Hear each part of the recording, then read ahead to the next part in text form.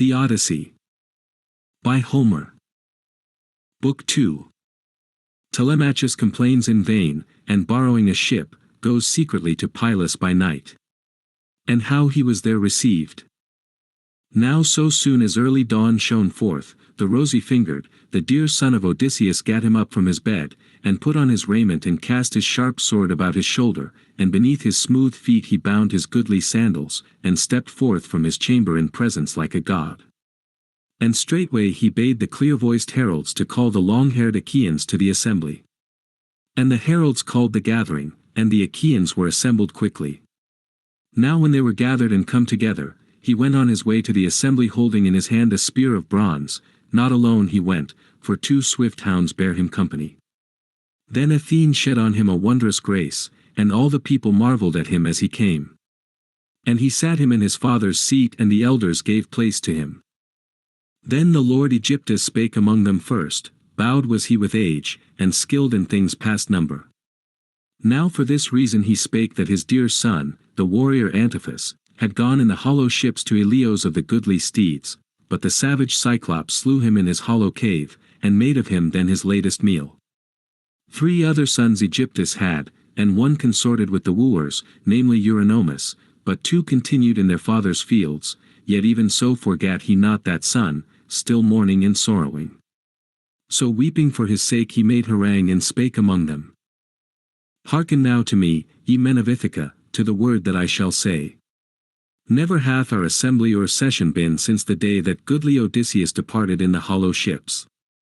And now who is minded thus to assemble us? On what man hath such sore need come, of the young men or of the elder born? Hath he heard some tidings of the host now returning, which he might plainly declare to us, for that he first learned thereof, or doth he show forth and tell some other matter of the common weal? Methinks he is a true man, good luck be with him. Zeus vouchsafe him some good thing in his turn, even all his heart's desire. So spake he, and the dear son of Odysseus was glad at the omen of the word, nor sat he now much longer, but he burned to speak, and he stood in mid-assembly, and the herald Paesenor, skilled in sage counsels, placed the staff in his hands. Then he spake, accosting the old man first. Old man, he is not far off, and soon shalt thou know it for thyself, he who called the folk together, even I, for sorrow hath come to me in chief.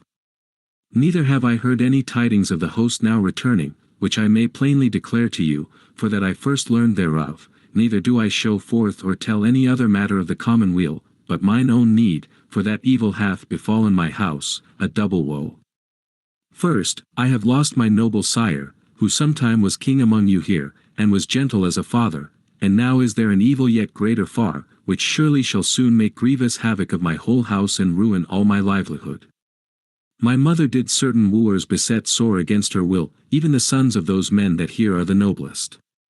They are too craven to go to the house of her father Icarius, that he may himself set the bride price for his daughter, and bestow her on whom he will, even on him who finds favor in his sight. But they resorting to our house day by day sacrifice oxen and sheep and fat goats, and keep revel, and drink the dark wine recklessly, and lo, our great wealth is wasted, for there is no man now alive such as Odysseus was, to keep ruin from the house. As for me, I am nowise strong like him to ward mine own, verily to the end of my days. For, shall I be a weakling and all unskilled in prowess? Truly I would defend me if but strength were mine, for deeds past sufferance have now been wrought, and now my house is wasted utterly beyond pretence of right. Resent it in your own hearts, and have regard to your neighbors who dwell around, and tremble ye at the anger of the gods, lest haply they turn upon you in wrath at your evil deeds. 5. I pray you by Olympian Zeus and by Themis, who looseth and gathereth the meetings of men, let be, my friends, and leave me alone to waste in bitter grief, unless it so be that my father, the good Odysseus, out of evil heart wrought harm to the goodly grieved Achaeans, in quittance whereof ye now work me harm. Out of evil hearts, and spur on these men. Better for me that ye yourselves should eat up my treasures and my flocks. Were ye so to devour them, ere long would some recompense be made, for we would urge our plea throughout the town, begging back our substance, until all should be restored. But now without remedy are the pains that ye lay up in my heart. So spake he in wrath, and dashed the staff to the ground, and brake forth in tears, and pity fell on all the people.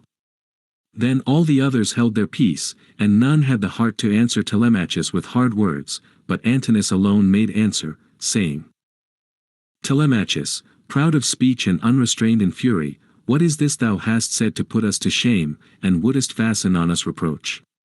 Behold, the fault is not in the Achaean wooers, but in thine own mother, for she is the craftiest of women. For it is now the 3rd year, and the 4th is fast going by, since she began to deceive the minds of the Achaeans in their breasts. She gives hope to all, and makes promises to every man, and sends them messages, but her mind is set on other things.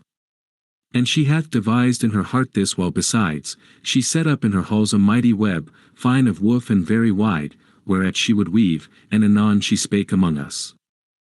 Ye princely youths, my wooers, now that the goodly Odysseus is dead, do ye abide patiently, how eager soever to speed on this marriage of mine, till I finish the robe.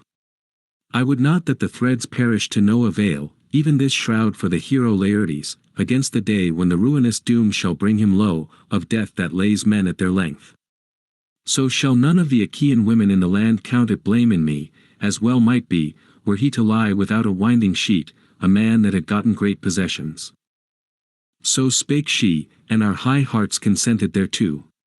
So then in the daytime she would weave the mighty web, and in the night unravel the same, when she had let place the torches by her.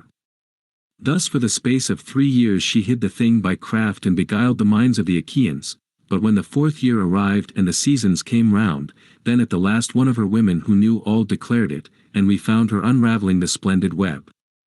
Thus she finished it perforce and sore against her will. But as for thee, the wooers make thee answer thus, that thou mayest know it in thine own heart, thou and all the Achaeans. Send away thy mother, and bid her be married to whomsoever her father commands, and whoso is well pleasing unto her. But if she will continue for long to vex the sons of the Achaeans, pondering in her heart those things that Athene hath given her beyond women, knowledge of all fair handiwork, yea, and cunning wit, and wiles, so be it. Such wiles as hers we have never yet heard that any even of the women of old did know, of those that aforetime were fair-tressed Achaean ladies, Tyro, and Alcmene, and Mycene with the bright crown. Not one of these in the imaginations of their hearts was like unto Penelope, yet herein at least her imagining was not good. For in despite of her the wooers will devour thy living and thy substance, so long as she is steadfast in such purpose as the gods now put within her breast. Great renown for herself she winneth, but for thee regret for thy much livelihood. But we will neither go to our own lands, nor otherwhere, till she marry that man whom she will of the Achaeans. Then wise Telemachus answered him, saying, Antinous, I may in no wise thrust forth from the house, against her will, the woman that bare me, that reared me, while as for my father he is abroad on the earth, whether he be alive or dead. Moreover it is hard for me to make heavy restitution to Icarius, as needs I must, if of mine own will I send my mother away. For I shall have evil at his hand, at the hand of her father, and some god will give me more besides, for my mother will call down the dire avengers as she departs from the house, and I shall have blame of men, surely then I will never speak this word. Nay, if your own heart, even yours, is indignant, quit ye my halls, and busy yourselves with other feasts, eating your own substance, and going in turn from house to house. But if ye deem this a likelier and a better thing, that one man's goods should perish without atonement, then waste ye as ye will, and I will call upon the everlasting gods, if haply Zeus may grant that acts of recompense be made, so should ye hereafter perish in the halls without atonement. So spake Telemachus, and in answer to his prayer did Zeus, of the far-borne voice, send forth 2 eagles in flight, from on high, from the mountain crest. A while they flew as fleet as the blasts of the wind, side by side, with straining of their pinions. But when they had now reached the mid-assembly, the place of many voices, there they wheeled about and flapped their strong wings, and looked down upon the heads of all, and destruction was in their gaze. Then tore they with their talons each the other's cheeks and neck on every side, and so sped to the right across the dwellings and the city of the people. And the men marveled at the birds when they had sight of them, and pondered in their hearts the things that should come to pass. Yea, and the old man, the Lord Halathers's son of Master, spake among them, for he excelled his peers in knowledge of birds, and in uttering words of fate. With good will he made harangue and spake among them. Hearken to me now, ye men of Ithaca, to the word that I shall say, and mainly to the wooers do I show forth and tell these things, seeing that a mighty woe is rolling upon them. For Odysseus shall not long be away from his friends, nay, even now, it may be, he is near, and sowing the seeds of death and fate for these men, every one, and he will be a bane to many another likewise of us who dwell in clear-seen Ithaca. But long ere that falls out, let us advise us how we may make an end of their mischief, yea, let them of their own selves make an end, for this is the better way for them, as will soon be seen. For I prophesy not as one unproved, but with sure knowledge. Verily, I say, that for him all things now are come to pass, even as I told him, what time the Argives embarked for Ilios, and with them went the wise Odysseus. I said that after sore affliction, with the loss of all his company, unknown to all, in the 20th year he should come home. And behold, all these things now have an end. And Eurymachus, son of Polybus, answered him, saying, Go now, old man, get thee home and prophesy to thine own children, lest haply they suffer harm hereafter, but herein am I a far better prophet than thou. Howbeit there be many birds that fly to and fro under the sun's rays, but all are not birds of fate. Now as for Odysseus, he hath perished far away, as would that thou too with him hadst been cut off, so wouldst thou not have babbled thus much prophecy, nor wouldst thou hound on Telemachus that is already angered, expecting a gift for thy house, if perchance he may vouchsafe thee aught. But now will I speak out, and my word shall surely be accomplished. If thou that knowest much lore from of old, shalt beguile with words a younger man, and rouse him to indignation, first it shall be a great grief to him, and yet he can count on no aid from these who hear him, while upon thee, old man, we will lay a fine, that thou mayest pay it and chafe at heart, and sore pain shall be thine. And I myself will give a word of counsel to Telemachus in presence of you all. Let him command his mother to return to her father's house, and her kinsfolk will furnish a wedding feast, and array the gifts of wooing, exceeding many, all that should go back with a daughter dearly beloved. For ere that, I trow, we sons of the Achaeans will not cease from our rough wooing, since, come what may, we fear not any man, no, not Telemachus, full of words though he be, nor soothsaying do we heed, whereof thou, old man, pratest idly, and art hated yet the more. His substance too shall be woefully devoured, nor shall recompense ever be made, so long as she shall put off the Achaeans in the matter of her marriage, while we in expectation, from day to day, vie one with another for the prize of her perfection, nor go we after other women whom it were meet that we should each one wed. Then wise Telemachus answered him saying, Eurymachus, and ye others, that are lordly wooers, I entreat you no more concerning this nor speak thereof, for the gods have knowledge of it now and all the Achaeans. But come, give me a swift ship and 20 men, who shall accomplish for me my voyage to and fro. For I will go to Sparta and to sandy Pylos to inquire concerning the return of my father that is long afar, if perchance any man shall tell me aught, or if I may hear the voice from Zeus, that chiefly brings tidings to men. If I shall hear news of the life and the returning of my father, then verily I may endure the wasting for yet a year, but if I shall hear that he is dead and gone, let me then return to my own dear country, and pile his mound, and over it pay burial rites full many as is due, and I will give my mother to a husband. So with that word he sat him down, then in the midst uprose Mentor, the companion of noble Odysseus. He it was to whom Odysseus, as he departed in the fleet, had given the charge over all his house, that it should obey the old man, and that he should keep all things safe. With good will he now made harangue and spake among them. Hearken to me now, ye men of Ithaca, to the word that I shall say. Henceforth let not any sceptred king be kind and gentle with all his heart, nor minded to do righteously, but let him alway be a hard man and work unrighteousness, for behold, there is none that remembereth divine Odysseus of the people whose lord he was, and was gentle as a father. Howsoever, it is not that I grudge the lordly wooers their deeds of violence in the evil devices of their heart. For at the hazard of their own heads they violently devour the household of Odysseus, and say of him that he will come no more again. But I am indeed wroth with the rest of the people, to see how ye all sit thus speechless, and do not cry shame upon the wooers, and put them down, ye that are so many and they so few.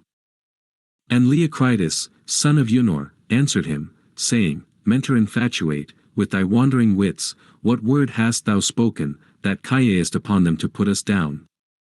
Nay, it is a hard thing to fight about a feast, and that with men who are even more in number than you. Though Odysseus of Ithaca himself should come and were eager of heart to drive forth from the hall the lordly wooers that feast throughout his house, yet should his wife have no joy of his coming, though she yearns for him, but even there should he meet foul doom, if he fought with those that outnumbered him, so thou hast not spoken aright. But as for the people, come now, scatter yourselves each one to his own lands, but Mentor and Halitherses will speed this man's voyage, for they are friends of his house from of old. Yet after all, methinks, that long time he will abide and seek tidings in Ithaca, and never accomplish this voyage. Thus he spake, and in haste they broke up the assembly. So they were scattered each one to his own dwelling, while the wooers departed to the house of divine Odysseus.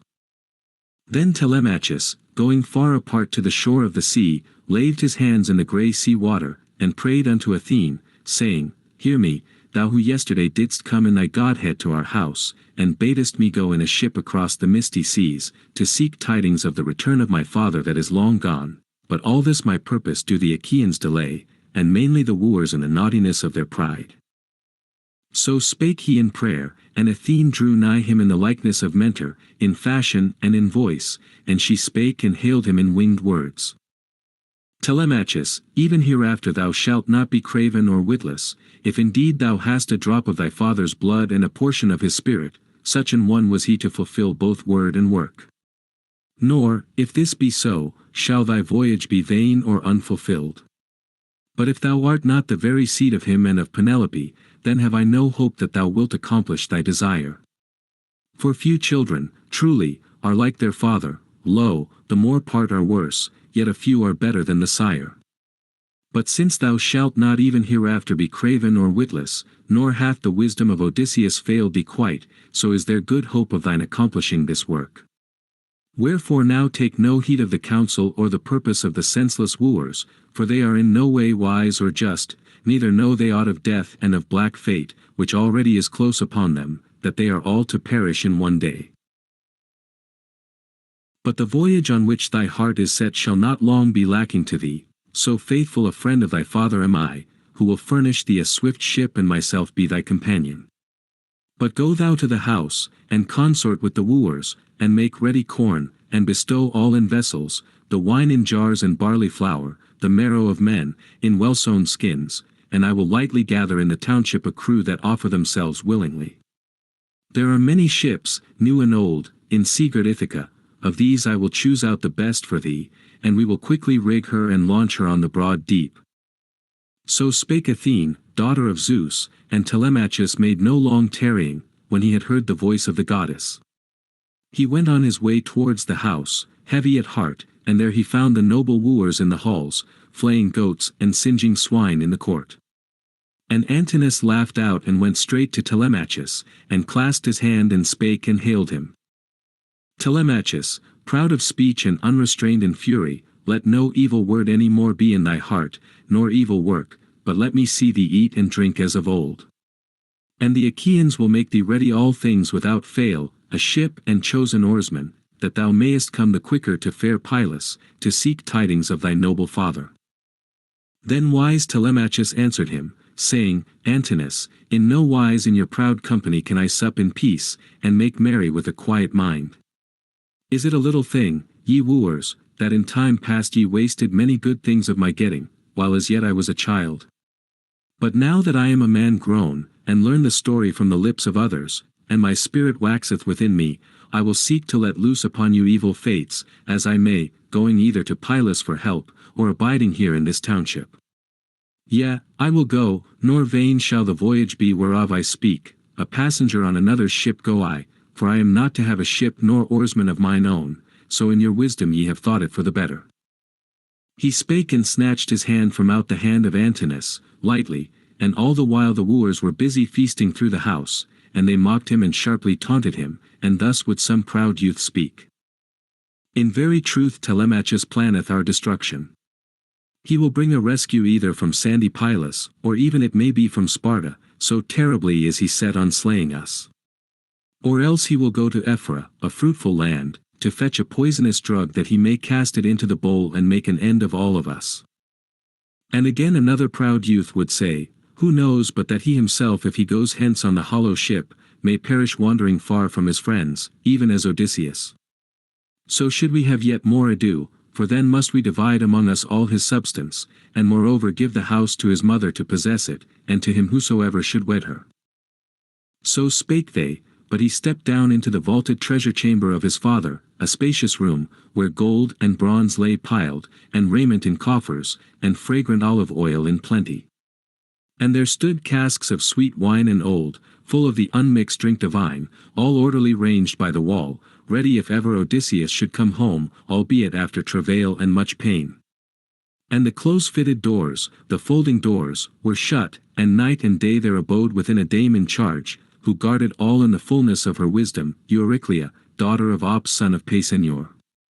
Telemachus now called her into the chamber and spake unto her, saying, Mother, come draw off for me sweet wine in jars, the choicest next to that thou keepest, mindful ever of that ill-fated one, Odysseus, of the seed of Zeus, if perchance he may come I know not whence, having avoided death and the fates. So fill 12 jars, and close each with his lid, and pour me barley meal into well-sewn skins, and let there be 20 measures of the grain of bruised barley meal. Let none know this but thyself. As for these things let them all be got together, for in the evening I will take them with me, at the time that my mother hath gone to her upper chamber and turned her thoughts to sleep. Lo, to Sparta I go and to sandy Pylos to seek tidings of my dear father's return, if haply I may hear thereof.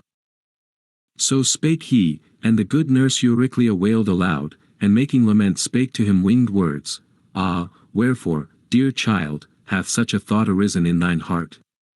How shouldst thou fare over wide lands, thou that art an only child and well-beloved? As for him he hath perished, Odysseus of the seed of Zeus, far from his own country in the land of strangers. And yonder men, so soon as thou art gone, will devise mischief against thee thereafter, that thou mayest perish by guile, and they will share among them all this wealth of thine. Nay, abide here, settled on thine own lands, thou hast no need upon the deep unharvested to suffer evil and go wandering. Then wise Telemachus answered her, saying, Take heart, nurse, for lo, this my purpose came not but of a god. But swear to tell no word thereof to my dear mother, till at least it shall be the 11th or 12th day from hence, or till she miss me of herself, and hear of my departure, that so she may not mar her fair face with her tears. Thus he spake, and the old woman sware a great oath by the gods not to reveal it. But when she had sworn and done that oath, straightway she drew off the wine for him in jars, and poured barley meal into well-sewn skins, and Telemachus departed to the house and consorted with the wooers. Then the goddess, grey-eyed Athene, turned to other thoughts. In the likeness of Telemachus she went all through the city, and stood by each one of the men and spake her saying, and bade them gather it even by the swift ship. Furthermore, she craved a swift ship of Noman, famous son of Phronius, and right gladly he promised it. Now the sun sank and all the ways were darkened. Then at length she let drag the swift ship to the sea and stored within it all such tackling as decked ships carry. And she moored it at the far end of the harbor, and the good company was gathered together, and the goddess cheered on all. Then the goddess, grey-eyed Athene, turned to other thoughts.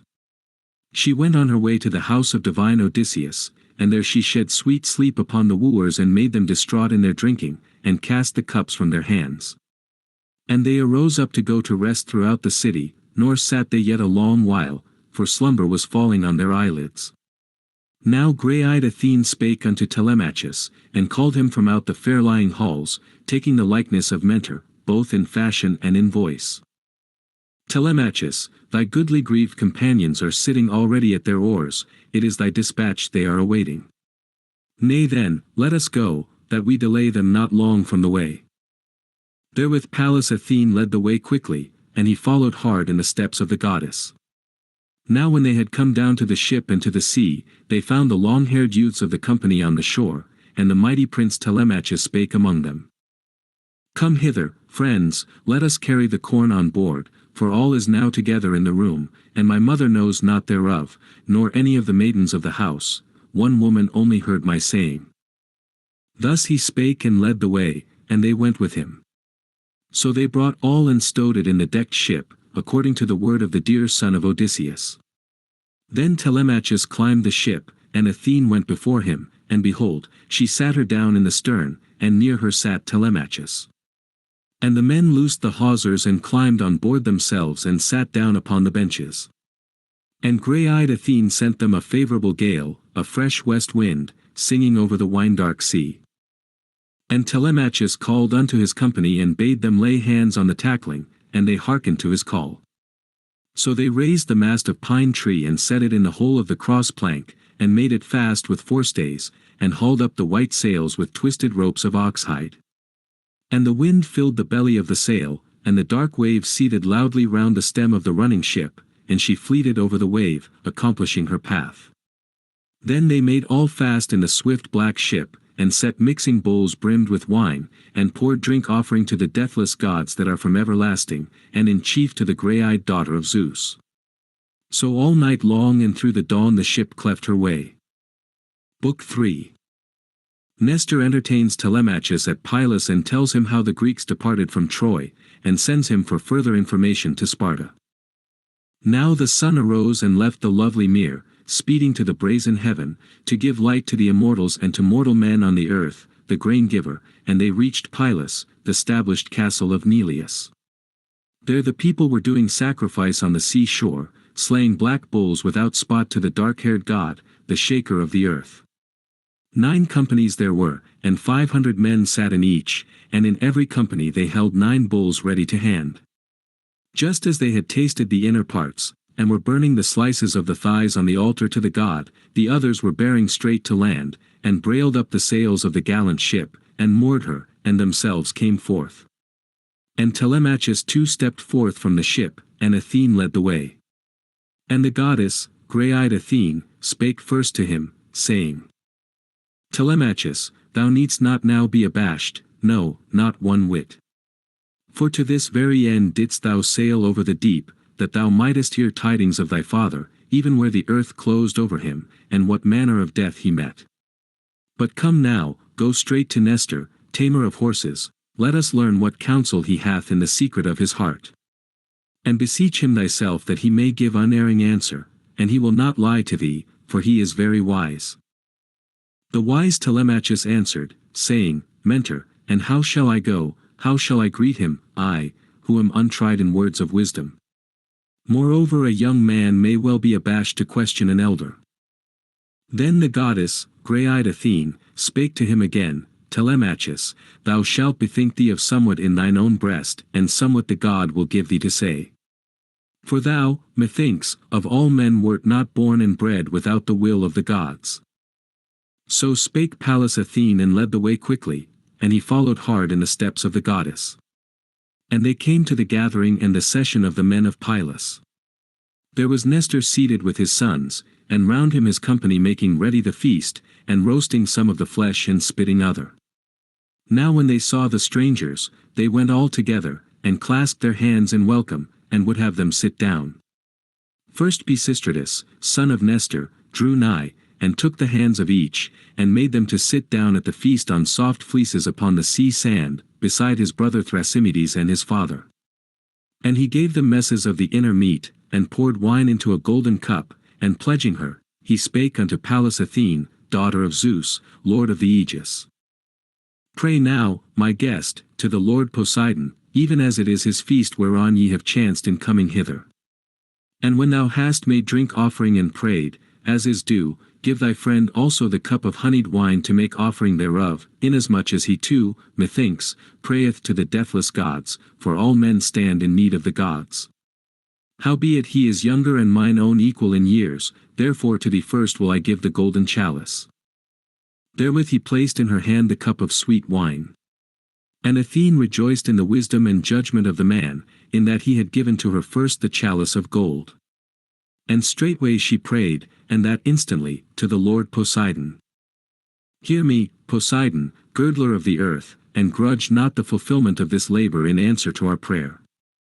To Nestor first and to his sons vouchsafe renown, and thereafter grant to all the people of Pylos a gracious recompense for this splendid hecatomb.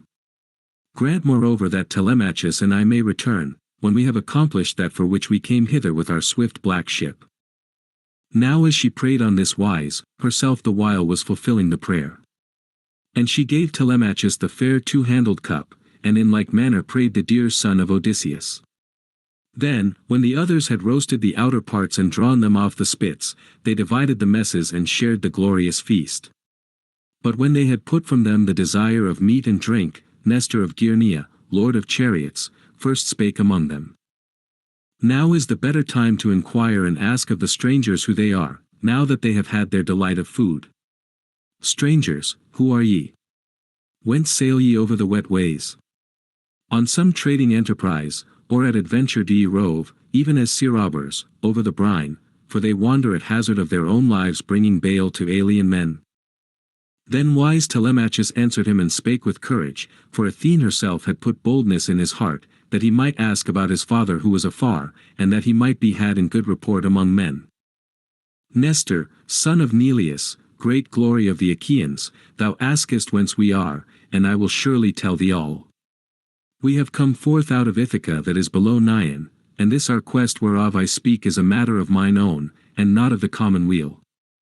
I follow after the far-spread rumor of my father, if haply I may hear thereof, even of the goodly steadfast Odysseus, who upon a time, men say, fought by thy side and sacked the city of the Trojans. For of all the others, as many as warred with the Trojans, we hear tidings, and where each one fell by a pitiful death, but even the death of this man Cronion hath left untold. For none can surely declare the place where he hath perished, whether he was smitten by foemen on the mainland, or lost upon the deep among the waves of Amphitrite.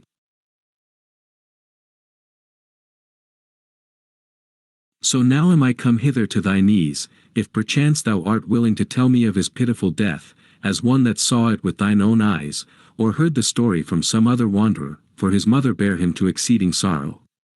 And speak me no soft words in ruth or pity, but tell me plainly what sight thou didst get of him. Ah!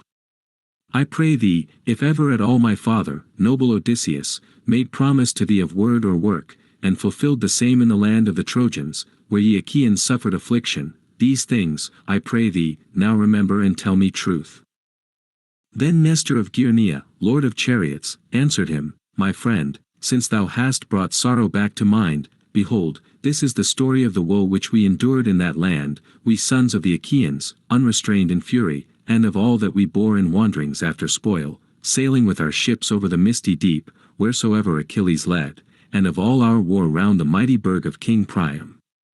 Yea, and there the best of us were slain. There lies valiant Ajax, and there Achilles, and there Patroclus, the peer of the gods in council, and there my own dear son, strong and noble, Antilochus, that excelled in speed of foot and in the fight. And many other ills we suffered beside these, who of mortal men could tell the tale? Nay, none, though thou wert to abide here for 5 years, aye and for 6, and ask of all the ills which the goodly Achaeans then endured. Ere all was told thou wouldst be weary and turn to thine own country. For 9 whole years we were busy about them, devising their ruin with all manner of craft, and scarce did Cronion bring it to pass. There never a man durst match with him in wisdom, for goodly Odysseus very far outdid the rest in all manner of craft. Odysseus thy father, if indeed thou art his son, amazement comes upon me as I look at thee, for verily thy speech is like unto his. None would say that a younger man would speak so like an elder. Now look you, all the while that myself and goodly Odysseus were there, we never spake diversely either in the assembly or in the council, but always were of one mind, and advised the Argives with understanding and sound counsel, how all might be for the very best. But after we had sacked the steep city of Priam, and had departed in our ships, and a god had scattered the Achaeans, even then did Zeus devise in his heart a pitiful returning for the Argives, for in no wise were they all discreet or just. Wherefore many of them met with an ill faring by reason of the deadly wrath of the grey-eyed goddess, the daughter of the mighty sire, who set debate between the two sons of Atreus. And they twain called to the gathering of the host all the Achaeans, recklessly and out of order, against the going down of the sun, and lo, the sons of the Achaeans came heavy with wine. And the Atrides spake out and told the reason wherefore they had assembled the host. Then verily Menelaus charged all the Achaeans to bethink them of returning over the broad back of the sea, but in no sort did he please Agamemnon, whose desire was to keep back the host and to offer holy hecatombs, that so he might appease that dread wrath of Athene. Fool! For he knew not this, that she was never to be won, for the mind of the everlasting gods is not lightly turned to repentance. So these twain stood bandying hard words, but the goodly grieved Achaeans sprang up with a wondrous din, and twofold counsels found favor among them.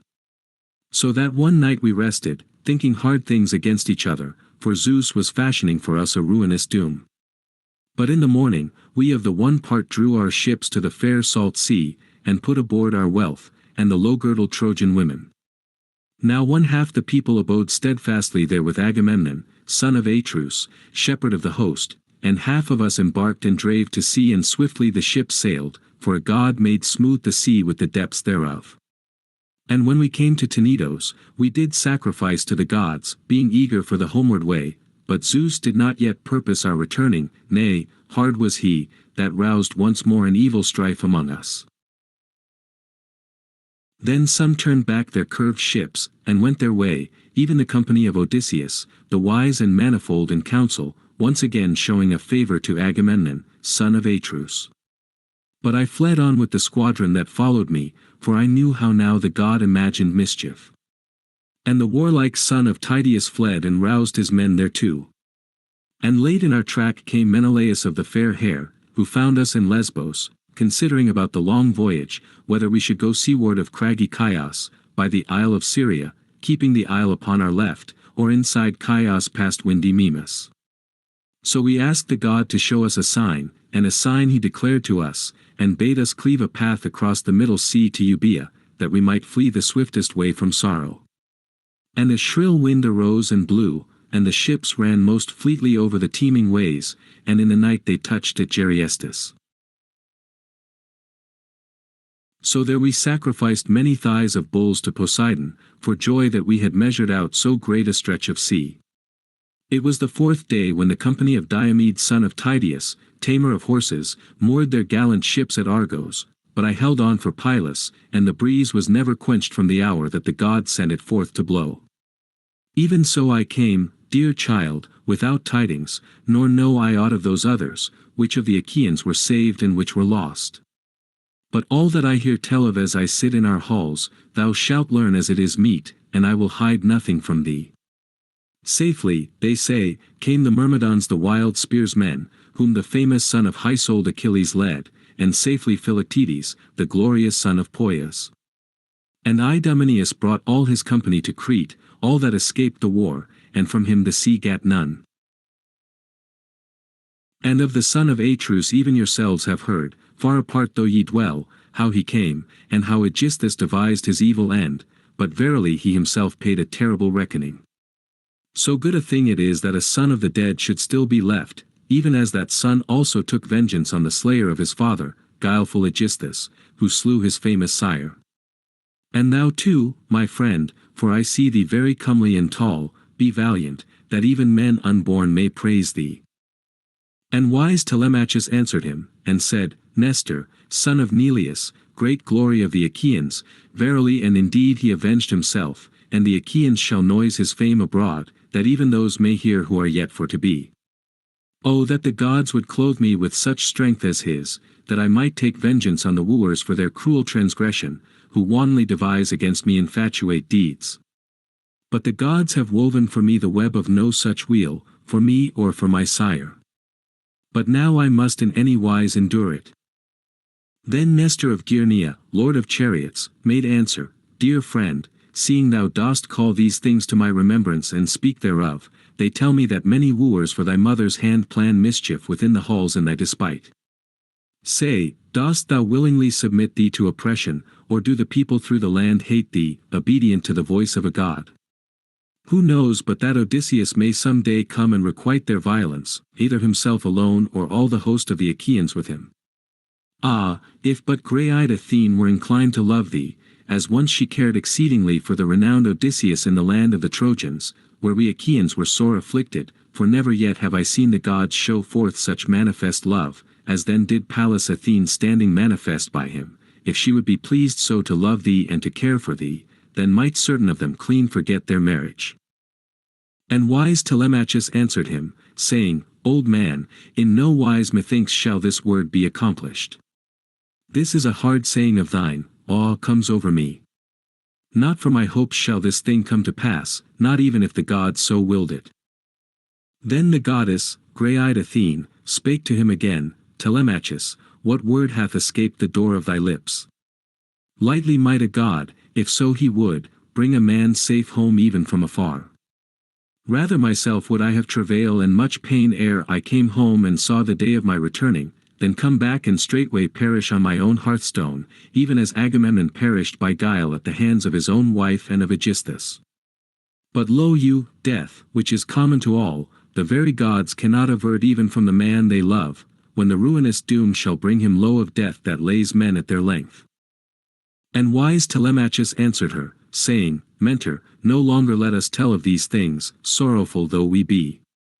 There is none assurance any more of his returning, but already have the deathless gods devised for him death and black fate.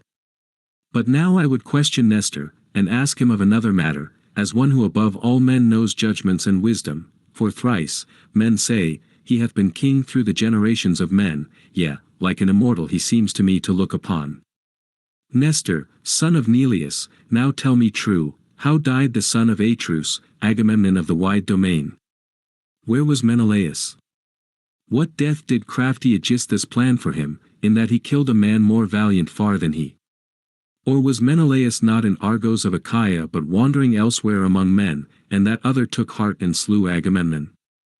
Then Nestor of Gyrnea, lord of chariots, answered him, Yea now, my child, I will tell thee the whole truth.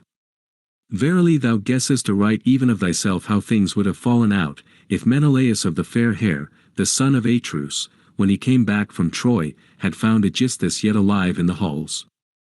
Then even in his death would they not have heaped the piled earth over him, but dogs and fowls of the air would have devoured him as he lay on the plain far from the town. 6. Nor would any of the Achaean women have bewailed him, so dread was the deed he contrived.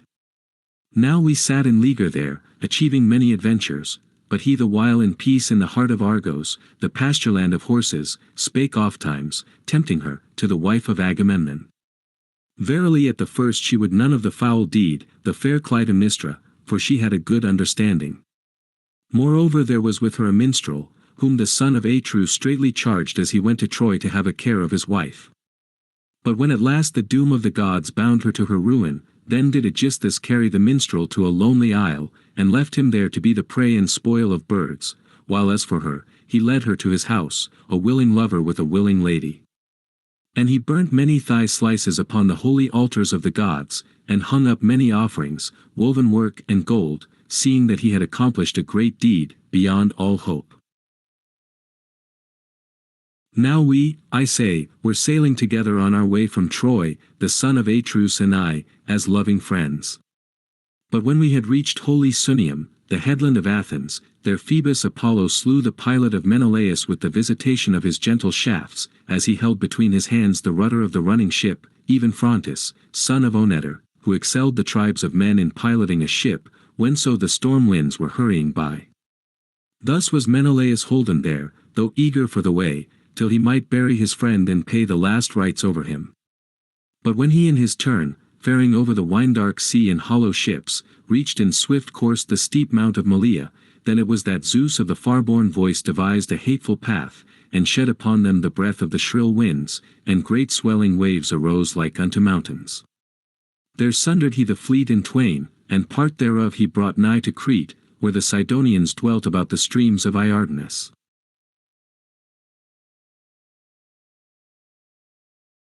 Now there is a certain cliff, smooth and sheer towards the sea, on the border of Gordon, in the misty deep, where the southwest wind drives a great wave against the left headland, towards Festus, and a little rock keeps back the mighty water. Thither came one part of the fleet, and the men scarce escaped destruction, but the ships were broken by the waves against the rock, while those other 5 dark-prowed ships the wind and the water bare and brought nigh to Egypt. Thus Menelaus, gathering much livelihood and gold, was wandering there with his ships among men of strange speech, and even then Aegisthus planned that pitiful work at home. And for 7 years he ruled over Mycenae, rich in gold, after he slew the son of Atreus, and the people were subdued unto him. But in the 8th year came upon him goodly Orestes back from Athens to be his bane, and slew the slayer of his father, guileful Aegisthus, who killed his famous sire. Now when he had slain him, he made a funeral feast to the Argives over his hateful mother, and over the craven Aegisthus. And on the selfsame day there came to him Menelaus of the loud war cry, bringing much treasure, even all the freight of his ships. So thou, my friend, wander not long far away from home, leaving thy substance behind thee and men in thy house so wanton, lest they divide and utterly devour all thy wealth, and thou shalt have gone on a vain journey. Rather I bid and command thee to go to Menelaus, for he hath lately come from a strange country, from the land of men whence none would hope in his heart to return, whom once the storms have driven wandering into so wide a sea. Thence not even the birds can make their way in the space of 1 year, so great a sea it is and terrible. But go now with thy ship and with thy company, or if thou hast a mind to fare by land, I have a chariot and horses at thy service, yea, and my sons to do thy will, who will be thy guides to goodly Lacedaemon, where is Menelaus of the fair hair. Do thou thyself entreat him, that he may give thee unerring answer. He will not lie to thee, for he is very wise. 6. Reading Sigma Tau Epsilon Omicron. V. 1. Rho Gamma Epsilon Omicron, which must be wrong. Thus he spake, and the sun went down and darkness came on. Then the goddess, grey-eyed Athene, spake among them, saying, Yea, old man, thou hast told all this thy tale aright. But come, cut up the tongues of the victims and mix the wine, that we may pour forth before Poseidon and the other deathless gods, and so may bethink us of sleep, for it is the hour for sleep.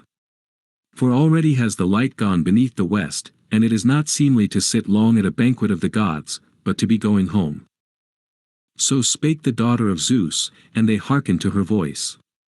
And the henchmen poured water over their hands, and pages crowned the mixing bowls with drink, and served out the wine to all, after they had first poured for libation into each cup in turn, and they cast the tongues upon the fire, and stood up and poured the drink offering thereon. But when they had poured forth and had drunken to their heart's content, Athene and godlike Telemachus were both set on returning to the hollow ship, but Nestor would have stayed them, and accosted them, saying, Zeus forfend it, and all the other deathless gods, that ye should depart from my house to the swift ship, as from the dwelling of one that is utterly without raiment or a needy man, who hath not rugs or blankets many in his house whereon to sleep softly, he or his guests. Nay, not so, I have rugs and fair blankets by me. Never, methinks, shall the dear son of this man, even of Odysseus, lay him down upon the ship's deck, while as yet I am alive, and my children after me are left in my hall to entertain strangers, whoso may chance to come to my house. Then the goddess, grey-eyed Athene, spake to him again, Yea, herein hast thou spoken aright, dear father, and Telemachus may well obey thee, for before all things this is meet. Behold, he shall now depart with thee, that he may sleep in thy halls, as for me I will go to the black ship, that I may cheer my company and tell them all. For I avow me to be the one elder among them, those others are but younger men, who follow for love of him, all of them of like age with the high-souled Telemachus. There will I lay me down by the black hollow ship this night, but in the morning I will go to the Cauconians high of heart, where somewhat of mine is owing to me, no small debt nor of yesterday. But do thou send this man upon his way with thy chariot and thy son, since he hath come to thy house, and give him horses the lightest of foot and chief in strength. Therewith grey-eyed Athene departed in the semblance of a sea-eagle, and amazement fell on all that saw it, and the old man he marveled when his eyes beheld it. And he took the hand of Telemachus and spake and hailed him. My friend, methinks that thou wilt in no sort be a coward and a weakling, if indeed in thy youth the gods thus follow with thee to be thy guides. For truly this is none other of those who keep the mansions of Olympus, save only the daughter of Zeus, the driver of the spoil, the maiden Tritoborn, she that honored thy good father too among the Argives. Nay, be gracious, queen, and vouchsafe a goodly fame to me, even to me and to my sons and to my wife revered. And I in turn will sacrifice to thee a yearling heifer, broad of brow, unbroken, which man never yet hath led beneath the yoke. Such an one will I offer to thee, and gild her horns with gold. Even so he spake in prayer, and Pallas Athene heard him. Then Nestor of Gyrnea, lord of chariots, led them, even his sons and the husbands of his daughters, to his own fair house. But when they had reached this prince's famous halls, they sat down all orderly on seats and high chairs, and when they were come, the old man mixed well for them a bowl of sweet wine, which now in the 11th year from the vintaging the housewife opened, and unloosed the string that fastened the lid. The old man let mix a bowl thereof, and prayed instantly to Athene as he poured forth before her, even to the daughter of Zeus, lord of the Aegis. But after they had poured forth and had drunken to their heart's content, these went each one to his own house to lie down to rest. But Nestor of Gyrnea, lord of chariots, would needs have Telemachus, son of divine Odysseus, to sleep there on a jointed bedstead beneath the echoing gallery, and by him Pisistratus of the good ashen spear, leader of men, who alone of his sons was yet unwed in his halls. As for him he slept within the inmost chamber of the lofty house, and the lady his wife arrayed for him bedstead and bedding. So soon as early dawn shone forth, the rosy-fingered, Nestor of Gyrnea, lord of chariots, gat him up from his bed, and he went forth and sat him down upon the smooth stones, which were before his lofty doors, all polished, white and glistening, whereon Neleus sat of old, in council the peer of the gods. Howbeit, stricken by fate, he had ere now gone down to the house of Hades, and today Nestor of Gyrnea in his turn sat thereon, warder of the Achaeans, with his staff in his hands. And about him his sons were gathered and come together, issuing from their chambers, Echephron and Stratius, and Perseus and Aretus and the godlike Thrasymedes. And sixth and last came the hero Pisistratus. And they led godlike Telemachus and set him by their side, and Nestor of Gyrnea, lord of chariots, spake first among them. Quickly, my dear children, accomplish my desire, that first of all the gods I may propitiate Athene, who came to me in visible presence to the rich feast of the god. Nay then, let one go to the plain for a heifer, that she may come as soon as may be, and that the neatherd may drive her, and let another go to the black ship of high-souled Telemachus to bring all his company, and let him leave 2 men only. And let one again bid Laerces the goldsmith to come hither that he may gild the horns of the heifer. And ye others, abide ye here together and speak to the handmaids within that they make ready a banquet through our famous halls, and fetch seats and logs to set about the altar, and bring clear water. Thus he spake, and lo, they all hastened to the work. The heifer she came from the field, and from the swift gallant ship came the company of great-hearted Telemachus. The smith came holding in his hands his tools, the instruments of his craft, anvil and hammer and well-made pincers, wherewith he wrought the gold. Athene too came to receive her sacrifice. And the old knight Nestor gave gold, and the other fashioned it skilfully, and gilded therewith the horns of the heifer, that the goddess might be glad at the sight of her fair offering. And Stratius and goodly Echephron led the heifer by the horns. And Aretus came forth from the chamber bearing water for the washing of hands in a basin of floured work, and in the other hand he held the barley meal in a basket, and Thrasymedes, steadfast in the battle, stood by holding in his hand a sharp axe, ready to smite the heifer.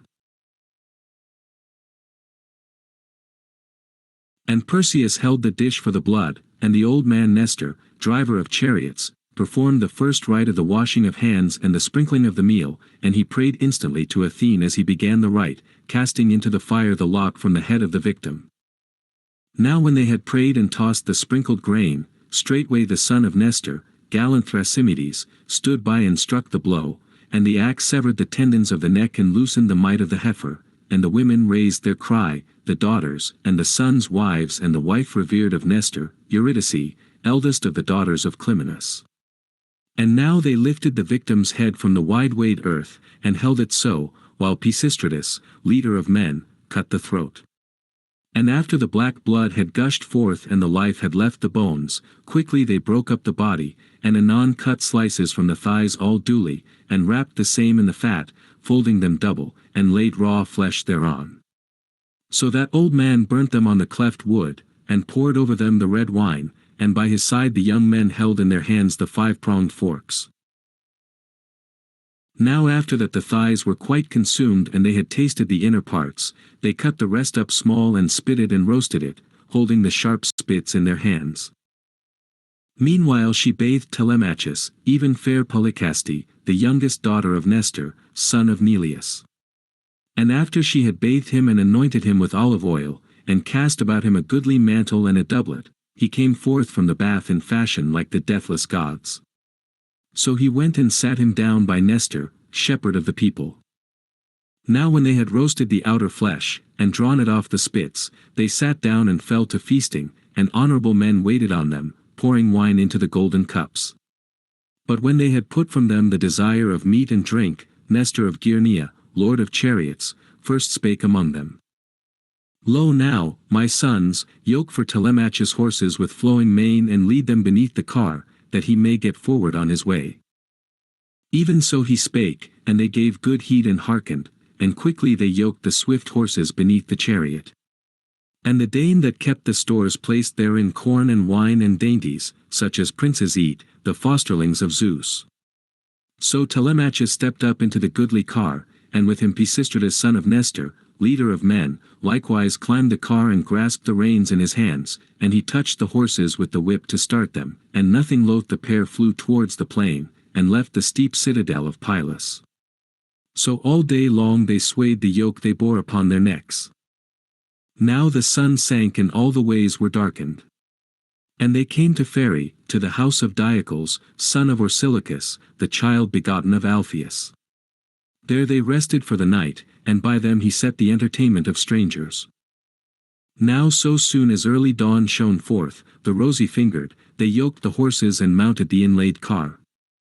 And forth they drave from the gateway and the echoing gallery, and Pisistratus touched the horses with the whip to start them, and the pair flew onward nothing loath.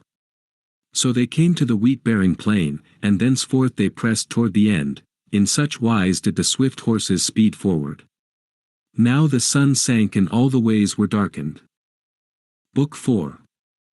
Telemachus' entertainment at Sparta, where Menelaus tells him what befell many of the Greeks on their return, that Odysseus was with Calypso in the isle Ogygia, as he was told by Proteus. And they came to Lacedaemon lying low among the caverned hills, and drave to the dwelling of renowned Menelaus. Him they found giving a feast in his house to many friends of his kin, a feast for the wedding of his noble son and daughter. His daughter he was sending to the son of Achilles, cleaver of the ranks of men, for in Troy he first had promised and covenanted to give her, and now the gods were bringing about their marriage. So now he was speeding her on her way with chariot and horses, to the famous city of the Myrmidons, among whom her lord bare rule. And for his son he was bringing to his home the daughter of Elector out of Sparta, for his well-beloved son, strong Megapenthes. 7. Born of a slave woman, for the gods no more showed promise of seed to Helen, from the day that she bare a lovely child, Hermione, as fair as golden Aphrodite. So they were feasting through the great vaulted hall, the neighbors and the kinsmen of renowned Menelaus, making merry, and among them a divine minstrel was singing to the lyre, and as he began the song 2 tumblers in the company whirled through the midst of them. 7. A son of sorrow, Tristram. Meanwhile those twain, the hero Telemachus and the splendid son of Nestor, made halt at the entry of the gate, they and their horses. And the lord Eteoneus came forth and saw them, the ready squire of renowned Menelaus, and he went through the palace to bear the tidings to the shepherd of the people, and standing near spake to him winged words. Menelaus, fosterling of Zeus, here are 2 strangers, whosoever they be, 2 men like to the lineage of great Zeus. Say, shall we loose their swift horses from under the yoke, or send them onward to some other host who shall receive them kindly? Then in sore displeasure spake to him Menelaus of the fair hair, Eteoneus son of Boethus, truly thou wert not a fool aforetime, but now for this once, like a child thou talkest folly. Surely ourselves ate much hospitable cheer of other men, ere we twain came hither, even if in time to come Zeus haply give us rest from affliction. Nay go, unyoke the horses of the strangers, and as for the men, lead them forward to the house to feast with us. So spake he, and Eteoneus hasted from the hall, and called the other ready squires to follow with him. So they loosed the sweating horses from beneath the yoke, and fastened them at the stalls of the horses, and threw beside them spelt, and therewith mixed white barley, and tilted the chariot against the shining faces of the gateway, and led the men into the hall divine. And they beheld and marveled as they gazed throughout the palace of the king, the fosterling of Zeus, for there was a gleam as it were of sun or moon through the lofty palace of renowned Menelaus. But after they had gazed their fill, they went to the polished baths and bathed them. Now when the maidens had bathed them and anointed them with olive oil, and cast about them thick cloaks and doublets, they sat on chairs by Menelaus, son of Atreus. And a handmaid bare water for the hands in a goodly golden ewer, and poured it forth over a silver basin to wash withal, and to their side she drew a polished table, and a grave dame bare food and set it by them, and laid upon the board many dainties, giving freely of such things as she had by her, and a carver lifted and placed by them platters of divers kinds of flesh, and nigh them he set golden bowls. So Menelaus of the fair hair greeted the twain and spake. Taste ye food and be glad, and thereafter when ye have supped, we will ask what men ye are, for the blood of your parents is not lost in you, but ye are of the line of men that are sceptred kings, the fosterlings of Zeus, for no churls could beget sons like you. So spake he, and took and set before them the fat ox chine roasted, which they had given him as his own mess by way of honor. And they stretched forth their hands upon the good cheer set before them. Now when they had put from them the desire of meat and drink, Telemachus spake to the son of Nestor, holding his head close to him, that those others might not hear. Son of Nestor, delight of my heart, mark the flashing of bronze through the echoing halls, and the flashing of gold and of amber and of silver and of ivory. Such like, methinks, is the court of Olympian Zeus within, for the world of things that are here, wonder comes over me as I look thereon. And as he spake Menelaus of the fair hair was ware of him, and uttering his voice spake to them winged words. Children dear, of a truth no one of mortal men may contend with Zeus, for his mansions and his treasures are everlasting, but of men there may be who will vie with me in treasure, or there may be none. Yea, for after many a woe and wanderings manifold, I brought my wealth home in ships, and in the 8th year came hither. I roamed over Cyprus and Phoenicia and Egypt, and reached the Ethiopians and Sidonians and Erembi and Libya, where lambs are horned from the birth. For there the ewes yean thrice within the full circle of a year, there neither lord nor shepherd lacketh aught of cheese or flesh or of sweet milk, but ever the flocks yield store of milk continual. While I was yet roaming in those lands, gathering much livelihood, meantime another slew my brother privily, at unawares, by the guile of his accursed wife. Thus, look you, I have no joy of my lordship among these my possessions, and ye are like to have heard hereof from your fathers, whosoever they be, for I have suffered much and let a house go to ruin that was stablished fair, and had in it much choice substance. I would that I had but a third part of those my riches, and dwelt in my halls, and that those men were yet safe, who perished of old in the wide land of Troy, far from Argos, the pastureland of horses. Howbeit, though I bewail them all and sorrow oftentimes as I sit in our halls, a while indeed I satisfy my soul with lamentation, and then again I cease, for soon hath man enough of chill lamentation, yet for them all I make no such dole, despite my grief, as for one only, who causes me to loathe both sleep and meat, when I think upon him.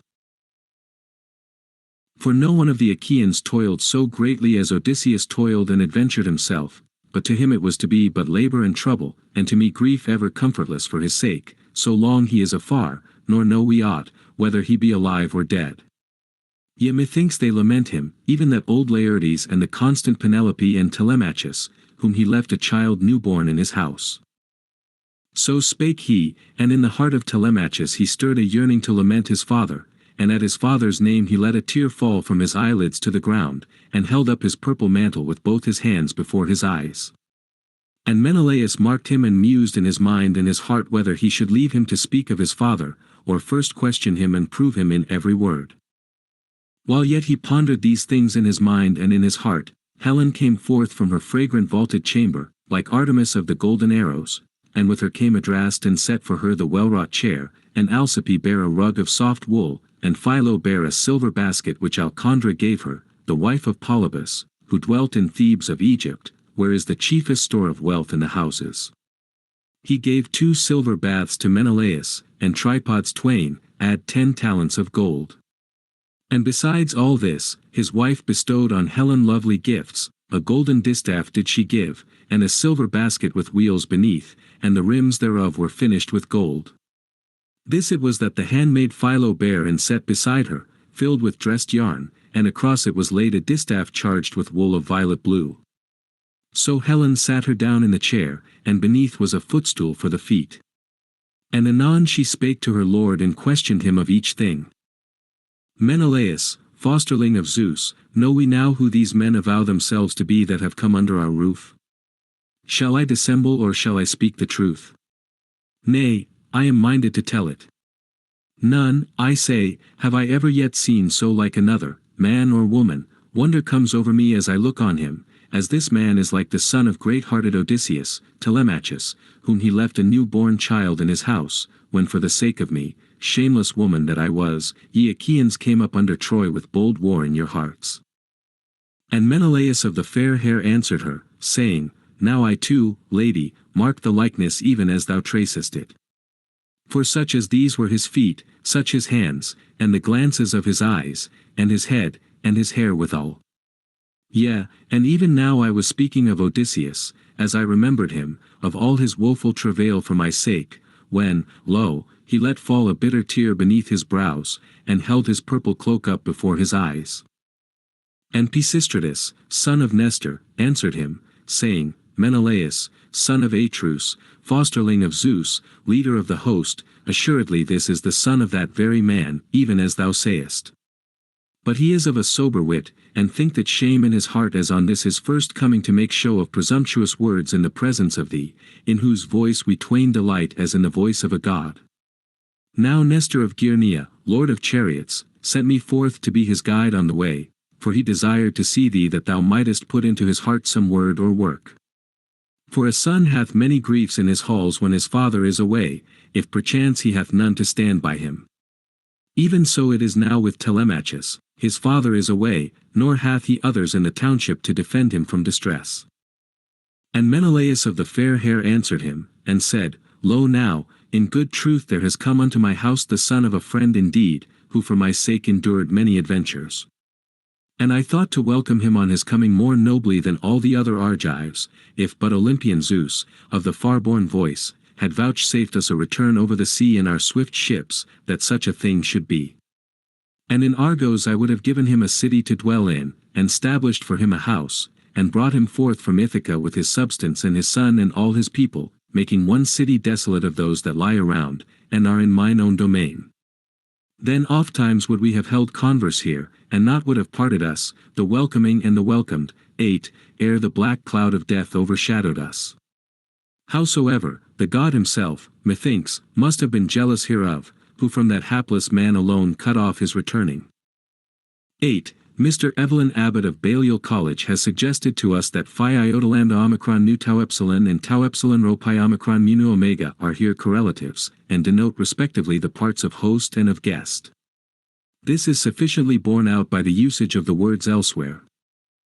So spake he, and in the hearts of all he stirred the desire of lamentation. She wept, even Argive Helen the daughter of Zeus, and Telemachus wept, and Menelaus the son of Atreus, nay, nor did the son of Nestor keep tearless eyes. For he bethought him in his heart of noble Antilochus, whom the glorious son of the bright dawn had slain. Thinking upon him he spake winged words. Son of Atreus, the ancient Nestor in his own halls was ever wont to say that thou wert wise beyond man's wisdom, whensoever we made mention of thee and asked one another concerning thee. And now, if it be possible, be persuaded by me, who for one have no pleasure in weeping at supper time, the newborn day will right soon be upon us. 9. Not indeed that I deem it blame at all to weep for any mortal who hath died and met his fate. Lo, this is now the only due we pay to miserable men, to cut the hair and let the tear fall from the cheek.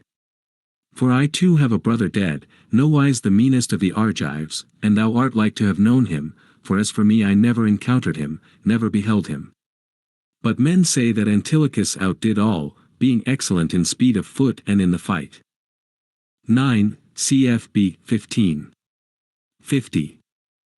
And Menelaus of the fair hair answered him, and said, My friend, lo, thou hast said all that a wise man might say or do, yea, and an elder than thou, for from such a sire too thou art sprung, wherefore thou dost even speak wisely. Right easily known is that man's seed, for whom Cronion weaves the skein of luck at bridal and at birth, even as now hath he granted prosperity to Nestor for ever for all his days, that he himself should grow into a smooth old age in his halls, and his sons moreover should be wise and the best of spearsmen. But we will cease now the weeping which was erewhile made, and let us once more bethink us of our supper, and let them pour water over our hands. And again in the morning there will be tales for Telemachus and me to tell one to the other, even to the end. So spake he, and Asphalion poured water over their hands, the ready squire of renowned Menelaus. And they put forth their hands upon the good cheer spread before them. Then Helen, daughter of Zeus, turned to new thoughts. Presently she cast a drug into the wine whereof they drank, a drug to lull all pain and anger, and bring forgetfulness of every sorrow. Whoso should drink a draught thereof, when it is mingled in the bowl, on that day he would let no tear fall down his cheeks, not though his mother and his father died, not though men slew his brother or dear son with the sword before his face, and his own eyes beheld it. Medicines of such virtue and so helpful had the daughter of Zeus, which Polydamna, the wife of Thon, had given her, a woman of Egypt, where earth the grain-giver yields herbs in greatest plenty, many that are healing in the cup, and many baneful. There each man is a leech skilled beyond all humankind, yea, for they are of the race of Paeon. Now after she had cast in the drug and bidden pour forth of the wine, she made answer once again, and spake unto her lord.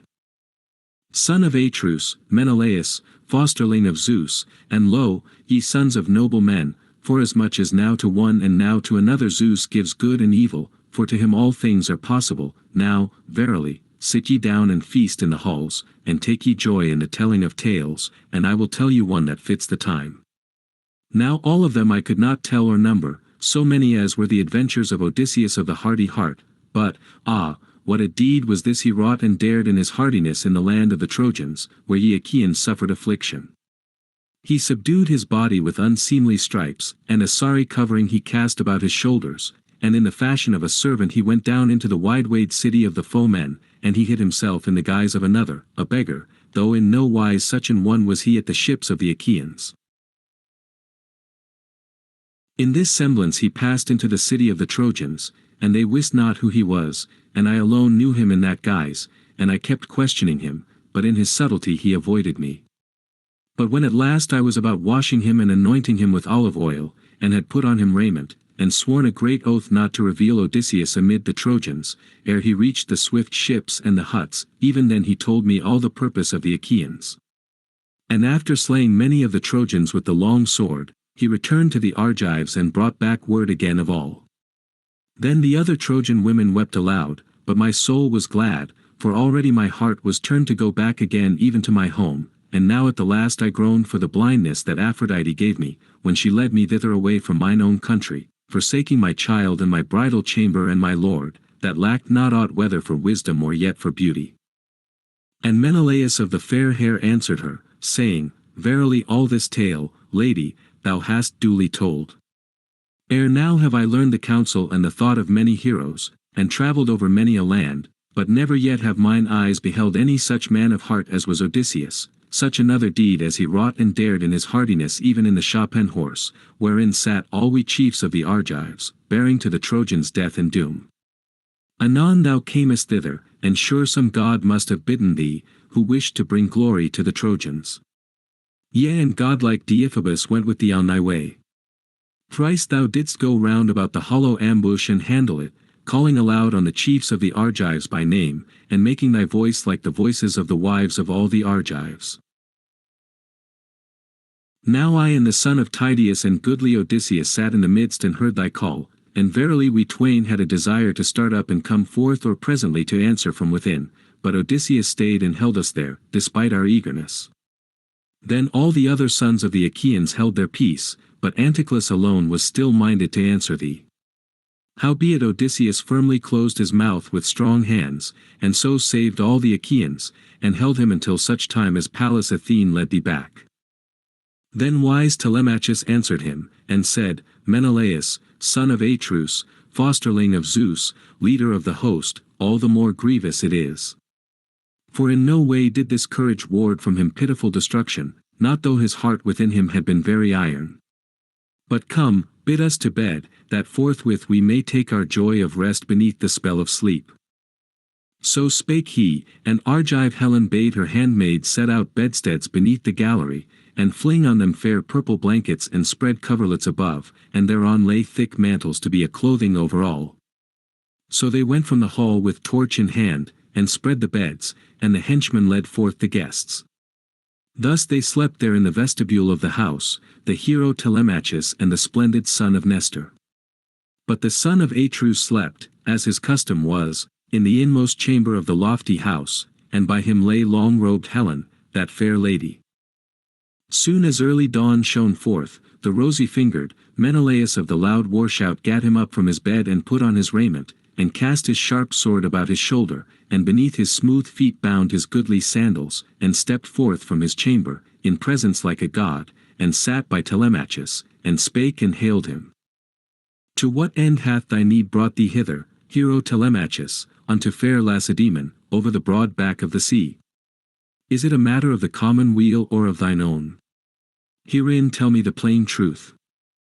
Then wise Telemachus answered him, and said, Menelaus, son of Atreus, fosterling of Zeus, leader of the host, I have come if perchance thou mayest tell me some tidings of my father. My dwelling is being devoured and my fat lands are ruined, and of unfriendly men my house is full, who slaughter continually my thronging flocks, and my kine with trailing feet and shambling gait, none other than the wooers of my mother, despiteful out of measure. So now am I come hither to thy knees, if haply thou art willing to tell me of his pitiful death, as one that saw it perchance with thine own eyes, or heard the story from some other wanderer, for his mother bare him to exceeding sorrow. And speak me no soft words in ruth or pity, but tell me plainly how thou didst get sight of him. Ah, I pray thee, if ever at all my father, good Odysseus, made promise to thee of word or work and fulfilled the same in the land of the Trojans, where ye Achaeans suffered affliction, these things, I pray thee, now remember and tell me truth. Then in heavy displeasure spake to him Menelaus of the fair hair, out upon them, for truly in the bed of a brave-hearted man were they minded to lie, very cravens as they are. Even as when a hind hath couched her newborn fawns unweaned in a strong lion's lair, and searcheth out the mountain knees and grassy hollows, seeking pasture, and afterward the lion cometh back to his bed, and sendeth forth unsightly death upon that pair, even so shall Odysseus send forth unsightly death upon the wooers. Would to our father Zeus and Athene and Apollo, would that in such might as when of old established Lesbos he rose up and wrestled a match with Philomelides and threw him mightily, and all the Achaeans rejoiced, would that in such strength Odysseus might consort with the wooers, then should they all have swift fate, and bitter wedlock. But for that whereof thou askest and entreatest me, be sure I will not swerve from the truth in aught that I say, nor deceive thee, but of all that the ancient one of the sea, whose speech is sooth, declared to me, not a word will I hide or keep from thee. In the river Aegyptus, 10, though eager I was to press onward home, the gods they stayed me, for that I had not offered them the acceptable sacrifice of hecatombs, and the gods ever desired that men should be mindful of their commandments. Now there is an island in the wash of the waves over against Aegyptus, and men call it Pharos, within 1 day's voyage of a hollow ship, when shrill winds blow fair in her wake. And therein is a good haven, whence men launch the gallant ships into the deep when they have drawn a store of deep black water. There the gods held me 20 days, nor did the sea winds ever show their breath, they that serve to waft ships over the broad back of the sea. And now would all our corn have been spent, and likewise the strength of the men, except some goddess had taken pity on me and saved me, Odyssey, daughter of mighty Proteus, the ancient one of the sea. For most of all I moved her heart, when she met me wandering alone apart from my company, who were ever roaming round the isle, fishing with bent hooks, for hunger was gnawing at their belly. So she stood by, and spake and uttered her voice saying, 10. The only name for the Nile in Homer. C.F. Wilkinson, Ancient Egyptians, 1878, Volume 1, page 7. Art thou so very foolish, stranger, and feeble-witted, or art thou wilfully remiss, and hast pleasure in suffering? So long time art thou holden in the isle and canst find no issue therefrom, while the heart of thy company faileth within them? Even so she spake, and I answered her saying, I will speak forth, what goddess soever thou art, and tell thee that in no wise am I holden here by mine own will, but it needs must be that I have sinned against the deathless gods, who keep the wide heaven. Howbeit, do thou tell me, for the gods know all things, which of the immortals it is that binds me here and hath hindered me from my way, and declare as touching my returning how I may go over the teeming deep. So I spake, and straightway the fair goddess made answer, Yea now, sir, I will plainly tell thee all. Hither resorteth that ancient one of the sea, whose speech is sooth, the deathless Egyptian Proteus, who knows the depths of every sea, and is the thrall of Poseidon, and who, they say, is my father that begot me. If thou couldst but lay an ambush and catch him, he will surely declare to thee the way and the measure of thy path, and will tell thee of thy returning, how thou mayest go over the teeming deep. Yea, and he will show thee, O fosterling of Zeus, if thou wilt, what good thing and what evil hath been wrought in thy halls, whilst thou hast been faring this long and grievous way. So she spake, but I answered and said unto her, Devise now thyself the ambush to take this ancient one divine, lest by any chance he see me first, or know of my coming, and avoid me. For a god is hard for mortal man to quell. So spake I, and straightway the fair goddess made answer, Yea now, sir, I will plainly tell thee all. So often as the sun in his course stands high in mid-heaven, then forth from the brine comes the ancient one of the sea, whose speech is sooth, before the breath of the west wind he comes, and the sea's dark ripple covers him. And when he is got forth, he lies down to sleep in the hollow of the caves. And around him the seals, the brood of the fair daughter of the brine, sleep all in a flock, stolen forth from the grey sea water, and bitter is the scent they breathe of the deeps of the salt sea. There will I lead thee at the breaking of the day, and couch you all orderly, so do thou choose diligently 3 of thy company, the best thou hast in thy decked ships. And I will tell thee all the magic arts of that old man. First, he will number the seals and go over them, but when he has told their tale and beheld them, he will lay him down in the midst, as a shepherd mid the sheep of his flock. So soon as ever ye shall see him couched, even then mind you of your might and strength, and hold him there, despite his eagerness and striving to be free. And he will make essay, and take all manner of shapes of things that creep upon the earth, of water likewise, and of fierce fire burning. But do ye grasp him steadfastly and press him yet the more, and at length when he questions thee in his proper shape, as he was when first ye saw him laid to rest, then, hero, hold thy strong hands, and let the ancient one go free, and ask him which of the gods is hard upon thee, and as touching thy returning, how thou mayest go over the teeming deep. Therewith she dived beneath the heaving sea, but I betook me to the ships where they stood in the sand, and my heart was darkly troubled as I went. But after I had come down to the ship and to the sea, and we had made ready our supper and immortal night had come on, then did we lay us to rest upon the sea beach. So soon as early dawn shone forth, the rosy-fingered, in that hour I walked by the shore of the wide-waved sea, praying instantly to the gods, and I took with me 3 of my company, in whom I trusted most for every enterprise. Meanwhile, so it was that she had plunged into the broad bosom of the sea, and had brought from the deep the skins of 4 sea calves, and all were newly flayed, for she was minded to lay a snare for her father. She scooped lairs on the sea sand, and sat awaiting us, and we drew very nigh her, and she made us all lie down in order, and cast a skin over each. There would our ambush have been most terrible, for the deadly stench of the sea-bred seals distressed us sore, nay, who would lay him down by a beast of the sea? But herself she wrought deliverance, and devised a great comfort. She took ambrosia of a very sweet savour, and set it beneath each man's nostril, and did away with the stench of the beast. So all the morning we waited with steadfast heart, and the seals came forth in troops from the brine, and then they couched them all orderly by the sea beach. And at high day the Ancient One came forth from out of the brine, and found his fatted seals, and he went along their line and told their tale, and first among the sea beasts he reckoned us, and guessed not that there was guile, and afterward he too laid him down. Then we rushed upon him with a cry, and cast our hands about him, nor did that Ancient One forget his cunning.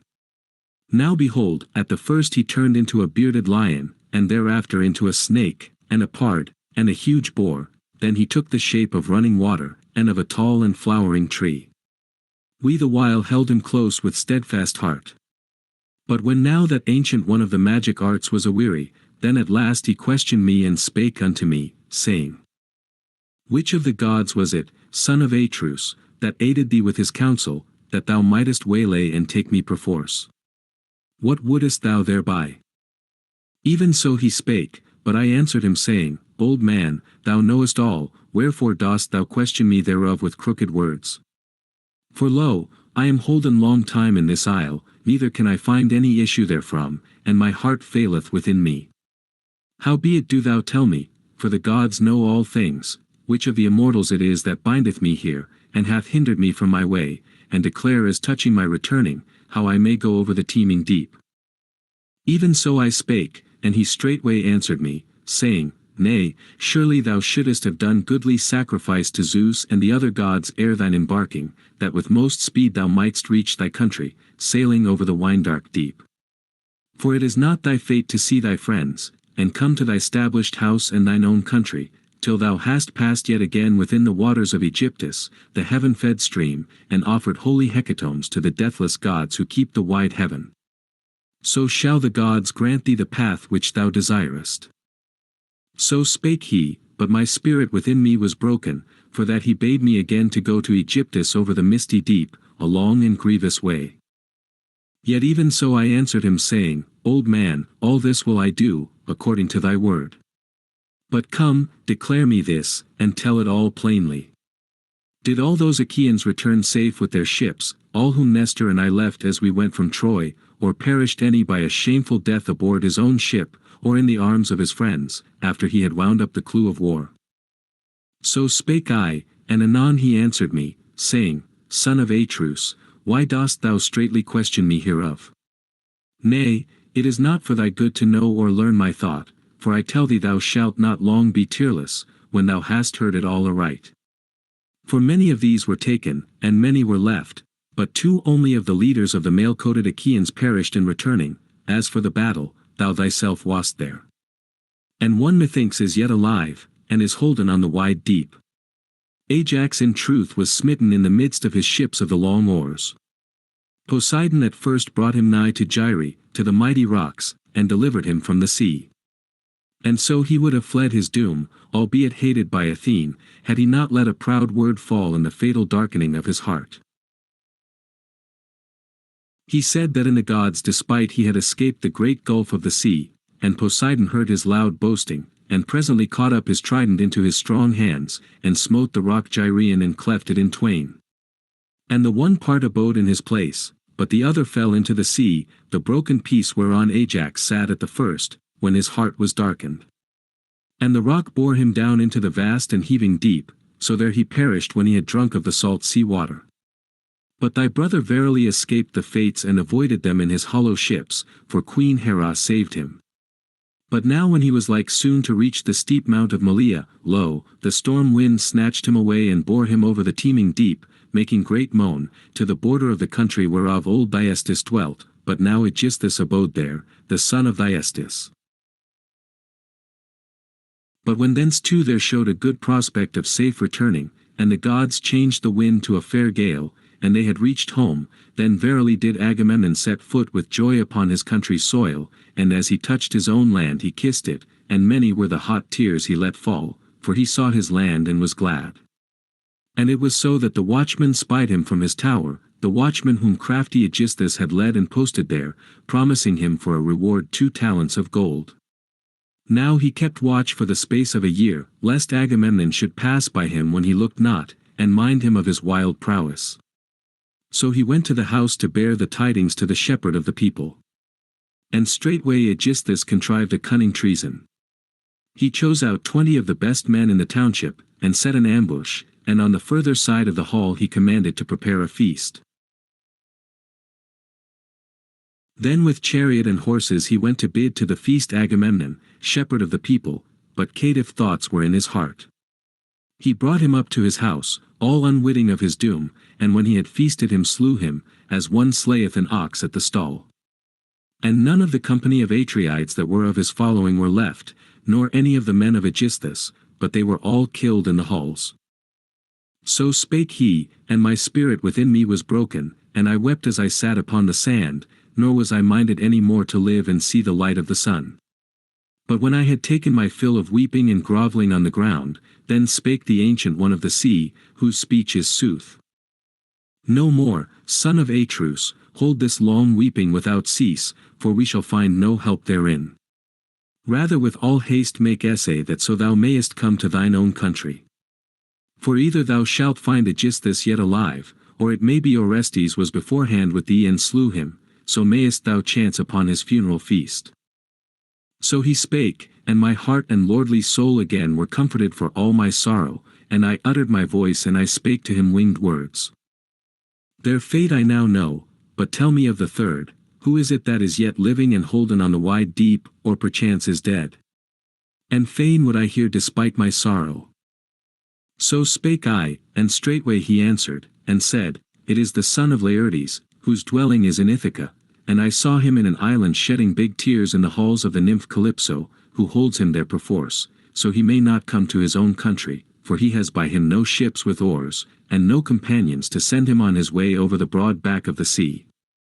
But thou, Menelaus, son of Zeus, art not ordained to die and meet thy fate in Argos, the pasture land of horses, but the deathless gods will convey thee to the Elysian plain and the world's end, where is Rhadamanthus of the fair hair, where life is easiest for men. No snow is there, nor yet great storm, nor any rain, but always ocean sendeth forth the breeze of the shrill west to blow cool on men, yea, for thou hast Helen to wife, and thereby they deem thee to be son of Zeus. So spake he, and plunged into the heaving sea, but I betook me to the ships with my godlike company, and my heart was darkly troubled as I went. Now after I had come down to the ship and to the sea, and had made ready our supper, an immortal night had come on, then did we lay us to rest upon the sea beach. So soon as early dawn shone forth, the rosy-fingered, first of all we drew down our ships to the fair salt sea and placed the masts and the sails in the gallant ships, and the crew too climbed on board, and sat upon the benches and smote the grey sea water with their oars. Then back I went to the waters of Aegyptus, the heaven-fed stream, and there I moored the ships and offered the acceptable sacrifice of hecatombs.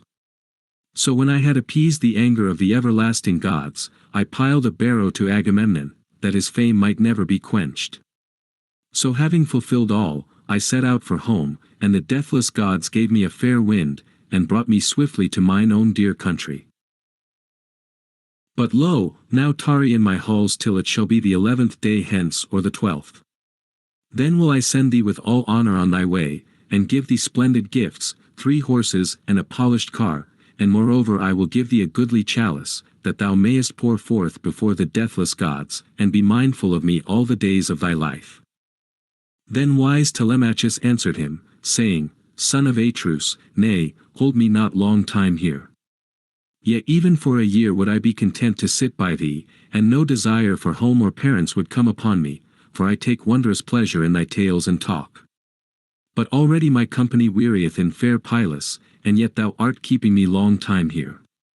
And whatsoever gift thou wouldest give me, let it be a thing to treasure, but horses I will take none to Ithaca, but leave them here to grace thine own house, for thou art lord of a wide plain wherein is lotus great plenty, and therein is spear-reed and wheat and rye, and white and spreading barley. In Ithaca there are no wide courses, nor meadow land at all. It is a pasture land of goats, and more pleasant in my sight than one that pastureth horses, for of the isles that lie and lean upon the sea, none are fit for the driving of horses, or rich in meadow land, and least of all is Ithaca. So spake he, and Menelaus, of the loud war cry, smiled, and caressed him with his hand, and spake and hailed him. Thou art of gentle blood, dear child, so gentle the words thou speakest. Therefore I will make exchange of the presents, as I may. Of the gifts, such as are treasures stored in my house, I will give thee the goodliest and greatest of price. I will give thee a mixing bowl beautifully wrought, it is all of silver, and the lips thereof are finished with gold, the work of Hephaestus, and the hero Phaedimus, the king of the Sidonians, gave it me, when his house sheltered me on my coming thither, and to thee now would I give it. Even so they spake one to another, while the guests came to the palace of the divine king. They drave their sheep, and brought wine that mocketh glad the heart of man, and their wives with fair tire sent them wheaten bread. Thus were these men preparing the feast in the halls. But the wooers meantime were before the palace of Odysseus, taking their pleasure in casting of weights and spears, on a levelled place, as heretofore, in their insolence. And Antinous and godlike Eurymachus were seated there, the chief men of the wooers, who were far the most excellent of all. And Noman, son of Phromius, drew nigh to them and spake unto Antinous and questioned him, saying, Antinous, know we at all, or know we not, when Telemachus will return from sandy Pylos? He hath departed with a ship of mine, and I have need thereof, to cross over into spacious Elis, where I have 12 brood mares with hardy mules unbroken at the teat. I would drive off one of these and break him in. So spake he, and they were amazed, for they deemed not that Telemachus had gone to Nelean Pylos, but that he was at home somewhere in the fields, whether among the flocks, or with the swineherd. Then Antinous, son of Eupeithes, spake to him in turn, Tell me the plain truth, when did he go, and what noble youths went with him? Were they chosen men of Ithaca or hirelings and thralls of his own? He was in case to bring even that about. And tell me this in good sooth, that I may know for a surety, did he take thy black ship from thee perforce against thy will? Or didst thou give it him of free will at his entreaty? Then Noman, son of Phromius, answered him saying, I gave it him myself of free will. What can any man do, when such an one, so bestead with care, begs a favor? It were hard to deny the gift. The youths who next to us are noblest in the land, even these have gone with him, and I marked their leader on board ship, Mentor, or a god who in all things resembled Mentor. But one matter I marvel at, I saw the goodly Mentor here yesterday toward dawn, though already he had embarked for Pylos. He spake and withal departed to his father's house. And the proud spirits of these twain were angered, and they made the wooers sit down together and cease from their games. And among them spake Antinous, son of Eupeithes, in displeasure, and his black heart was wholly filled with rage, and his eyes were like flaming fire. Out on him, a proud deed hath Telemachus accomplished with a high hand, even this journey, and we thought that he would never bring it to pass. This lad hath clean gone without more ado, in spite of us all, his ship he hath let haul to the sea, and chosen the noblest in the township.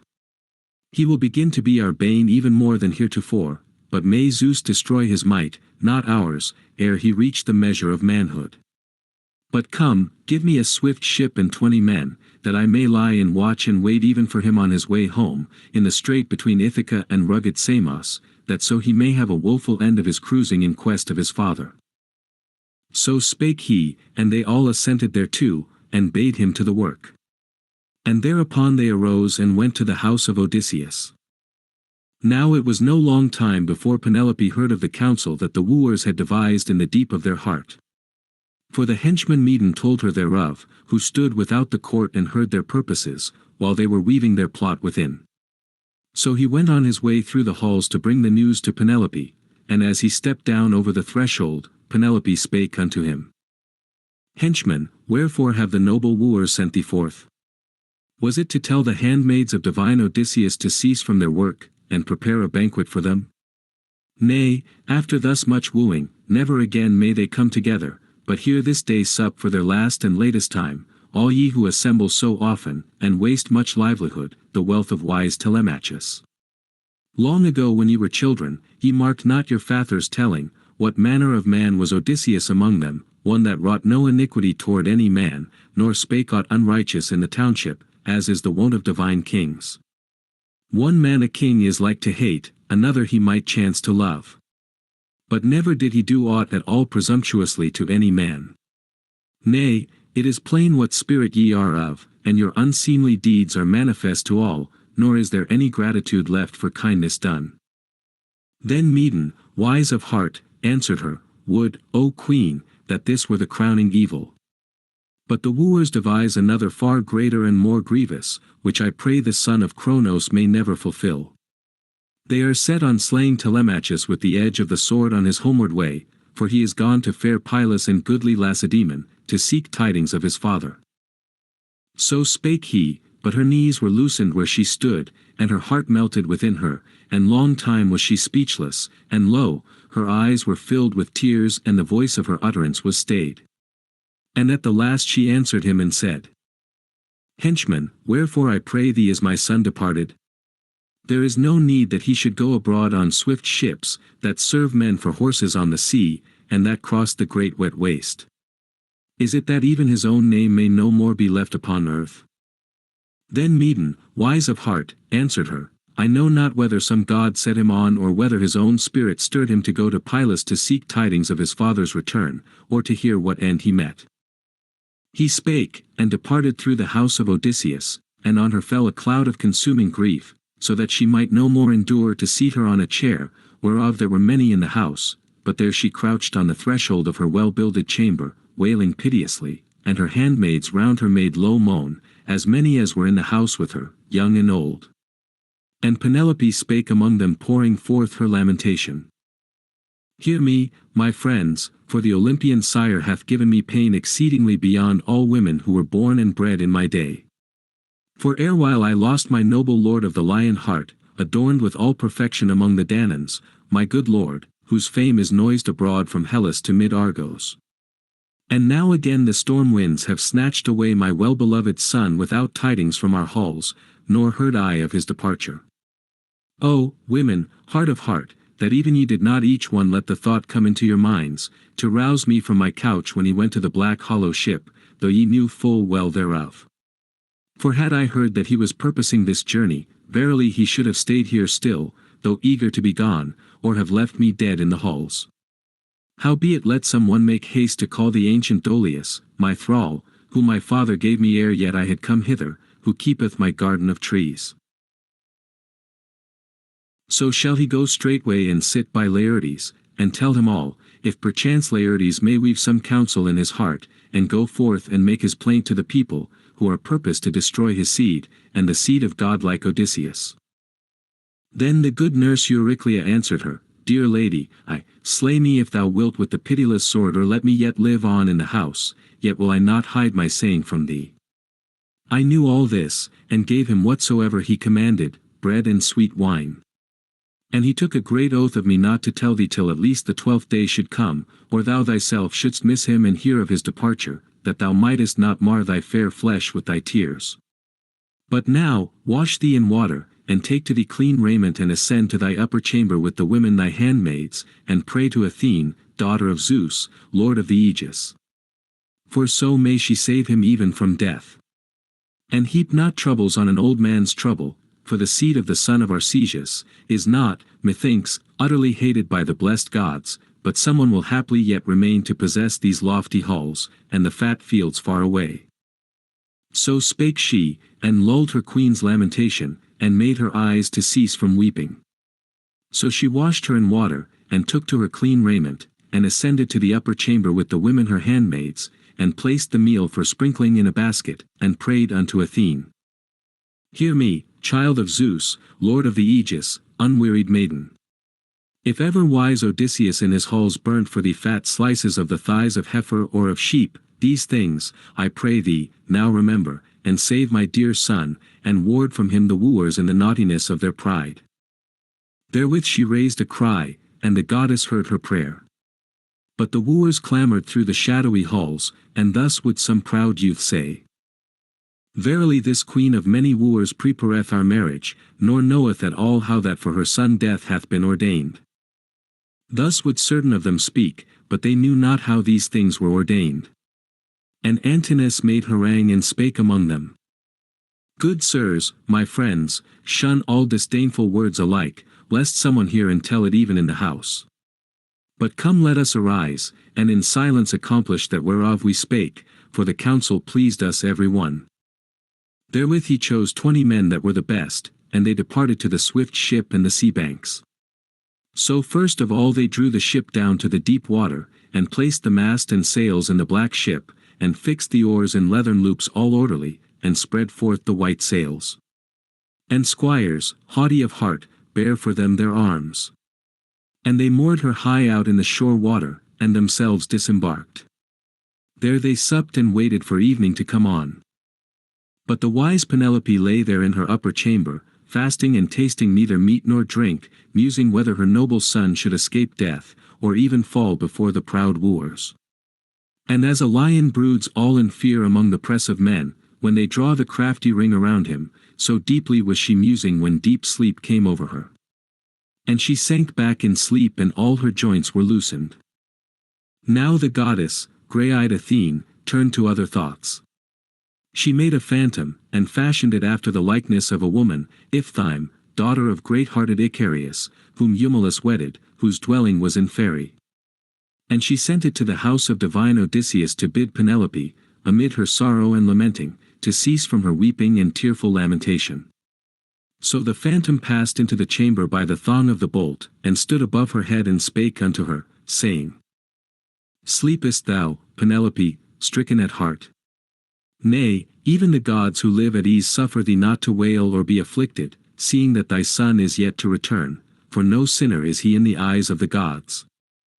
Then wise Penelope made her answer as she slumbered very softly at the gates of dreams. Wherefore, sister, hast thou come hither, that before wert not wont to come, for thou hast thine habitation very far away? Biddest thou me indeed to cease from the sorrows and pains, so many that disquiet my heart and soul? Erewhile I lost my noble lord of the lion heart, adorned with all perfection among the Danaans, my true lord, whose fame is noised abroad from Hellas to mid-Argos. And now, again, my well-beloved son is departed on his hollow ship, poor child, not skilled in toils or in the gatherings of men. For him I sorrow yet more than for my lord, and I tremble and fear for him lest aught befall him, whether, it may be, amid that folk where he is gone, or in the deep. For many foemen devise evil against him, and go about to kill him, or ever he come to his own country. And the dim phantom answered her, and said, Take courage, and be not so sorely afraid. For lo, such a friend goes to guide him, as all men pray to stand by them, for that she hath the power, even Pallas Athene. And she pitieth thee in thy sorrow, and now hath sent me forth to speak these words to thee. And wise Penelope answered her, saying, If thou art indeed a god, and hast heard the word of a god, come, I pray thee, and tell me tidings concerning that ill-fated man, whether perchance he is yet alive and sees the light of the sun, or hath already died, and is a dweller in the house of Hades. And the dim phantom answered her and said, Concerning him I will not tell thee all the tale, whether he be alive or dead, it is ill to speak words light as wind. Therewith the phantom slipped away by the bolt of the door and passed into the breath of the wind. And the daughter of Icarius started up from sleep, and her heart was cheered, so clear was the vision that sped toward her in the dead of the night. Meanwhile the wooers had taken ship and were sailing over the wet ways, pondering in their hearts sheer death for Telemachus. Now there is a rocky isle in the mid-sea, midway between Ithaca and rugged Samos, Asteris, a little isle, and there is a harbour therein with a double entrance, where ships may ride. There the Achaeans abode lying in wait for Telemachus. Book V.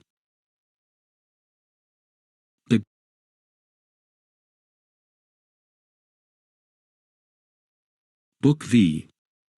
The gods in council command Calypso by Hermes to send away Odysseus on a raft of trees, and Poseidon, returning from Ethiopia and seeing him on the coast of Phaeacia, scattered his raft, and how by the help of Ino he was thrown ashore, and slept on a heap of dry leaves till the next day. Now the dawn arose from her couch, from the side of the lordly Tithonus, to bear light to the immortals and to mortal men. And lo, the gods were gathering to session, and among them Zeus, that thunders on high, whose might is above all. And Athene told them the tale of the many woes of Odysseus, recalling them to mind, for near her heart was he that then abode in the dwelling of the nymph. Father Zeus, and all ye other blessed gods that live for ever, henceforth let not any sceptred king be kind and gentle with all his heart, nor minded to do righteously, but let him alway be a hard man and work unrighteousness, for behold, there is none that remembereth divine Odysseus of the people whose lord he was, and was gentle as a father. Howbeit, as for him he lieth in an island suffering strong pains, in the halls of the nymph Calypso, who holdeth him perforce, so he may not reach his own country, for he hath no ships by him with oars, and no companions to send him on his way over the broad back of the sea. And now, again, they are set on slaying his beloved son on his homeward way, for he is gone to fair Pylos and to goodly Lacedaemon, to seek tidings of his father. And Zeus, gatherer of the clouds, answered and spake unto her, My child, what word hath escaped the door of thy lips? Nay, didst thou not thyself plan this device, that Odysseus may assuredly take vengeance on those men at his coming? As for Telemachus, do thou guide him by thine art, as well as thou mayest, that so he may come to his own country all unharmed, and the wooers may return in their ship with their labor all in vain. Therewith he spake to Hermes, his dear son, Hermes, forasmuch as even in all else thou art our herald, tell unto the nymph of the braided tresses my unerring counsel, even the return of the patient Odysseus, how he is to come to his home, with no furtherance of gods or of mortal men. Nay, he shall sail on a well-bound raft, in sore distress, and on the 20th day arrive at fertile Scheria, even at the land of the Phaeacians, who are near of kin to the gods. And they shall give him all worship heartily as to a god, and send him on his way in a ship to his own dear country, with gifts of bronze and gold, and raiment in plenty, much store, such as never would Odysseus have won for himself out of Troy, yea, though he had returned unhurt with the share of the spoil that fell to him. On such wise is he fated to see his friends, and come to his high-roofed home and his own country. So spake he, nor heedless was the messenger, the slayer of Argos. Straightway he bound beneath his feet his lovely golden sandals, that wax not old, that bear him alike over the wet sea and over the limitless land, swift as the breath of the wind. And he took the wand wherewith he lulls the eyes of whomso he will, while others again he even wakes from out of sleep. With this rod in his hand flew the strong slayer of Argos. Above Pieria he passed and leapt from the upper air into the deep. Then he sped along the wave like the cormorant, that chaseth the fishes through the perilous gulfs of the unharvested sea, and wetteth his thick plumage in the brine. Such like did Hermes ride upon the press of the waves. But when he had now reached that far-off isle, he went forth from the sea of violet blue to get him up into the land, till he came to a great cave, wherein dwelt the nymph of the braided tresses, and he found her within. And on the hearth there was a great fire burning, and from afar through the isle was smelt the fragrance of cleft cedar blazing, and of sandal wood. And the nymph within was singing with a sweet voice as she fared to and fro before the loom, and wove with a shuttle of gold. And round about the cave there was a wood blossoming, alder and poplar and sweet-smelling cypress.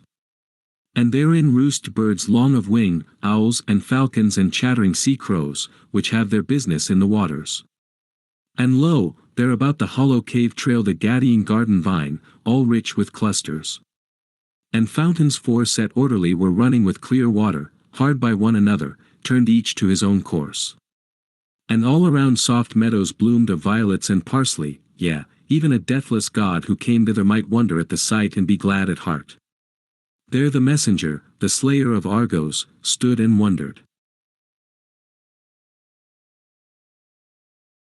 Now when he had gazed at all with wonder, anon he went into the wide cave, nor did Calypso, that fair goddess, fail to know him, when she saw him face to face, for the gods use not to be strange one to another, the immortals, not though one have his habitation far away.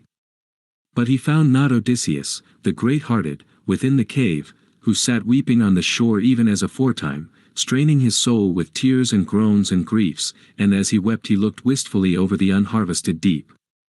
And Calypso, that fair goddess, questioned Hermes, when she had made him sit on a bright shining seat. Wherefore, I pray thee, Hermes, of the golden wand, hast thou come hither, worshipful and welcome, whereas as of old thou wert not wont to visit me? Tell me all thy thought, my heart is set on fulfilling it, if fulfill it I may, and if it hath been fulfilled in the counsel of fate. But now follow me further, that I may set before thee the entertainment of strangers. Therewith the goddess spread a table with ambrosia and set it by him, and mixed the ruddy nectar. So the messenger, the slayer of Argos, did eat and drink. Now after he had supped and comforted his soul with food, at the last he answered, and spake to her on this wise. Thou makest question of me on my coming, a goddess of a god, and I will tell thee this my saying truly, at thy command. 'Twas Zeus that bade me come hither, by no will of mine, nay, who of his free will would speed over such a wondrous space of brine, whereby is no city of mortals that do sacrifice to the gods, and offer choice hecatombs. But surely it is in no wise possible for another god to go beyond or to make void the purpose of Zeus, lord of the Aegis. He saith that thou hast with thee a man most wretched beyond his fellows, beyond those men that round the burg of Priam for 9 years fought, and in the 10th year sacked the city and departed homeward. Yet on the way they sinned against Athene, and she raised upon them an evil blast and long waves of the sea. Then all the rest of his good company was lost, but it came to pass that the wind bare and the wave brought him hither. And now Zeus biddeth thee send him hence with what speed thou mayest, for it is not ordained that he die away from his friends, but rather it is his fate to look on them even yet, and to come to his high-roofed home and his own country. So spake he, and Calypso, that fair goddess, shuddered and uttered her voice, and spake unto him winged words, Hard are ye gods and jealous exceeding, whoever grudge goddesses openly to mate with men, if any make a mortal her dear bedfellow. Even so when rosy-fingered Dawn took Orion for her lover, ye gods that live at ease were jealous thereof, till chaste Artemis, of the golden throne, slew him in Ortygia with the visitation of her gentle shafts. So too when fair-tressed Demeter yielded to her love, and lay with Iasian in the thrice-ploughed fallow field, Zeus was not long without tidings thereof, and cast at him with his white bolt and slew him. So again ye gods now grudge that a mortal man should dwell with me. Him I saved as he went all alone bestriding the keel of a bark, for that Zeus had crushed, 11. And cleft his swift ship with a white bolt in the midst of the wine-dark deep. There all the rest of his good company was lost, but it came to pass that the wind bare and the wave brought him hither. And him have I loved and cherished, and I said that I would make him to know not death and age for ever. Yet forasmuch as it is no wise possible for another god to go beyond, or make void the purpose of Zeus, lord of the Aegis, let him away over the unharvested seas, if the summons and the bidding be of Zeus. But I will give him no dispatch, not I, for I have no ships by me with oars, nor company to bear him on his way over the broad back of the sea.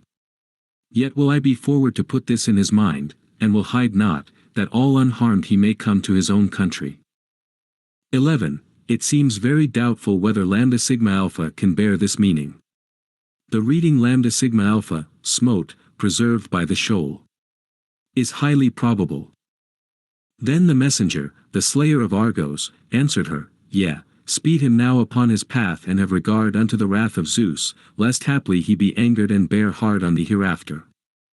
Therewith the great slayer of Argos departed, but the lady nymph went on her way to the great-hearted Odysseus, when she had heard the message of Zeus. And there she found him sitting on the shore, and his eyes were never dry of tears, and his sweet life was ebbing away as he mourned for his return, for the nymph no more found favor in his sight. Howsoever by night he would sleep by her, as needs he must, in the hollow caves, unwilling lover by a willing lady. And in the daytime he would sit on the rocks and on the beach, straining his soul with tears, and groans, and griefs, and through his tears he would look wistfully over the unharvested deep.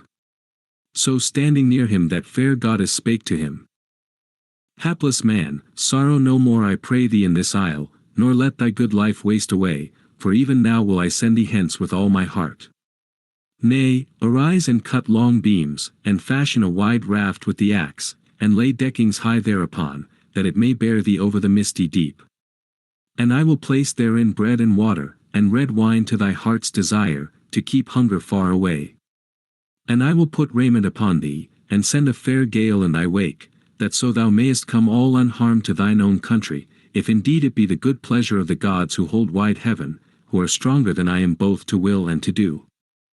So she spake, and the steadfast goodly Odysseus shuddered, and uttering his voice spake to her winged words, Herein, goddess, thou hast plainly some other thought, and in no wise my furtherance, for that thou biddest me to cross in a raft the great gulf of the sea so dread and difficult, which not even the swift gallant ships pass over rejoicing in the breeze of Zeus. Nor would I go aboard a raft to displeasure thee, unless thou wilt deign, O goddess, to swear a great oath not to plan any hidden guile to mine own hurt. So spake he, and Calypso, the fair goddess, smiled and caressed him with her hand, and spake and hailed him. Knavish thou art, and no weakling. 12, in wit, thou that hast conceived and spoken such a word. Let earth be now witness hereto, and the wide heaven above, and that falling water of the Styx, the greatest oath and the most terrible to the blessed gods, that I will not plan any hidden guile to thine own hurt. Nay, but my thoughts are such, and such will be my counsel, as I would devise for myself, if ever so sore a need came over me. For I too have a righteous mind, and my heart within me is not of iron, but pitiful even as thine. 12. Pi omicron phi lambda iota omicron, from root phi upsilon, ill-grown, i.e., a weakling, in the literal sense as b. 11. 249, 14. 212, or metaphorical, as here in 8. 177. Therewith the fair goddess led the way quickly, and he followed hard in the steps of the goddess. And they reached the hollow cave, the goddess and the man, so he sat him down upon the chair whence Hermes had arisen, and the nymph placed by him all manner of food to eat and drink, such as is meet for men. As for her she sat over against divine Odysseus, and the handmaids placed by her ambrosia and nectar. So they put forth their hands upon the good cheer set before them. But after they had taken their fill of meat and drink, Calypso, the fair goddess, spake first and said, Son of Laertes, of the seed of Zeus, Odysseus of many devices, so it is indeed thy wish to get thee home to thine own dear country even in this hour. Good fortune go with thee even so. Yet didst thou know in thine heart what a measure of suffering thou art ordained to fulfill, or ever thou reach thine own country, here, even here, thou wouldst abide with me and keep this house, and wouldst never taste of death, though thou longest to see thy wife, for whom thou hast ever a desire day by day. Not in sooth that I avow me to be less noble than she in form or fashion, for it is in no wise meet that mortal women should match them with immortals, in shape and comeliness. And Odysseus of many counsels answered, and spake unto her, Be not wroth with me, Herete, goddess and queen. Myself I know it well, how wise Penelope is meaner to look upon than thou, in comeliness and stature. But she is mortal and thou knowest not age nor death. Yet even so, I wish and long day by day to fare homeward and see the day of my returning. Yea, and if some god shall wreck me in the wine-dark deep, even so I will endure, with a heart within me patient of affliction.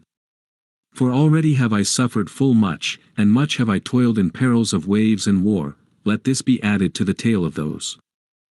So spake he, and the sun sank and darkness came on. Then they twain went into the chamber of the hollow rock, and had their delight of love, abiding each by other.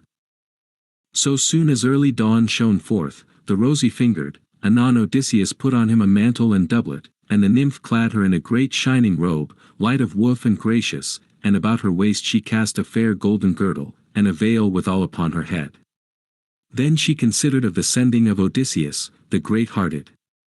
She gave him a great axe, fitted to his grasp, an axe of bronze double-edged, and with a goodly handle of olive wood fastened well. Next she gave him a polished adze, and she led the way to the border of the isle where tall trees grew, alder and poplar, and pine that reacheth unto heaven, seasoned long since and sere, that might lightly float for him. Now after she had shown him where the tall trees grew, Calypso, the fair goddess, departed homeward. And he set to cutting timber, and his work went busily. 20 trees in all he felled, and then trimmed them with the axe of bronze, and deftly smoothed them, and over them made straight the line. Meanwhile Calypso, the fair goddess, brought him augers, so he bored each piece and jointed them together, and then made all fast with traynails and dowels.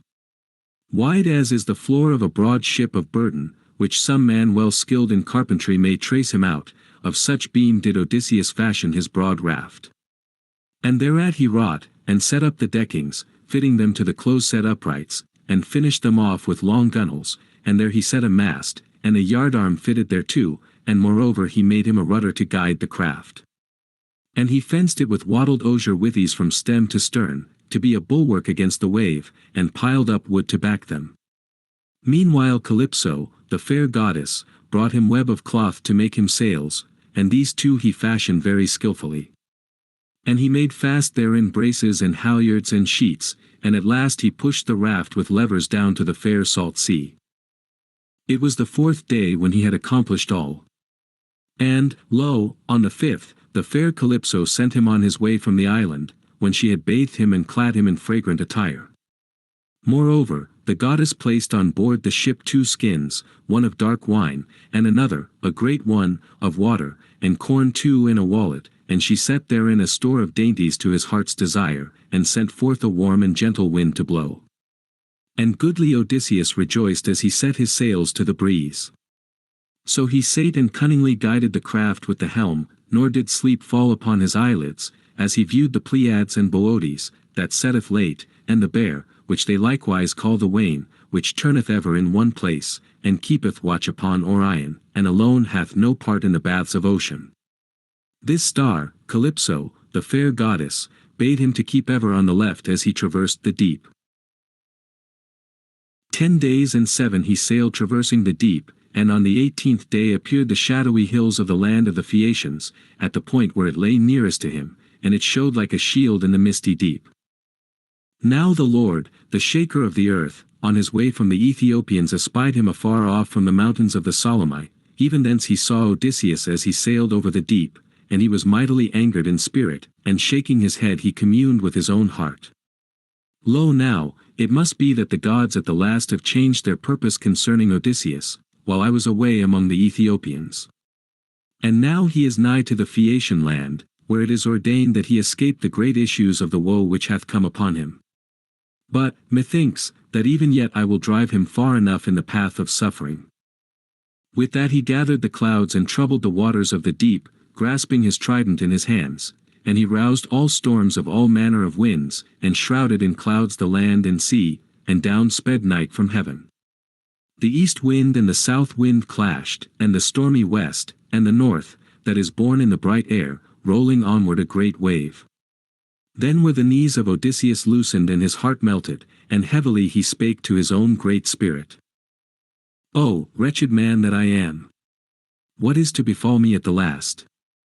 I fear that indeed the goddess spake all things truly, who said that I should fill up the measure of sorrow on the deep, or ever I came to mine own country, and lo, all these things have an end.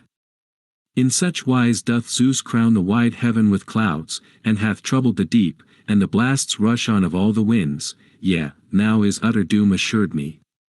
Thrice blessed those Danaans, yea, for times blessed, who perished on a time in wide Troyland, doing a pleasure to the sons of Atreus. Would to God that I too had died, and met my fate on that day when the press of Trojans cast their bronze-shod spears upon me, fighting for the body of the son of Peleus. So should I have gotten my dues of burial, and the Achaeans would have spread my fame, but now it is my fate to be overtaken by a pitiful death. Even as he spake, the great wave smote down upon him, driving on in terrible wise, that the raft reeled again. And far therefrom he fell, and lost the helm from his hand, and the fierce blast of the jostling winds came and brake his mast in the midst, and sail and yardarm fell afar into the deep. Long time the water kept him under, nor could he speedily rise from beneath the rush of the mighty wave, for the garments hung heavy which fair Calypso gave him. But late and at length he came up, and spat forth from his mouth the bitter salt water, which ran down in streams from his head. Yet even so forgat he not his raft, for all his wretched plight, but made a spring after it in the waves, and clutched it to him, and sat in the midst thereof, avoiding the issues of death, and the great waves swept it hither and thither along the stream. And as the north wind in the harvest tide sweeps the thistledown along the plain, and close the tufts cling each to other, even so the winds bear the raft hither and thither along the main. Now the south would toss it to the north to carry, and now again the east would yield it to the west to chase. But the daughter of Cadmus marked him, Ino of the fair ankles, Leucothea, who in time past was a maiden of mortal speech, but now in the depths of the salt sea she had gotten her share of worship from the gods. She took pity on Odysseus in his wandering and travail, and she rose, like a sea-gull on the wing, from the depth of the mere, and sat upon the well-bound raft and spake saying, Hapless one, wherefore was Poseidon, shaker of the earth, so wondrous wroth with thee, seeing that he soweth for thee the seeds of many evils? Yet shall he not make a full end of thee, for all his desire. But do even as I tell thee, and methinks thou art not witless. Cast off these garments, and leave the raft to drift before the winds, but do thou swim with thine hands and strive to win a footing on the coast, 13, of the Phaeacians, where it is decreed that thou escape. Here, take this veil imperishable and wind it about thy breast, so is there no fear that thou suffer aught or perish. But when thou hast laid hold of the mainland with thy hands, loose it from off thee and cast it into the wine-dark deep far from the land, and thyself turn away. 13. Lit. Strive after an arrival on the land, etc. New sigma tau omicron originally meant going, journeying, and had no idea of return. The earlier use survives here, and in sophomore philoct. 43. Urif. All. 1261, similarly, perhaps, new omicron sigma tau epsilon nu in Odyssey 4. 619, 15. 119, and nu epsilon sigma theta alpha iota frequently. With that the goddess gave the veil, and for her part dived back into the heaving deep, like a seagull, and the dark wave closed over her. But the steadfast goodly Odysseus pondered, and heavily he spake to his own brave spirit. Ah, woe is me! Can it be that some one of the immortals is weaving a new snare for me, that she bids me quit my raft? Nay verily, I will not yet obey, for I had sight of the shore yet a long way off, where she told me that I might escape. I am resolved what I will do, and methinks on this wise it is best. So long as the timbers abide in the dowels, so long will I endure steadfast in affliction, but so soon as the wave hath shattered my raft asunder, I will swim, for meanwhile no better counsel may be. While yet he pondered these things in his heart and soul, Poseidon, shaker of the earth, therewith he lashed his steeds of the flowing manes, and came to Aegae, where is his lordly home.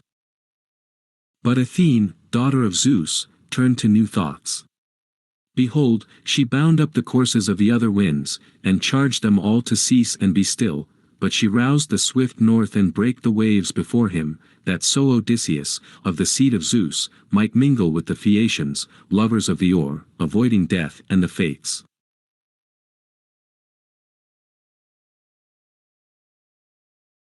So for 2 nights and 2 days he was wandering in the swell of the sea, and much his heart boded of death.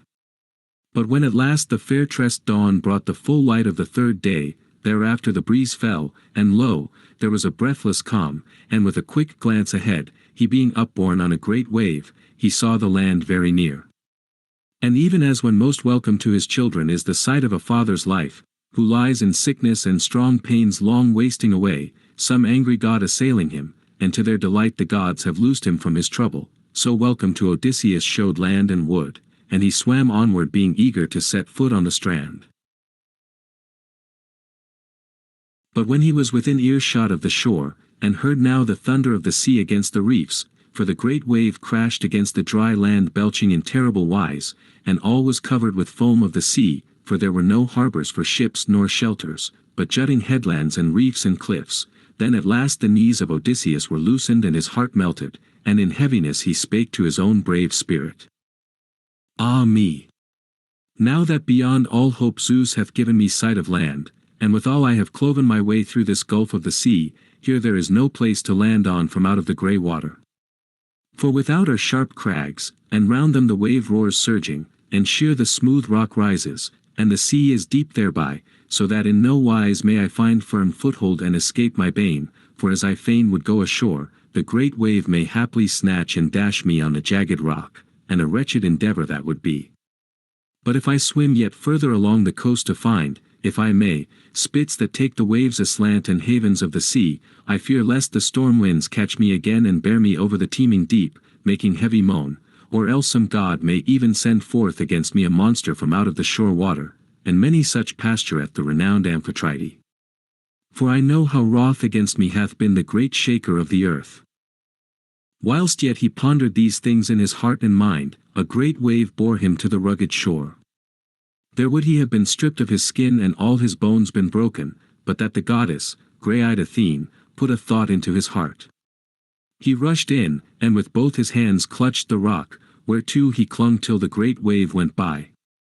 So he escaped that peril, but again with backward wash it leapt on him and smote him and cast him forth into the deep. And as when the cuttlefish is dragged forth from his chamber, the many pebbles clinging to his suckers, even so was the skin stripped from his strong hand against the rocks, and the great wave closed over him. There of a truth would luckless Odysseus have perished beyond that which was ordained, had not grey-eyed Athene given him sure counsel. He rose from the line of the breakers that belch upon the shore, and swam outside, ever looking landwards, to find, if he might, spits that take the waves aslant, and havens of the sea. But when he came in his swimming over against the mouth of a fair flowing river, whereby the place seemed best in his eyes, smooth of rocks, and withal there was a covert from the wind, Odysseus felt the river running, and prayed to him in his heart. Hear me, O king, whosoever thou art, unto thee am I come, as to one to whom prayer is made, while I flee the rebukes of Poseidon from the deep. Yea, reverend even to the deathless gods is that man who comes as a wanderer, even as I now have come to thy stream and to thy knees after much travail.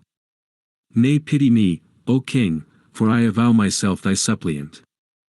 So spake he, and the god straightway stayed his stream and withheld his waves, and made the water smooth before him, and brought him safely to the mouths of the river. And his knees bowed and his stout hands fell, for his heart was broken by the brine. And his flesh was all swollen and a great stream of sea water gushed up through his mouth and nostrils. So he lay without breath or speech, swooning, such terrible weariness came upon him. But when now his breath returned and his spirit came to him again, he loosed from off him the veil of the goddess, and let it fall into the salt-flowing river. And the great wave bare it back down the stream, and lightly Ino caught it in her hands. Then Odysseus turned from the river, and fell back in the reeds, and kissed earth, the grain-giver, and heavily he spake unto his own brave spirit. Ah, woe is me! What is to betide me? What shall happen unto me at the last? If I watch the river bed all through the careful night, I fear that the bitter frost and fresh dew may overcome me, as I breathe forth my life for faintness, for the river breeze blows cold betimes in the morning. But if I climb the hillside up to the shady wood, and there take rest in the thickets, though perchance the cold and weariness leave hold of me, and sweet sleep may come over me, I fear lest of wild beasts I become the spoil and prey. So as he thought thereon, this seemed to him the better way. He went up to the wood, and found it nigh the water in a place of wide prospect. So he crept beneath twin bushes that grew from one stem, both olive trees, one of them wild olive. Through these the force of the wet winds blew never, neither did the bright sun light on it with his rays, nor could the rain pierce through, so close were they twined either to other, and thereunder crept Odysseus, and anon he heaped together with his hands a broad couch, for of fallen leaves there was great plenty, enough to cover 2 or 3 men in winter time, however hard the weather. And the steadfast goodly Odysseus beheld it and rejoiced, and he laid him in the midst thereof and flung over him the fallen leaves. And as when a man hath hidden away a brand in the black embers at an upland farm, one that hath no neighbours nigh, and so saveth the seed of fire, that he may not have to seek a light otherwhere, even so did Odysseus cover him with the leaves. And Athene shed sleep upon his eyes, that so it might soon release him from his weary travail, overshadowing his eyelids. Book 6. Nausicaa, going to a river near that place to wash the clothes of her father, mother, and brethren, while the clothes were drying played with her maids at ball, and Odysseus coming forth is fed and clothed, and led on his way to the house of her father, King Alcinous. So there he lay asleep, the steadfast goodly Odysseus, fordone with toil and drowsiness. Meanwhile Athene went to the land and the city of the Phaeacians, who of old, upon a time, dwelt in spacious Hypereia, near the Cyclopes they dwelt, men exceeding proud, who harried them continually, being mightier than they. Thence the godlike Nausithous made them depart, and he carried them away, and planted them in Scheria, far off from men that live by bread. And he drew a wall around the town, and builded houses and made temples for the gods and meted out the fields. Howbeit ere this had he been stricken by fate, and had gone down to the house of Hades, and now Alcinous was reigning, with wisdom granted by the gods. To his house went the goddess, grey-eyed Athene, devising a return for the great-hearted Odysseus.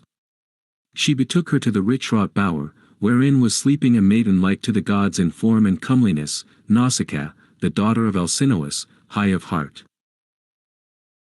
Beside her on either hand of the pillars of the door were two handmaids, dowered with beauty from the Graces, and the shining doors were shut. But the goddess, fleet as the breath of the wind, swept towards the couch of the maiden, and stood above her head, and spake to her in the semblance of the daughter of a famous seafarer, Dymas, a girl of like age with Nausicaa, who had found grace in her sight. In her shape the grey-eyed Athene spake to the princess, saying, Nausicaa, how hath thy mother so heedless a maiden to her daughter?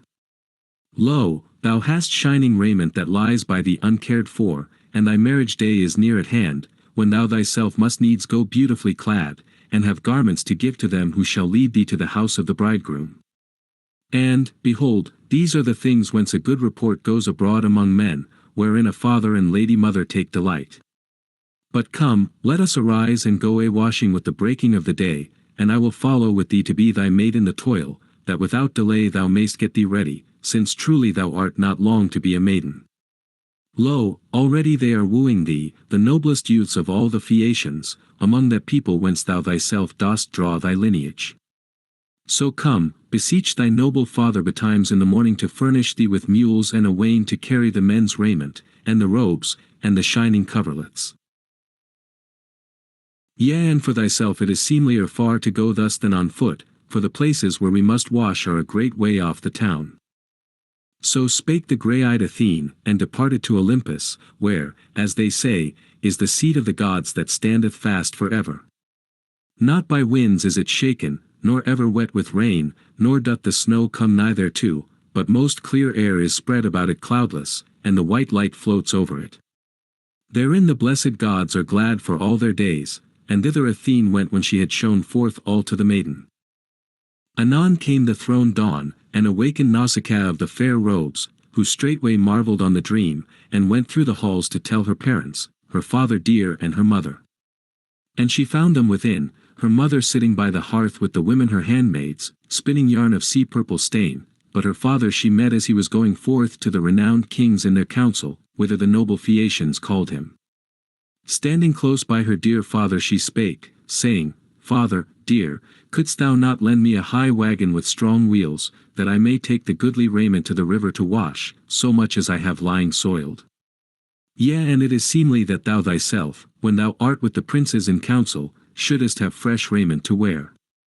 Also, there are 5 dear sons of thine in the halls, 2 married, but 3 are lusty bachelors, and these are always eager for new washen garments wherein to go to the dances, for all these things have I taken thought.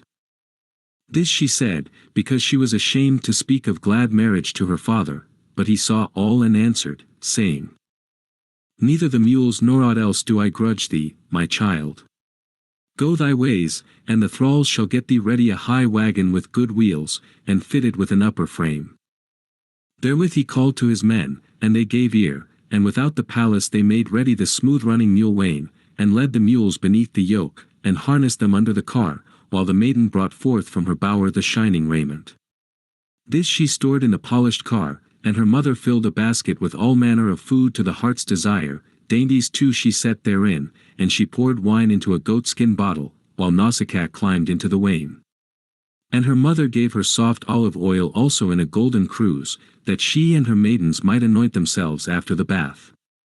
Then Nausicaa took the whip and the shining reins, and touched the mules to start them. Then there was a clatter of hoofs, and on they strained without flagging, with their load of the raiment and the maiden.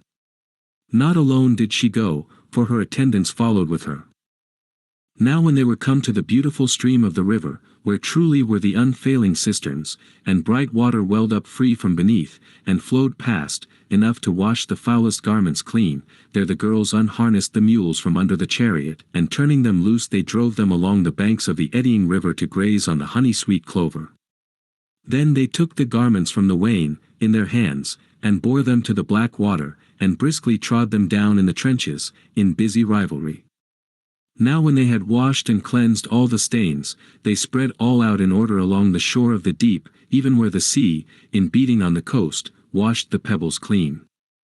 Then having bathed and anointed them well with olive oil, they took their midday meal on the river's banks, waiting till the clothes should dry in the brightness of the sun. Anon, when they were satisfied with food, the maidens and the princess, they fell to playing at ball, casting away their tires, and among them Nausicaa of the white arms began the song. And even as Artemis, the archer, moveth down the mountain, either along the ridges of lofty Taygetus or Erymanthus, taking her pastime in the chase of boars and swift deer, and with her the wild wood nymphs disport them, the daughters of Zeus, lord of the Aegis, and Leto is glad at heart, while high over all she rears her head and brows, and easily may she be known, but all are fair. Even so the girl unwed outshone her maiden company. But when now she was about going homewards, after yoking the mules and folding up the goodly raiment, then grey-eyed Athene turned to other thoughts, that so Odysseus might awake, and see the lovely maiden, who should be his guide to the city of the Phaeacian men. So then the princess threw the ball at one of her company, she missed the girl, and cast the ball into the deep eddying current, whereat they all raised a piercing cry. Then the goodly Odysseus awoke and sat up, pondering in his heart and spirit. Woe is me! To what men's land am I come now? Say, are they froward, and wild, and unjust, or are they hospitable, and of God-fearing mind? How shrill a cry of maidens rings round me, of the nymphs that hold the steep hilltops, and the river springs, and the grassy water meadows. It must be, methinks, that I am mere men of human speech. Go to, I myself will make trial and see.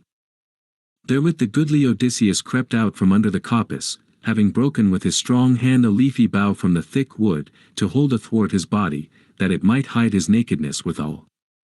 And forth he sallied like a lion mountain-bred, trusting in his strength, who fares out blown and rained upon, with flaming eyes, amid the kine he goes or amid the sheep or in the track of the wild deer, yea, his belly bids him go even to the good homestead to make essay upon the flocks. Even so Odysseus was fain to draw nigh to the fair-tressed maidens, all naked as he was, such need had come upon him. But he was terrible in their eyes, being marred with the salt sea foam, and they fled cowering here and there about the jutting spits of shore. And the daughter of Alcinous alone stood firm, for Athene gave her courage of heart, and took all trembling from her limbs.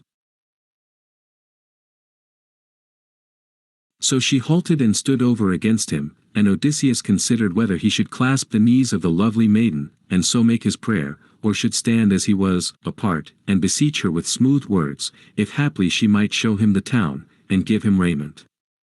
And as he thought within himself, it seemed better to stand apart, and beseech her with smooth words, lest the maiden should be angered with him if he touched her knees, so straightway he spake a sweet and cunning word. I supplicate thee, O Queen, whether thou art a goddess or a mortal. If indeed thou art a goddess of them that keep the wide heaven, to Artemis, then, the daughter of great Zeus, I mainly liken thee, for beauty and stature and shapeliness. But if thou art one of the daughters of men who dwell on earth, thrice blessed are thy father and thy lady mother, and thrice blessed thy brethren. Surely their souls ever glow with gladness for thy sake, each time they see thee entering the dance, so fair a flower of maidens. But he is of heart the most blessed beyond all other who shall prevail with gifts of wooing, and lead thee to his home. Never have mine eyes beheld such an one among mortals, neither man nor woman, great awe comes upon me as I look on thee. Yet in Delos once I saw as goodly a thing, a young sapling of a palm tree springing by the altar of Apollo. For thither too I went, and much people with me, on that path where my sore troubles were to be. Yea, and when I looked thereupon, long time I marvelled in spirit, for never grew there yet so goodly a shoot from ground, even in such wise as I wonder at thee, lady, and am astonied and do greatly fear to touch thy knees, though grievous sorrow is upon me. Yesterday, on the 20th day, I escaped from the wine-dark deep, but all that time continually the wave bare me, and the vehement winds drave, from the isle Ogygia. And now some god has cast me on this shore, that here too, methinks, some evil may betide me, for I trow not that trouble will cease, the gods ere that time will yet bring many a thing to pass. But, Queen, have pity on me, for after many trials and sore to thee first of all am I come, and of the other folk, who hold this city and land, I know no man. Nay, show me the town, give me an old garment to cast about me, if thou hadst, when thou camest here, any wrap for the linen. And may the gods grant thee all thy heart's desire, a husband and a home, and a mind at one with his may they give, a good gift, for there is nothing mightier and nobler than when man and wife are of one heart and mind in a house, a grief to their foes, and to their friends great joy, but their own hearts know it best. Then Nausicaa of the white arms answered him, and said, Stranger, forasmuch as thou seemest no evil man nor foolish, and it is Olympian Zeus himself that giveth will to men, to the good and to the evil, to each one as he will, and this thy lot doubtless is of him, and so thou must in any wise endure it, and now, since thou hast come to our city and our land, thou shalt not lack raiment, nor aught else that is the due of a hapless suppliant, when he has met them who can befriend him. And I will show thee the town, and name the name of the people. The Phaeacians hold this city and land, and I am the daughter of Alcinous, great of heart, on whom all the might and force of the Phaeacians depend. Thus she spake, and called to her maidens of the fair tresses, Halt, my maidens, whither flee ye at the sight of a man? Ye surely do not take him for an enemy? That mortal breathes not, and never will be born, who shall come with war to the land of the Phaeacians, for they are very dear to the gods. Far apart we live in the wash of the waves, the outermost of men, and no other mortals are conversant with us.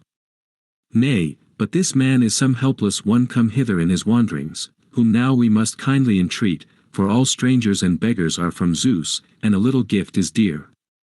So, my maidens, give the stranger meat and drink, and bathe him in the river, wherewithal is a shelter from the winds. So she spake, but they had halted and called each to the other, and they brought Odysseus to the sheltered place, and made him sit down, as Nausicaa bade them, the daughter of Alcinous, high of heart. Beside him they laid a mantle, and a doublet for raiment, and gave him soft olive oil in the golden cruse, and bade him wash in the streams of the river. Then goodly Odysseus spake among the maidens, saying, I pray you stand thus apart, while I myself wash the brine from my shoulders, and anoint me with olive oil, for truly oil is long a stranger to my skin. But in your sight I will not bathe, for I am ashamed to make me naked in the company of fair-tressed maidens. Then they went apart and told all to their lady. But with the river water the goodly Odysseus washed from his skin the salt scurf that covered his back and broad shoulders, and from his head he wiped the crusted brine of the barren sea. But when he had washed his whole body, and anointed him with olive oil, and had clad himself in the raiment that the unwed maiden gave him, then Athene, the daughter of Zeus, made him greater and more mighty to behold, and from his head caused deep curling locks to flow, like the hyacinth flower. And as when some skilful man overlays gold upon silver, one that Hephaestus and Pallas Athene have taught all manner of craft, and full of grace is his handiwork, even so did Athene shed grace about his head and shoulders. Then to the shore of the sea went Odysseus apart, and sat down, glowing in beauty and grace, and the princess marveled at him, and spake among her fair-tressed maidens, saying, Listen, my white-armed maidens, and I will say somewhat. Not without the will of all the gods who hold Olympus hath this man come among the godlike Phaeacians. Erewhile he seemed to me uncomely, but now he is like the gods that keep the wide heaven. Would that such an one might be called my husband, dwelling here, and that it might please him here to abide.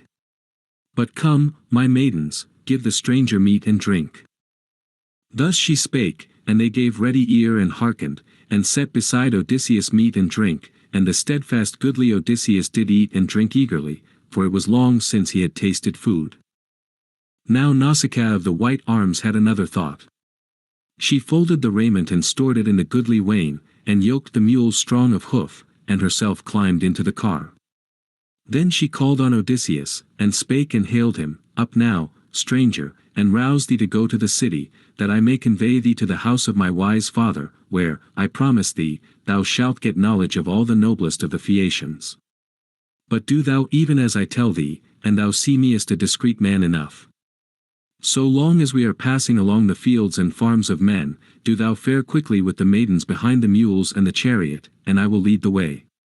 But when we set foot within the city, whereby goes a high wall with towers, and there is a fair haven on either side of the town, and narrow is the entrance, and curved ships are drawn up on either hand of the mole, for all the folk have stations for their vessels, each man one for himself.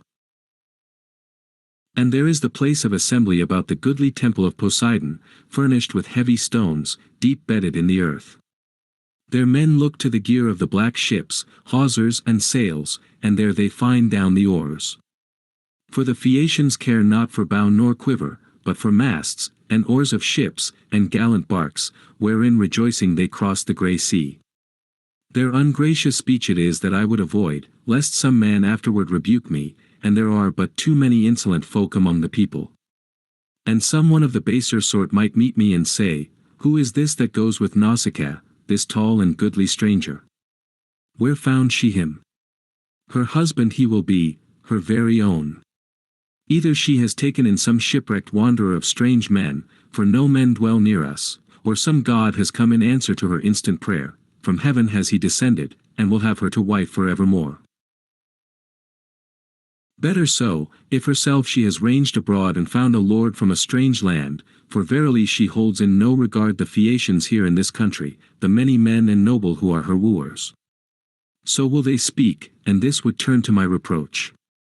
Yea, and I myself would think it blame of another maiden who did such things in despite of her friends, her father and mother being still alive, and was conversant with men before the day of open wedlock. But, stranger, heed well what I say, that as soon as may be thou mayest gain at my father's hands an escort and a safe return.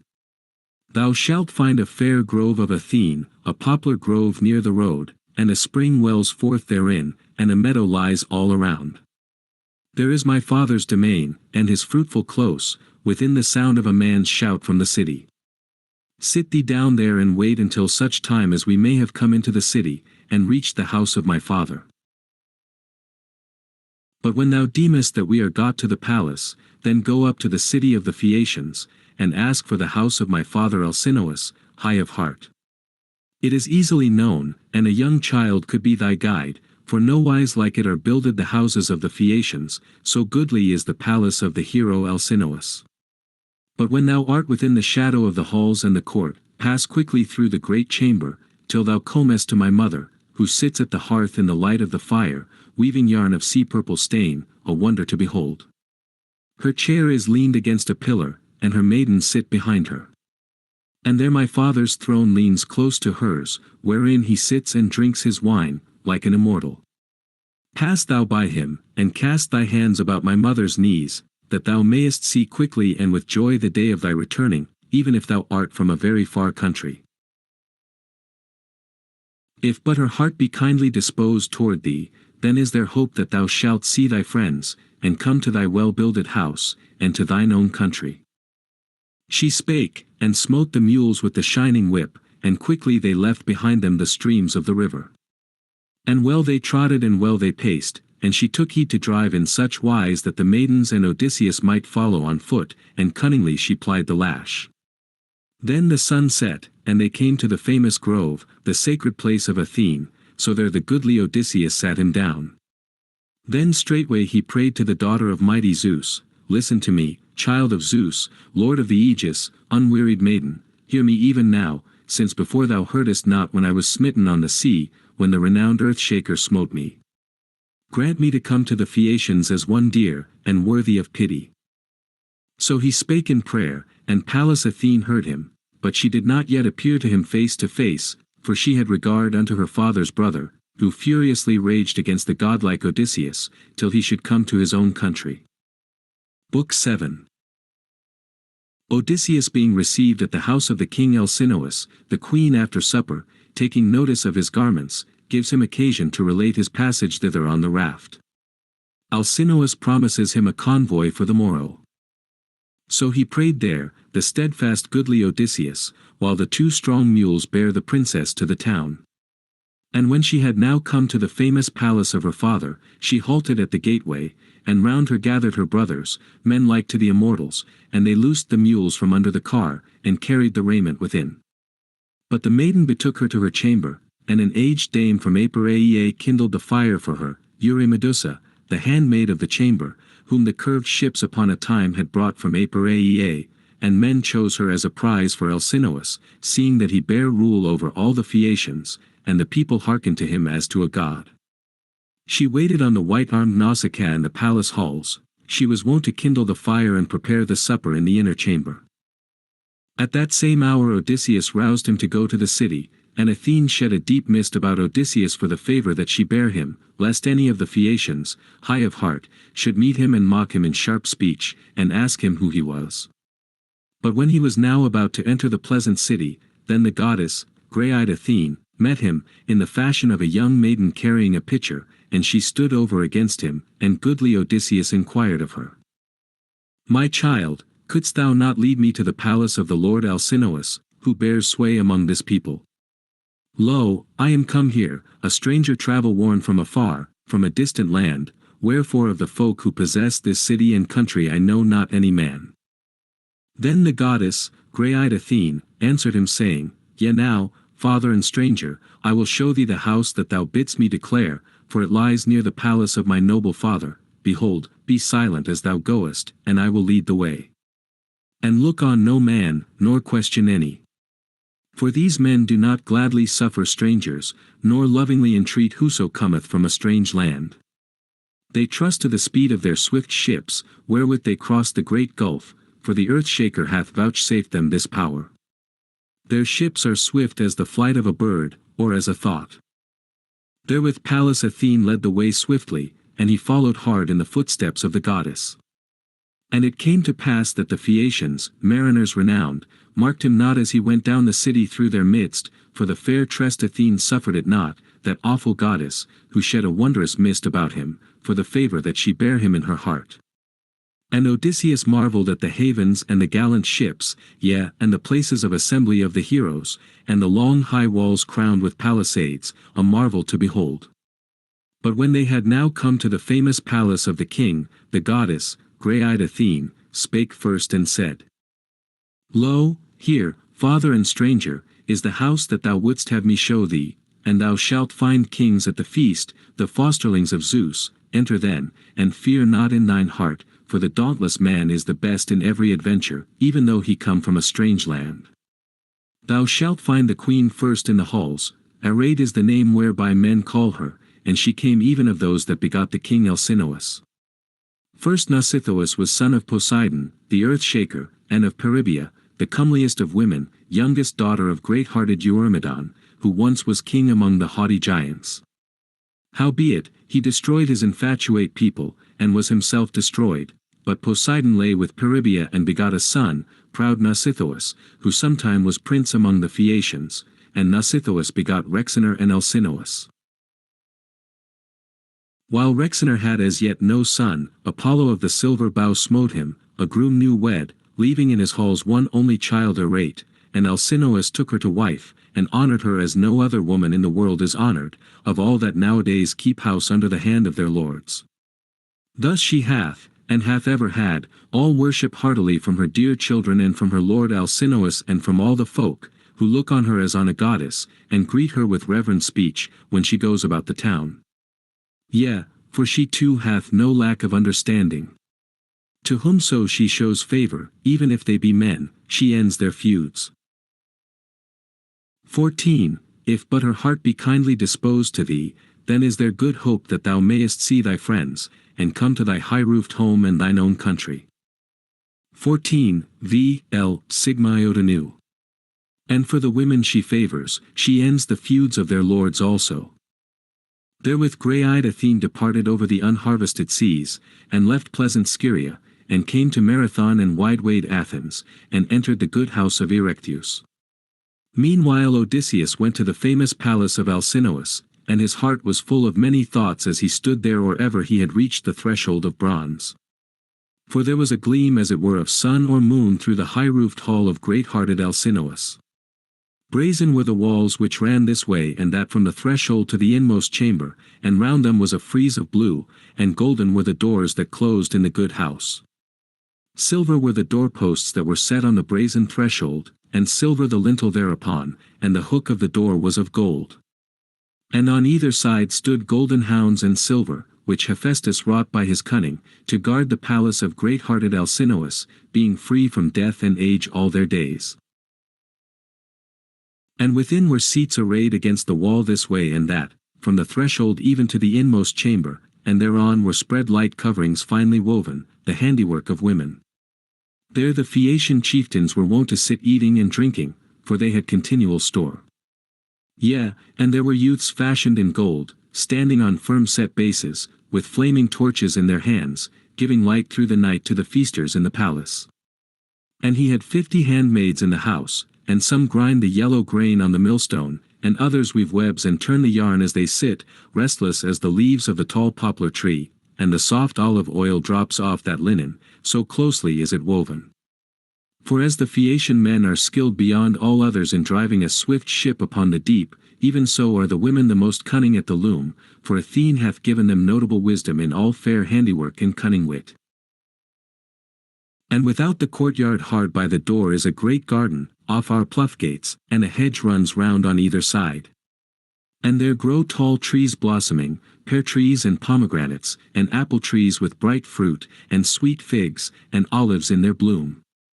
The fruit of these trees never perisheth neither faileth, winter nor summer, enduring through all the year. Evermore the west wind blowing brings some fruits to birth and ripens others. Pear upon pear waxes old, and apple on apple, yea, and cluster ripens upon cluster of the grape, and fig upon figure. There too hath he a fruitful vineyard planted, whereof the one part is being dried by the heat, a sunny plot on level ground, while other grapes men are gathering, and yet others they are treading in the winepress. In the foremost row are unripe grapes that cast the blossom, and others there be that are growing black to vintaging. There too, skirting the furthest line, are all manner of garden beds, planted trimly, that are perpetually fresh, and therein are 2 fountains of water, whereof one scatters his streams all about the garden, and the other runs over against it beneath the threshold of the courtyard, and issues by the lofty house, and thence did the townsfolk draw water. These were the splendid gifts of the gods in the palace of Alcinous. There the steadfast goodly Odysseus stood and gazed. But when he had gazed at all and wondered, he passed quickly over the threshold within the house. And he found the captains and the counselors of the Phaeacians pouring forth wine to the keen-sighted god, the slayer of Argos, for to him they poured the last cup when they were minded to take rest. Now the steadfast goodly Odysseus went through the hall, clad in a thick mist, which Athene shed around him, till he came to Arete and the king Alcinous.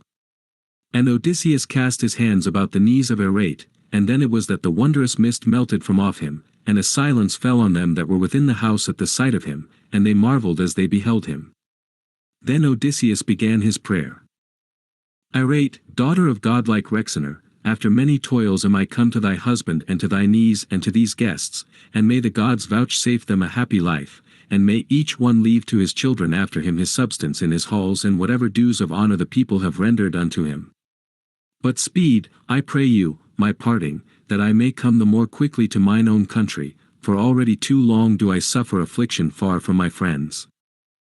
Therewith he sat him down by the hearth in the ashes at the fire, and behold, a dead silence fell on all.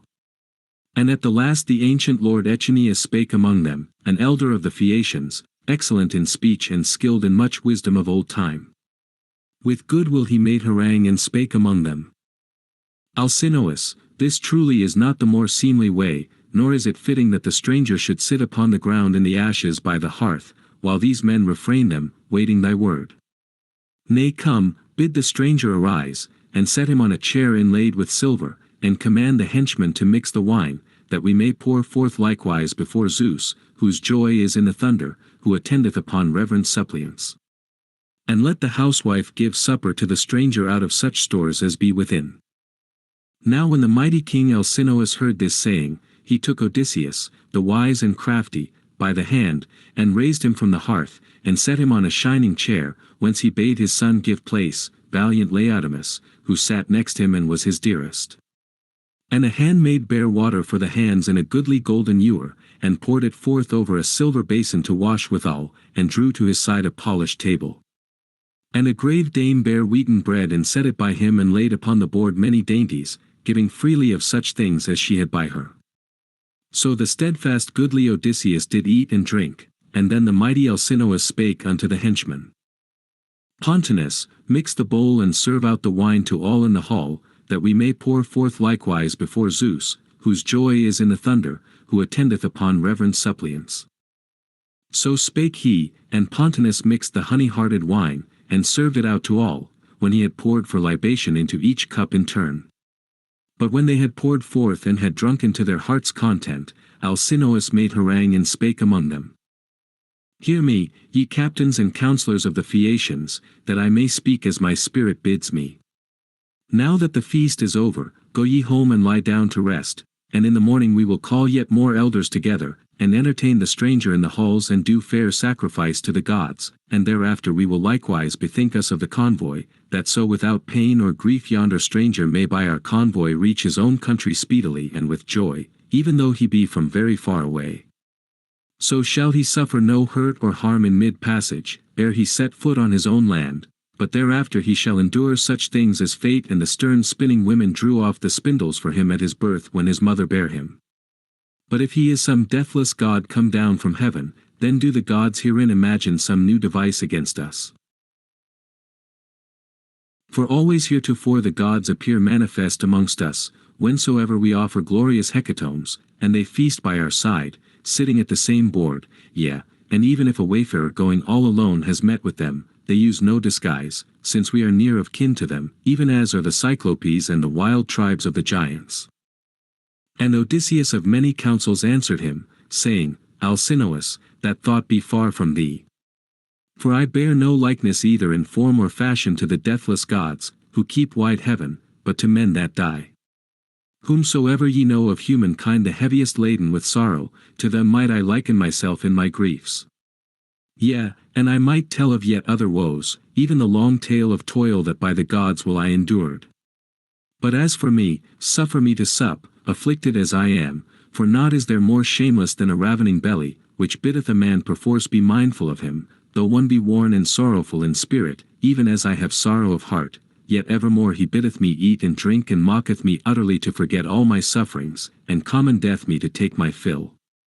But do ye bestir you at the breaking of the day, that so ye may set me, hapless as I am, upon my country's soil, albeit after much suffering. Ah, and may life leave me when I have had sight of mine own possessions, my thralls, and my dwelling that is great and high. So spake he, and they all assented thereto, and bade send the stranger on his way, for that he had spoken aright. Now when they had poured forth and had drunken to their heart's content, they went each one to his house to lay them to rest.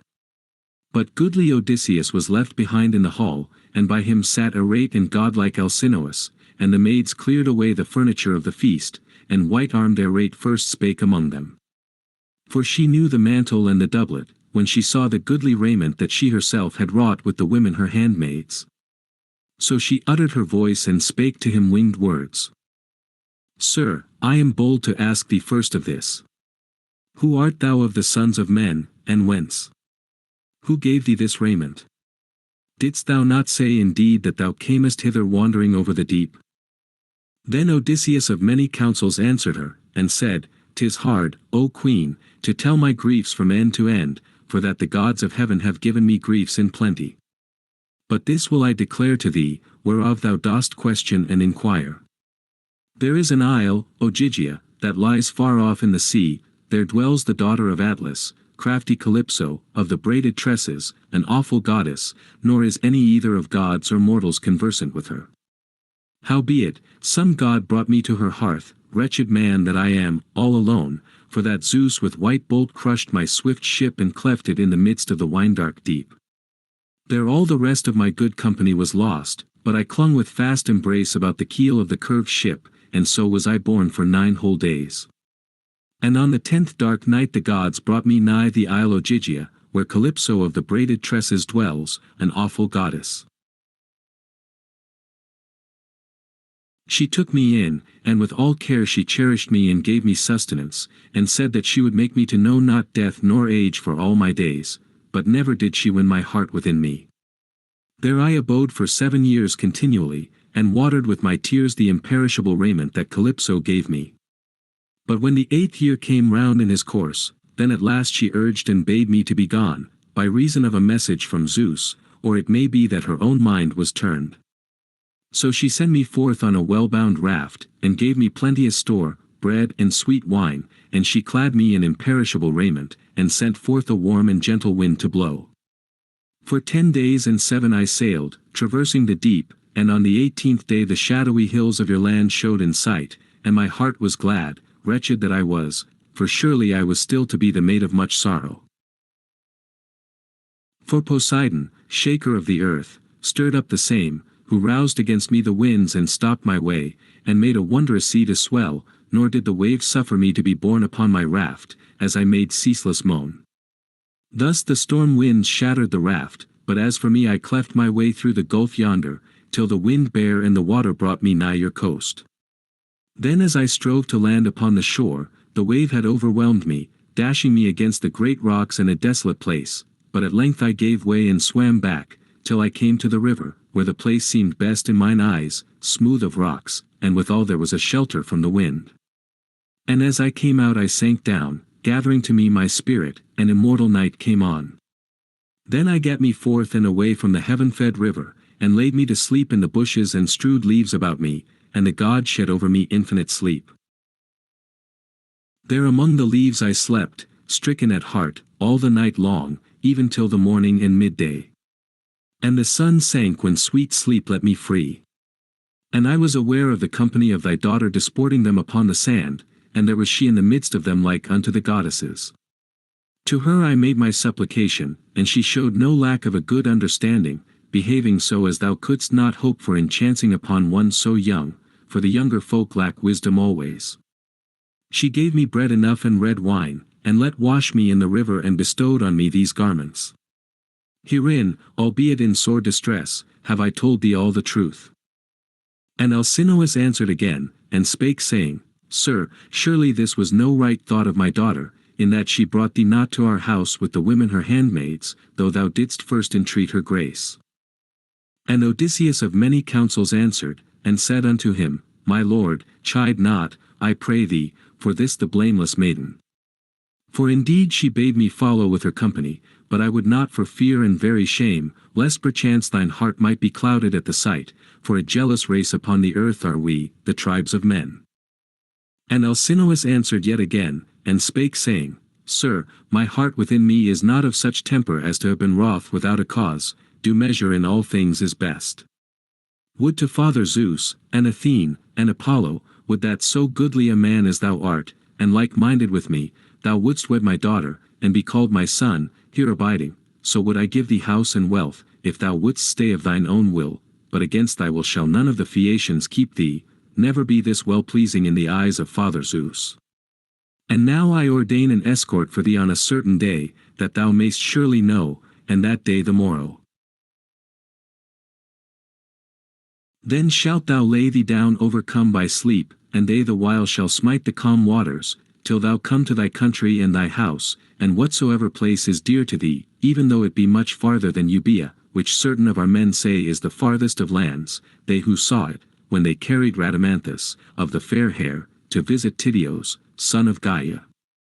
Even thither they went, and accomplished the journey on the selfsame day and won home again, and were not weary. And now shalt thou know for thyself how far my ships are the best, and how my young men excel at tossing the salt water with the oar-blade. So spake he, and the steadfast goodly Odysseus rejoiced, and then he uttered a word in prayer, and called aloud to Zeus, Father Zeus, O that Alcinous may fulfill all that he hath said, so may his fame never be quenched upon the earth, the grain-giver, and I should come to mine own land. Thus they spake one to the other.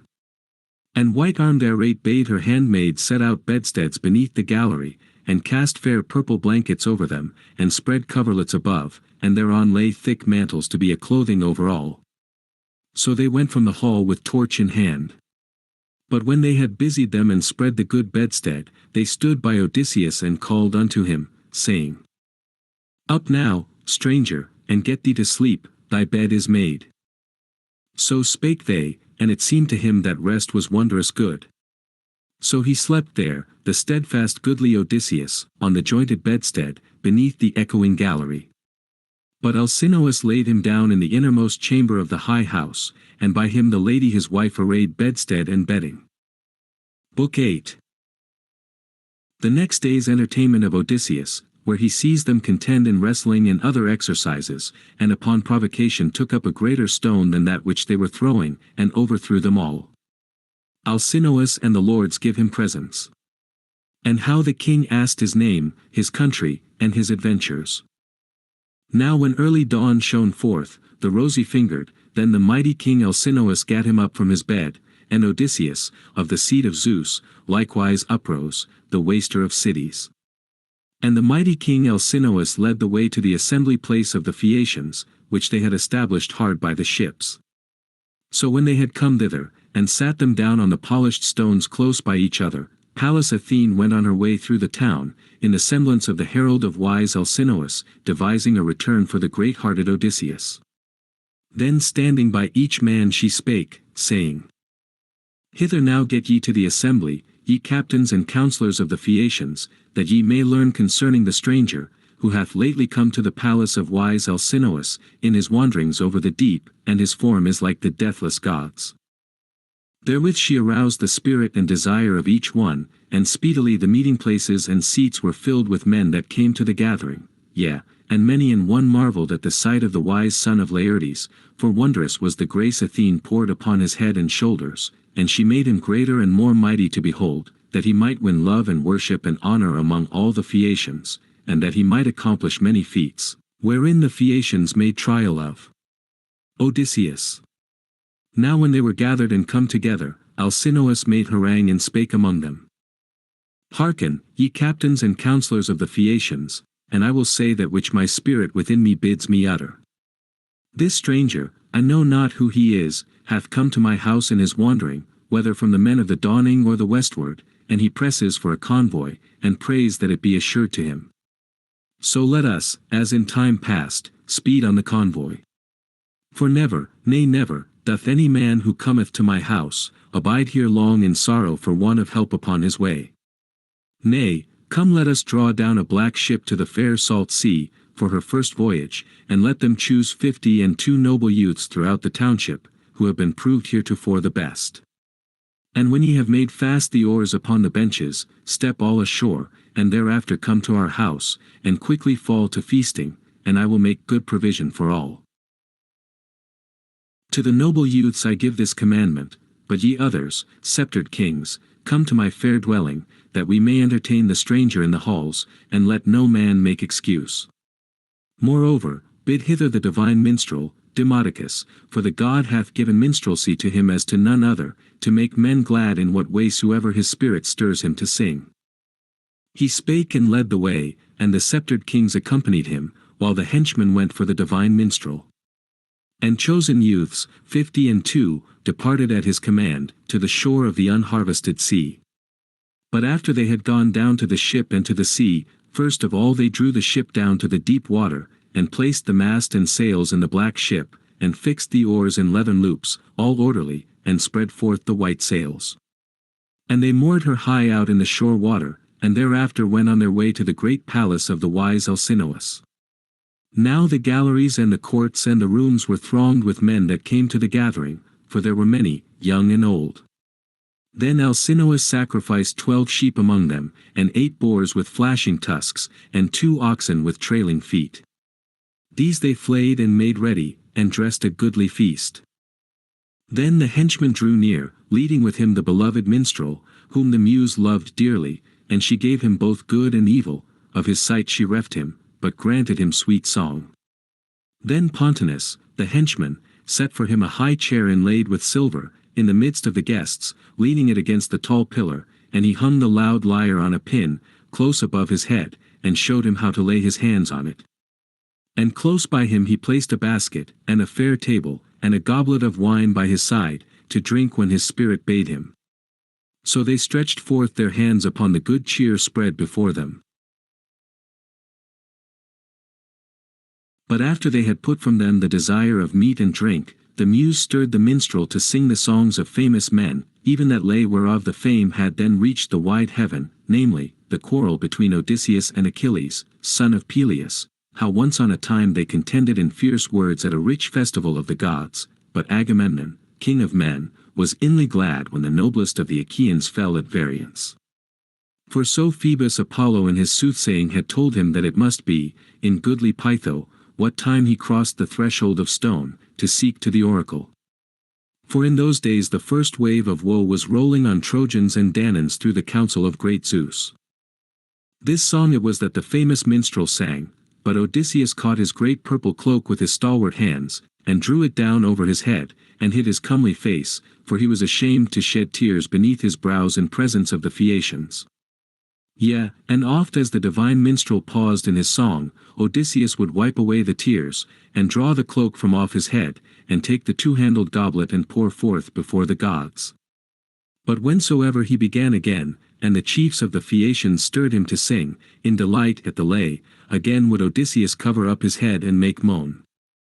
Now none of all the company marked him weeping, but Alcinous alone noted it and was ware thereof as he sat by him and heard him groaning heavily. And presently he spake among the Phaeacians, masters of the oar.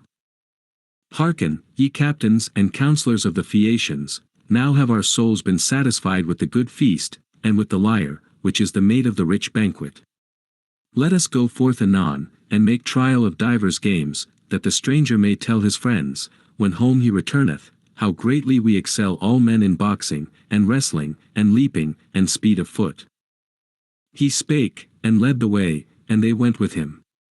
And the henchman hung the loud lyre on the pin, and took the hand of Demodocus, and led him forth from the hall, and guided him by the same way, whereby those others, the chiefs of the Phaeacians, had gone to gaze upon the games.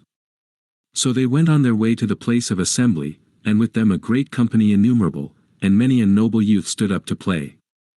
There rose Acroneus, and Ocylas, and Elatreus, and Nautius, and Primnius, and Anchialus, and Eretmius, and Pontius, and Proreus, Thun, and Anabicinius, and Amphialus, son of Polynius, son of Tecton, and likewise Euryalus, the peer of murderous Ares, the son of Nobalus, who in face and form was goodliest of all the Phaeacians next to noble Laodamas. And there stood up the three sons of noble Alcinous, Laodamas, and Halius, and godlike Clytonius. And behold, these all first tried the issue in the foot race. From the very start they strained at utmost speed, and altogether they flew forward swiftly, raising the dust along the plain. And noble Clytonius was far the swiftest of them all in running, and by the length of the furrow that mules cleave in a fallow field. 15. So far did he shoot to the front, and came to the crowd by the lists, while those others were left behind. Then they made trial of strong wrestling, and here in turn Euryalus excelled all the best. And in leaping Amphialus was far the foremost, and Elatreus in weight throwing, and in boxing Laodamas, the good son of Alcinous. Now when they had all taken their pleasure in the games, Laodamas, son of Alcinous, spake among them. 15. The distance here indicated seems to be that which the mule goes in plowing, without pausing to take breath. Come, my friends, let us ask the stranger whether he is skilled or practiced in any sport. Ill-fashioned, at least, he is not in his thighs and sinewy legs and hands withal, and his stalwart neck and mighty strength, yea and he lacks not youth, but is crushed by many troubles. For I tell thee there is naught else worse than the sea to confound a man, how hardy soever he may be. And Euryalus in turn made answer, and said, Laodamas, verily thou hast spoken this word in season. Go now thyself and challenge him, and declare thy saying. Now when the good son of Alcinous heard this, he went and stood in the midst, and spake unto Odysseus, Come, do thou too, father and stranger, try thy skill in the sports, if haply thou art practised in any. and thou art like to have knowledge of games, for there is no greater glory for a man while yet he lives, than that which he achieves by hand and foot. Come, then, make essay, and cast away care from thy soul, thy journey shall not now be long delayed, lo, thy ship is even now drawn down to the sea, and the men of thy company are ready. And Odysseus of many counsels answered him, saying, Laodamas, wherefore do ye mock me, requiring this thing of me? Sorrow is far nearer my heart than sports, for much have I endured and labored sorely in time past, and now I sit in this your gathering, craving my return, and making my prayer to the king and all the people. And Euryalus answered, and rebuked him to his face, No truly, stranger, nor do I think thee at all like one that is skilled in games, whereof there are many among men, rather art thou such an one as comes and goes in a benched ship, a master of sailors that are merchantmen, one with a memory for his freight, or that hath the charge of a cargo homeward bound, and of greedily gotten gains. Thou seemest not a man of thy hands. Then Odysseus of many counsels looked fiercely on him and said, Stranger, thou hast not spoken well, thou art like a man presumptuous.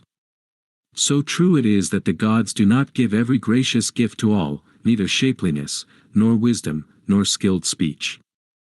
For one man is feebler than another in presence, yet the god crowns his words with beauty, and men behold him and rejoice, and his speech runs surely on his way with a sweet modesty, and he shines forth among the gathering of his people, and as he passes through the town men gaze on him as a god. Another again is like the deathless gods for beauty, but his words have no crown of grace about them, even as thou art in comeliness preeminent, nor could a god himself fashion thee for the better, but in wit thou art a weakling. Yea, thou hast stirred my spirit in my breast by speaking thus amiss. I am not all unversed in sports, as thy words go, but methinks I was among the foremost while as yet I trusted in my youth and my hands, but now am I holden in misery and pains, for I have endured much in passing through the wars of men and the grievous waves of the sea. Yet even so, for all my affliction, I will essay the games, for thy word hath bitten to the quick, and thou hast roused me with thy saying. He spake, and clad even as he was in his mantle leaped to his feet, and caught up a weight larger than the rest, a huge weight heavier far than those wherewith the Phaeacians contended in casting. With one whirl he sent it from his stout hand, and the stone flew hurtling, and the Phaeacians, of the long oars, those mariners renowned, crouched to earth beneath the rushing of the stone. Beyond all the marks it flew, so lightly it sped from his hand, and Athene in the fashion of a man marked the place, and spake and hailed him. Yea, even a blind man, stranger, might discern that token if he groped for it is in no wise lost among the throng of the others, but is far the first, for this bout then take heart, not one of the Phaeacians shall attain thereunto or overpass it. So spake she, and the steadfast goodly Odysseus rejoiced and was glad, for that he saw a true friend in the lists. Then with a lighter heart he spake amid the Phaeacians. Now reach ye this throw, young men, if ye may, and soon, methinks, will I cast another after it, as far or yet further. And whomsoever of the rest his heart and spirit stir thereto, hither let him come and try the issue with me, in boxing or in wrestling or even in the foot race, I care not which, for ye have greatly angered me, let any of all the Phaeacians come save Laodamas alone, for he is mine host, who would strive with one that entreated him kindly. Witless and worthless is the man, whoso challengeth his host that receiveth him in a strange land, he doth but maim his own estate. But for the rest, I refuse none and hold none lightly, but I fain would know and prove them face to face. For I am no weakling in all sports, even in the feats of men. I know well how to handle the polished bow, and ever the first would I be to shoot and smite my man in the press of foes, even though many of my company stood by, and were aiming at the enemy. Alone Philoctetes in the Trojan land surpassed me with the bow in our Achaean archery. But I avow myself far more excellent than all besides, of the mortals that are now upon the earth and live by bread. Yet with the men of old time I would not match me, neither with Heracles nor with Eurytus of Oechalia, who contended even with the deathless gods for the prize of archery. Wherefore the great Eurytus perished all too soon, nor did old age come on him in his halls, for Apollo slew him in his wrath, seeing that he challenged him to shoot a match. And with the spear I can throw further than any other man can shoot an arrow. Only I doubt that in the foot race some of the Phaeacians may outstrip me, for I have been shamefully broken in many waters, seeing that there was no continual sustenance on board, wherefore my knees are loosened. So spake he, and all kept silence, and Alcinous alone answered him, saying, Stranger, forasmuch as these thy words are not ill taken in our gathering, but thou wouldest fain show forth the valour which keeps thee company, being angry that yonder man stood by thee in the lists, and taunted thee, in such sort as no mortal would speak lightly of thine excellence, who had knowledge of sound words, nay now, mark my speech, so shalt thou have somewhat to tell another hero, when with thy wife and children thou suppest in thy halls, and recallest our prowess, what deeds Zeus bestoweth even upon us from our fathers' days even until now. For we are no perfect boxers, nor wrestlers, but speedy runners, and the best of seamen, and dear to us ever is the banquet, and the harp, and the dance, and changes of raiment, and the warm bath, and love, and sleep.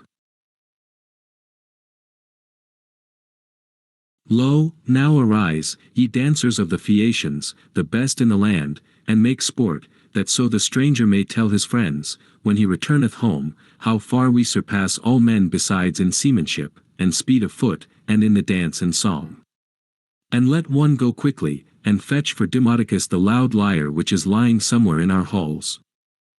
So spake Alcinous the godlike, and the henchman rose to bear the hollow lyre from the king's palace. Then stood up 9 chosen men in all, the judges of the people, who were wont to order all things in the lists aright. So they levelled the place for the dance, and made a fair ring and a wide. And the henchman drew near bearing the loud lyre to Demodocus, who gat him into the midst, and round him stood boys in their first bloom, skilled in the dance, and they smote the good floor with their feet. And Odysseus gazed at the twinklings of the feet, and marvelled in spirit. Now as the minstrel touched the lyre, he lifted up his voice in sweet song, and he sang of the love of Ares and Aphrodite, of the fair crown, how at the first they lay together in the house of Hephaestus privily, and Ares gave her many gifts, and dishonoured the marriage bed of the lord Hephaestus. And anon there came to him one to report the thing, even Helios, that had seen them at their pastime. Now when Hephaestus heard the bitter tidings, he went his way to the forge, devising evil in the deep of his heart, and set the great anvil on the stithy, and wrought fetters that none might snap or loosen, that the lovers might there unmovably remain.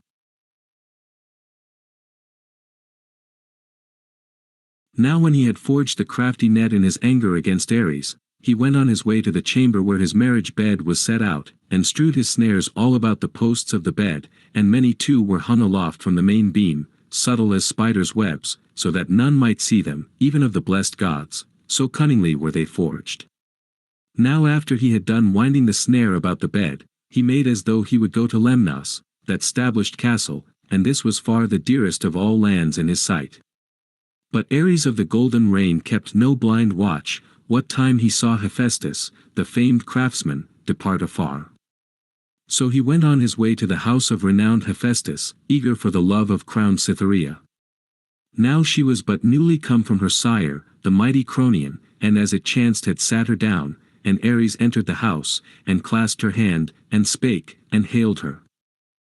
Come, my beloved, let us to bed, and take our pleasure of love, for Hephaestus is no longer among his own people, methinks he is already gone to Lemnos, to the Scythians, men of savage speech. So spake he, and a glad thing it seemed to her to lie with him. So they twain went to the couch, and laid them to sleep, and around them clung the cunning bonds of skilled Hephaestus, so that they could not move nor raise a limb. Then at the last they knew it, when there was no way to flee. Now the famous god of the strong arms drew near to them, having turned him back ere he reached the land of Lemnos. For Helios had kept watch, and told him all. So heavy at heart he went his way to his house, and stood at the entering in of the gate, and wild rage gat hold of him, and he cried terribly, and shouted to all the gods. Father Zeus, and ye other blessed gods, that live for ever, come hither, that ye may see a mirthful thing and a cruel, for that Aphrodite, daughter of Zeus, ever dishonours me by reason of my lameness, and sets her heart on Ares the destroyer, because he is fair and straight of limb, but as for me, feeble was I born. Howbeit, there is none to blame but my father and mother, would they had never begotten me.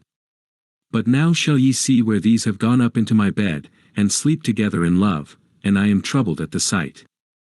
Yet, methinks, they will not care to lie thus even for a little while longer, despite their great love. Soon will they have no desire to sleep together, but the snare and the bond shall hold them, till her sire give back to me the gifts of wooing, one and all, those that I bestowed upon him for the hand of his shameless girl, for that his daughter is fair, but without discretion. So spake he, and lo, the gods gathered together to the house of the brazen floor. Poseidon came, the girdler of the earth, and Hermes came, the bringer of luck, and Prince Apollo came, the archer. But the lady goddesses abode each within her house for shame. So the gods, the givers of good things, stood in the porch, and laughter unquenchable arose among the blessed gods, as they beheld the sleight of cunning Hephaestus. And thus would one speak, looking to his neighbor. Ill deed, ill speed. The slow catcheth the swift. Lo, how Hephaestus, slow as he is, hath overtaken Ares, albeit he is the swiftest of the gods that hold Olympus, by his craft hath he taken him despite his lameness, wherefore surely Ares oweth the fine of the adulterer. Thus they spake one to the other. But the Lord Apollo, son of Zeus, spake to Hermes. Hermes, son of Zeus, messenger and giver of good things, wouldst thou be fain, pressed by strong bonds though it might be, to lie on the couch by golden Aphrodite? Then the messenger, the slayer of Argos, answered him, would that this might be, Apollo, my prince of archery. So might thrice as many bonds innumerable encompass me about, and all ye gods be looking on and all the goddesses, yet would I lie by golden Aphrodite. So spake he, and laughter rose among the deathless gods. Howbeit, Poseidon laughed not, but was instant with Hephaestus, the renowned artificer, to loose the bonds of Ares, and he uttered his voice, and spake to him winged words. Loose him, I pray thee, and I promise even as thou biddest me, that he shall himself pay all fair forfeit in the presence of the deathless gods. Then the famous god of the strong arms answered him, require not this of me, Poseidon, girdler of the earth. Evil are evil folks' pledges to hold. How could I keep thee bound among the deathless gods, if Ares were to depart, avoiding the debt and the bond? Then Poseidon answered him, shaker of the earth, Hephaestus, even if Ares avoid the debt and flee away, I myself will pay thee all. Then the famous god of the strong arms answered him, it may not be that I should say thee nay, neither is it meet. Therewith the mighty Hephaestus loosed the bonds, and the twain, when they were freed from that strong bond, sprang up straightway, and departed, he to Thrace, but laughter-loving Aphrodite went to Paphos of Cyprus, where is her precinct and fragrant altar. There the Graces bathed and anointed her with oil imperishable, such as is laid upon the everlasting gods. And they clad her in lovely raiment, a wonder to see. This was the song the famous minstrels sang, and Odysseus listened and was glad at heart, and likewise did the Phaeacians, of the long oars, those mariners renowned. Then Alcinous bade Halius and Laodamas dance alone, for none ever contended with them. So when they had taken in their hands the goodly ball of purple hue, that cunning Polybus had wrought for them, the one would bend backwards, and throw it towards the shadowy clouds, and the other would leap upward from the earth, and catch it lightly in his turn, before his feet touched the ground. Now after they had made trial of throwing the ball straight up, the twain set to dance upon the bounteous earth, tossing the ball from hand to hand, and the other youths stood by the lists and beat time, and a great din uprose. Then it was that goodly Odysseus spake unto Alcinous, my lord Alcinous, most notable among all the people, thou didst boast thy dancers to be the best in the world, and lo, thy words are fulfilled, I wonder as I look on them. So spake he, and the mighty king Alcinous rejoiced and spake at once among the Phaeacians, masters of the oar. Hearken ye, captains and counselors of the Phaeacians, this stranger seems to me a wise man enough. Come then, let us give him a stranger's gift, as is meet. Behold, there are 12 glorious princes who rule among this people and bear sway, and I myself am the 13th. Now each man among you bring a fresh robe and a doublet, and a talent of fine gold, and let us speedily carry all these gifts together, that the stranger may take them in his hands, and go to supper with a glad heart. As for Euryalus, let him yield amends to the man himself, with soft speech and with a gift, for his was no gentle saying. So spake he, and they all assented thereto, and would have it so. And each one sent forth his henchman to fetch his gift, and Euryalus answered the king and spake, saying, My lord Alcinous, most notable among all the people, I will make atonement to thy guest according to thy word. I will give him a hanger all of bronze, with a silver hilt thereto, and a sheath of fresh sawn ivory covers it about, and it shall be to him a thing of price. Therewith he puts into his hands the hanger dight with silver, and uttering his voice spake to him winged words, Hail, stranger and father, and if aught grievous hath been spoken, may the storm winds soon snatch and bear it away. But may the gods grant thee to see thy wife and to come to thine own country, for all too long hast thou endured affliction away from thy friends. And Odysseus of many counsels answered him saying, Thou too, my friend, all hail, and may the gods vouchsafe thee happiness, and mayst thou never miss this sword which thou hast given me, thou that with soft speech hast yielded me amends. He spake and hung about his shoulders the silver-studded sword. And the sun sank, and the noble gifts were brought him. Then the proud henchmen bare them to the palace of Alcinous, and the sons of noble Alcinous took the fair gifts, and set them by their reverend mother. And the mighty king Alcinous led the way, and they came in and sat them down on the high seats. And the mighty Alcinous spake unto Arete, Bring me hither, my lady, a choice coffer, the best thou hast, and thyself place therein a fresh robe and a doublet, and heat for our guest a cauldron on the fire, and warm water, that after the bath the stranger may see all the gifts duly arrayed which the noble Phaeacians bear hither, and that he may have joy in the feast, and in hearing the song of the minstrelsy. Also I will give him a beautiful golden chalice of mine own, that he may be mindful of me all the days of his life when he poureth the drink offering to Zeus and to the other gods. So spake he, and Arete bade her handmaids to set a great cauldron on the fire with what speed they might. And they set the cauldron for the filling of the bath on the blazing fire, and poured water therein, and took faggots and kindled them beneath. So the fire began to circle round the belly of the cauldron, and the water waxed hot.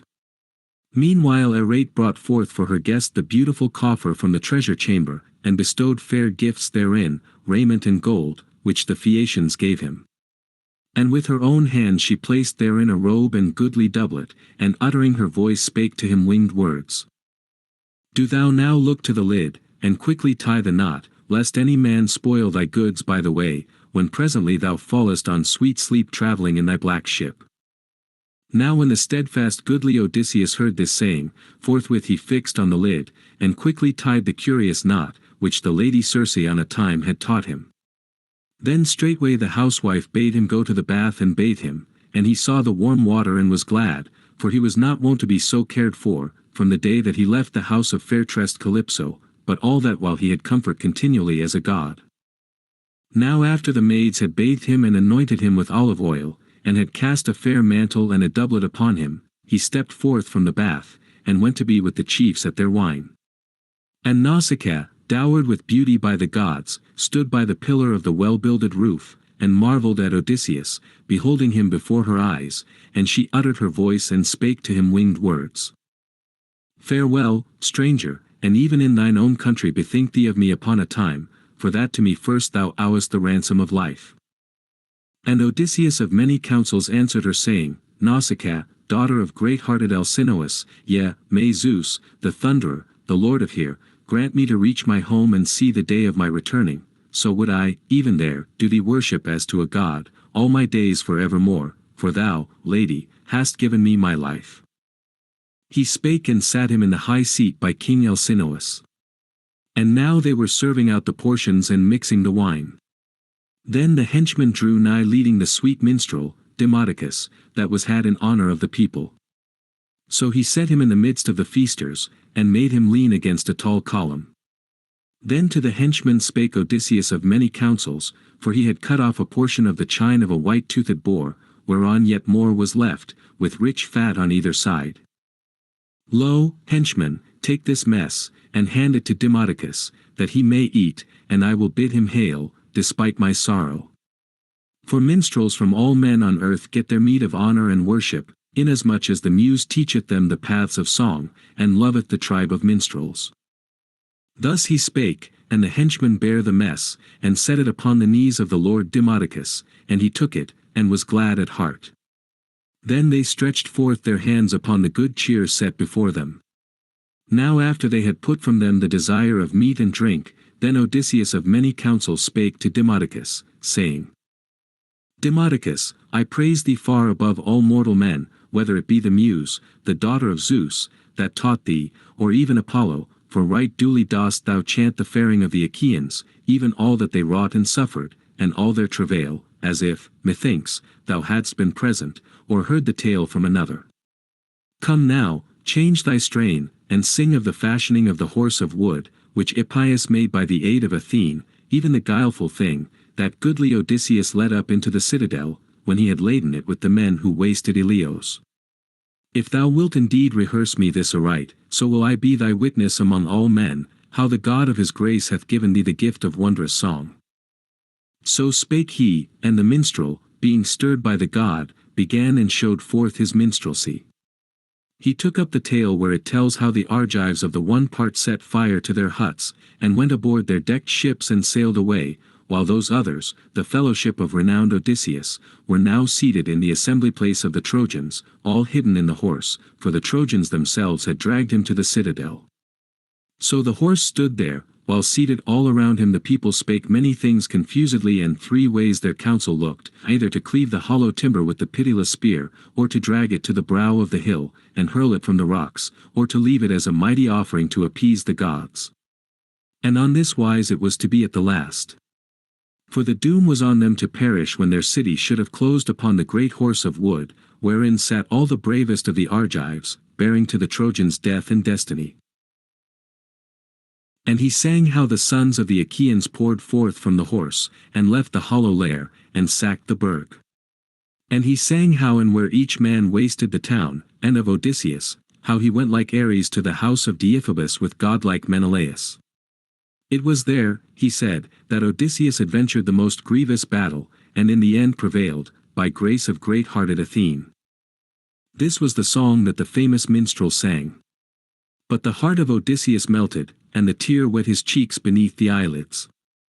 And as a woman throws herself wailing about her dear lord, who hath fallen before his city and the host, warding from his town and his children the pitiless day, and she beholds him dying and drawing difficult breath, and embracing his body wails aloud, while the foemen behind smite her with spears on back and shoulders and lead her up into bondage, to bear labor and trouble, and with the most pitiful grief her cheeks are wasted, even so pitifully fell the tears beneath the brows of Odysseus. Now none of all the company marked him weeping, but Alcinous alone noted it, and was ware thereof, as he sat nigh him and heard him groaning heavily. And presently he spake among the Phaeacians, masters of the oar. Hearken, ye captains and counsellors of the Phaeacians, and now let Demodocus hold his hand from the loud lyre, for this song of his is nowise pleasing alike to all. From the time that we began to sup, and that the divine minstrel was moved to sing, ever since hath yonder stranger never ceased from woeful lamentation, sore grief, methinks, hath encompassed his heart. Nay, but let the minstrel cease, that we may all alike make merry, hosts and guest, since it is far meeter so. For all these things are ready for the sake of the honorable stranger, even the convoy and the loving gifts which we give him out of our love. In a brother's place stand the stranger and the suppliant, to him whose wits have even a little range, wherefore do thou too hide not now with crafty purpose aught whereof I ask thee, it were more meet for thee to tell it out. Say, what is the name whereby they called thee at home, even thy father and thy mother, and others thy townsmen and the dwellers round about? For there is none of all mankind nameless, neither the mean man nor yet the noble, from the first hour of his birth, but parents bestow a name on every man so soon as he is born. Tell me too of thy land, thy township, and thy city, that our ships may conceive of their course to bring thee thither. For the Phaeacians have no pilots nor any rudders after the manner of other ships, but their barks themselves understand the thoughts and intents of men, they know the cities and fat fields of every people, and most swiftly they traverse the gulf of the salt sea, shrouded in mist and cloud, and never do they go in fear of wreck or ruin. Howbeit I heard upon a time this word thus spoken by my father Nausithous, who was wont to say that Poseidon was jealous of us for that we give safe escort to all men. He said that the god would some day smite a well-wrought ship of the Phaeacians as she came home from a convoy over the misty deep, and would overshadow our city with a great mountain. Thus that ancient one would speak, and thus the god may bring it about, or leave it undone, according to the good pleasure of his will. But come now, declare me this and plainly tell it all, whither wast thou born wandering, and to what shores of men thou camest, tell me of the people and of their fair-lying cities, of those whoso are hard and wild and unjust, and of those likewise who are hospitable and of a God-fearing mind. Declare, too, wherefore thou dost weep and mourn in spirit at the tale of the faring of the Argive Danaans and the lay of Ilios. All this the gods have fashioned, and have woven the skein of death for men, that there might be a song in the ears even of the folk of aftertime. Hadst thou even a kinsman by marriage that fell before Ilios, a true man, a daughter's husband or wife's father, such as are nearest us after those of our own stock and blood?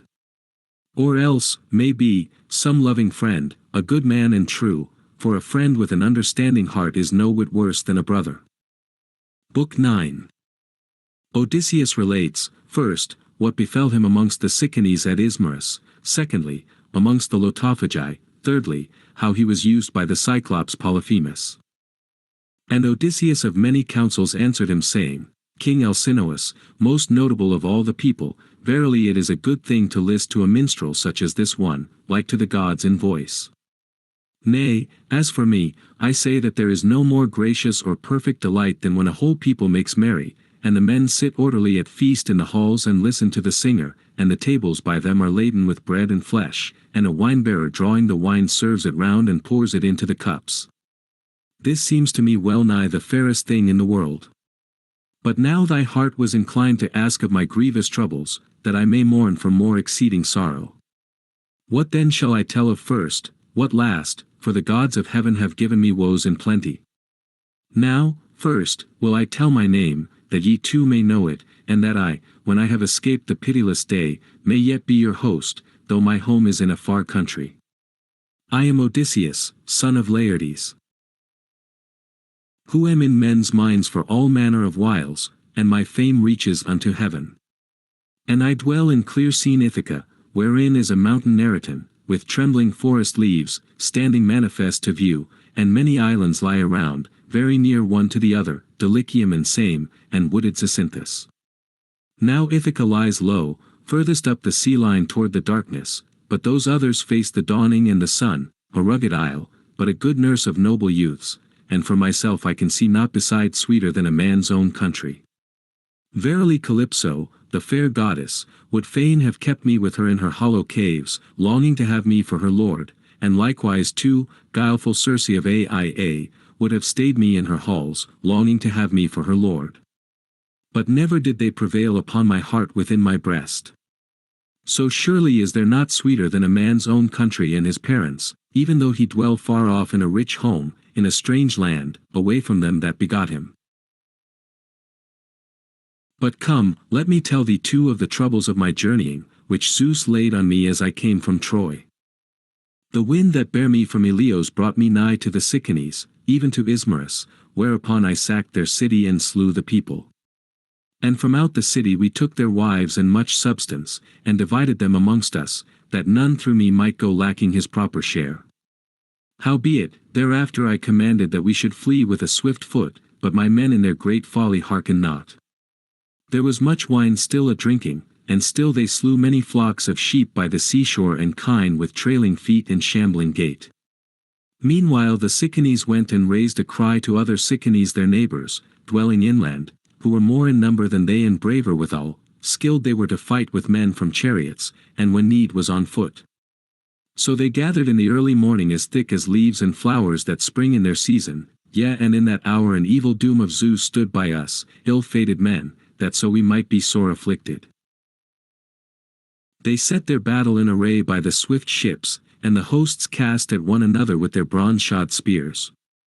So long as it was morn and the sacred day waxed stronger, so long we abode their assault and beat them off, albeit they outnumbered us.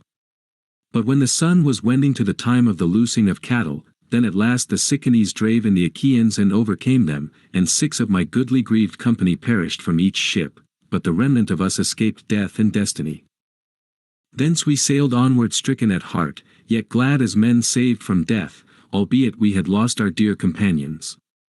Nor did my curved ships move onward ere we had called thrice on each of those our hapless fellows, who died at the hands of the Sicanes on the plain. Now Zeus, gatherer of the clouds, aroused the north wind against our ships with a terrible tempest, and covered land and sea alike with clouds, and down sped night from heaven. Thus the ships were driven headlong, and their sails were torn to shreds by the might of the wind. So we lowered the sails into the hold, in fear of death, but rowed the ships landward apace. There for 2 nights and 2 days we lay continually, consuming our hearts with weariness and sorrow. But when the fair-tressed dawn had at last brought the full light of the 3rd day, we set up the masts and hoisted the white sails and sat us down, while the wind and the helmsman guided the ships. And now I should have come to mine own country all unhurt, but the wave and the stream of the sea and the north wind swept me from my course as I was doubling Malea, and drave me wandering past Cythera. Thence for 9 whole days was I borne by ruinous winds over the teeming deep, but on the 10th day we set foot on the land of the lotus-eaters, who eat a flowery food. So we stepped ashore and drew water, and straightway my company took their midday meal by the swift ships. Now when we had tasted meat and drink I sent forth certain of my company to go and make search what manner of men they were who here live upon the earth by bread, and I chose out 2 of my fellows, and sent a 3rd with them as herald. Then straightway they went and mixed with the men of the lotus-eaters, and so it was that the lotus-eaters devised not death for our fellows, but gave them of the lotus to taste. Now whosoever of them did eat the honey-sweet fruit of the lotus, had no more wish to bring tidings nor to come back, but there he chose to abide with the lotus-eating men, ever feeding on the lotus, and forgetful of his homeward way. Therefore I led them back to the ships weeping, and sore against their will, and dragged them beneath the benches, and bound them in the hollow barks. But I commanded the rest of my well-loved company to make speed and go on board the swift ships, lest haply any should eat of the lotus and be forgetful of returning. Right soon they embarked, and sat upon the benches, and sitting orderly they smote the grey sea water with their oars. Thence we sailed onward stricken at heart. And we came to the land of the Cyclopes, a froward and a lawless folk, who trusting to the deathless gods plant not aught with their hands, neither plough, but, behold, all these things spring for them in plenty, unsown and untilled, wheat, and barley, and vines, which bear great clusters of the juice of the grape, and the rain of Zeus gives them increase. These have neither gatherings for counsel nor oracles of law, but they dwell in hollow caves on the crests of the high hills, and each one utters the law to his children and his wives, and they reck not one of another. Now there is a waste isle stretching without the harbour of the land of the Cyclopes, neither nigh at hand nor yet afar off, a woodland isle, wherein are wild goats unnumbered, for no path of men scares them, nor do hunters resort thither who suffer hardships in the wood, as they range the mountain crests. Moreover it is possessed neither by flocks nor by ploughed lands, but the soil lies unsown evermore and untilled, desolate of men, and feeds the bleating goats. For the Cyclopes have by them no ships with vermilion cheek, not yet are there shipwrights in the island, who might fashion decked barks, which should accomplish all their desire, voyaging to the towns of men, as ofttimes men crossed the sea to one another in ships, who might likewise have made of their isle a goodly settlement. Yea, it is in no wise a sorry land, but would bear all things in their season, for therein are soft water meadows by the shores of the grey salt sea, and there the vines know no decay, and the land is level to plough, thence might they reap a crop exceeding deep in due season, for verily there is fatness beneath the soil. Also there is a fair haven, where is no need of moorings, either to cast anchor or to fasten hawsers, but men may run the ship on the beach, and tarry until such time as the sailors are minded to be gone, and favourable breezes blow. Now at the head of the harbour is a well of bright water issuing from a cave, and round it are poplars growing. Thither we sailed, and some god guided us through the night, for it was dark and there was no light to see, a mist lying deep about the ships, nor did the moon show her light from heaven, but was shut in with clouds. No man then beheld that island, neither saw we the long waves rolling to the beach, till we had run our decked ships ashore. And when our ships were beached, we took down all their sails, and ourselves too stepped forth upon the strand of the sea, and there we fell into sound sleep and waited for the bright dawn. So soon as early dawn shone forth, the rosy-fingered, in wonder at the island we roamed over the length thereof, and the nymphs, the daughters of Zeus, lord of the Aegis, started the wild goats of the hills, that my company might have wherewith to sup. Anon we took to us our curved bows from out the ships and long spears, and arrayed in 3 bands we began shooting at the goats, and the gods soon gave us game in plenty. Now 12 ships bare me company, and to each ship fell 9 goats for a portion, but for me alone they set 10 apart. Thus we sat there the livelong day until the going down of the sun, feasting on abundant flesh and on sweet wine.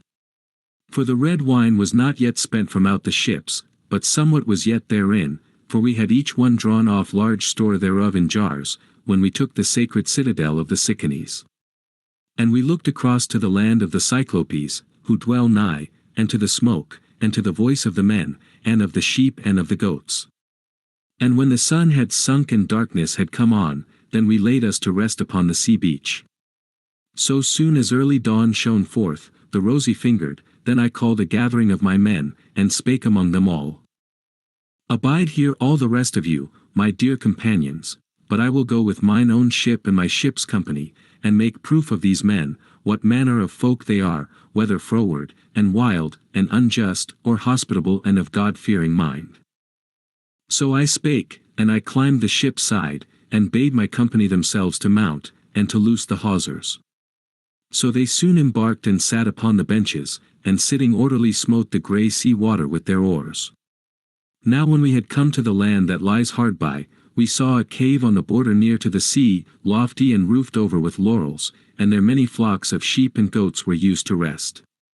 And about it a high outer court was built with stones, deep bedded, and with tall pines and oaks with their high crown of leaves. And a man was wont to sleep therein, of monstrous size, who shepherded his flocks alone and afar, and was not conversant with others, but dwelt apart in lawlessness of mind. Yea, for he was a monstrous thing and fashioned marvellously, nor was he like to any man that lives by bread, but like a wooded peak of the towering hills, which stands out apart and alone from others. Then I commanded the rest of my well-loved company to tarry there by the ship, and to guard the ship, but I chose out 12 men, the best of my company, and sallied forth. Now I had with me a goatskin of the dark wine and sweet which Maron, son of Euanthes, had given me, the priest of Apollo, the god that watched over Ismarus. And he gave it, for that we had protected him with his wife and child reverently, for he dwelt in a thick grove of Phoebus Apollo. And he made me splendid gifts. He gave me 7 talents of gold well wrought, and he gave me a mixing bowl of pure silver, and furthermore wine which he drew off in 12 jars in all, sweet wine unmingled, a draught divine, nor did any of his servants or of his handmaids in the house know thereof, but himself and his dear wife and one house dame only. And as often as they drank that red wine honey sweet, he would fill 1 cup and pour it into 20 measures of water, and a marvelous sweet smell went up from the mixing bowl, then truly it was no pleasure to refrain. With this wine I filled a great skin, and bare it with me, and corn too I put in a wallet, for my lordly spirit straightway had a boding that a man would come to me, a strange man, clothed in mighty strength, one that knew not judgment and justice. 16. Literally, knowing neither dooms, nor ordinances of law. Soon we came to the cave, but we found him not within, he was shepherding his fat flocks in the pastures. So we went into the cave, and gazed on all that was therein. The baskets were well laden with cheeses, and the folds were thronged with lambs and kids, each kind was penned by itself, the firstlings apart, and the summer lambs apart too the younglings of the flock.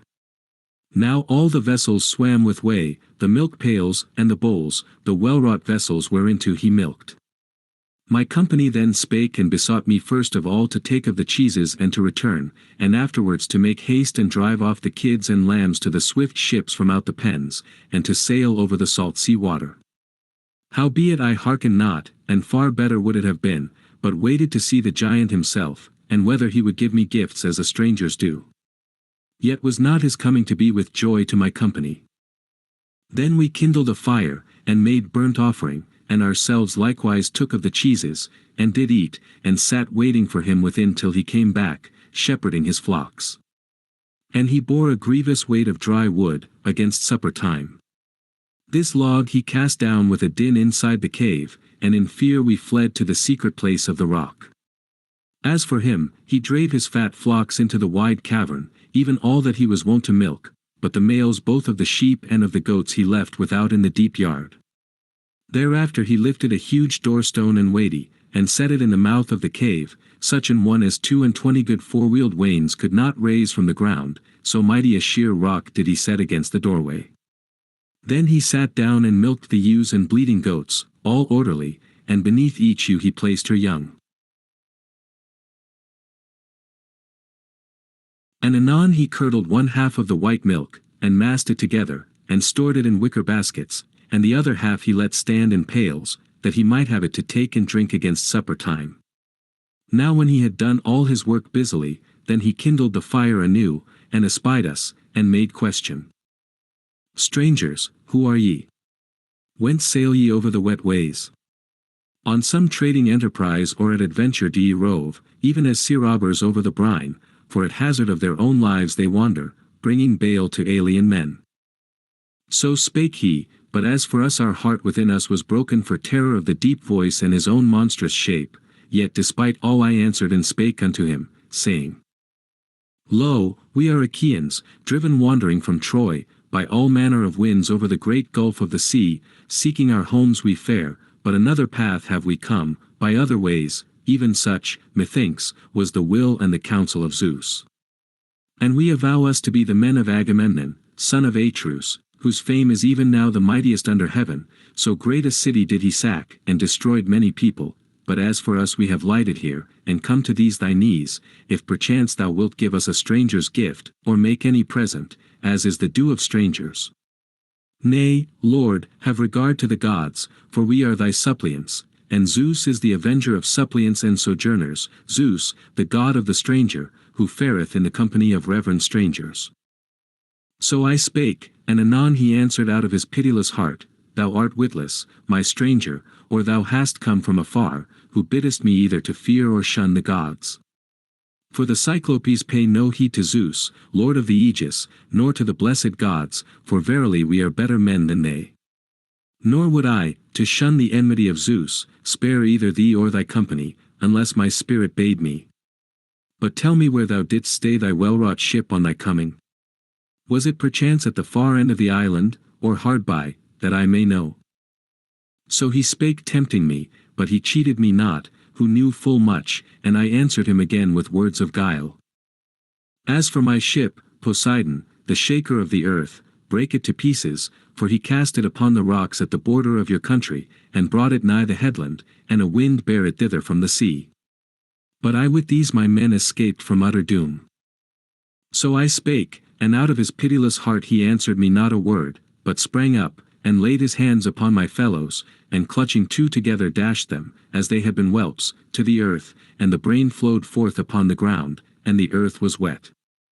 Then cut he them up piecemeal, and made ready his supper.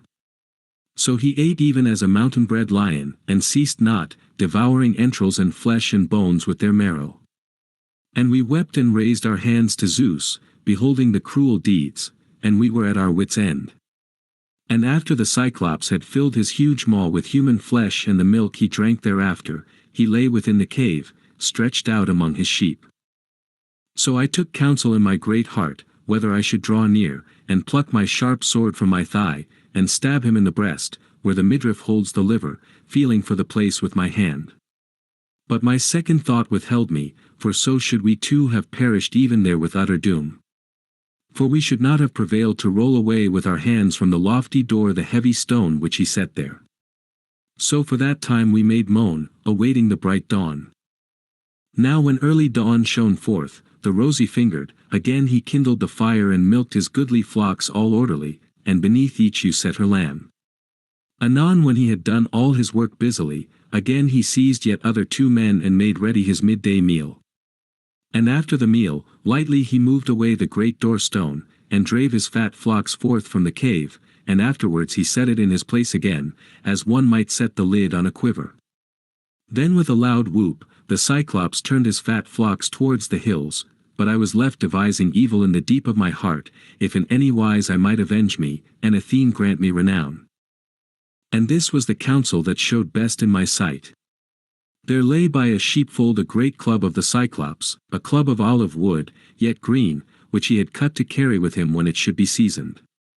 Now when we saw it we likened it in size to the mast of a black ship of 20 oars, a wide merchant vessel that traverses the great sea gulf, so huge it was to view in bulk and length.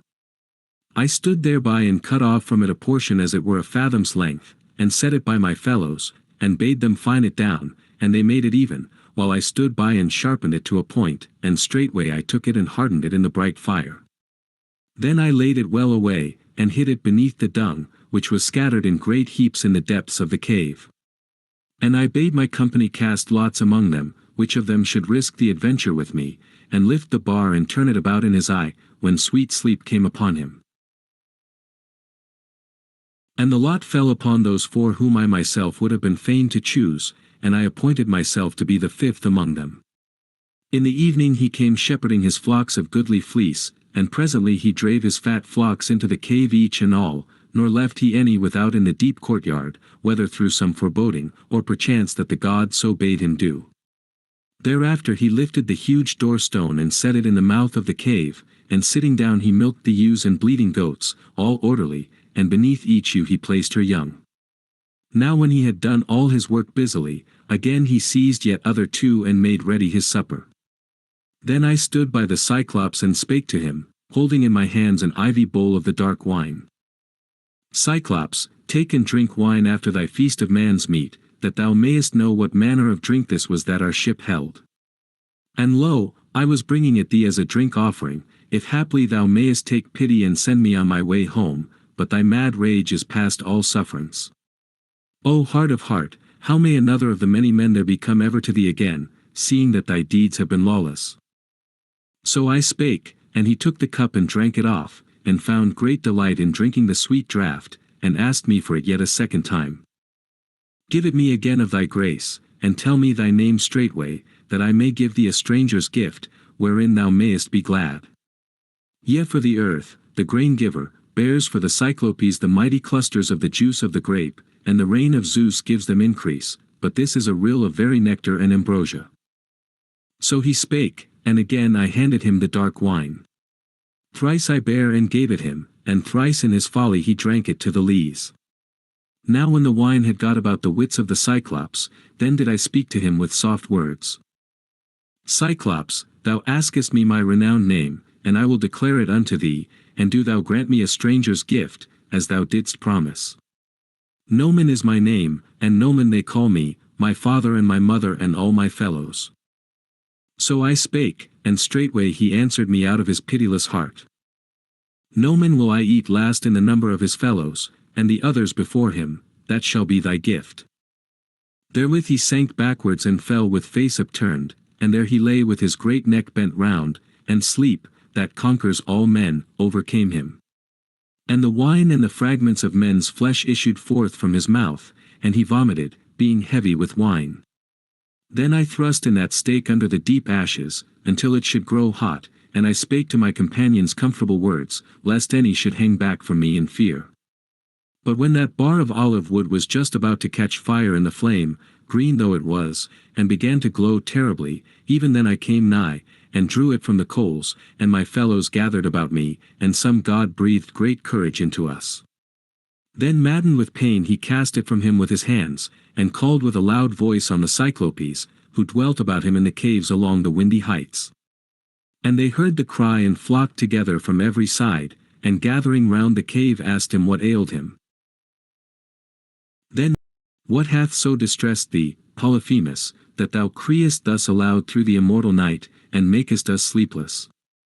Surely no mortal driveth off thy flocks against thy will, surely none slayeth thyself by force or craft. And the strong Polyphemus spake to them again from out the cave, My friends, no man is slaying me by guile, nor at all by force. And they answered and spake winged words, if then no man is violently handling thee in thy solitude, it can in no wise be that thou shouldest escape the sickness sent by mighty Zeus. Nay, pray thou to thy father, the Lord Poseidon. On this wise they spake and departed, and my heart within me laughed to see how my name and cunning counsel had beguiled them. But the Cyclops, groaning and travelling in pain, groped with his hands, and lifted away the stone from the door of the cave, and himself sat in the entry, with arms outstretched to catch, if he might, any one that was going forth with his sheep, so witless, methinks, did he hope to find me. But I advised me how all might be for the very best, if perchance I might find a way of escape from death for my companions and myself, and I wove all manner of craft and counsel, as a man will for his life, seeing that great mischief was nigh. And this was the counsel that showed best in my sight. The rams of the flock were well nurtured and thick of fleece, great and goodly, with wool dark as the violet.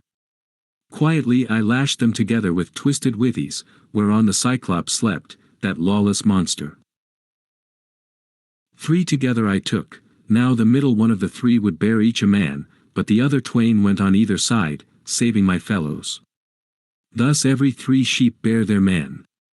But as for me, I laid hold of the back of a young ram who was far the best and the goodliest of all the flock, and curled beneath his shaggy belly there I lay, and so clung face upward, grasping the wondrous fleece with a steadfast heart.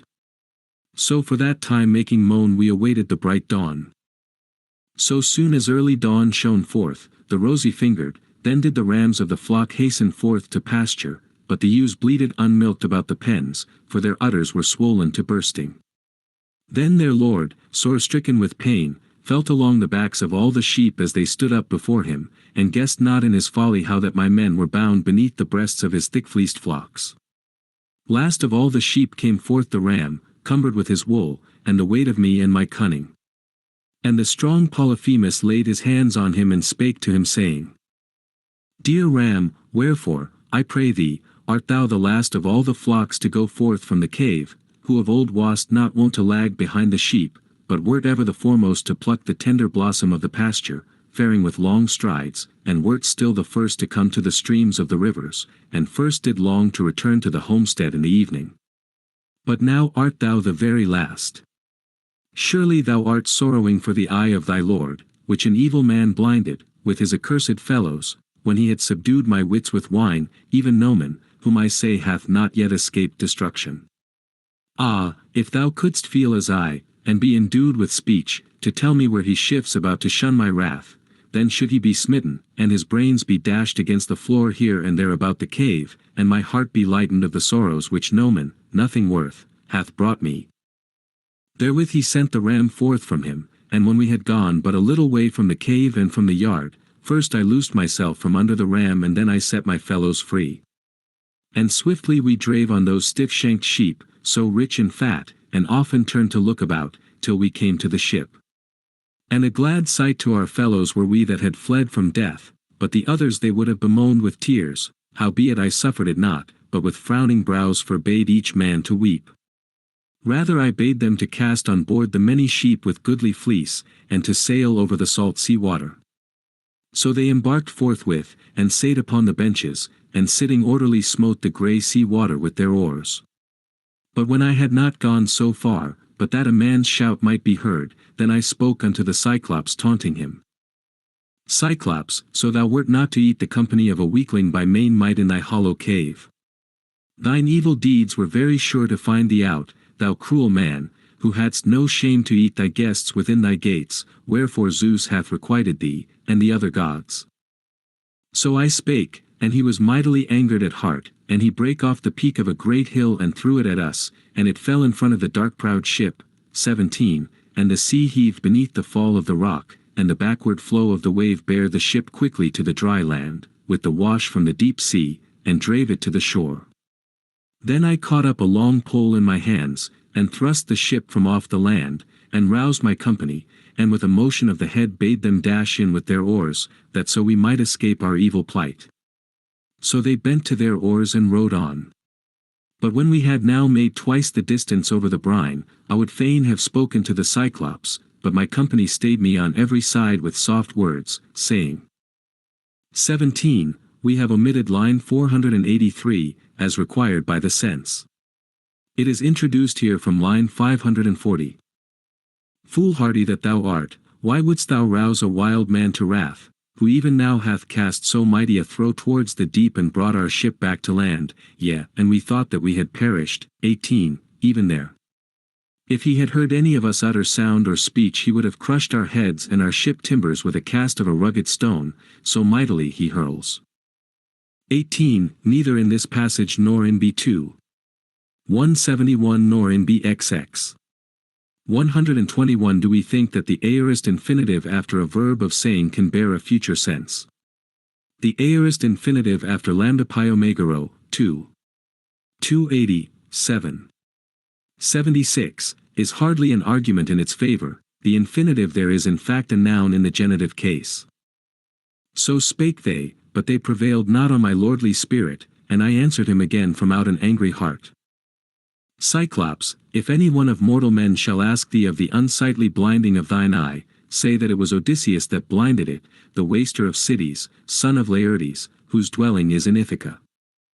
So I spake, and with a moan he answered me, saying, Lo now, in very truth the ancient oracles have come upon me. There lived here a soothsayer, a noble man and a mighty, Telemus, son of Eurymus, who surpassed all men in soothsaying, and waxed old as a seer among the Cyclopes. He told me that all these things should come to pass in the aftertime, even that I should lose my eyesight at the hand of Odysseus. But I ever looked for some tall and goodly man to come hither, clad in great might, but behold now one that is a dwarf, a man of no worth and a weakling, hath blinded me of my eye after subduing me with wine. Nay, come hither, Odysseus, that I may set by thee a stranger's cheer, and speed thy parting hence, that so the earth-shaker may vouchsafe it thee, for his son am I, and he avows him for my father. And he himself will heal me, if it be his will, and none other of the blessed gods or of mortal men. Even so he spake, but I answered him, and said, Would God that I were as sure to rob thee of soul and life, and send thee within the house of Hades, as I am, that not even the earth-shaker will heal thine eye. So I spake, and then he prayed to the Lord Poseidon, stretching forth his hands to the starry heaven, Hear me, Poseidon, girdler of the earth, god of the dark hair, if indeed I be thine, and thou avowest thee my sire, grant that he may never come to his home, even Odysseus, waster of cities, the son of Laertes, whose dwelling is in Ithaca, yet if he is ordained to see his friends and come unto his well-builded house, and his own country, late may he come in evil case, with the loss of all his company, in the ship of strangers, and find sorrows in his house. So he spake in prayer, and the god of the dark locks heard him. And once again he lifted a stone, far greater than the first, and with one swing he hurled it, and he put forth a measureless strength, and cast it but a little space behind the dark-prowed ship, and all but struck the end of the rudder. And the sea heaved beneath the fall of the rock, but the wave bare on the ship and drave it to the further shore. But when he had now reached that island, where all our other decked ships abode together, and our company were gathered sorrowing, expecting us evermore, on our coming thither we ran our ship ashore upon the sand, and ourselves two stepped forth upon the sea beach. Next we took forth the sheep of the Cyclops from out the hollow ship, and divided them, that none through me might go lacking his proper share. But the ram for me alone my goodly grieved company chose out, in the dividing of the sheep, and on the shore I offered him up to Zeus, even to the son of Cronos, who dwells in the dark clouds, and is lord of all, and I burnt the slices of the thighs. But he heeded not the sacrifice, but was devising how my decked ships and my dear company might perish utterly. Thus for that time we sat the livelong day, until the going down of the sun, feasting on abundant flesh and sweet wine. And when the sun had sunk and darkness had come on, then we laid us to rest upon the sea beach. So soon as early dawn shone forth, the rosy-fingered, I called to my company, and commanded them that they should themselves climb the ship and loose the hawsers. So they soon embarked and sat upon the benches, and sitting orderly smote the grey sea water with their oars. Thence we sailed onward stricken at heart, yet glad as men saved from death, albeit we had lost our dear companions. Book X. Odysseus, his entertainment by Aeolus, of whom he received a fair wind for the present, and all the rest of the winds tied up in a bag, which his men untying, flew out, and carried him back to Aeolus, who refused to receive him. His adventure at Laestrygonia with Antiphates, where of 12 ships he lost 11, men in all. How he went thence to the isle of Aea, where half of his men were turned by Circe into swine, and how he went himself, and by the help of Hermes recovered them and stayed with Circe a year. Then we came to the isle Aeolian, where dwelt Aeolus, son of Hippotas, dear to the deathless gods, in a floating island, and all about it is a wall of bronze unbroken, and the cliff runs up sheer from the sea. His 12 children to abide there in his halls, 6 daughters and 6 lusty sons, and, behold, he gave his daughters to his sons to wife. And they feast evermore by their dear father and their kind mother, and dainties innumerable lie ready to their hands. And the house is full of the savour of feasting, and the noise thereof rings round, yea in the courtyard, by day, and in the night they sleep each one by his chaste wife in coverlets and on jointed bedsteads. So then we came to their city and their goodly dwelling, and the king entreated me kindly for a whole month, and sought out each thing, Ilios, and the ships of the Argives, and the return of the Achaeans. So I told him all the tale in order duly. But when I in turn took the word and asked of my journey, and bade him send me on my way, he too denied me not, but furnished an escort. He gave me a wallet, made of the hide of an ox of 9 seasons old, which he let flay, and therein he bound the ways of all the noisy winds, for him the son of Cronos made keeper of the winds, either to lull or to rouse what blasts he will. And he made it fast in the hold of the ship with a shining silver thong, that not the faintest breath might escape. Then he sent forth the blast of the west wind to blow for me, to bear our ships and ourselves upon our way, but this he was never to bring to pass, for we were undone through our own heedlessness. For 9 whole days we sailed by night and day continually, and now on the 10th day my native land came in sight, and already we were so near that we beheld the folk tending the beacon fires. Then over me there came sweet slumber in my weariness, for all the time I was holding the sheet, nor gave it to any of my company, that so we might come quicker to our own country. Meanwhile my company held converse together, and said that I was bringing home for myself gold and silver, gifts from Aeolus the high-hearted son of Hippotas. And thus would they speak, looking each man to his neighbor. Lo now, how beloved he is and highly esteemed among all men, to the city and land of whomsoever he may come.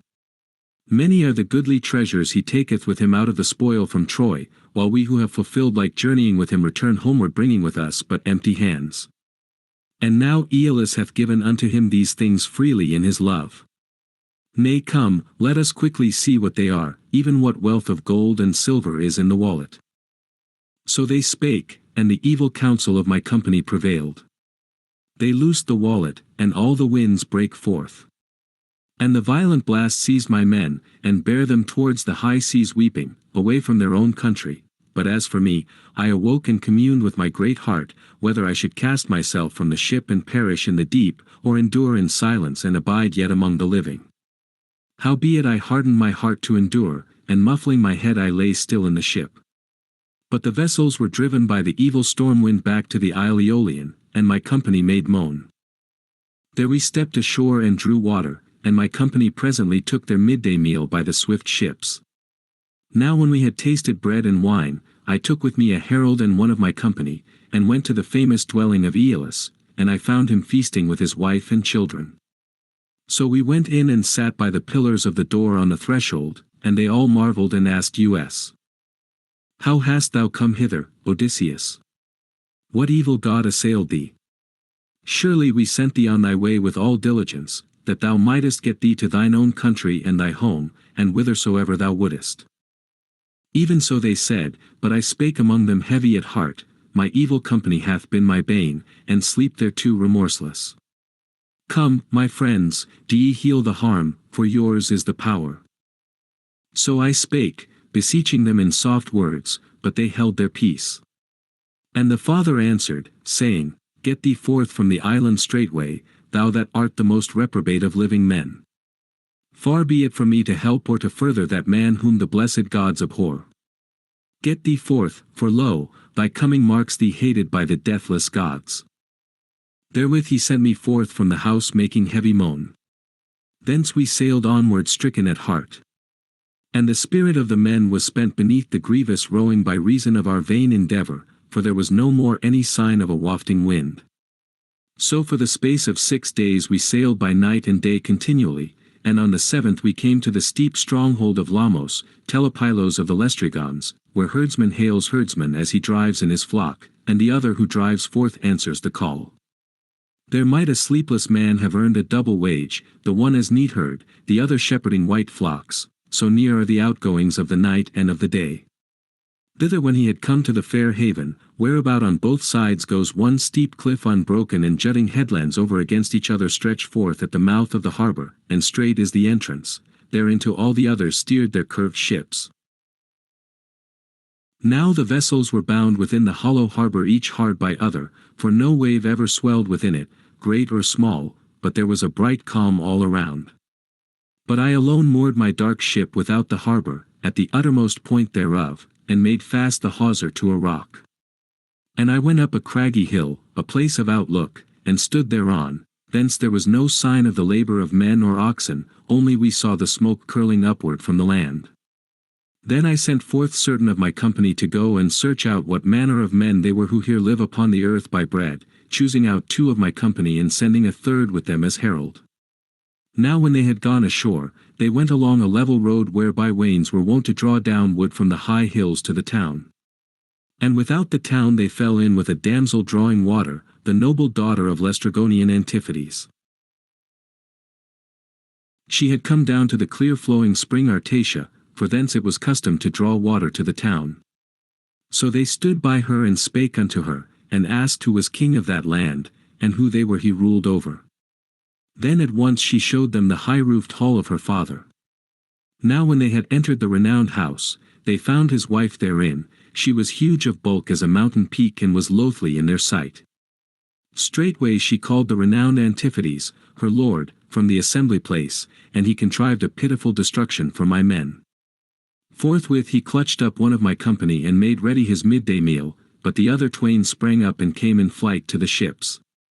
Then he raised the war cry through the town, and the valiant Lestrygons at the sound thereof, flocked together from every side, a host past number, not like men but like the giants.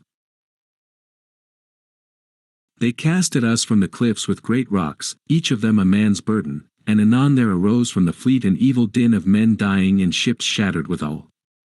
And like folk spearing fishes they bare home their hideous meal. While as yet they were slaying my friends within the deep harbour, I drew my sharp sword from my thigh, and with it cut the hawsers of my dark proud ship. Quickly then I called to my company, and bade them dash in with the oars, that we might clean escape this evil plight. And all with one accord they tossed the sea water with the oar blade, in dread of death, and to my delight my bark flew forth to the high seas away from the beetling rocks, but those other ships were lost there, one and all. Thence we sailed onward stricken at heart, yet glad as men saved from death, albeit we had lost our dear companions. And we came to the isle Aeaean, where dwelt Circe of the braided tresses, an awful goddess of mortal speech, own sister to the wizard Eats. Both were begotten of Helios, who gives light to all men, and their mother was Perse, daughter of Oceanus. There on the shore we put in with our ship into the sheltering haven silently, and some god was our guide. Then we stepped ashore, and for 2 days and 2 nights lay there, consuming our own hearts for weariness and pain. But when now the fair-tressed dawn had brought the full light of the 3rd day, then did I seize my spear and my sharp sword, and quickly departing from the ship I went up unto a place of wide prospect, if haply I might see any sign of the labour of men and hear the sound of their speech. So I went up a craggy hill, a place of outlook, and I saw the smoke rising from the broad-wayed earth in the halls of Circe, through the thick coppice and the woodland. Then I mused in my mind and heart whether I should go and make discovery, for that I had seen the smoke and flame.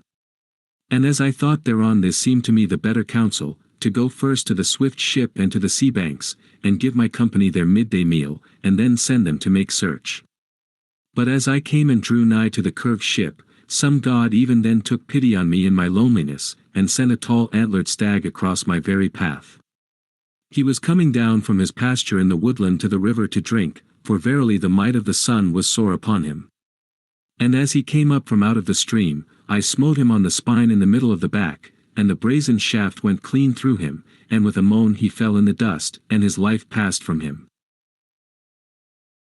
Then I set my foot on him and drew forth the brazen shaft from the wound, and laid it hard by upon the ground and let it lie.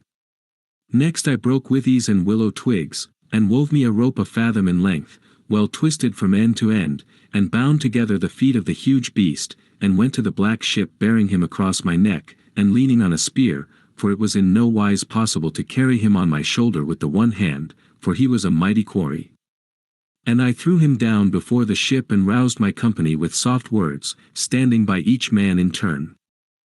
Friends, for all our sorrows we shall not yet a while go down to the house of Hades, ere the coming of the day of destiny, go to then, while as yet there is meat and drink in the swift ship, let us take thought thereof, that we be not famished for hunger. Even so I spake, and they speedily hearkened to my words. They unmuffled their heads, and there on the shore of the unharvested sea gazed at the stag, for he was a mighty quarry. But after they had delighted their eyes with the sight of him, they washed their hands and got ready the glorious feast. So for that time we sat the livelong day till the going down of the sun, feasting on abundant flesh and sweet wine. But when the sun sank and darkness had come on, then we laid us to rest upon the sea beach. So soon as early dawn shone forth, the rosy-fingered, I called a gathering of my men and spake in the ears of them all. Hear my works, my fellows, despite your evil case. My friends, lo, now we know not where is the place of darkness or of dawning, nor where the sun, that gives light to men, goes beneath the earth, nor where he rises. Therefore let us advise us speedily if any counsel yet may be. As for me, I deem there is none. For I went up a craggy hill, a place of outlook, and saw the island crowned about with the circle of the endless sea, the isle itself lying low, and in the midst thereof mine eyes beheld the smoke through the thick coppice and the woodland. Even so I spake, but their spirit within them was broken, as they remembered the deeds of Antiphates the Laestrygonian, and all the evil violence of the haughty Cyclops, the man-eater. So they wept aloud, shedding big tears. Howbeit no avail came of their weeping. Then I numbered my goodly grieved company in 2 bands, and appointed a leader for each, and I myself took the command of the one part, and godlike Eurylochus of the other. And anon we shook the lots in a brazen-fitted helmet, and out leapt the lot of proud Eurylochus. So he went on his way, and with him 22 of my fellowship all weeping, and we were left behind making lament. In the forest glades they found the halls of Circe builded, of polished stone, in a place with wide prospect. And all around the palace mountain-bred wolves and lions were roaming, whom she herself had bewitched with evil drugs that she gave them. Yet the beasts did not set on my men, but lo, they ramped about them and fawned on them, wagging their long tails. And as when dogs fawn about their lord when he comes from the feast, for he always brings them the fragments that suit their mood, even so the strong-clawed wolves and the lions fawned around them, but they were affrighted when they saw the strange and terrible creatures. So they stood at the outer gate of the fair-tressed goddess, and within they heard Circe singing in a sweet voice, as she fared to and fro before the great web imperishable, such as is the handiwork of goddesses, fine of woof and full of grace and splendor. Then Polites, a leader of men, the dearest to me and the trustiest of all my company, first spake to them. Friends, forasmuch as there is one within that fares to and fro before a mighty web singing a sweet song, so that all the floor of the hall makes echo, a goddess she is or a woman, come quickly and cry aloud to her. He spake the word and they cried aloud and called to her. And straightway she came forth and opened the shining doors and bade them in, and all went with her in their heedlessness. But Eurylochus tarried behind, for he guessed that there was some treason. So she led them in and set them upon chairs and high seats, and made them a mess of cheese and barley meal and yellow honey with Pramnian wine, and mixed harmful drugs with the food to make them utterly forget their own country. Now when she had given them the cup and they had drunk it off, presently she smote them with a wand, and in the sties of the swine she penned them. So they had the head and voice, the bristles and the shape of swine, but their mind abode even as of old. Thus were they penned their weeping, and Circe flung them acorns and mast and fruit of the cornel tree to eat, whereon wallowing swine do always batten. Now Eurylochus came back to the swift black ship to bring tidings of his fellows, and of their unseemly doom. Not a word could he utter, for all his desire, so deeply smitten was he to the heart with grief, and his eyes were filled with tears and his soul was fain of lamentation. But when we all had pressed him with our questions in amazement, even then he told the fate of the remnant of our company. We went, as thou didst command, through the coppice, noble Odysseus. We found within the forest glades the fair halls, builded of polished stone, in a place with wide prospect. And there was one that fared before a mighty web and sang a clear song, a goddess she was or a woman, and they cried aloud and called to her. And straightway she came forth, and opened the shining doors and bade them in, and they all went with her in their heedlessness. But I tarried behind, for I guessed that there was some treason.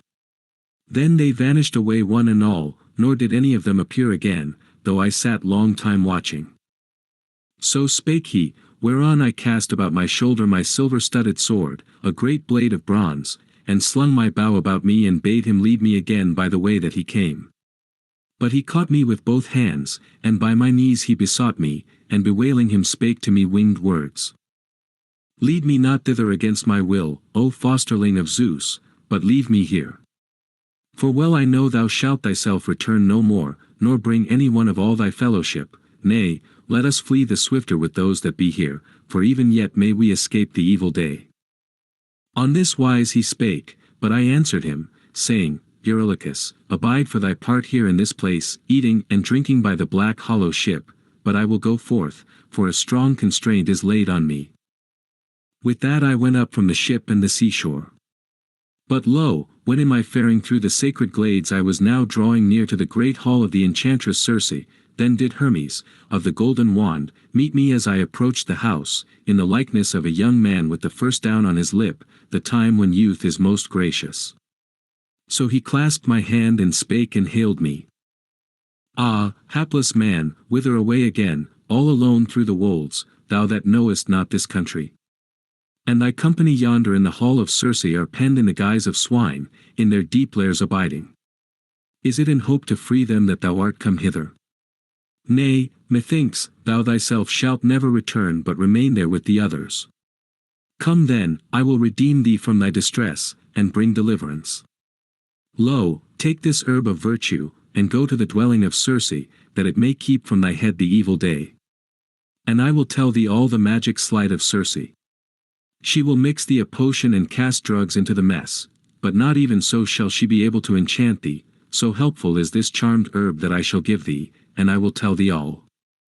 When it shall be that Circe smites thee with her long wand, even then draw thou thy sharp sword from thy thigh, and spring on her, as one eager to slay her. And she will shrink away and be instant with thee to lie with her. Thenceforth disdain not thou the bed of the goddess, that she may deliver thy company and kindly entertain thee. But command her to swear a mighty oath by the blessed gods, that she will plan naught else of mischief to thine own hurt, lest she make thee a dastard and unmanned, when she hath thee naked. Therewith the slayer of Argos gave me the plant that he had plucked from the ground, and he showed me the growth thereof. It was black at the root, but the flower was like to milk. Moly the gods call it, but it is hard for mortal men to dig, howbeit with the gods all things are possible. Then Hermes departed toward high Olympus, up through the woodland isle, but as for me I held on my way to the house of Circe, and my heart was darkly troubled as I went. So I halted in the portals of the fair-tressed goddess, there I stood and called aloud and the goddess heard my voice, who presently came forth and opened the shining doors and bade me in, and I went with her heavy at heart. So she led me in and set me on a chair with studs of silver, a goodly carven chair, and beneath was a footstool for the feet. And she made me a potion in a golden cup, that I might drink, and she also put a charm therein, in the evil counsel of her heart. Now when she had given it and I had drunk it off and was not bewitched, she smote me with her wand and spake and hailed me. Go thy way now to the sty, couch thee there with the rest of thy company. So spake she, but I drew my sharp sword from my thigh and sprang upon Circe, as one eager to slay her. But with a great cry she slipped under, and clasped my knees, and bewailing herself spake to me winged words. Who art thou of the sons of men, and whence? Where is thy city? Where are they that begot thee? I marvel to see how thou hast drunk of this charm, and wast nowise subdued. Nay, for there lives no man else that is proof against this charm, whoso hath drunk thereof, and once it hath passed his lips. But thou hast, methinks, a mind within thee that may not be enchanted. Verily thou art Odysseus, ready at need, whom he of the golden wand, the slayer of Argos, full often told me was to come hither, on his way from Troy with his swift black ship. Nay come, put thy sword into the sheath, and thereafter let us go up into my bed, that meeting in love and sleep we may trust each the other. So spake she, but I answered her, saying, Nay, Circe, how canst thou bid me be gentle to thee, who hast turned my company into swine within thy halls, and holding me here with a guileful heart requirest me to pass within thy chamber and go up into thy bed, that so thou mayest make me a dastard and unmanned when thou hast me naked? Nay, never will I consent to go up into thy bed, except thou wilt deign, goddess, to swear a mighty oath, that thou wilt plan naught else of mischief to mine own hurt. So I spake, and she straightway swore the oath not to harm me, as I bade her. But when she had sworn and had done that oath, then at last I went up into the beautiful bed of Circe. Now all this while her handmaids busied them in the halls, for maidens that are her serving women in the house. They are born of the wells and of the woods and of the holy rivers, that flow forward into the salt sea. Of these one cast upon the chairs goodly coverlets of purple above, and spread a linen cloth thereunder. And lo, another drew up silver tables to the chairs, and thereon set for them golden baskets. And a third mixed sweet honey-hearted wine in a silver bowl, and set out cups of gold. And a fourth bare water, and kindled a great fire beneath the mighty cauldron. So the water waxed warm, but when it boiled in the bright brazen vessel, she set me in a bath and bathed me with water from out a great cauldron, pouring it over head and shoulders, when she had mixed it to a pleasant warmth, till from my limbs she took away the consuming weariness. Now after she had bathed me and anointed me well with olive oil, and cast about me a fair mantle and a doublet, she led me into the halls and set me on a chair with studs of silver, a goodly carven chair, and beneath was a footstool for the feet.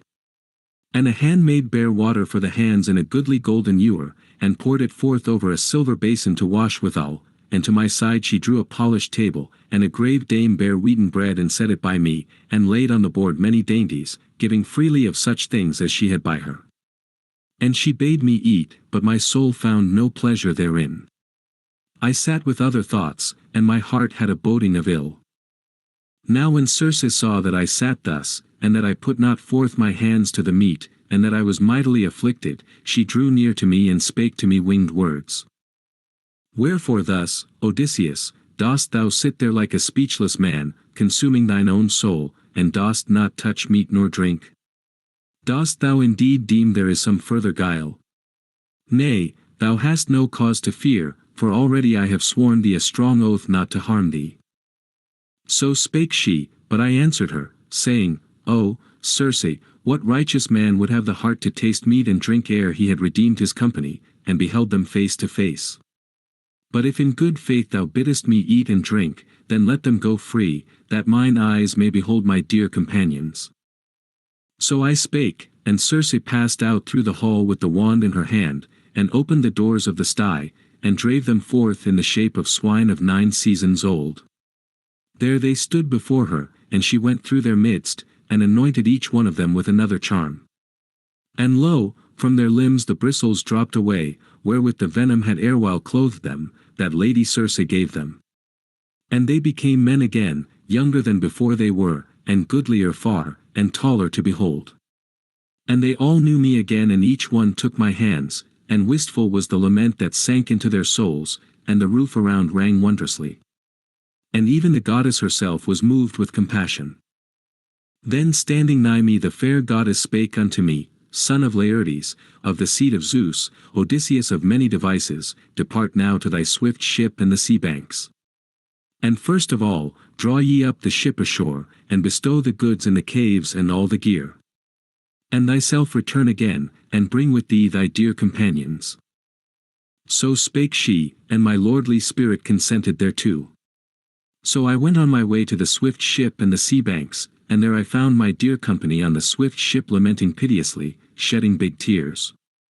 And as when calves of the homestead gather round the droves of kine that have returned to the yard, when they have had their fill of pasture, and all with one accord frisk before them, and the folds may no more contain them, but with a ceaseless lowing they skip about their dams, so flocked they all about me weeping, when their eyes beheld me. Yea, and to their spirit it was as though they had got to their dear country, and the very city of rugged Ithaca, where they were born and reared. Then making lament they spake to me winged words, O fosterling of Zeus, we were none otherwise glad at thy returning, than if we had come to Ithaca, our own country. Nay come, of our other companions tell us the tale of their ruin. So spake they, but I answered them with soft words, Behold, let us first of all draw up the ship ashore, and bestow our goods in the caves and all our gear. And do ye bestir you, one and all, to go with me, that ye may see your fellows in the sacred dwelling of Circe, eating and drinking, for they have continual store. So spake I, and at once they hearkened to my words, but Eurylochus alone would have holden all my companions, and uttering his voice he spake to them winged words. Wretched men that we are! Whither are we going? Why are your hearts so set on sorrow that ye should go down to the hall of Circe, who will surely change us all to swine, or wolves, or lions, to guard her great house perforce, according to the deeds that the Cyclops wrought, when certain of our company went to his inmost fold, and with them went Odysseus, ever hardy, for through the blindness of his heart did they too perish. So spake he, but I mused in my heart whether to draw my long hanger from my stout thigh, and therewith smite off his head and bring it to the dust, albeit he was very near of kin to me, but the men of my company stayed me on every side with soothing words. Prince of the seed of Zeus, as for this man, we will suffer him, if thou wilt have it so, to abide here by the ship and guard the ship, but as for us, be our guide to the sacred house of Circe. So they spake and went up from the ship and the sea. Nay, nor yet was Eurylochus left by the hollow ship, but he went with us, for he feared my terrible rebuke. Meanwhile Circe bathed the rest of my company in her halls with all care, and anointed them well with olive oil, and cast thick mantles and doublets about them. And we found them all feasting nobly in the halls. And when they saw and knew each other face to face, they wept and mourned, and the house rang around. Then she stood near me, that fair goddess, and spake saying, Son of Laertes, of the seed of Zeus, Odysseus of many devices, no more now wake this plenteous weeping, myself I know of all the pains ye endured upon the teeming deep, and the great despite done you by unkindly men upon the land. Nay come, eat ye meat and drink wine, till your spirit shall return to you again, as it was when first ye left your own country of rugged Ithaca, but now are ye wasted and wanting heart, mindful evermore of your sore wandering, nor has your heart ever been merry, for very grievous hath been your trial. So spake she, and our lordly spirit consented thereto. So there we sat day by day for the full circle of a year, feasting on abundant flesh and sweet wine. But when now a year had gone, and the seasons returned as the months waned, and the long days came in their course, then did my dear company call me forth, and say, Good sir, now is it high time to mind thee of thy native land, if it is ordained that thou shalt be saved, and come to thy lofty house and thine own country. So spake they, and my lordly spirit consented thereto. So for that time we sat the livelong day till the going down of the sun, feasting on abundant flesh and sweet wine. But when the sun sank and darkness came on, they laid them to rest throughout the shadowy halls. But when I had gone up into the fair bed of Circe, I besought her by her knees, and the goddess heard my speech, and uttering my voice I spake to her winged words, Circe, fulfill for me the promise which thou madest me to send me on my homeward way. Now is my spirit eager to be gone, and the spirit of my company, that wear away my heart as they mourn around me, when haply thou art gone from us. So spake I, and the fair goddess answered me anon, Son of Laertes, of the seed of Zeus, Odysseus of many devices, tarry ye now no longer in my house against your will, but first must ye perform another journey, and reach the dwelling of Hades and of dread Persephone to seek to the spirit of Theban Tiresias, the blind soothsayer, whose wits abide steadfast.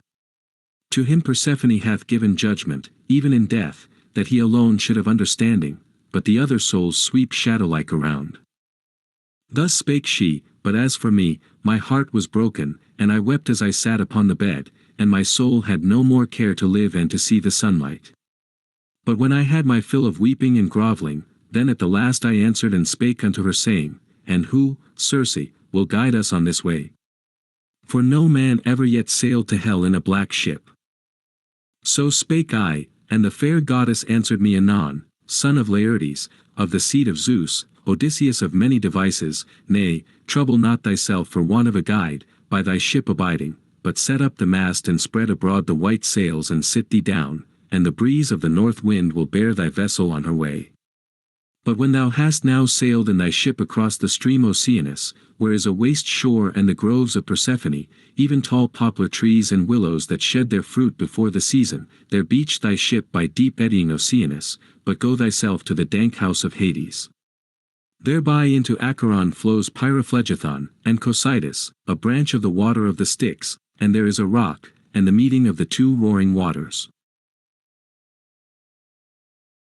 So, hero, draw nigh thereto, as I command thee, and dig a trench as it were a cubit in length and breadth, and about it pour a drink offering to all the dead, first with mead and thereafter with sweet wine, and for the third time with water, and sprinkle white meal thereon, and entreat with many prayers the strengthless heads of the dead, and promise that on thy return to Ithaca thou wilt offer in thy halls a barren heifer, the best thou hast, and will fill the pyre with treasure, and wilt sacrifice apart, to Tiresias alone, a black ram without spot, the fairest of your flock. But when thou hast with prayers made supplication to the lordly races of the dead, then offer up a ram and a black ewe, bending their heads towards Erebus, and thyself turn thy back, with thy face set for the shore of the river. Then will many spirits come to thee of the dead that be departed. Thereafter thou shalt call to thy company and command them to flay the sheep which even now lie slain by the pitiless sword, and to consume them with fire, and to make prayer to the gods, to mighty Hades and to dread Persephone. And thyself draw the sharp sword from thy thigh and sit there, suffering not the strengthless heads of the dead to draw nigh to the blood, ere thou hast word of Tiresias. Then the seer will come to thee quickly, leader of the people, he will surely declare to thee the way and the measure of thy path, and as touching thy returning, how thou mayst go over the teeming deep. So spake she, and anon came the golden-throned dawn. Then she put on me a mantle and a doublet for raiment, and the nymph clad herself in a great shining robe, light of woof and gracious, and about her waist she cast a fair golden girdle, and put a veil upon her head. But I passed through the halls and roused my men with smooth words, standing by each one in turn. Sleep ye now no more nor breathe sweet slumber, but let us go on our way, for surely she hath shown me all, the Lady Circe. So spake I, and their lordly soul consented thereto. Yet even thence I led not my company safe away. There was one, Elpenor, the youngest of us all, not very valiant in war neither steadfast in mind. He was lying apart from the rest of my men on the housetop of Circe's sacred dwelling, very fain of the cool air, as one heavy with wine.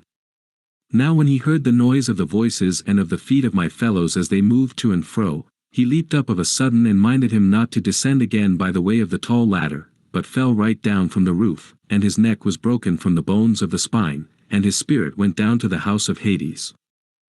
Then I spake among my men as they went on their way, saying, Ye deem now, I see, that ye are going to your own dear country, but Circe hath showed us another way, even to the dwelling of Hades and of dread Persephone, to seek to the spirit of Theban Tiresias. Even so I spake, but their heart within them was broken, and they sat them down even where they were, and made lament and tore their hair. Howbeit no help came of their weeping.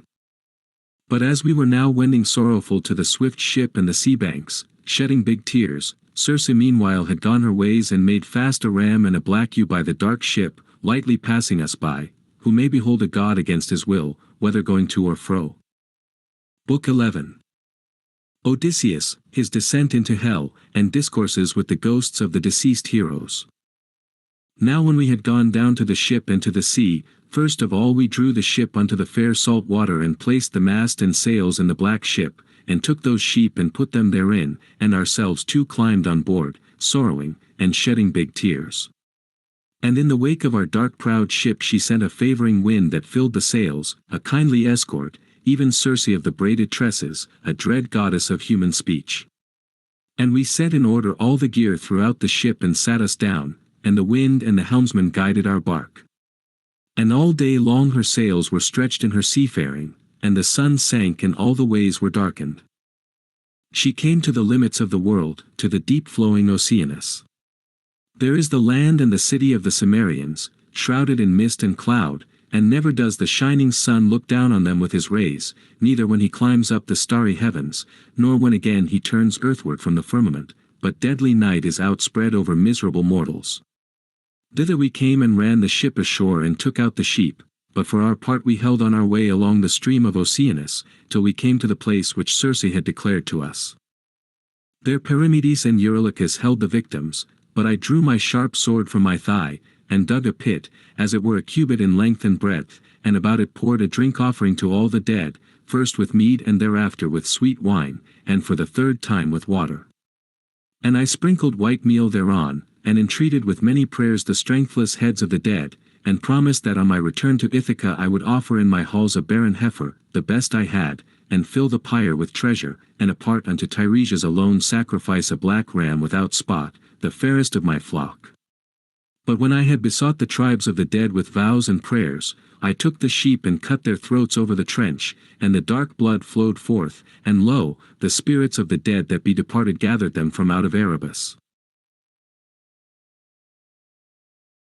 Brides and youths unwed, and old men of many and evil days, and tender maidens with grief yet fresh at heart, and many there were, wounded with bronze-shod spears, men slain in fight with their bloody mail about them.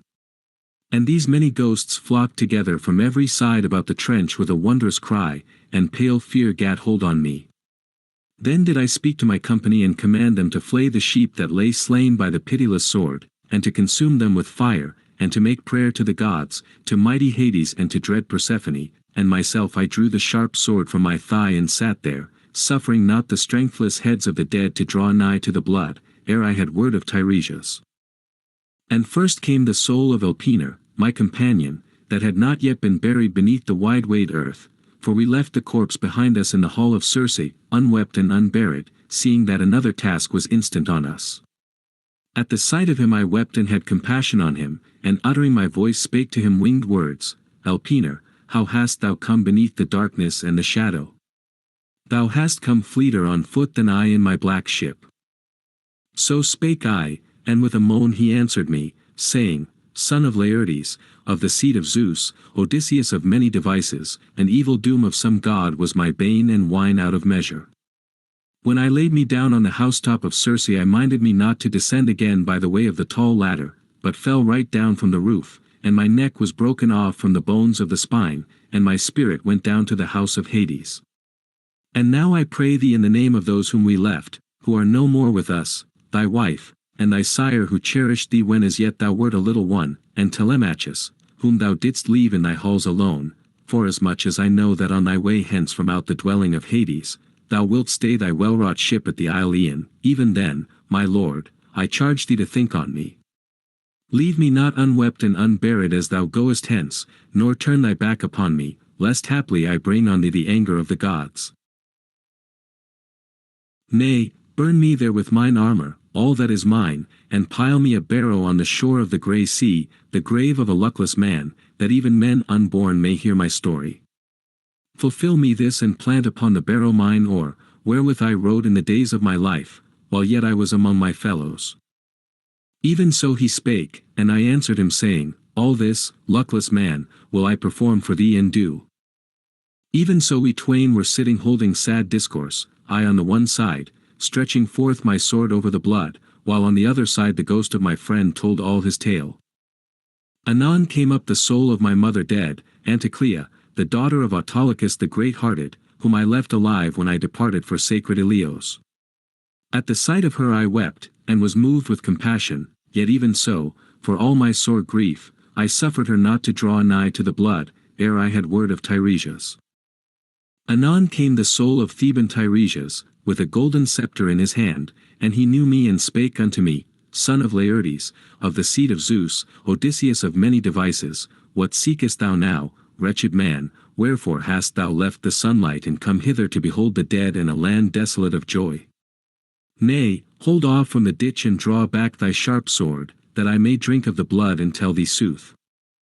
So spake he, and I put up my silver-studded sword into the sheath, and when he had drunk the dark blood, even then did the noble seer speak unto me, saying, Thou art asking of thy sweet returning, great Odysseus, but that will the god make hard for thee, for methinks thou shalt not pass unheeded by the shaker of the earth, who hath laid up wrath in his heart against thee, for rage at the blinding of his dear son.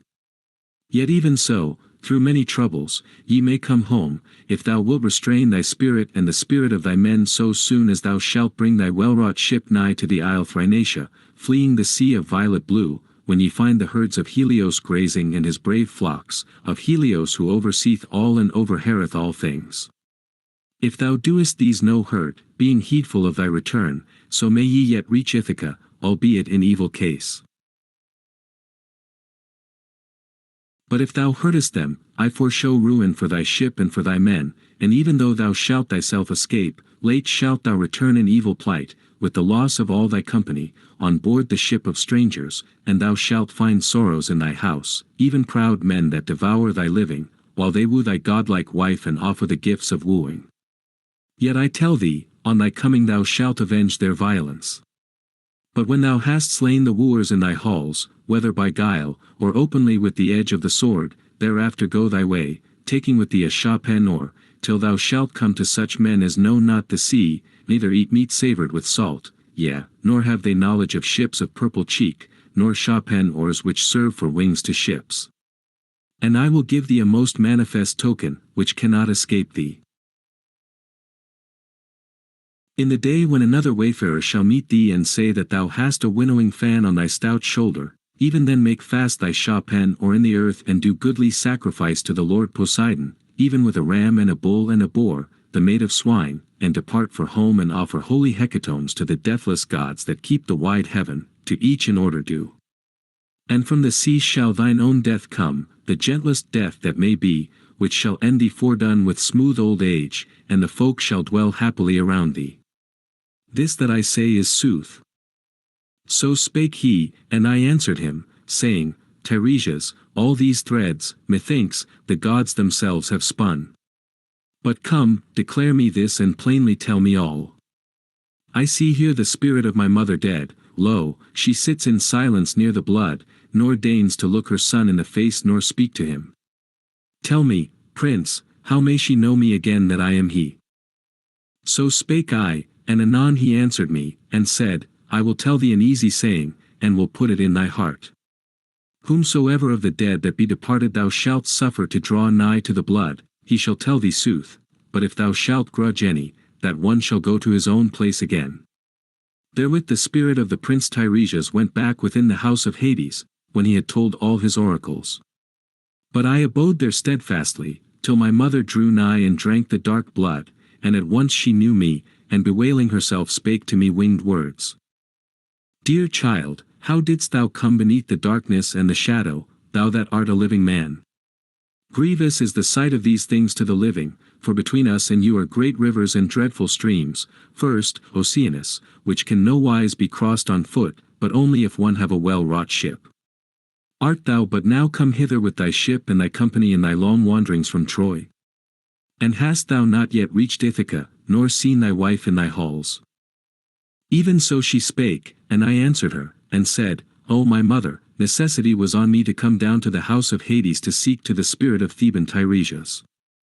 For not yet have I drawn near to the Achaean shore, nor yet have I set foot on mine own country, but have been wandering evermore in affliction, from the day that first I went with goodly Agamemnon to Ilios of the fair steeds, to do battle with the Trojans.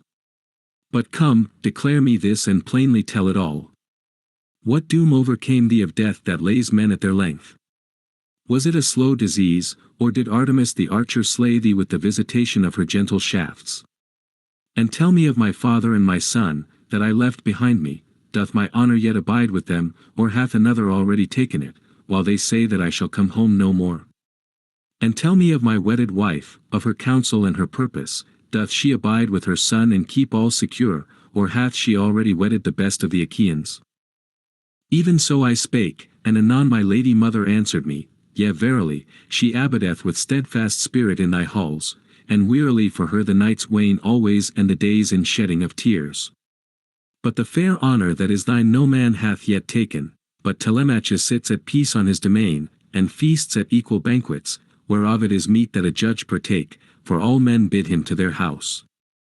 And thy father abides there in the field, and goes not down to the town, nor lies he on bedding or rugs or shining blankets, but all the winter he sleeps, where sleep the thralls in the house, in the ashes by the fire, and is clad in sorry raiment. But when the summer comes and the rich harvest died, his beds of fallen leaves are strewn lowly all about the knoll of his vineyard plot. There he lies sorrowing and nurses his mighty grief, for long desire of thy return, and old age withal comes heavy upon him. Yea, and even so did I too perish and meet my doom. It was not the archer goddess of the keen sight, who slew me in my halls with the visitation of her gentle shafts, nor did any sickness come upon me, such as chiefly with a sad wasting draws the spirit from the limbs. Nay, it was my sore longing for thee, and for thy counsels, great Odysseus, and for thy loving kindness, that reft me of sweet life. So spake she, and I mused in my heart and would fain have embraced the spirit of my mother dead. Thrice I sprang towards her, and was minded to embrace her, thrice she flitted from my hands as a shadow or even as a dream, and sharp grief arose ever at my heart. And uttering my voice I spake to her winged words. Mother mine, wherefore dost thou not abide me who am eager to clasp thee, that even in Hades we twain may cast our arms each about the other, and have our fill of chill lament? Is this but a phantom that the high goddess Persephone hath sent me, to the end that I may groan for more exceeding sorrow? So spake I, and my lady mother answered me anon, Ah me, my child, of all men most ill-fated, Persephone, the daughter of Zeus, doth in no wise deceive thee, but even on this wise it is with mortals when they die.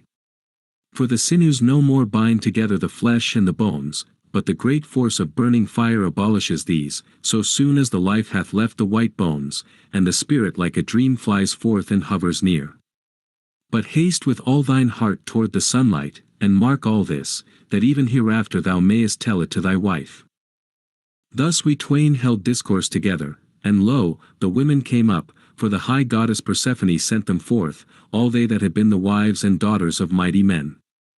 And they gathered and flocked about the black blood, and I took counsel how I might question them each one. And this was the counsel that showed best in my sight. I drew my long hanger from my stalwart thigh, and suffered them not all at one time to drink of the dark blood.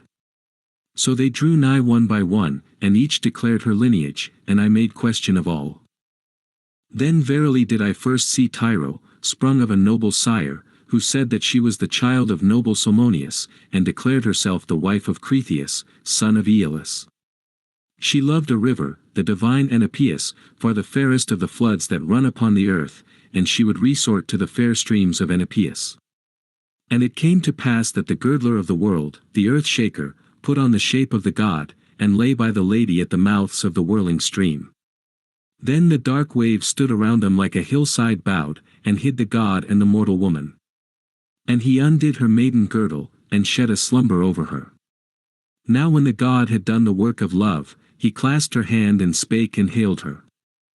Woman, be glad in our love, and when the year comes round thou shalt give birth to glorious children, for not weak are the embraces of the gods, and do thou keep and cherish them. And now go home and hold thy peace, and tell it not, but behold, I am Poseidon, shaker of the earth. Therewith he plunged beneath the heaving deep. And she conceived and bare Peleus and Neleus, who both grew to be mighty men, servants of Zeus. Peleus dwelt in wide Iolcos, and was rich in flocks, and that other abode in sandy Pylus. And the queen of women bare yet other sons to Cretheus, even Eson and Pheres and Amathaon, whose joy was in chariots. And after her I saw Antiope, daughter of Asopus, and her boast was that she had slept even in the arms of Zeus, and she bare 2 sons, Amphion and Zethus, who founded first the place of 7-gated Thebes, and they made of it a fenced city, for they might not dwell in spacious Thebes unfenced, for all their valiancy.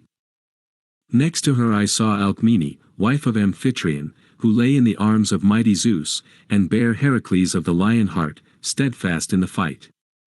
And I saw Megara, daughter of Creon, haughty of heart, whom the strong and tireless son of Amphitryon had to wife. And I saw the mother of Oedipodes, fair Epicaste, who wrought a dread deed unwittingly, being wedded to her own son, and he that had slain his own father wedded her, and straightway the gods made these things known to men.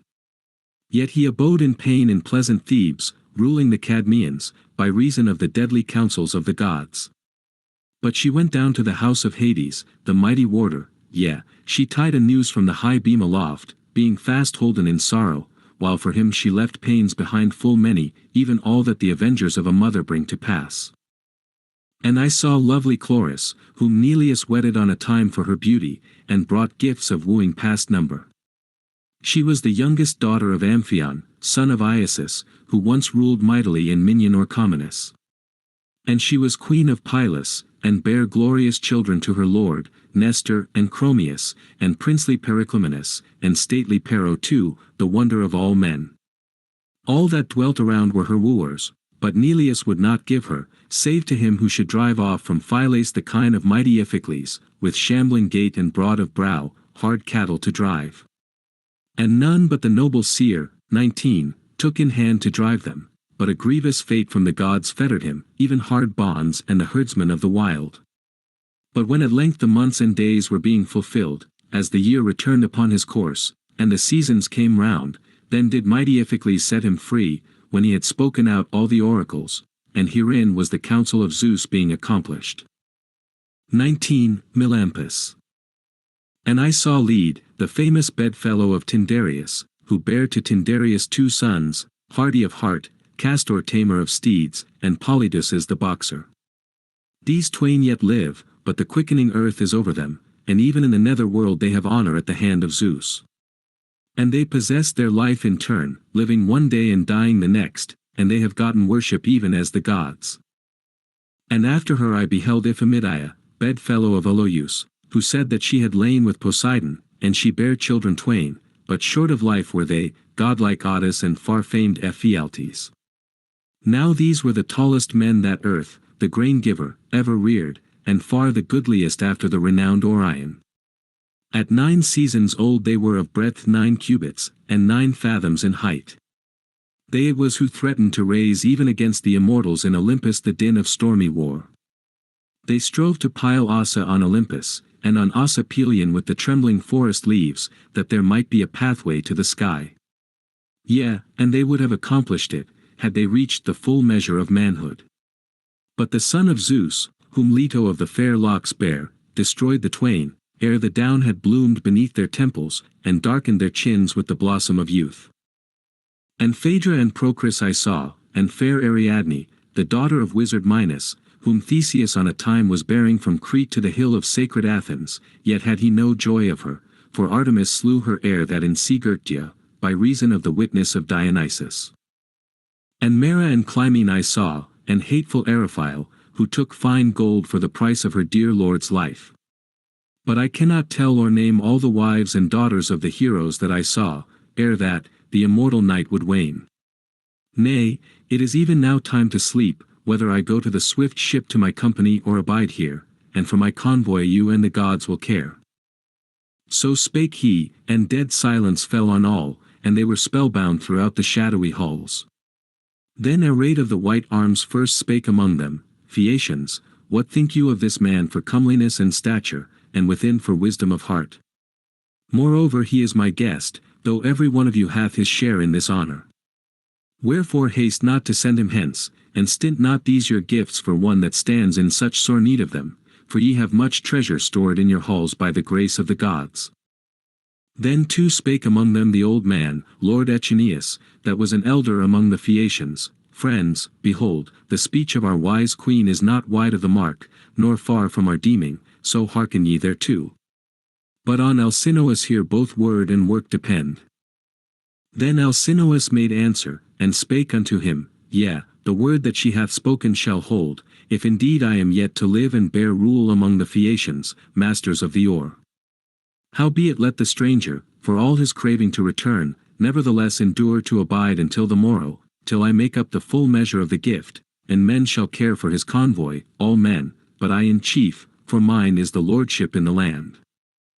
And Odysseus of many counsels answered him, saying, My lord Alcinous, most notable of all the people, if ye bade me tarry here even for a year, and would speed my convoy and give me splendid gifts, even that I would choose, and better would it be for me to come with a fuller hand to mine own dear country, so should I get more love and worship in the eyes of all men, whoso should see me after I was returned to Ithaca.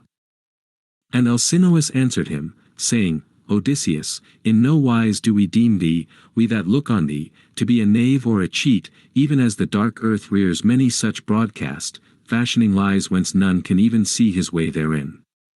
But beauty crowns thy words, and wisdom is within thee, and thy tale, as when a minstrel sings, thou hast told with skill, the weary woes of all the Argives and of thine own self. But come, declare me this and plainly tell it all. Didst thou see any of thy godlike company who went up at the same time with thee to Ilios and there met their doom? Behold, the night is of great length, unspeakable, and the time for sleep in the hall is not yet, tell me therefore of those wondrous deeds. I could abide even till the bright dawn, so long as thou couldst endure to rehearse me these woes of thine in the hall. And Odysseus of many counsels answered him, saying, My lord Alcinous, most notable of all the people, there is a time for many words and there is a time for sleep. But if thou art eager still to listen, I would not for my part grudge to tell thee of other things more pitiful still, even the woes of my comrades, those that perished afterward, for they had escaped with their lives from the dread war cry of the Trojans, but perished in returning by the will of an evil woman. Now when holy Persephone had scattered this way and that the spirits of the women folk, thereafter came the soul of Agamemnon, son of Atreus, sorrowing, and round him others were gathered, the ghosts of them who had died with him in the house of Aegisthus and met their doom. And he knew me straightway when he had drunk the dark blood, yea, and he wept aloud, and shed big tears as he stretched forth his hands in his longing to reach me. But it might not be, for he had now no steadfast strength nor power at all in moving, such as was aforetime in his supple limbs. At the sight of him I wept and was moved with compassion, and uttering my voice, spake to him winged words, Most renowned son of Atreus, Agamemnon, king of men, say what doom overcame thee of death that lays men at their length? Did Poseidon smite thee in thy ships, raising the dolorous blast of contrary winds, or did unfriendly men do thee hurt upon the land, whilst thou wert cutting off their oxen and fair flocks of sheep, or fighting to win a city and the women thereof? So spake I, and straightway he answered, and said unto me, Son of Laertes, of the seed of Zeus, Odysseus of many devices, it was not Poseidon that smote me in my ships, and raised the dolorous blast of contrary winds, nor did unfriendly men do me hurt upon the land, but Aegisthus it was that wrought me death and doom and slew me, with the aid of my accursed wife, as one slays an ox at the stall, after he had bidden me to his house, and entertained me at a feast. Even so I died by a death most pitiful, and round me my company likewise were slain without ceasing, like swine with glittering tusks which are slaughtered in the house of a rich and mighty man, whether at a wedding banquet or a joint feast or a rich clan drinking. Ere now hast thou been at the slaying of many a man, killed in single fight or in strong battle, yet thou wouldst have sorrowed the most at this sight, how we lay in the hall round the mixing bowl and the laden boards, and the floor all ran with blood. And most pitiful of all that I heard was the voice of the daughter of Priam, of Cassandra, whom hard by me the crafty Clytemnestra slew. Then I strove to raise my hands as I was dying upon the sword, but to earth they fell. And that shameless one turned her back upon me, and had not the heart to draw down my eyelids with her fingers nor to close my mouth. So surely is there not more terrible and shameless than a woman who imagines such evil in her heart, even as she too planned a foul deed, fashioning death for her wedded lord. Verily I had thought to come home most welcome to my children and my thralls, but she, out of the depth of her evil knowledge, hath shed shame on herself and on all womankind, which shall be for ever, even on the upright. Even so he spake, but I answered him, saying, Lo now, in very sooth, hath Zeus of the far-born voice wreaked wondrous hatred on the seed of Atreus through the counsels of woman from of old. For Helen's sake so many of us perished, and now Clytemnestra hath practised treason against thee, while yet thou wast afar off. Even so I spake, and anon he answered me, saying, Wherefore do thou too, never henceforth be soft even to thy wife, neither show her all the counsel that thou knowest, but a part declare and let part be hid. Yet shalt not thou, Odysseus, find death at the hand of thy wife, for she is very discreet and prudent in all her ways, the wise Penelope, daughter of Icarius. Verily we left her a bride new wed when we went to the war, and a child was at her breast, who now, methinks, sits in the ranks of men, happy in his lot, for his dear father shall behold him on his coming, and he shall embrace his sire as is meet. But as for my wife, she suffered me not so much as to have my fill of gazing on my son, ere that she slew me, even her lord. And yet another thing will I tell thee, and do thou ponder it in thy heart. Put thy ship to land in secret, and not openly, on the shore of thy dear country, for there is no more faith in woman.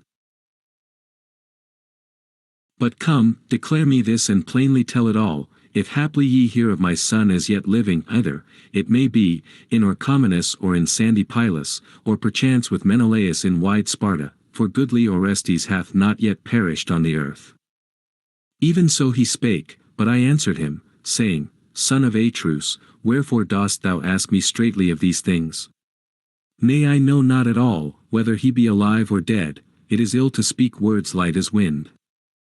Thus we twain stood sorrowing, holding sad discourse, while the big tears fell fast, and therewithal came the soul of Achilles, son of Peleus, and of Patroclus and of noble Antilochus and of Ajax, who in face and form was goodliest of all the Danaans, after the noble son of Peleus. And the spirit of the son of Aeacus, fleet of foot, knew me again, and making lament spake to me winged words. Son of Laertes, of the seed of Zeus, Odysseus of many devices, man overbold, what new deed and heartier than this wilt thou devise in thy heart? How durst thou come down to the house of Hades, where dwell the senseless dead, the phantoms of men outworn? So he spake, but I answered him, Achilles, son of Peleus, mightiest far of the Achaeans, I am come hither to seek to Tiresias, if he may tell me any counsel, how I may come to rugged Ithaca. For not yet have I come nigh the Achaean land, nor set foot on mine own soil, but am still in evil case, while as for thee, Achilles, none other than thou wast heretofore the most blessed of men, nor shall any be hereafter.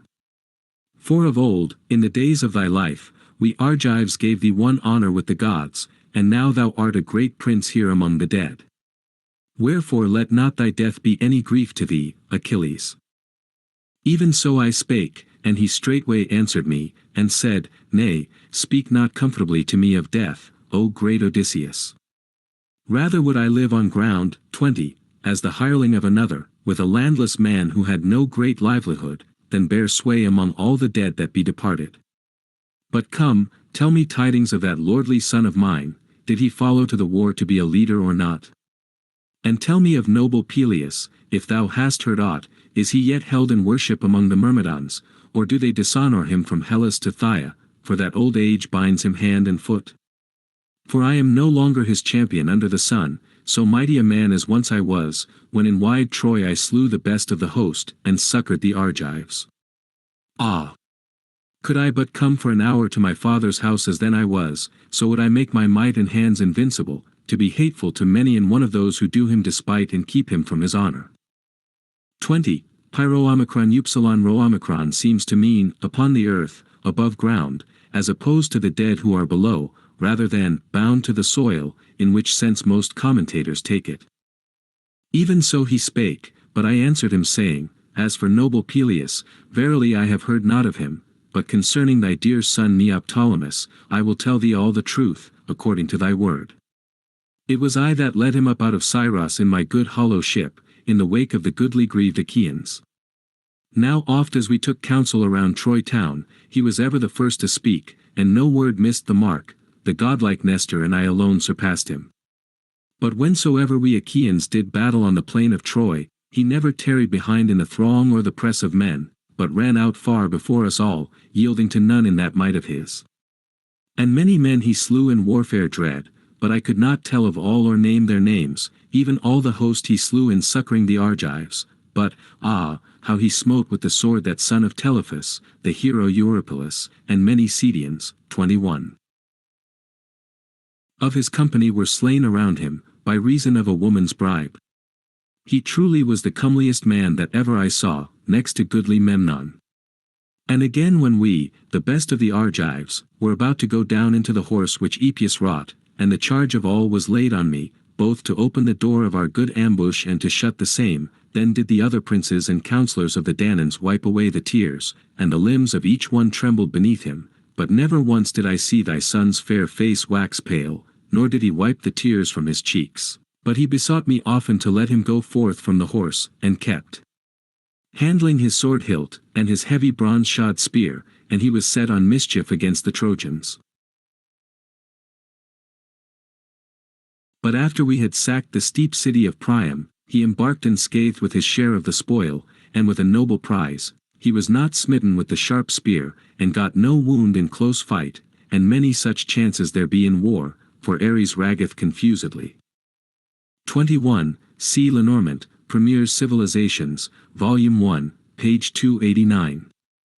So I spake, and the spirit of the son of Aeacus, fleet of foot, passed with great strides along the mead of Asphodel, rejoicing in that I had told him of his son's renown. But lo, other spirits of the dead that be departed stood sorrowing, and each one asked of those that were dear to them.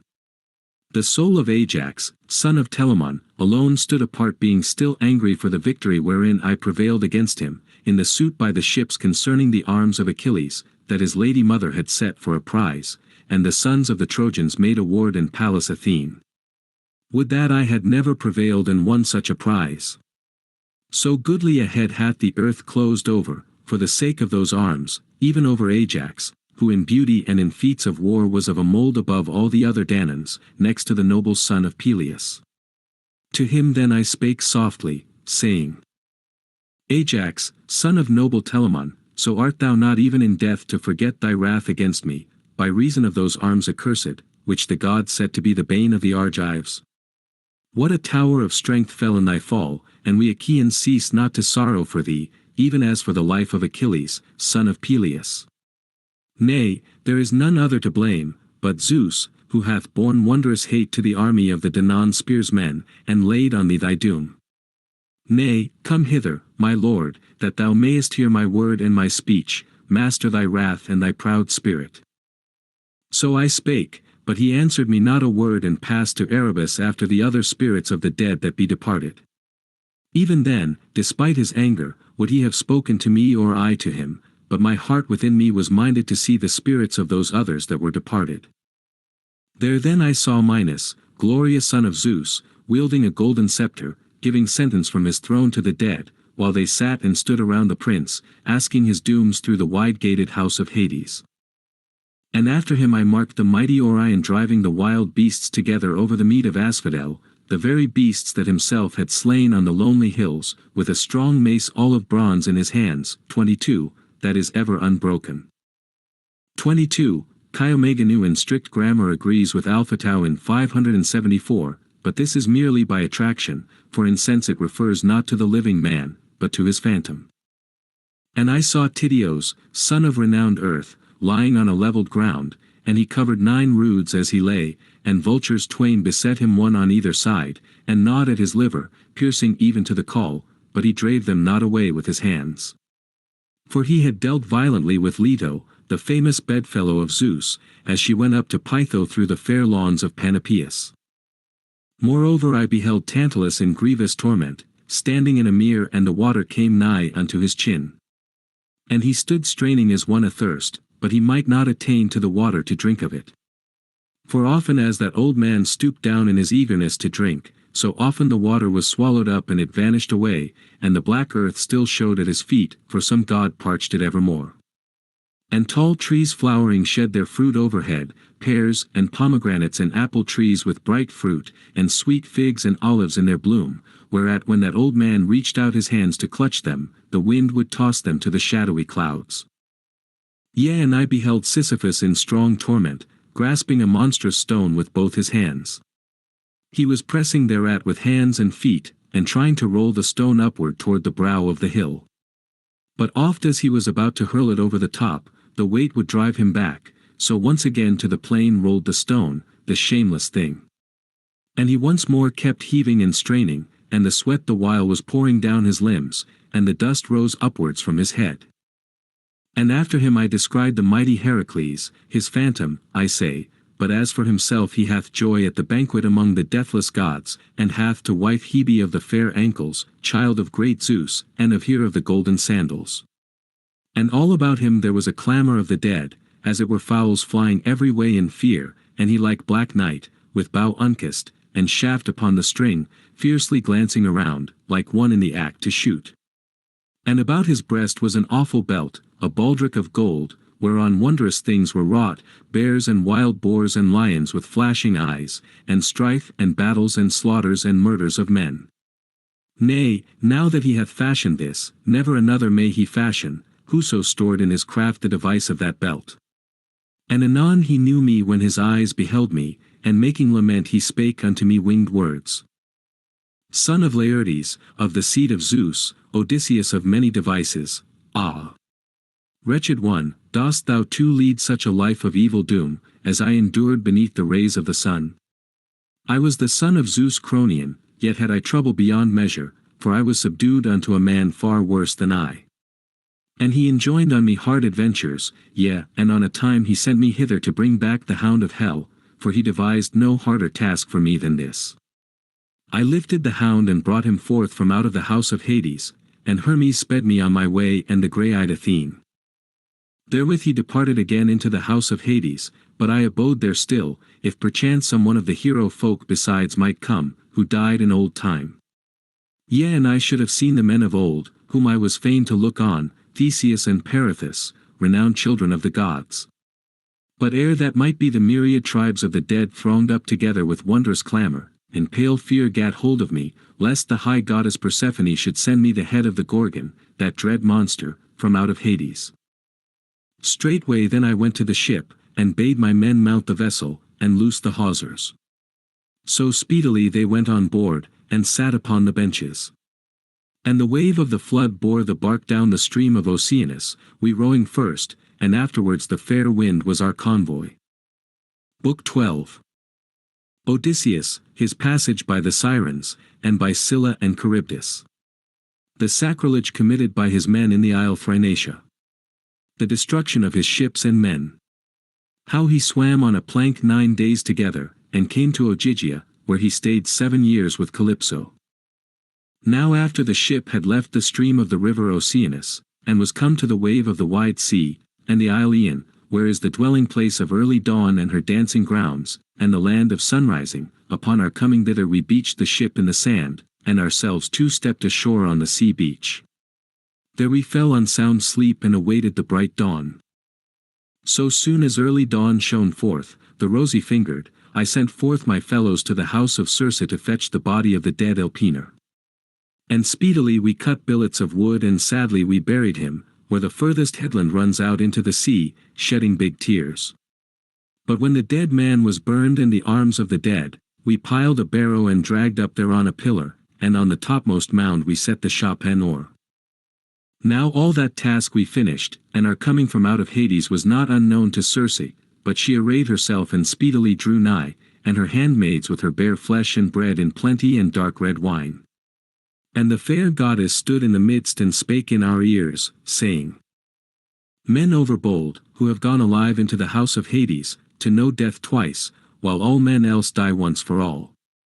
Nay come, eat ye meat and drink wine here all day long, and with the breaking of the day ye shall set sail, and myself I will show you the path and declare each thing, that ye may not suffer pain or hurt through any grievous ill contrivance by sea or on the land.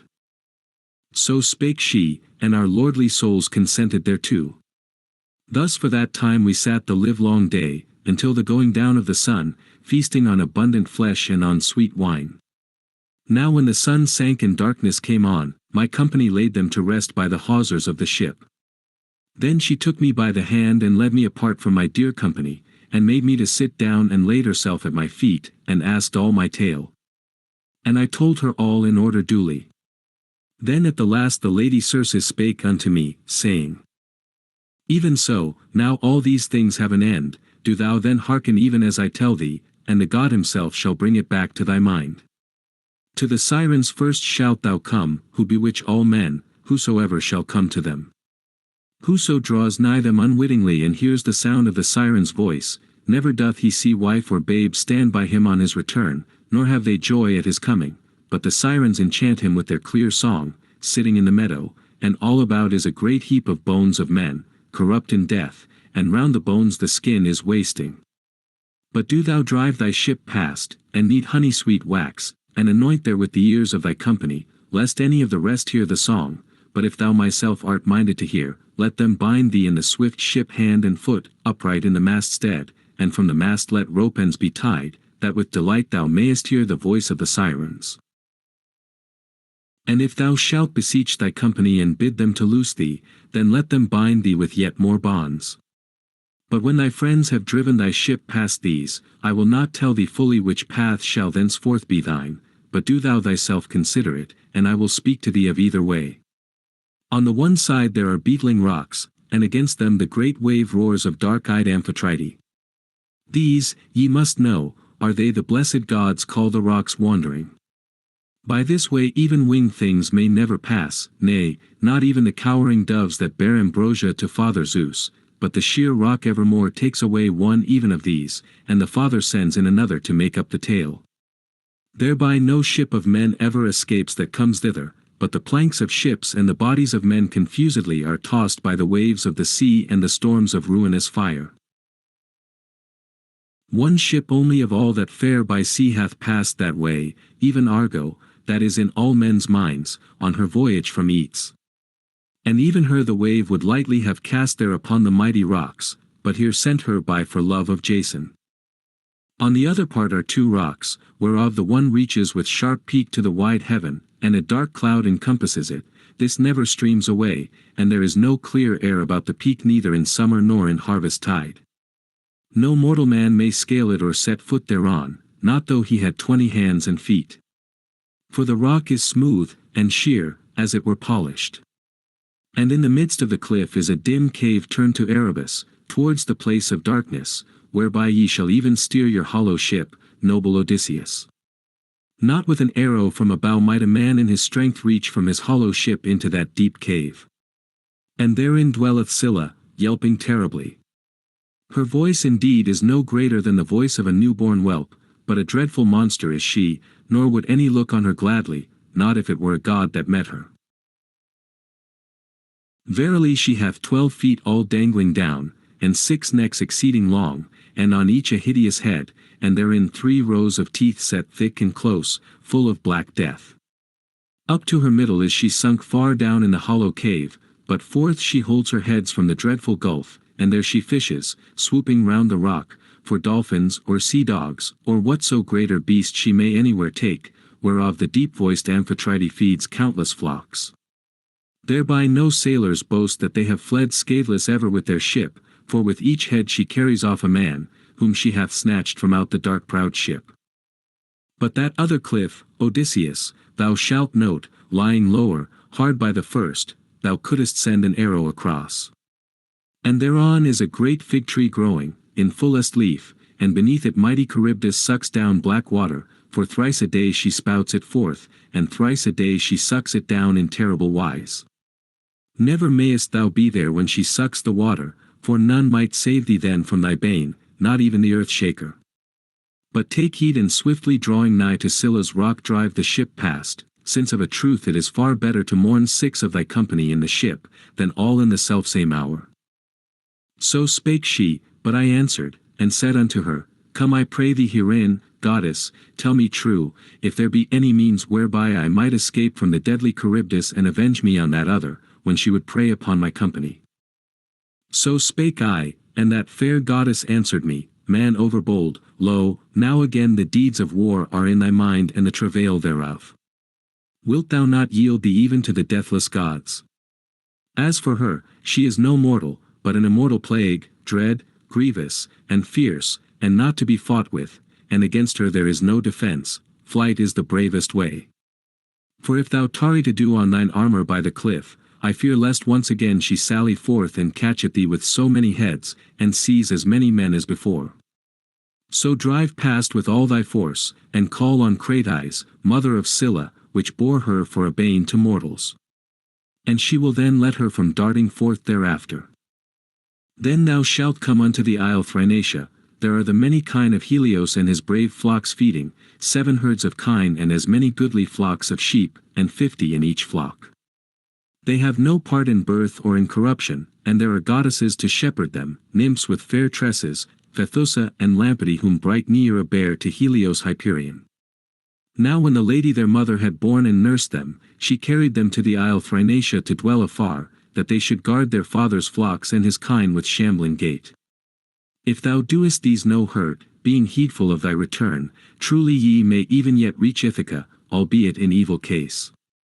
But if thou hurtest them, I foreshow ruin for thy ship and for thy men, and even though thou shouldest thyself escape, late shalt thou return in evil plight with the loss of all thy company. So spake she, and anon came the golden-throned dawn. Then the fair goddess took her way up the island. But I departed to my ship and roused my men themselves to mount the vessel and loose the hawsers. And speedily they went aboard and sat upon the benches, and sitting orderly smote the grey sea water with their oars. And in the wake of our dark proud ship she sent a favouring wind that filled the sails, a kindly escort, even Circe of the braided tresses, a dread goddess of human speech. And straightway we set in order the gear throughout the ship and sat us down, and the wind and the helmsman guided our bark. Then I spake among my company with a heavy heart, Friends, forasmuch as it is not well that 1 or 2 alone should know of the oracles that Circe, the fair goddess, spake unto me, therefore will I declare them, that with foreknowledge we may die, or haply shunning death and destiny escape. First she bade us avoid the sound of the voice of the wondrous sirens, and their field of flowers, and me only she bade listen to their voices. So bind ye me in a hard bond, that I may abide unmoved in my place, upright in the mast stead, and from the mast let rope ends be tied, and if I beseech and bid you to set me free, then do ye strain me with yet more bonds. Thus I rehearsed these things one and all, and declared them to my company. Meanwhile our good ship quickly came to the island of the Sirens twain, for a gentle breeze sped her on her way. Then straightway the wind ceased, and lo, there was a windless calm, and some god lulled the waves. Then my company rose up and drew in the ship's sails, and stowed them in the hold of the ship, while they sat at the oars and whitened the water with their polished pine blades. But I with my sharp sword cleft in pieces a great circle of wax, and with my strong hands kneaded it. And soon the wax grew warm, for that my great might constrained it, and the beam of the Lord Helios, son of Hyperion. And I anointed therewith the ears of all my men in their order, and in the ship they bound me hand and foot upright in the mast stead, and from the mast they fastened rope ends and themselves sat down, and smote the grey sea water with their oars. But when the ship was within the sound of a man's shout from the land, we fleeing swiftly on our way, the sirens espied the swift ship speeding toward them, and they raised their clear-toned song. Hither, come hither, renowned Odysseus, great glory of the Achaeans, here stay thy bark, that thou mayest listen to the voice of us twain. For none hath ever driven by this way in his black ship, till he hath heard from our lips the voice sweet as the honeycomb, and hath had joy thereof and gone on his way the wiser. For lo, we know all things, all the travail that in wide Troyland the Argives and Trojans bear by the gods' designs, yea, and we know all that shall hereafter be upon the fruitful earth. So spake they uttering a sweet voice, and my heart was fain to listen, and I bade my company unbind me, nodding at them with a frown, but they bent to their oars and rowed on. Then straight uprose Perimedes and Eurylochus and bound me with more cords and straightened me yet the more. Now when we had driven past them, nor heard we any longer the sound of the sirens or their song, forthwith my dear company took away the wax wherewith I had anointed their ears and loosed me from my bonds. But so soon as we left that isle, thereafter presently I saw smoke and a great wave, and heard the sea roaring. Then for very fear the oars flew from their hands, and down the stream they all splashed, and the ship was holden there, for my company no longer plied with their hands the tapering oars. But I paced the ship and cheered on my men, as I stood by each one and spake smooth words. Friends, forasmuch as in sorrow we are not all unlearned, truly this is no greater woe that is upon us. 23. than when the Cyclops penned us by main might in his hollow cave, yet even thence we made escape by my manfulness, even by my counsel and my wit, and some day I think that this adventure too we shall remember. Come now, therefore, let us all give ear to do according to my word. Do ye smite the deep surf of the sea with your oars, as ye sit on the benches, if peradventure Zeus may grant us to escape from and shun this death. And as for thee, helmsman, thus I charge thee, and ponder it in thine heart, seeing that thou wieldest the helm of the hollow ship. Keep the ship well away from this smoke and from the wave, and hug the rocks, lest the ship, ere thou art aware, start from her course to the other side, and so thou hurl us into ruin. 23. Reading pi, not pi epsilon iota with La Roche. So I spake, and quickly they hearkened to my words. But of Scylla I told them nothing more, a bane none might deal with, lest haply my company should cease from rowing for fear, and hide them in the hold. In that same hour I suffered myself to forget the hard behest of Circe, in that she bade me in no wise be armed, but I did on my glorious harness, and caught up 2 long lances in my hands, and went on the decking of the prow, for thence methought that Scylla of the rock would first be seen, who was to bring woe on my company. Yet could I not spy her anywhere, and my eyes waxed weary for gazing all about toward the darkness of the rock. Next we began to sail up the narrow strait, lamenting. For on the one hand lay Scylla, and on the other mighty Charybdis in terrible wise sucked down the salt sea water. As often as she belched it forth, like a cauldron on a great fire, she would seethe up through all her troubled deeps, and overhead the spray fell on the tops of either cliff. But oft as she gulped down the salt sea water, within she was all plain to see through her troubled deeps, and the rock around roared horribly, and beneath the earth was manifest swart with sand, and pale fear gat hold on my men. Toward her, then, we looked fearing destruction, but Scylla meanwhile caught from out my hollow ship 6 of my company, the hardiest of their hands and the chief in might. And looking into the swift ship to find my men, even then I marked their feet and hands as they were lifted on high, and they cried aloud in their agony, and called me by my name for that last time of all. Even as when his fisher on some headland lets down with a long rod his baits for a snare to the little fishes below, casting into the deep the horn of an ox of the homestead, and as he catches each flings it writhing ashore, so writhing were they borne upward to the cliff. And there she devoured them, shrieking in her gates, they stretching forth their hands to me in the dread death struggle. And the most pitiful thing was this, that mine eyes have seen of all my travail in searching out the paths of the sea. Now when we had escaped the rocks and dread Charybdis and Scylla, thereafter we soon came to the fair island of the god, where were the goodly kine, broad of brow, and the many brave flocks of Helios Hyperion. Then while as yet I was in my black ship upon the deep, I heard the lowing of the cattle being stalled and the bleating of the sheep, and on my mind there fell the saying of the blind seer, Theban Tiresias, and of Circe of Aia, who charged me very straitly to shun the isle of Helios, the gladdener of the world. Then I spake out among my company in sorrow of heart. Hear my words, my men, albeit in evil plight, that I may declare unto you the oracles of Tiresias and of Circe of Aia, who very straitly charged me to shun the isle of Helios, the gladdener of the world. For there she said the most dreadful mischief would befall us. Nay, drive ye then the black ship beyond and past that isle. So spake I, and their heart was broken within them.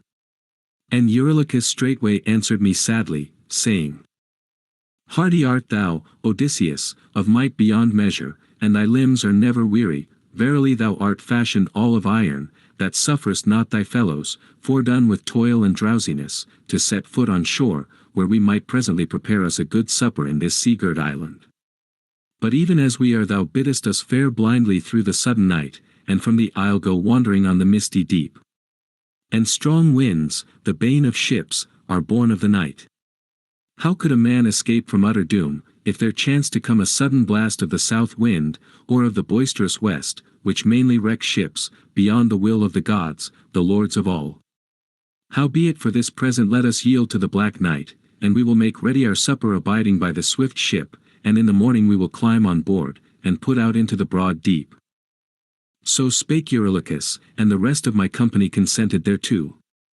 Then at the last I knew that some god was indeed imagining evil, and I uttered my voice and spake unto him winged words. Eurylochus, verily ye put force upon me, being but one among you all. But come, swear me now a mighty oath, one and all, to the intent that if we light on a herd of kine or a great flock of sheep, none in the evil folly of his heart may slay any sheep or ox, but in quiet eat ye the meat which the deathless Circe gave. So I spake, and straightway they swore to refrain as I commanded them. Now after they had sworn and done that oath, we stayed our well-builded ship in the hollow harbor near to a well of sweet water, and my company went forth from out the ship and deftly got ready supper. But when they had put from them the desire of meat and drink, thereafter they fell a-weeping as they thought upon their dear companions whom Scylla had snatched from out the hollow ship and so devoured. And deep sleep came upon them amid their weeping. And when it was the third watch of the night, and the stars had crossed the zenith, Zeus the cloud-gatherer roused against them an angry wind with wondrous tempest, and shrouded in clouds land and sea alike, and from heaven sped down the night. Now when early dawn shone forth, the rosy-fingered, we beached the ship, and dragged it up within a hollow cave, where were the fair dancing grounds of the nymphs and the places of their session. Thereupon I ordered a gathering of my men and spake in their midst, saying, Friends, forasmuch as there is yet meat and drink in the swift ship, let us keep our hands off those kine, lest some evil thing befall us. For these are the kine and the brave flocks of a dread god, even of Helios, who overseeth all and overheareth all things. So I spake, and their lordly spirit hearkened thereto. Then for a whole month the south wind blew without ceasing, and no other wind arose, save only the east and the south. Now so long as my company still had corn and red wine, they refrained them from the kine, for they were fain of life. But when the corn was now all spent from out the ship, and they went wandering with barbed hooks in quest of game, as needs they must, fishes and fowls, whatsoever might come to their hand, for hunger gnawed at their belly, then at last I departed up the isle, that I might pray to the gods, if perchance some one of them might show me a way of returning. And now when I had avoided my company on my way through the island, I laved my hands where was a shelter from the wind, and prayed to all the gods that hold Olympus. But they shed sweet sleep upon my eyelids. And Eurylochus the while set forth an evil counsel to my company. Hear my words, my friends, though ye be in evil case. Truly every shape of death is hateful to wretched mortals, but to die of hunger and so meet doom is most pitiful of all. Nay come, we will drive off the best of the kine of Helios and will do sacrifice to the deathless gods who keep wide heaven. And if we may yet reach Ithaca, our own country, forthwith will we rear a rich shrine to Helios Hyperion, and therein would we set many a choice offering. But if he be somewhat wroth for his cattle with straight horns, and is fain to wreck our ship, and the other gods follow his desire, rather with one gulp at the wave would I cast my life away, than be slowly straitened to death in a desert isle. So spake Eurylochus, and the rest of the company consented thereto. Forthwith they drave off the best of the kine of Helios that were nigh at hand, for the fair kine of shambling gait and broad of brow were feeding no great way from the dark-prowed ship. Then they stood around the cattle and prayed to the gods, plucking the fresh leaves from an oak of lofty boughs, for they had no white barley on board the decked ship. Now after they had prayed and cut the throats of the kine and flayed them, they cut out slices of the thighs and wrapped them in the fat, making a double fold, and thereon they laid raw flesh. Yet had they no pure wine to pour over the flaming sacrifices, but they made libation with water and roasted the entrails over the fire. Now after the thighs were quite consumed and they had tasted the inner parts, they cut the rest up small and spitted it on spits. In the same hour deep sleep sped from my eyelids and I sallied forth to the swift ship and the sea banks. But on my way as I drew near to the curved ship, the sweet savour of the fat came all about me, and I groaned and spake out before the deathless gods. Father Zeus, and all ye other blessed gods that live for ever, verily to my undoing ye have lulled me with a ruthless sleep, and my company abiding behind have imagined a monstrous deed. Then swiftly to Helios Hyperion came Lampeter of the long robes, with the tidings that we had slain his kine. And straight he spake with angry heart amid the immortals. Father Zeus, and all ye other blessed gods that live for ever, take vengeance I pray you on the company of Odysseus, son of Laertes, that have insolently slain my cattle, wherein I was wont to be glad as I went toward the starry heaven, and when I again turned earthward from the firmament.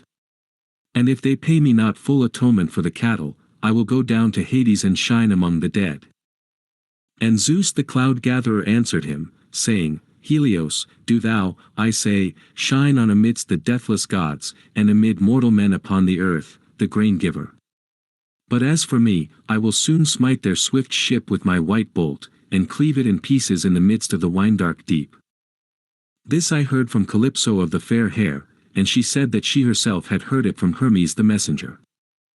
But when I had come down to the ship and to the sea, I went up to my companions and rebuked them one by one, but we could find no remedy, the cattle were dead and gone. And soon thereafter the gods showed forth signs and wonders to my company. The skins were creeping, and the flesh bellowing upon the spits, both the roast and raw, and there was a sound as the voice of kine. Then for 6 days my dear company feasted on the best of the kine of Helios which they had driven off. But when Zeus, son of Cronos, had added the 7th day thereto, thereafter the wind ceased to blow with a rushing storm, and at once we climbed the ship and launched into the broad deep, when we had set up the mast and hoisted the white sails. But now when we left that isle nor any other land appeared, but sky and sea only, even then the son of Cronos stayed a dark cloud above the hollow ship, and beneath it the deep darkened. And the ship ran on her way for no long while, for of a sudden came the shrilling west, with the rushing of a great tempest, and the blast of wind snapped the 2 forestays of the mast, and the mast fell backward and all the gear dropped into the bilge. And behold, on the hind part of the ship the mast struck the head of the pilot and brake all the bones of his skull together, and like a diver he dropped down from the deck, and his brave spirit left his bones. In that same hour Zeus thundered and cast his bolt upon the ship, and she reeled all over being stricken by the bolt of Zeus, and was filled with sulphur, and lo, my company fell from out the vessel. Like seagulls they were borne round the black ship upon the billows, and the god reft them of returning.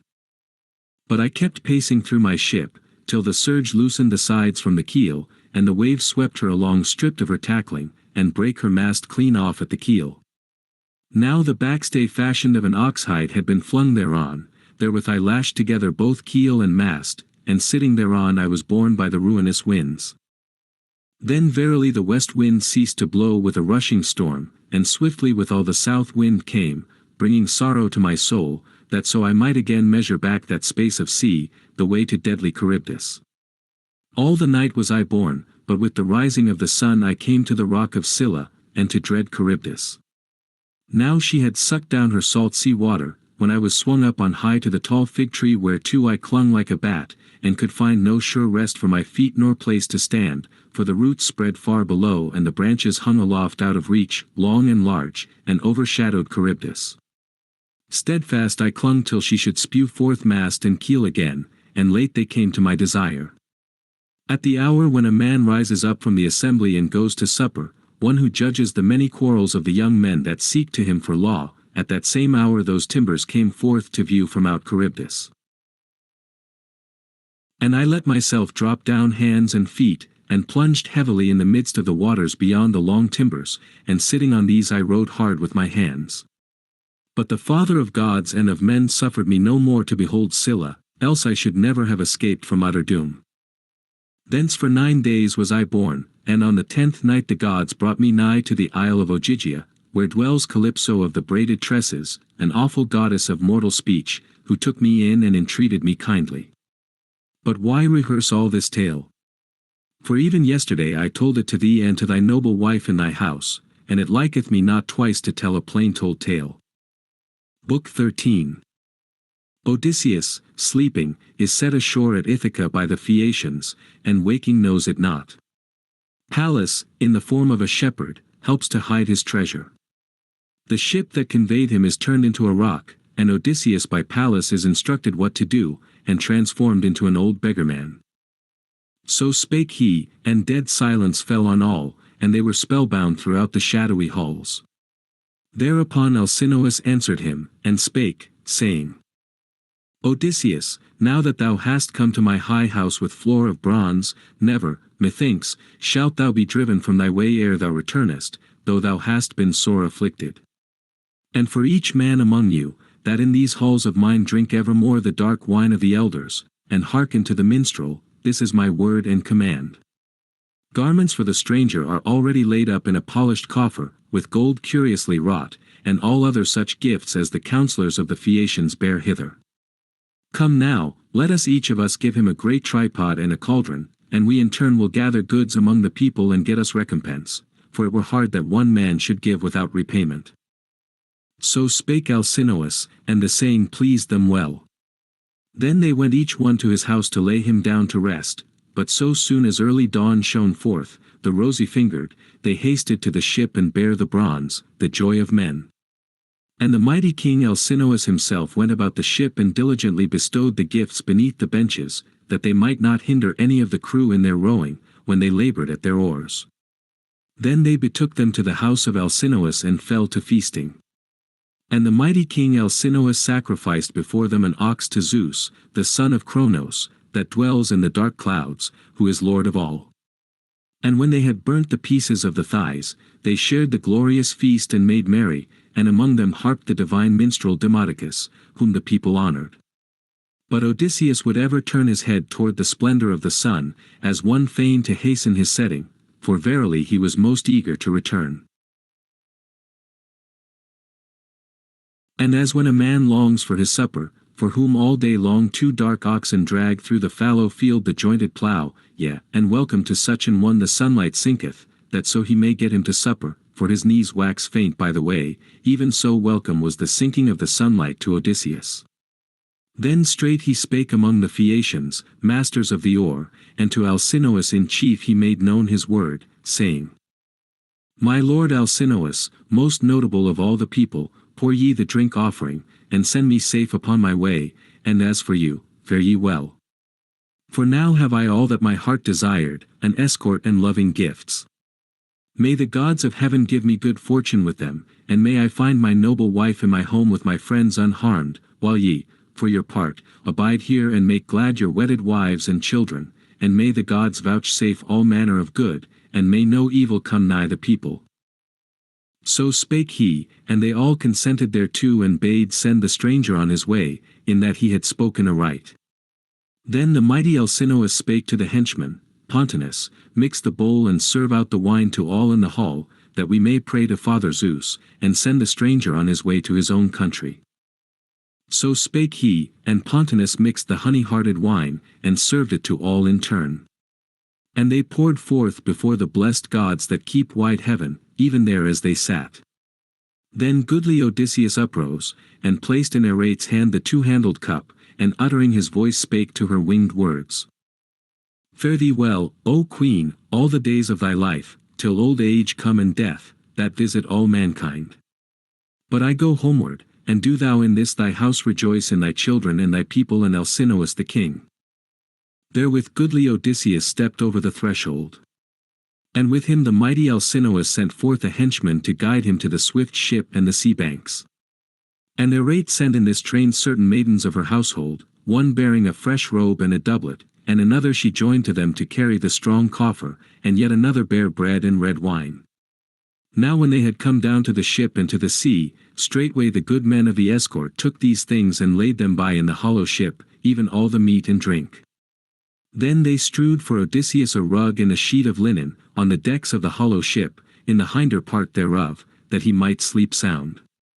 Then he too climbed aboard and laid him down in silence, while they sat upon the benches, every man in order, and unbound the hawser from the pierced stone. So soon as they leant backwards and tossed the sea water with the oar blade, a deep sleep fell upon his eyelids, a sound sleep, very sweet, and next akin to death. And even as on a plain a yoke of 4 stallions come springing all together beneath the lash, leaping high and speedily accomplishing the way, so leaped the stern of that ship, and the dark wave of the sounding sea rushed mightily in the wake, and she ran ever surely on her way, nor could a circling hawk keep pace with her, of winged things the swiftest. Even thus she lightly sped and cleft the waves of the sea, bearing a man whose counsel was as the counsel of the gods, one that erewhile had suffered much sorrow of heart, in passing through the wars of men, and the grievous waves, but for that time he slept in peace, forgetful of all that he had suffered. So when the star came up, that is brightest of all, and goes ever heralding the light of early dawn. Even then did the seafaring ship draw nigh the island. There is in the land of Ithaca a certain haven of Phorcys, the ancient one of the sea, and thereby are two headlands of sheer cliff, which slope to the sea on the haven's side and break the mighty wave that ill winds roll without, but within, the decked ships ride unmoored when once they have reached the place of anchorage. Now at the harbor's head is a long-leaved olive tree, and hard by is a pleasant cave and shadowy, sacred to the nymphs, that are called the Naiads. And therein are mixing bowls and jars of stone, and there moreover do bees hive. And there are great looms of stone, whereon the nymphs weave raiment of purple stain, a marvel to behold, and therein are waters welling evermore. 2 gates there are to the cave, the one set toward the north wind whereby men may go down, but the portals toward the south pertain rather to the gods, whereby men may not enter. It is the way of the immortals. Thither they, as having knowledge of that place, let drive their ship, and now the vessel in full course ran ashore, half her keel's length high, so well was she sped by the hands of the oarsmen. Then they alighted from the benched ship upon the land, and first they lifted Odysseus from out the hollow ship, all as he was in the sheet of linen and the bright rug, and laid him yet heavy with slumber on the sand. And they took forth the goods which the lordly Phaeacians had given him on his homeward way by grace of the great-hearted Athene. These they set in a heap by the trunk of the olive tree, a little aside from the road, lest some wayfaring man, before Odysseus awakened, should come and spoil them. Then themselves departed homeward again. But the shaker of the earth forgat not the threats, wherewith at the first he had threatened God like Odysseus, and he inquired into the counsel of Zeus, saying, Father Zeus, I for one shall no longer be of worship among the deathless gods, when mortal men hold me in no regard, even Phaeacians, who moreover are of mine own lineage. Lo, now I said that after much affliction Odysseus should come home, for I had no mind to rob him utterly of his return, when once thou hadst promised it and given assent. But behold, in his sleep they have borne him in a swift ship over the sea, and set him down in Ithaca, and given him gifts out of measure, bronze and gold and plenty and woven raiment, much store, such as never would Odysseus have won for himself out of Troy, yea, though he had returned unhurt with the share of the spoil that fell to him. And Zeus, the cloud-gatherer, answered him saying, Lo, now, shaker of the earth, of widest power, what a word hast thou spoken! The gods nowise dishonor thee, hard would it be to assail with dishonor our eldest and our best. But if any man, giving place to his own hardihood and strength, holds thee not in worship, thou hast always thy revenge for the same, even in the time to come. Do thou as thou wilt, and as seems thee good. Then Poseidon, shaker of the earth, answered him, Straightway would I do even as thou sayest, O God of the dark clouds, but thy wrath I always hold in awe and avoid. Howbeit, now I fain would smite a fair ship of the Phaeacians, as she comes home from a convoy on the misty deep, that thereby they may learn to hold their hands, and cease from giving escort to men, and I would overshadow their city with a great mountain. And Zeus the gatherer of the clouds, answered him, saying, Friend, learn now what seems best in my sight. At an hour when the folk are all looking forth from the city at the ship upon her way, smite her into a stone hard by the land, a stone in the likeness of a swift ship, that all mankind may marvel, and do thou overshadow their city with a great mountain. Now when Poseidon, shaker of the earth, heard this saying, he went on his way to Scheria, where the Phaeacians dwell. There he abode a while, and lo, she drew near, the seafaring ship, lightly sped upon her way. Then nigh her came the shaker of the earth, and he smote her into a stone, and rooted her far below with the downstroke of his hand, and he departed thence again. Then one to the other they spake winged words, the Phaeacians of the long oars, mariners renowned. And thus would they speak, looking each man to his neighbor. Ah me! Who is this that fettered our swift ship on the deep as she drave homewards? Even now she stood full in sight. Even so they would speak, but they knew not how these things were ordained. And Alcinous made harangue and spake among them.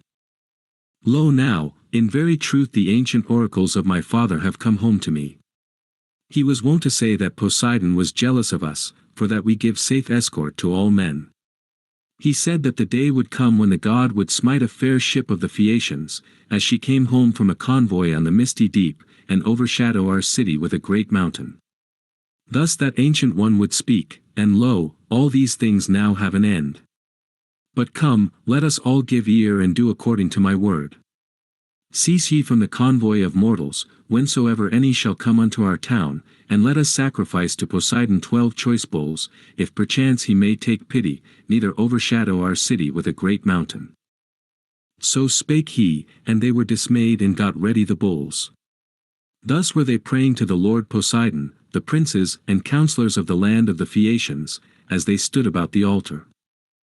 Even then the goodly Odysseus awoke where he slept on his native land, nor knew he the same again, having now been long afar, for around him the goddess had shed a mist, even Pallas Athene, daughter of Zeus, to the end that she might make him undiscovered for that he was, and might expound to him all things, that so his wife should not know him neither his townsmen and kinsfolk, ere the wooers had paid for all their transgressions.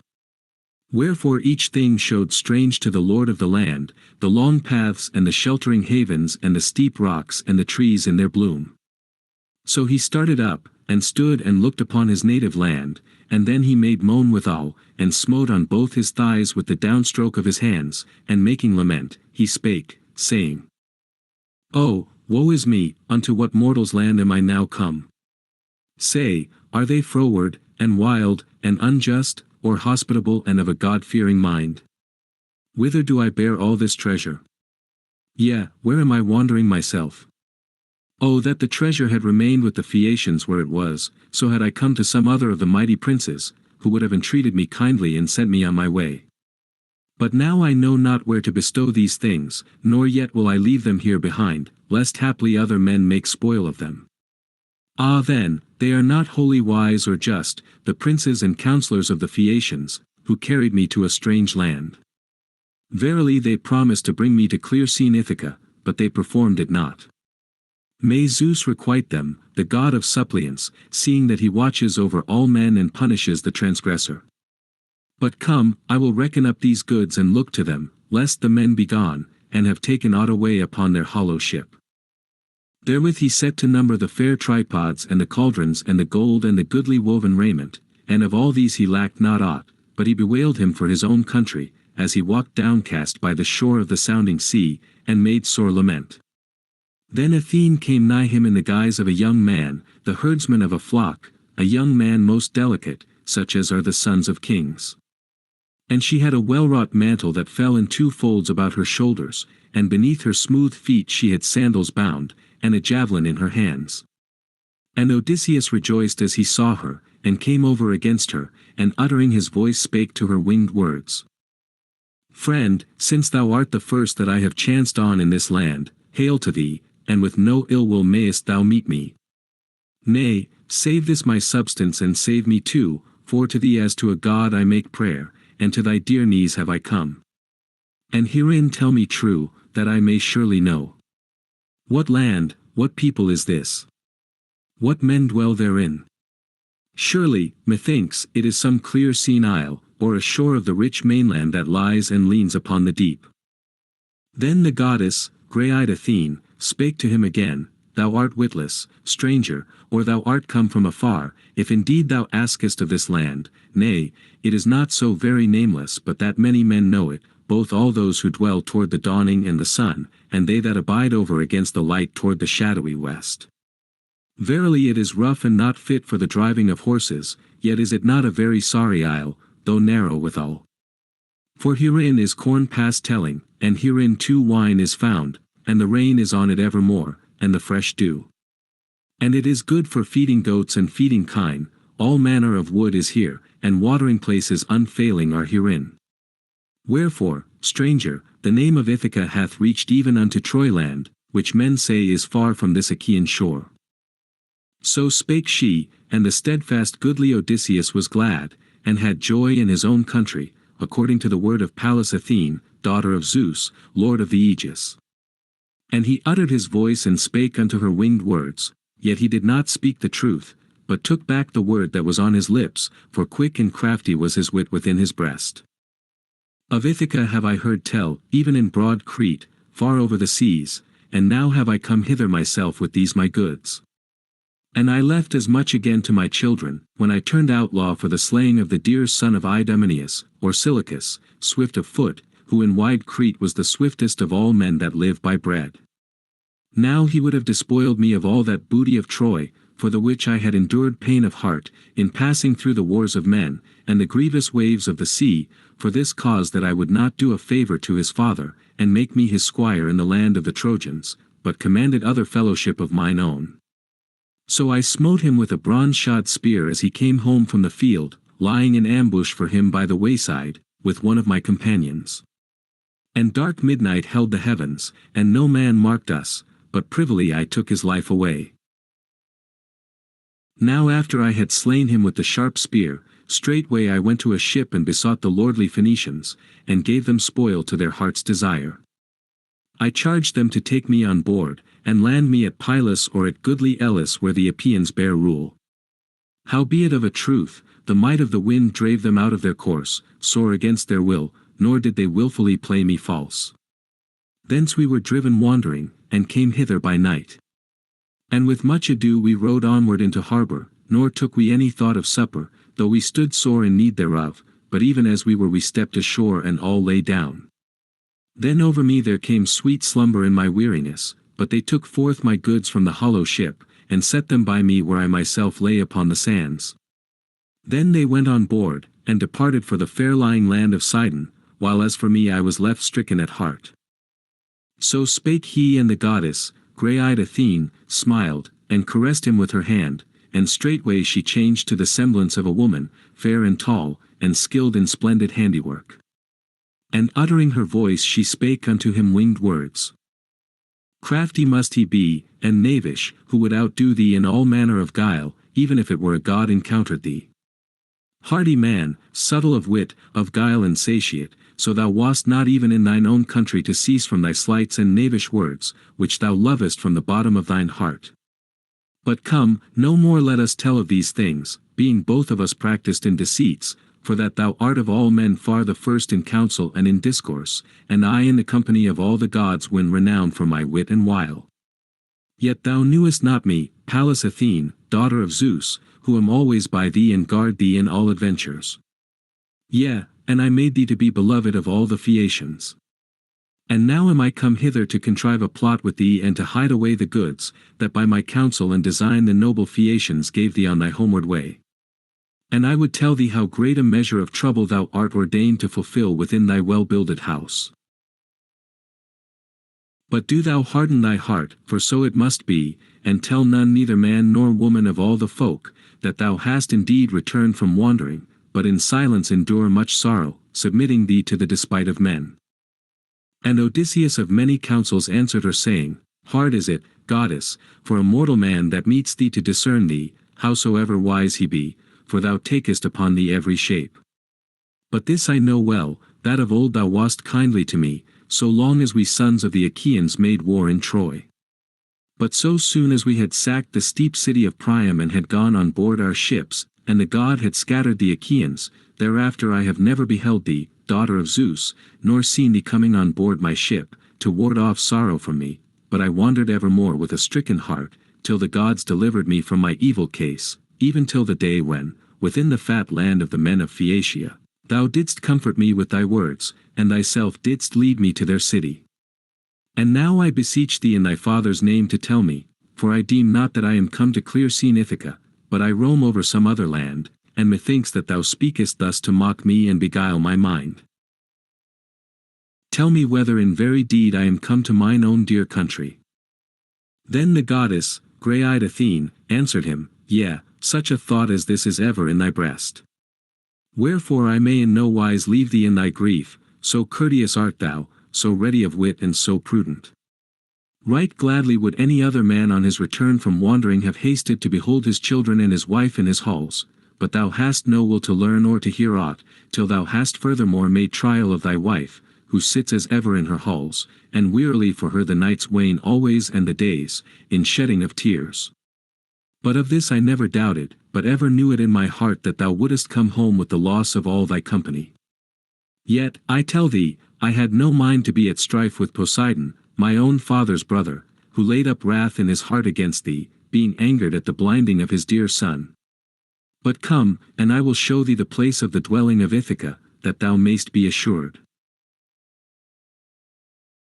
Lo, here is the haven of Phorcys, the ancient one of the sea, and here at the haven's head is the olive tree with spreading leaves, and hard by it is the pleasant cave and shadowy, sacred to the nymphs that are called the Naiads.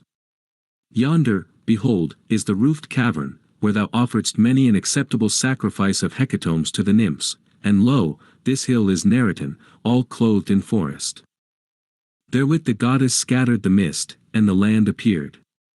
Then the steadfast goodly Odysseus was glad rejoicing in his own land, and he kissed the earth, the grain-giver. And anon he prayed to the nymphs, and lifted up his hands, saying, Ye Naiad nymphs, daughters of Zeus, never did I think to look on you again, but now be ye greeted in my loving prayers, yea, and gifts as aforetime I will give, if the daughter of Zeus, driver of the spoil, suffer me of her grace myself to live, and bring my dear son to manhood. Then the goddess, grey-eyed Athene, spake to him again, Be of good courage, and let not thy heart be careful about these things. But come, let us straightway set thy goods in the secret place of the wondrous cave, that there they may abide for thee safe. And let us for ourselves advise us how all may be for the very best. Therewith the goddess plunged into the shadowy cave, searching out the chambers of the cavern. Meanwhile Odysseus brought up his treasure, the gold and the unyielding bronze and fair woven raiment, which the Phaeacians gave him. And these things he laid by with care, and Pallas Athene, daughter of Zeus, lord of the Aegis, set a stone against the door of the cave. Then they twain sat down by the trunk of the sacred olive tree, and devised death for the froward wooers. And the goddess, grey-eyed Athene, spake first, saying, Son of Laertes, of the seed of Zeus, Odysseus of many devices, advise thee how thou mayest stretch forth thine hands upon the shameless wooers, who now these 3 years lord it through thy halls, as they woo thy godlike wife and proffer the gifts of wooing. And she, that is ever bewailing her for thy return, gives hope to all and makes promises to every man and sends them messages, but her mind is set on other things. And Odysseus of many counsels answered her, saying, Lo now, in very truth I was like to have perished in my halls by the evil doom of Agamemnon, son of Atreus, hadst not thou, goddess, declared me each thing aright. Come then, weave some counsel whereby I may requite them, and thyself stand by me, and put great boldness of spirit within me, even as in the day when we loosed the shining coronal of Troy. If but thou wouldest stand by me with such eagerness, thou grey-eyed goddess, I would war even with 300 men, with thee my lady and goddess, if thou of thy grace didst succor me the while. Then the goddess, grey-eyed Athene, answered him, Yea, verily I will be near thee nor will I forget thee, whensoever we come to this toil, and methinks that certain of the wooers that devour thy livelihood shall bespatter the boundless earth with blood and brains.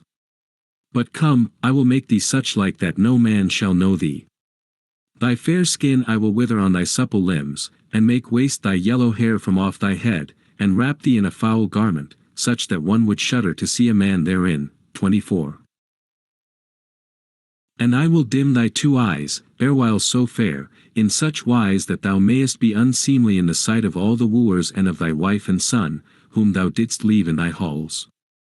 And do thou thyself first of all go unto the swineherd, who tends thy swine, loyal and at one with thee, and loves thy son in constant Penelope.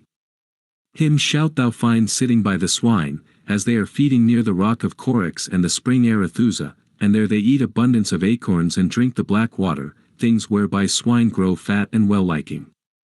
There do thou abide and sit by the swine, and find out all, till I have gone to Sparta, the land of fair women, to call Telemachus thy dear son, Odysseus, who hath betaken himself to spacious Lacedaemon, to the house of Menelaus to seek tidings of thee, whether haply thou art yet alive.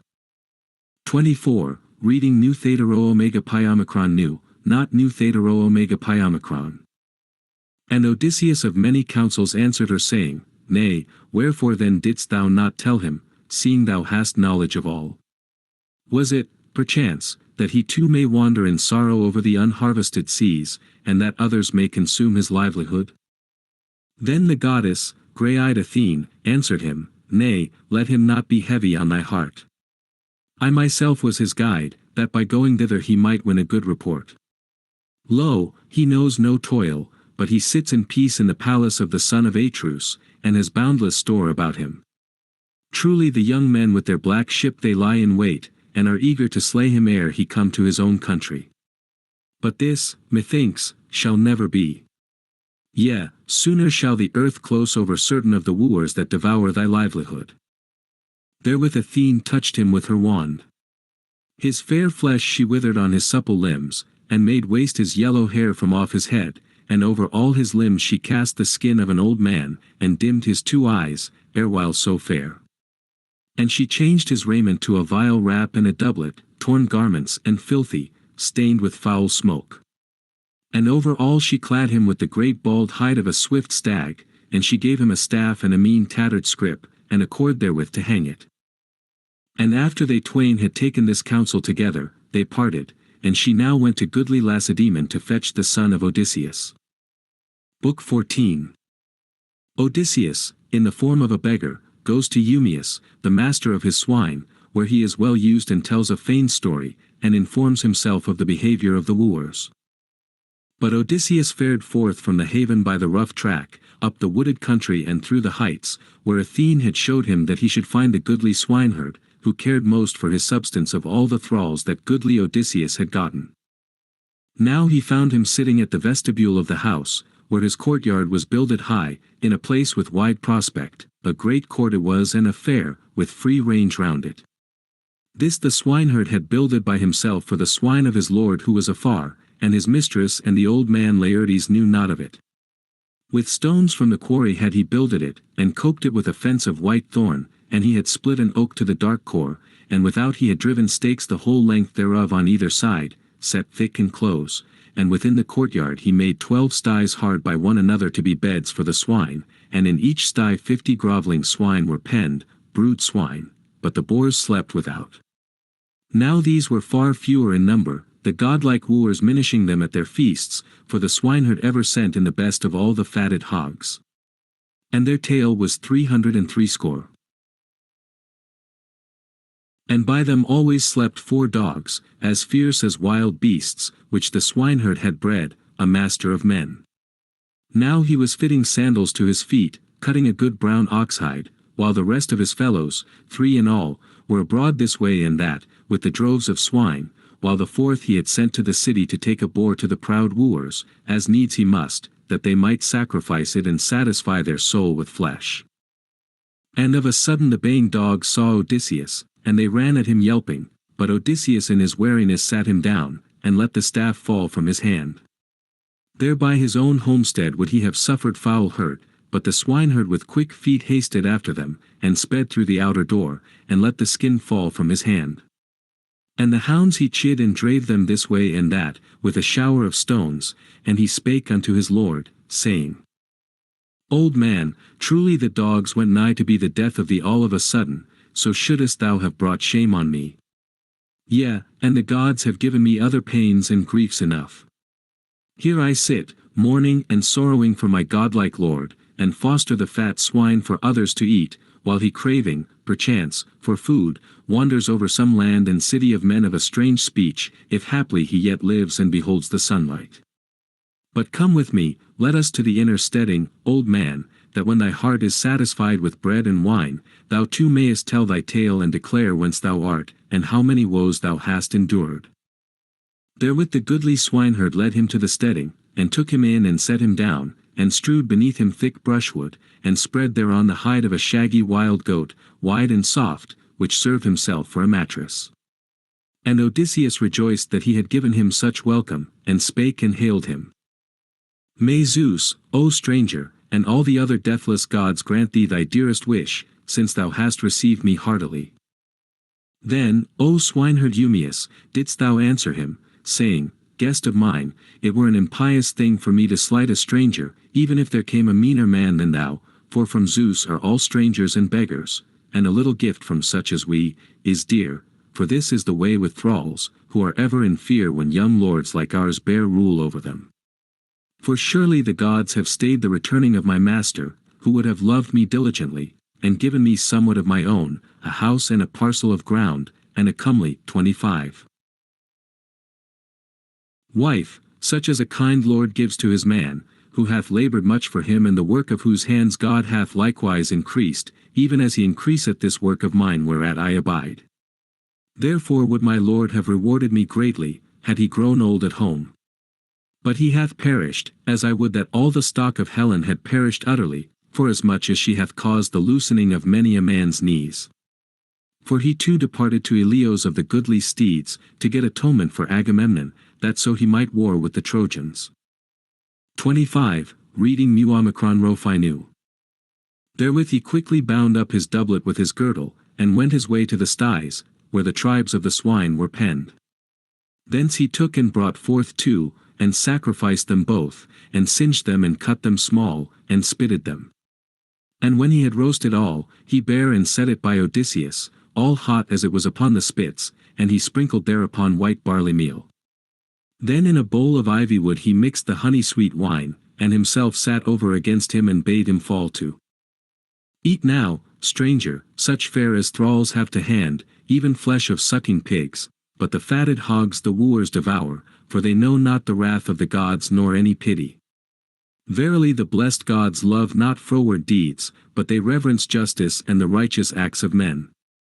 Yet even foes and men unfriendly, that land on a strange coast, and Zeus grants them a prey, and they have laden their ships and depart for home, yea, even on their hearts falls strong fear of the wrath of the gods. But lo you, these men know somewhat, for they have heard an utterance of a god, even the tidings of our Lord's evil end, seeing that they are not minded justly to woo, nor to go back to their own, but at ease they devour our wealth with insolence, and now there is no sparing. For every day and every night that comes from Zeus, they make sacrifice not of one victim only, nor of two, and wine they draw and waste it riotously. For surely his livelihood was great past telling, no lord in the dark mainland had so much, nor any in Ithaca itself, nay, not 20 men together have wealth so great, and I will tell thee the sum thereof. 12 herds of kine upon the mainland, as many flocks of sheep, as many droves of swine, as many ranging herds of goats, that his own shepherds and strangers pasture. And ranging herds of goats, 11 in all, graze here by the extremity of the island with trusty men to watch them. And day by day each man of these ever drives one of the flock to the wooers, whichsoever seems the best of the fatted goats. But as for me, I guard and keep these swine, and I choose out for them, as well as I may, the best of the swine, and send it hence. So spake he, but Odysseus ceased not to eat flesh and drink wine right eagerly and in silence, and the while was sowing the seeds of evil for the wooers. Now when he had well eaten and comforted his heart with food, then the herdsman filled him the bowl out of which he was wont himself to drink, and he gave it him brimming with wine, and he took it and was glad at heart, and uttering his voice spake to him winged words. My friend, who was it then that bought thee with his wealth, a man so exceedingly rich and mighty as thou declarest? Thou saidest that he perished to get atonement for Agamemnon. Tell me, if perchance I may know him, being such an one as thou sayest. For Zeus, methinks, and the other deathless gods know whether I may bring tidings of having seen him, for I have wandered far. Then the swineherd, a master of men, answered him, Old man, no wanderer who may come hither and bring tidings of him can win the ear of his wife and his dear son, but lightly do vagrants lie when they need entertainment, and care not to tell truth. Whosoever comes straying to the land of Ithaca, goes to my mistress and speaks words of guile. And she receives him kindly and lovingly and inquires of all things, and the tears fall from her eyelids for weeping, as is meet for a woman when her lord hath died afar. And quickly enough wouldst thou too, old man, forge a tale, if any would but give thee a mantle and a doublet for raiment. But as for him, dogs and swift fowls are like already to have torn his skin from the bones, and his spirit hath left him. Or the fishes have eaten him in the deep, and there lie his bones swathed in sand-drift on the shore. Yonder then hath he perished, but for his friends not is ordained but care, for all, but for me in chief. For never again shall I find a lord so gentle, how far soever I may go, not though again I attain unto the house of my father and my mother, where at first I was born, and they nourished me themselves, and with their own hands they reared me. Nor henceforth it is not for these that I sorrow so much, though I long to behold them with mine eyes in mine own country, but desire comes over me for Odysseus who is afar.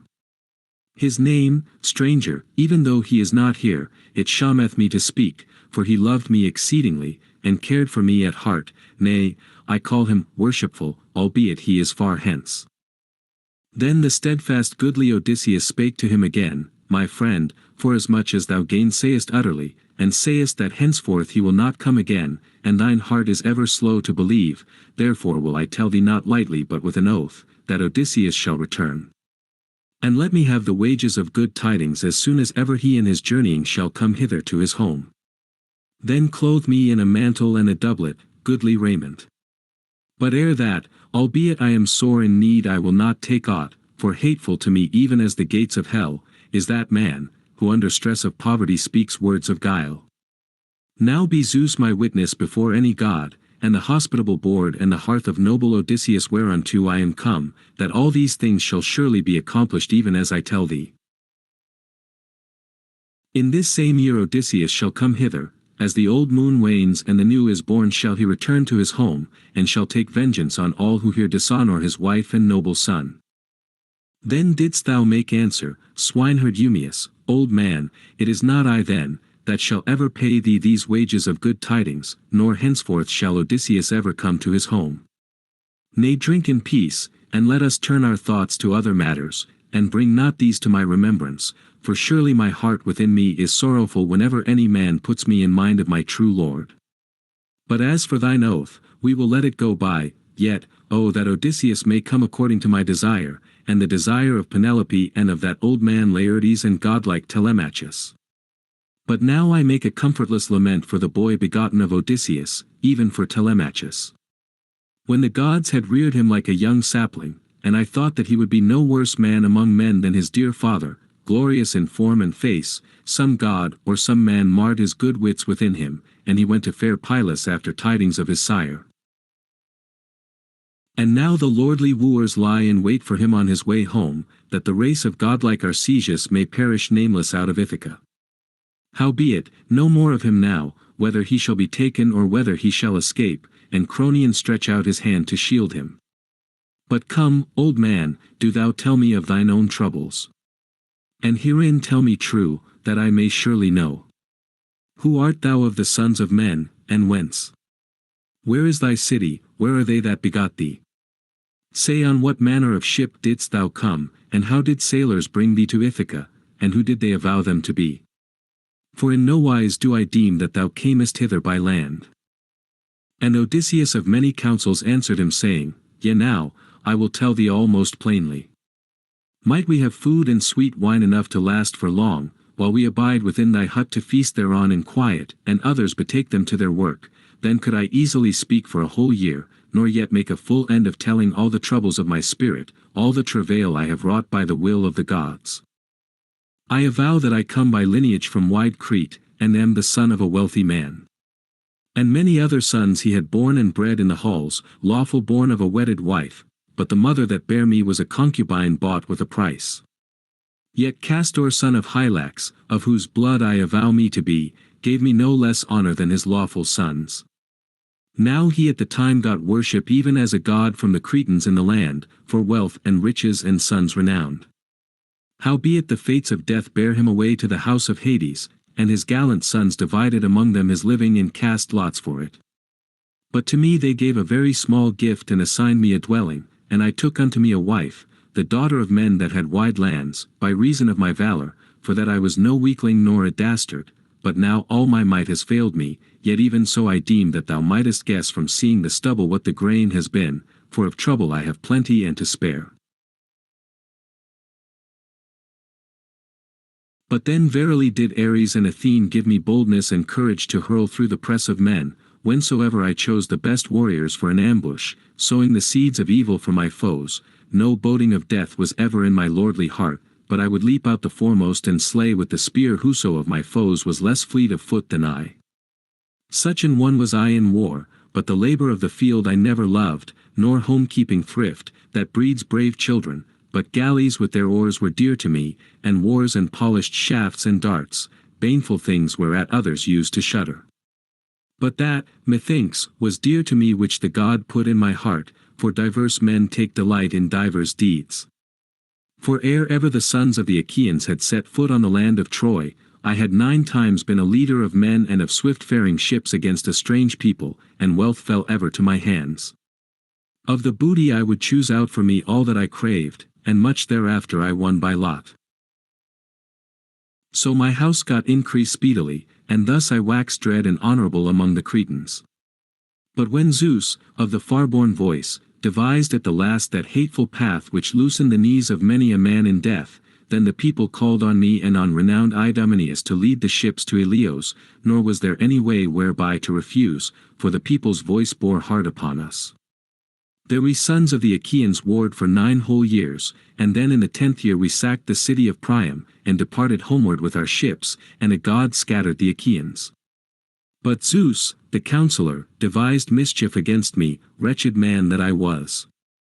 For 1 month only I abode and had joy in my children and my wedded wife, and all that I had, and thereafter my spirit bade me fit out ships in the best manner and sail to Egypt with my godlike company.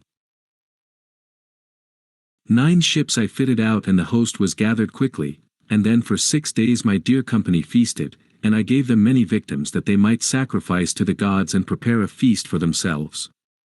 But on the 7th day we set sail from wide Crete, with a north wind fresh and fair, and lightly we ran as it were downstream, and no harm came to any ship of mine, but we sat safe and hale, while the wind and the pilots guided the barks. And on the 5th day we came to the fair-flowing Aegyptus, and in the river Aegyptus I stayed my curved ships. Then verily I bade my dear companions to abide there by the ships and to guard them, and I sent forth scouts to range the points of outlook. But my men gave place to wantonness, being the fools of their own force, and soon they fell to wasting the fields of the Egyptians, exceeding fair, and led away their wives and infant children and slew the men. And the cry came quickly to the city, and the people hearing the shout came forth at the breaking of the day, and all the plain was filled with footmen and chariots and with the glitter of bronze. And Zeus, whose joy is in the thunder, sent an evil panic upon my company, and none durst stand and face the foe, for danger encompassed us on every side. There they slew many of us with the edge of the sword, and others they led up with them alive to work for them perforce. But as for me, Zeus himself put a thought into my heart, would to God that I had rather died, and met my fate there in Egypt, for sorrow was still mine host. Straightway I put off my well-wrought helmet from my head, and the shield from off my shoulders, and I cast away my spear from my hand, and I came over against the chariots of the king, and clasped and kissed his knees, and he saved me and delivered me, and setting me on his own chariot took me weeping to his home. Truly many an one made at me with their ashen spears, eager to slay me, for verily they were sore angered. But the king kept them off and had respect unto the wrath of Zeus, the god of strangers, who chiefly hath displeasure at evil deeds. So for 7 whole years I abode with their king, and gathered much substance among the Egyptians, for they all gave me gifts. But when the 8th year came in due season, there arrived a Phoenician practiced in deceit, a greedy knave, who had already done much mischief among men. He wrought on me with his cunning, and took me with him until he came to Phoenicia, where was his house and where his treasures lay. There I abode with him for the space of a full year. But when now the months and days were fulfilled, as the year came round and the seasons returned, he set me aboard a seafaring ship for Libya, under colour as though I was to convey a cargo thither with him, but his purpose was to sell me in Libya, and get a great price. So I went with him on board, perforce, yet boding evil. And the ship ran before a north wind fresh and fair, through the mid-sea over above Crete, and Zeus contrived the destruction of the crew. But when we left Crete, and no land showed in sight but sky and sea only, even then the son of Cronos stayed a dark cloud over the hollow ship, and the deep grew dark beneath it. And in the same moment Zeus thundered and smote his bolt into the ship, and she reeled all over being stricken by the bolt of Zeus, and was filled with fire and brimstone, and all the crew fell overboard. And like seagulls they were borne hither and thither on the waves about the black ship, and the god cut off their return. But in this hour of my affliction Zeus himself put into my hands the huge mast of the dark-prowed ship, that even yet I might escape from harm. So I clung round the mast and was borne by the ruinous winds. For 9 days was I borne, and on the 10th black night the great rolling wave brought me nigh to the land of the Thesprotians. There the king of the Thesprotians, the lord Phidon, took me in freely, for his dear son lighted on me and raised me by the hand and led me to his house, fordone with toil and the keen air, till he came to his father's palace. And he clothed me in a mantle and a doublet for raiment. There I heard tidings of Odysseus, for the king told me that he had entertained him, and kindly entreated him on his way to his own country, and he showed me all the wealth that Odysseus had gathered, bronze and gold and well-wrought iron, yea, it would suffice for his children after him even to the 10th generation, so great were the treasures he had stored in the chambers of the king. He had gone, he said, to Dodona to hear the counsel of Zeus, from the high leafy oak tree of the god, how he should return to the fat land of Ithaca after long absence, whether openly or by stealth. Moreover, he sware, in mine own presence, as he poured the drink offering in his house, that the ship was drawn down to the sea and his company were ready, who were to convey him to his own dear country. But ere that, he sent me off, for it chanced that a ship of the Thesprotians was starting for Dulichium, a land rich in grain. Thither he bade them bring me with all diligence to the king Acastus.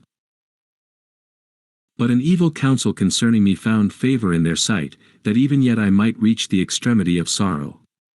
When the seafaring ship had sailed a great way from the land, anon they sought how they might compass for me the day of slavery. They stripped me of my garments, my mantle and a doublet, and changed my raiment to a vile wrap and doublet, tattered garments, even those thou sayest now before thee, and in the evening they reached the fields of clear-seen Ithaca. There in the decked ship they bound me closely with a twisted rope, and themselves went ashore, and hasted to take supper by the sea banks. Meanwhile the gods themselves lightly unclasped my bands, and muffling my head with the wrap I slid down the smooth lading plank, and set my breast to the sea and rowed hard with both hands as I swam, and very soon I was out of the water and beyond their reach. Then I went up where there was a thicket, a wood in full leaf, and lay there crouching. And they went hither and thither making great moan, but when now it seemed to them little avail to go further on their quest, they departed back again aboard their hollow ship. And the gods themselves hid me easily and brought me nigh to the homestead of a wise man, for still, methinks, I am ordained to live on. Then didst thou make answer to him, swineherd Eumaeus, ah! Wretched guest, verily thou hast stirred my heart with the tale of all these things, of thy sufferings and thy wanderings. Yet herein, methinks, thou speakest not aright, and never shalt thou persuade me with the tale about Odysseus. Why should one in thy plight lie vainly? Well I know of mine own self, as touching my lord's return, that he was utterly hated by all the gods, in that they smote him not among the Trojans nor in the arms of his friends, when he had wound up the clue of war. So should the whole Achaean host have builded him a barrow, yea, and for his son would he have won great glory in the after days, but now all ingloriously the spirits of the storm have snatched him away. But as for me I dwell apart by the swine and go not to the city, unless perchance wise Penelope summons me thither, when tidings of my master are brought I know not whence. Now all the people sit round and straitly question the newsbearer, both such as grieve for their lord that is long gone, and such as rejoice in devouring his living without atonement.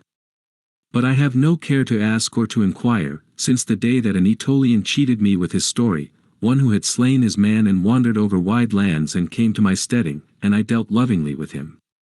He said that he had seen my master among the Cretans at the house of Idomeneus, mending his ships which the storms had broken. And he said that he would come home either by the summer or the harvest tide, bringing much wealth with the godlike men of his company.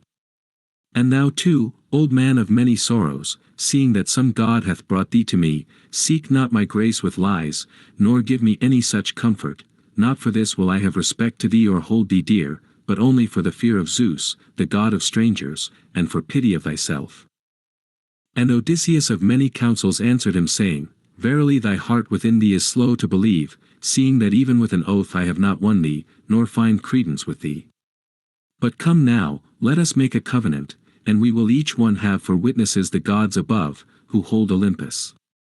If thy Lord shall return to this house, put on me a mantle and doublet for raiment, and send me on my way to Dulichium, whither I had a desire to go. But if thy Lord return not according to my word, set thy thralls upon me, and cast me down from a mighty rock, that another beggar in his turn may beware of deceiving. And the goodly swineherd answered him, saying, Yes, stranger, even so should I get much honor and good luck among men both now and ever hereafter, if after bringing thee to my hut and giving thee a stranger's cheer, I should turn again and slay thee and take away thy dear life. Eager indeed thereafter should I be to make a prayer to Zeus the son of Cronos. But now it is supper time, and would that my fellows may speedily be at home, that we may make ready a dainty supper within the hut. Thus they spake one to the other. And lo, the swine and the swineherds drew nigh. And the swine they shut up to sleep in their lairs, and a mighty din arose as the swine were being stalled. Then the goodly swineherd called to his fellows, saying, Bring the best of the swine, that I may sacrifice it for a guest of mine from a far land, and we too will have good cheer therewith, for we have long suffered and toiled by reason of the white-tusked swine, while others devour the fruit of our labor without atonement. Therewithal he cleft logs with the pitiless axe, and the others brought in a well-fatted boar of 5 years old, and they set him by the hearth, nor did the swineherd forget the deathless gods, for he was of an understanding heart. But for a beginning of sacrifice he cast bristles from the head of the white-tusked boar upon the fire, and prayed to all the gods that wise Odysseus might return to his own house. Then he stood erect, and smote the boar with a billet of oak which he had left in the cleaving, and the boar yielded up his life. Then they cut the throat and singed the carcass and quickly cut it up, and the swineherd took a first portion from all the limbs, and laid the raw flesh on the rich fat.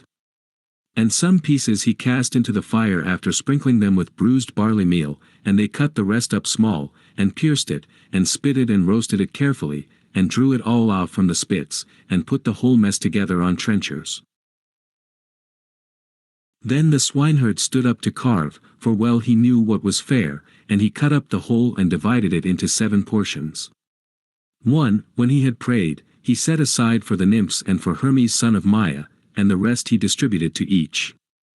And he gave Odysseus the portion of honor, the long back of the white-tusked boar, and the soul of his lord rejoiced at this renown, and Odysseus of many counsels hailed him, saying, Eumaeus, O that thou mayest so surely be dear to Father Zeus, as thou art to me, seeing that thou honorest me with a good portion, such an one as I am. Then didst thou make answer, swineherd Eumaeus. Eat, luckless stranger, and make merry with such fare as is here. And one thing the god will give and another withhold, even as he will, for with him all things are possible. So he spake, and made burnt offering of the hallowed parts to the everlasting gods, and poured the dark wine for a drink offering, and set the cup in the hands of Odysseus, the waster of cities, and sat down by his own mess. And Mesaulius bare them wheaten bread, a thrall that the swineherd had gotten all alone, while his lord was away, without the knowledge of his mistress and the old Laertes, yea he had bought him of the Taphians with his own substance. So they stretched forth their hands upon the good cheer spread before them. Now after they had put from them the desire of meat and drink, Mesaulius cleared away the bread, and they, now that they had eaten enough of bread and flesh, were moved to go to rest. Now it was so that night came on foul with a blind moon, and Zeus reigned the whole night through, and still the great west wind, the rainy wind, was blowing. Then Odysseus spake among them that he might make trial of the swineherd, and see whether he would take off his own mantle and give it to him or bid one of his company strip, since he cared for him so greatly. Listen now, Eumaeus, and all of you his companions, with a prayer will I utter my word, so bids me witless wine, which drives even the wisest to sing and to laugh softly, and rouses him to dance, yea, and makes him to speak out a word which were better unspoken. Howbeit, now that I have broken into speech, I will not hide aught. Oh that I were young, and my might were steadfast, as in the day when we arrayed our ambush and led it beneath Troy town. And Odysseus, and Menelaus son of Atreus, were leaders, and with them I was a third in command, for so they bade me. Now when we had come to the city and the steep wall, we lay about the citadel in the thick brushwood, crouching under our arms among the reeds and the marshland, and behold, the night came on foul, with frost, as the north wind went down, while the snow fell from above, and crusted like rime, bitter cold, and the ice set thick about our shields. Now the others all had mantles and doublets, and slept in peace with their shields buckled close about their shoulders, but I as I went forth had left my mantle behind with my men, in my folly, thinking that even so I should not be cold, so I came with only my shield and bright leathern apron. But when it was now the third watch of the night and the stars had passed the zenith, in that hour I spake unto Odysseus who was nigh me, and thrust him with my elbow, and he listened straightway. Son of Laertes, of the seed of Zeus, Odysseus of many devices, verily I shall cease from among living men, for this wintry cold is slaying me, seeing that I have no mantle. Some god beguiled me to wear a doublet only, and henceforth is no way of escape. So I spake, and he apprehended a thought in his heart, such an one as he was in council and in fight. So he whispered and spake to me, saying, Be silent now, lest some other Achaeans hear thee. Therewith he raised his head upon his elbow, and spake, saying, Listen, friends, a vision from a god came to me in my sleep.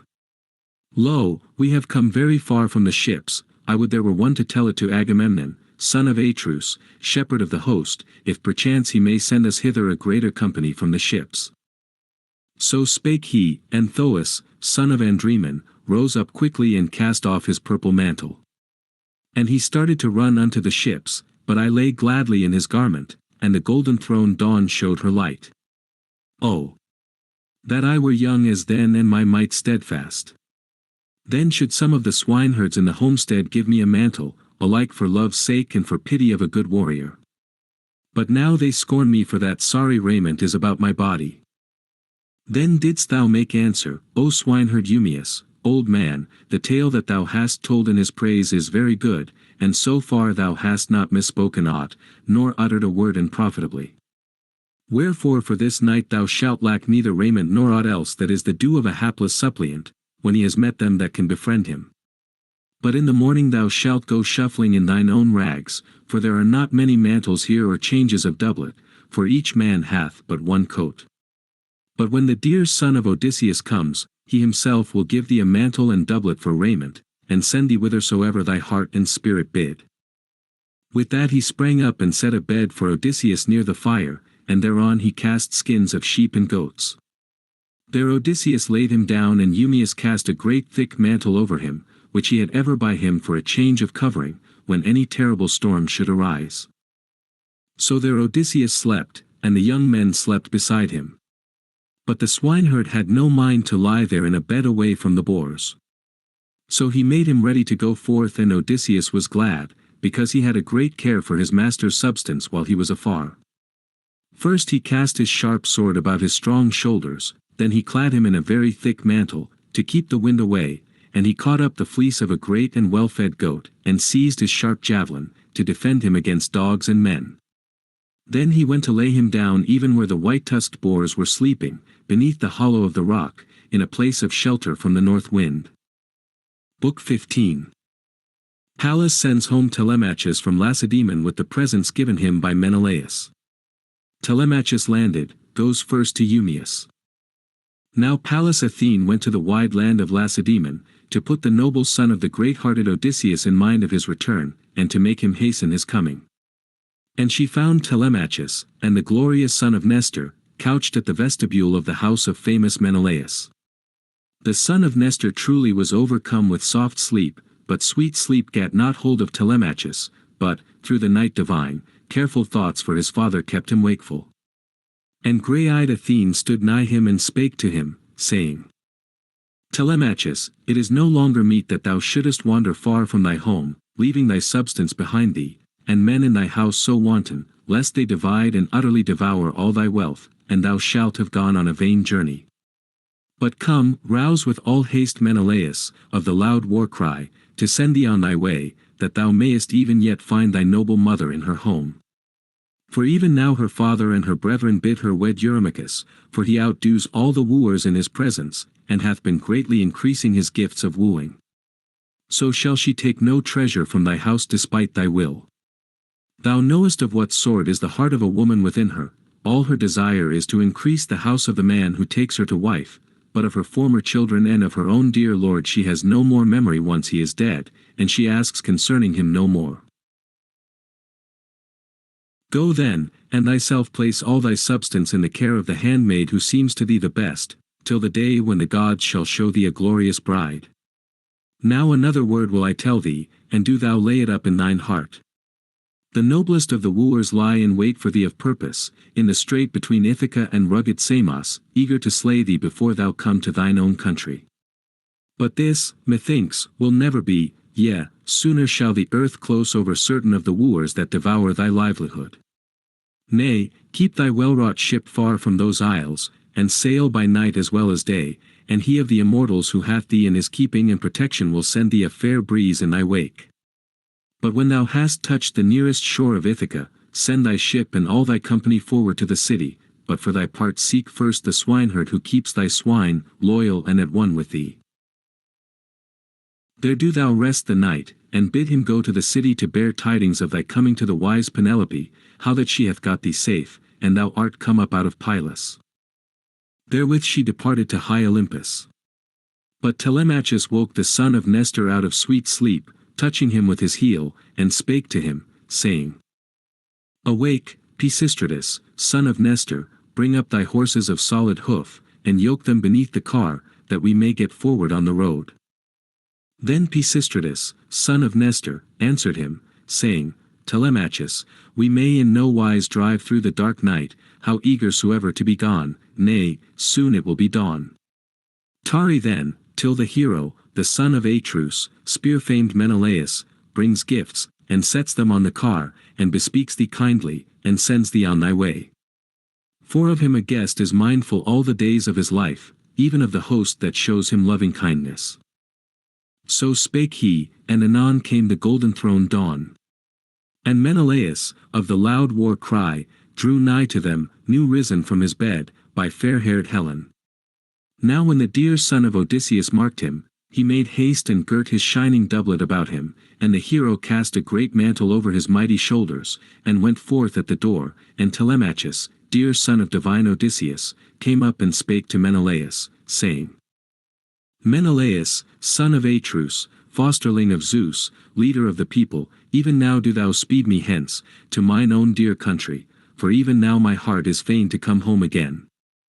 Then Menelaus, of the loud war cry, answered him, Telemachus, as for me, I will not hold thee a long time here, that art eager to return, nay, I think it shame even in another host, who loves overmuch or hates overmuch. Measure is best in all things. He does equal wrong who speeds a guest that would fain abide, and stays one who is in haste to be gone. Men should lovingly entreat the present guest and speed the parting. But abide till I bring fair gifts and set them on the car and thine own eyes behold them, and I bid the women to prepare the midday meal in the halls, out of the good store they have within. Honor and glory it is for us, and gain withal for thee, that ye should have eaten well ere ye go on your way, over vast and limitless lands. What and if thou art minded to pass through Hellas and mid-Argos? So shall I too go with thee, and yoke thee horses and lead thee to the towns of men, and none shall send us empty away, but will give us some one thing to take with us, either a tripod of goodly bronze or a cauldron, or 2 mules or a golden chalice. Then wise Telemachus answered him saying, Menelaus, son of Atreus, fosterling of Zeus, leader of the people, rather would I return even now to mine own land, for I left none behind to watch over my goods when I departed. I would not that I myself should perish on the quest of my godlike father, nor that any good heirloom should be lost from my halls.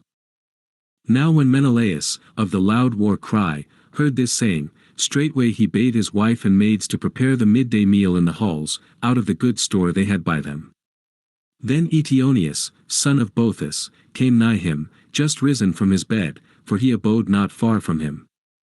Him Menelaus of the loud war cry bade kindle the fire and roast of the flesh, and he hearkened and obeyed. Then the prince went down into the fragrant treasure chamber, not alone, for Helen went with him, and Megapenthes.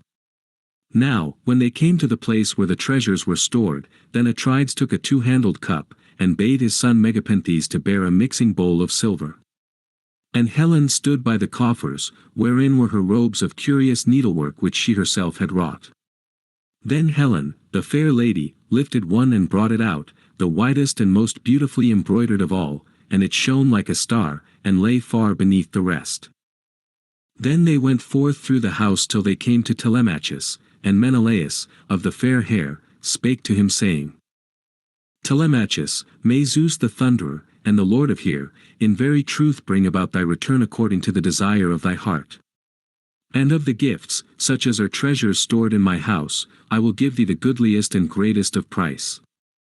I will give thee a mixing bowl beautifully wrought, it is all of silver and the lips thereof are finished with gold, the work of Hephaestus, and the hero Phaedimus the king of the Sidonians, gave it to me when his house sheltered me, on my coming thither. This cup I would give to thee. Therewith the hero Atrides set the two-handled cup in his hands. And the strong Megapenthes bare the shining silver bowl and set it before him. And Helen came up, beautiful Helen, with the robe in her hands, and spake and hailed him. Lo! I too give thee this gift, dear child, a memorial of the hands of Helen, against the day of thy desire, even of thy bridal, for thy bride to wear it. But meanwhile let it lie by thy dear mother in her chamber. And may joy go with thee to thy well-builded house, and thine own country. With that she put it into his hands, and he took it and was glad. And the hero Pisistratus took the gifts and laid them in the chest of the car, and gazed on all and wondered. Then Menelaus of the fair hair led them to the house. Then they twain sat them down on chairs and high seats, and a handmaid bare water for the hands in a goodly golden ewer, and poured it forth over a silver basin to wash withal, and drew to their side a polished table. And a grave dame bare wheaten bread and set it by them, and laid on the board many dainties, giving freely of such things as she had by her. And the son of Boethus carved by the board and divided the messes, and the son of renowned Menelaus poured forth the wine. So they stretched forth their hands upon the good cheer set before them. Now when they had put from them the desire of meat and drink, then did Telemachus and the glorious son of Nestor yoke the horses and climb into the inlaid car. And they drave forth from the gateway and the echoing gallery. After these Menelaus, of the fair hair, the son of Atreus, went forth bearing in his right hand a golden cup of honey-hearted wine, that they might pour a drink offering ere they departed. And he stood before the horses and spake his greeting. Farewell, knightly youths, and salute in my name Nestor, the shepherd of the people, for truly he was gentle to me as a father, while we sons of the Achaeans warred in the land of Troy.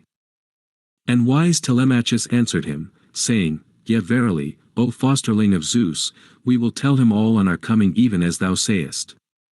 Would God that when I return to Ithaca I may find Odysseus in his home and tell him all, so surely as now I go on my way having met with all loving kindness at thy hands, and take with me treasures many and goodly. And even as he spake a bird flew forth at his right hand, an eagle that bare in his claws a great white goose, a tame fowl from the yard, and men and women followed shouting. But the bird drew near them and flew off to the right, across the horses, and they that saw it were glad, and their hearts were all comforted within them. And Pisistratus, son of Nestor, first spake among them. Consider, Menelaus, fosterling of Zeus, leader of the people, whether God hath showed forth this sign for us twain, or for thee thyself. So spake he, and the warrior Menelaus pondered thereupon, how he should take heed to answer, and interpret it aright. And long-robed Helen took the word and spake, saying, Hear me, and I will prophesy as the immortals put it into my heart, and as I deem it will be accomplished. Even as yonder eagle came down from the hill, the place of his birth and kin, and snatched away the goose that was fostered in the house, even so shall Odysseus return home after much trial and long wanderings and take vengeance, yea, or even now is he at home and sowing the seeds of evil for all the wooers. Then wise Telemachus answered her, saying, Now may Zeus ordain it so, Zeus the Thunderer and the Lord of Here. Then would I do thee worship, as to a god, even in my home afar. He spake and smote the horses with the lash, and they sped quickly towards the plain, in eager course through the city. So all day long they swayed the yoke they bore upon their necks. And the sun sank, and all the ways were darkened. And they came to Phaerae, to the house of Diocles, son of Orsilochus, the child begotten of Alphaeus. There they rested for the night, and by them he set the entertainment of strangers. Now so soon as early dawn shone forth, the rosy-fingered, they yoked the horses and mounted the inlaid car. And forth they drave from the gateway and the echoing gallery. And he touched the horses with the whip to start them, and the pair flew onward nothing loath. And soon thereafter they reached the steep hold of Pylus. Then Telemachus spake unto the son of Nestor, saying, Son of Nestor, in what wise mightest thou make me a promise and fulfill my bidding? For we claim to be friends by reason of our father's friendship from of old. Moreover we are equals in age, and this journey shall turn to our greater love. Take me not hence past my ship, O fosterling of Zeus, but leave me there, lest that old man keep me in his house in my despite, out of his eager kindness, for I must go right quickly home. So spake he, and the son of Nestor communed with his own heart how he might make promise, and duly fulfill the same. So as he thought thereon, in this wise it seemed to him best. He turned back his horses toward the swift ship and the sea banks, and took forth the fair gifts and set them in the hinder part of the ship, the raiment and the gold which Menelaus gave him. And he called to Telemachus and spake to him winged words. Now climb the ship with all haste, and bid all thy company do likewise, ere I reach home and bring the old man word. For well I know in my mind and heart that, being so wilful of heart, he will not let thee go, but he himself will come hither to bid thee to his house, and methinks that he will not go back without thee, for very wroth will he be despite thine excuse. Thus he spake, and drave the horses with the flowing manes back to the town of the Pylians, and came quickly to the halls. And Telemachus called to his companions and commanded them, saying, Set ye the gear in order, my friends, in the black ship, and let us climb aboard that we may make way upon our course. So spake he, and they gave good heed and hearkened. Then straightway they embarked and sat upon the benches. Thus was he busy hurried and praying and making burnt offering to Athene, by the stern of the ship, when there drew nigh him one from a far country, that had slain his man and was fleeing from out of Argos. He was a soothsayer, and by his lineage he came of Melampus, who of old time abode in Pylus, mother of flocks, a rich man and one that had an exceeding goodly house among the Pylians, but afterward he had come to the land of strangers, fleeing from his country and from Neleus, the great-hearted, the proudest of living men, who kept all his goods for a full year by force. All that time Melampus lay bound with hard bonds in the halls of Phylacus, suffering strong pains for the sake of the daughter of Neleus, and for the dread blindness of soul which the goddess, the Erinyes of the dolorous stroke, had laid on him. Howsoever he escaped his fate, and drave away the lowing kine from Phylace to Pylus, and avenged the foul deed upon godlike Neleus, and brought the maiden home to his own brother to wife. As for him, he went to a country of other men, to Argos, the pastureland of horses, for there truly it was ordained that he should dwell, bearing rule over many of the Argives. There he wedded a wife, and builded him a lofty house, and begot Antiphates and Mantius, two mighty sons. Now Antiphates begot Oicles the great-hearted, and Oicles Amphiaraus, the rouser of the host, whom Zeus, lord of the Aegis, and Apollo loved with all manner of love. Yet he reached not the threshold of old age, but died in Thebes by reason of a woman's gifts. And the sons born to him were Alcmaeon and Amphilochus. But Mantius begot Polyphides and Clitus, but it came to pass that the golden throne Dawn snatched away Clitus for his very beauty's sake, that he might dwell with the immortals. And Apollo made the high-souled Polyphides a seer, for the chief of humankind, Amphiaraus being now dead. He removed his dwelling to Hypharesia, being angered with his father, and here he abode and prophesied to all men. This man's son it was, Theoclymenus by name, that now drew nigh and stood by Telemachus. And he found him pouring a drink offering and praying by the swift black ship, and uttering his voice he spake to him winged words. Friend, since I find thee making burnt offering in this place, I pray thee, by thine offerings and by the god, and thereafter by thine own head, and in the name of the men of thy company answer my question truly and hide it not. Who art thou of the sons of men and whence? Where is thy city, where are they that begot thee? And wise Telemachus answered him, saying, Yea now, stranger, I will plainly tell thee all. Of Ithaca am I by lineage, and my father is Odysseus, if ever such an one there was, but now hath he perished by an evil fate. Wherefore I have taken my company and a black ship, and have gone forth to hear word of my father that has been long afar. Then godlike Theoclymenus spake to him again, Even so I too have fled from my country, for the manslaying of one of mine own kin. And many brethren and kinsmen of the slain are in Argos, the pastureland of horses, and rule mightily over the Achaeans. Wherefore now am I in exile to shun death and black fate at their hands, for it is my doom yet to wander among men. Now set me on board ship, since I supplicate thee in my flight, lest they slay me utterly, for methinks they follow hard after me. And wise Telemachus answered him, saying, Surely I will not drive thee away from our good ship, if thou art fain to come. Follow thou with us then, and in Ithaca thou shalt be welcome to such things as we have. Therewith he took from him his spear of bronze, and laid it along the deck of the curved ship, and himself too climbed the seafaring ship. Then he sat him down in the stern and made Theoclymenus to sit beside him, and his company loosed the hawsers. Then Telemachus called unto his company, and bade them lay hands on the tackling, and speedily they hearkened to his call. So they raised the mast of pine tree, and set it in the hole of the cross plank and made it fast with forestays, and hauled up the white sails with twisted ropes of ox hide. And grey-eyed Athene sent them a favouring breeze, rushing violently through the clear sky that the ship might speedily finish her course over the salt water of the sea. So they passed by Crowne and Chalcis, a land of fair streams. And the sun set and all the ways were darkened. And the vessel drew nigh to Phae, being sped before the breeze of Zeus, and then past goodly Elis where the Epeans bear rule. From thence he drave on again to the pointed isles, pondering whether he should escape death or be cut off. Now Odysseus and the goodly swineherd were supping in the hut, and the other men sat at meat with them.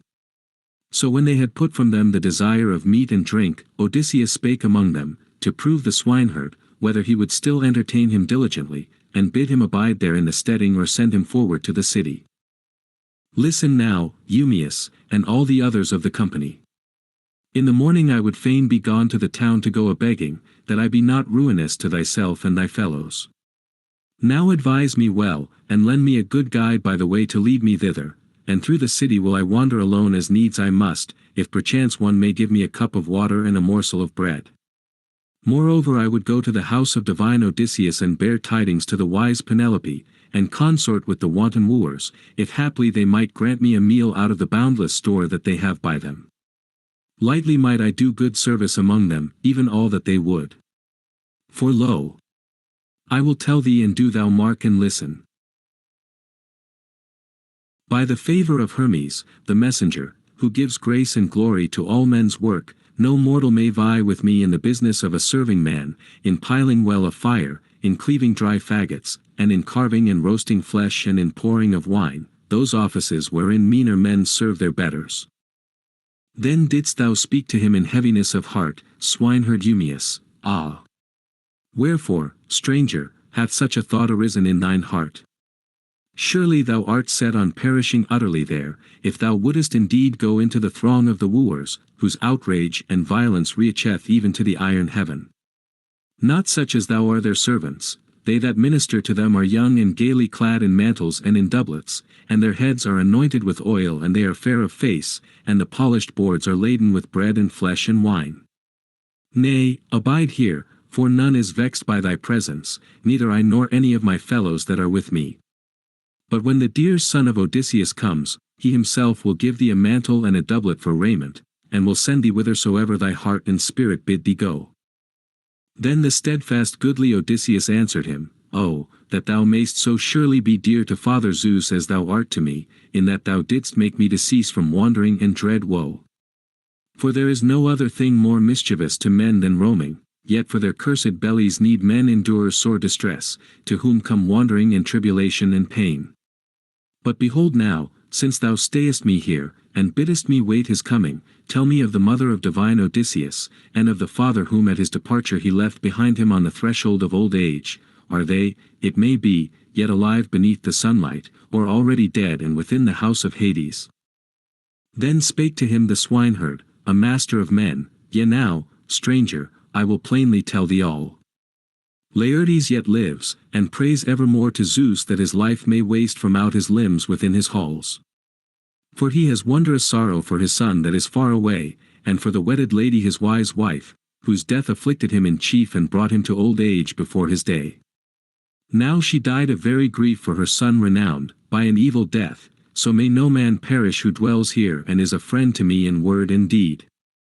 So long as she was on earth, though in much sorrow, I was glad to ask and inquire concerning her, for that she herself had reared me along with long-robed Timony, her noble daughter, the youngest of her children.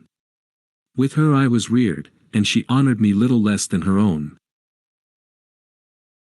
But when we both came to the time of our desire, to the flower of age, thereupon they sent her to Same, and got a great bride price, but my lady clad me in a mantle and a doublet, raiment very fair, and gave me sandals for my feet and sent me forth to the field, and right dear at heart she held me. But of these things now at last am I lacking, yet the blessed gods prosper the work of mine own hands, whereat I abide.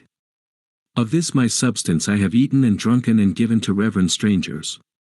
But from my lady I may hear naught pleasant, neither word nor deed, for evil hath fallen on her house, a plague of froward men, yet thralls have a great desire to speak before their mistress and find out all eat and drink, and moreover to carry off somewhat with them to the field, such things as ever comfort the heart of a thrall.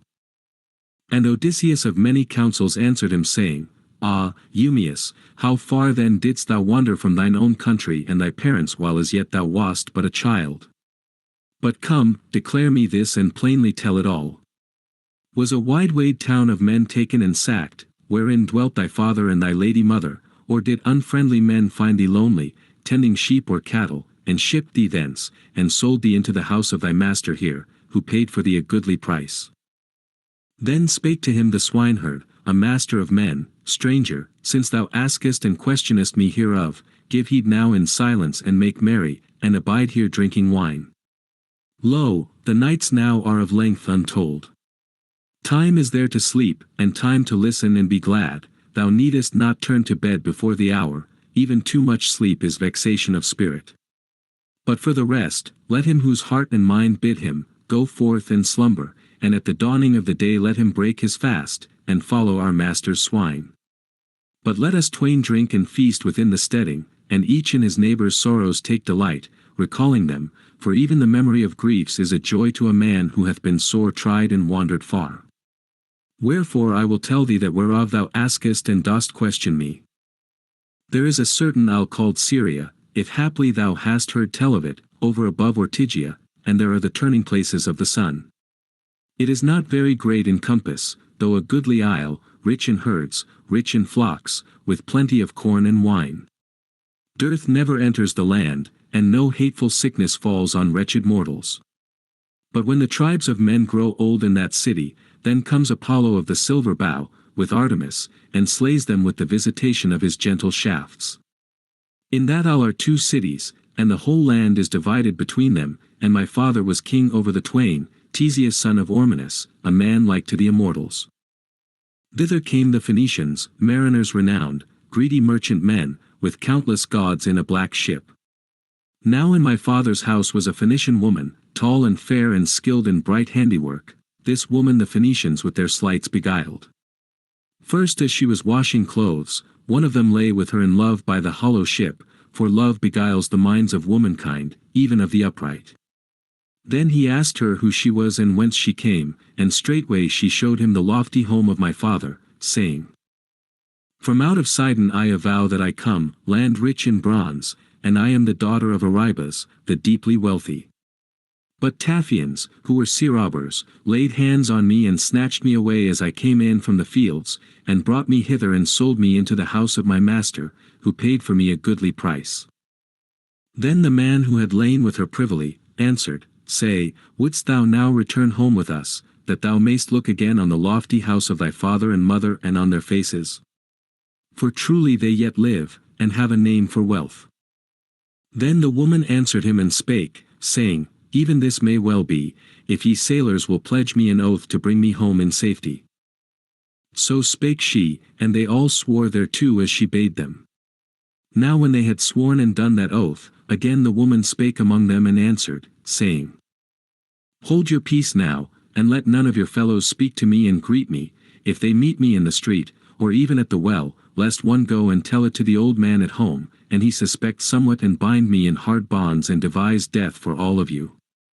But keep ye the matter in mind, and speed the purchase of your homeward freight. And when your ship is freighted with stores, let a message come quickly to me at the house, for I will likewise bring gold, all that comes under my hand. Yea, and there is another thing that I would gladly give for my fare. I am nurse to the child of my lord in the halls, a most cunning little boy, that runs out and abroad with me. Him would I bring on board ship, and he should fetch you a great price, wheresoever ye take him for sale among men of strange speech. Therewith she went her way to the fair halls. But they abode among us a whole year, and got together much wealth in their hollow ship.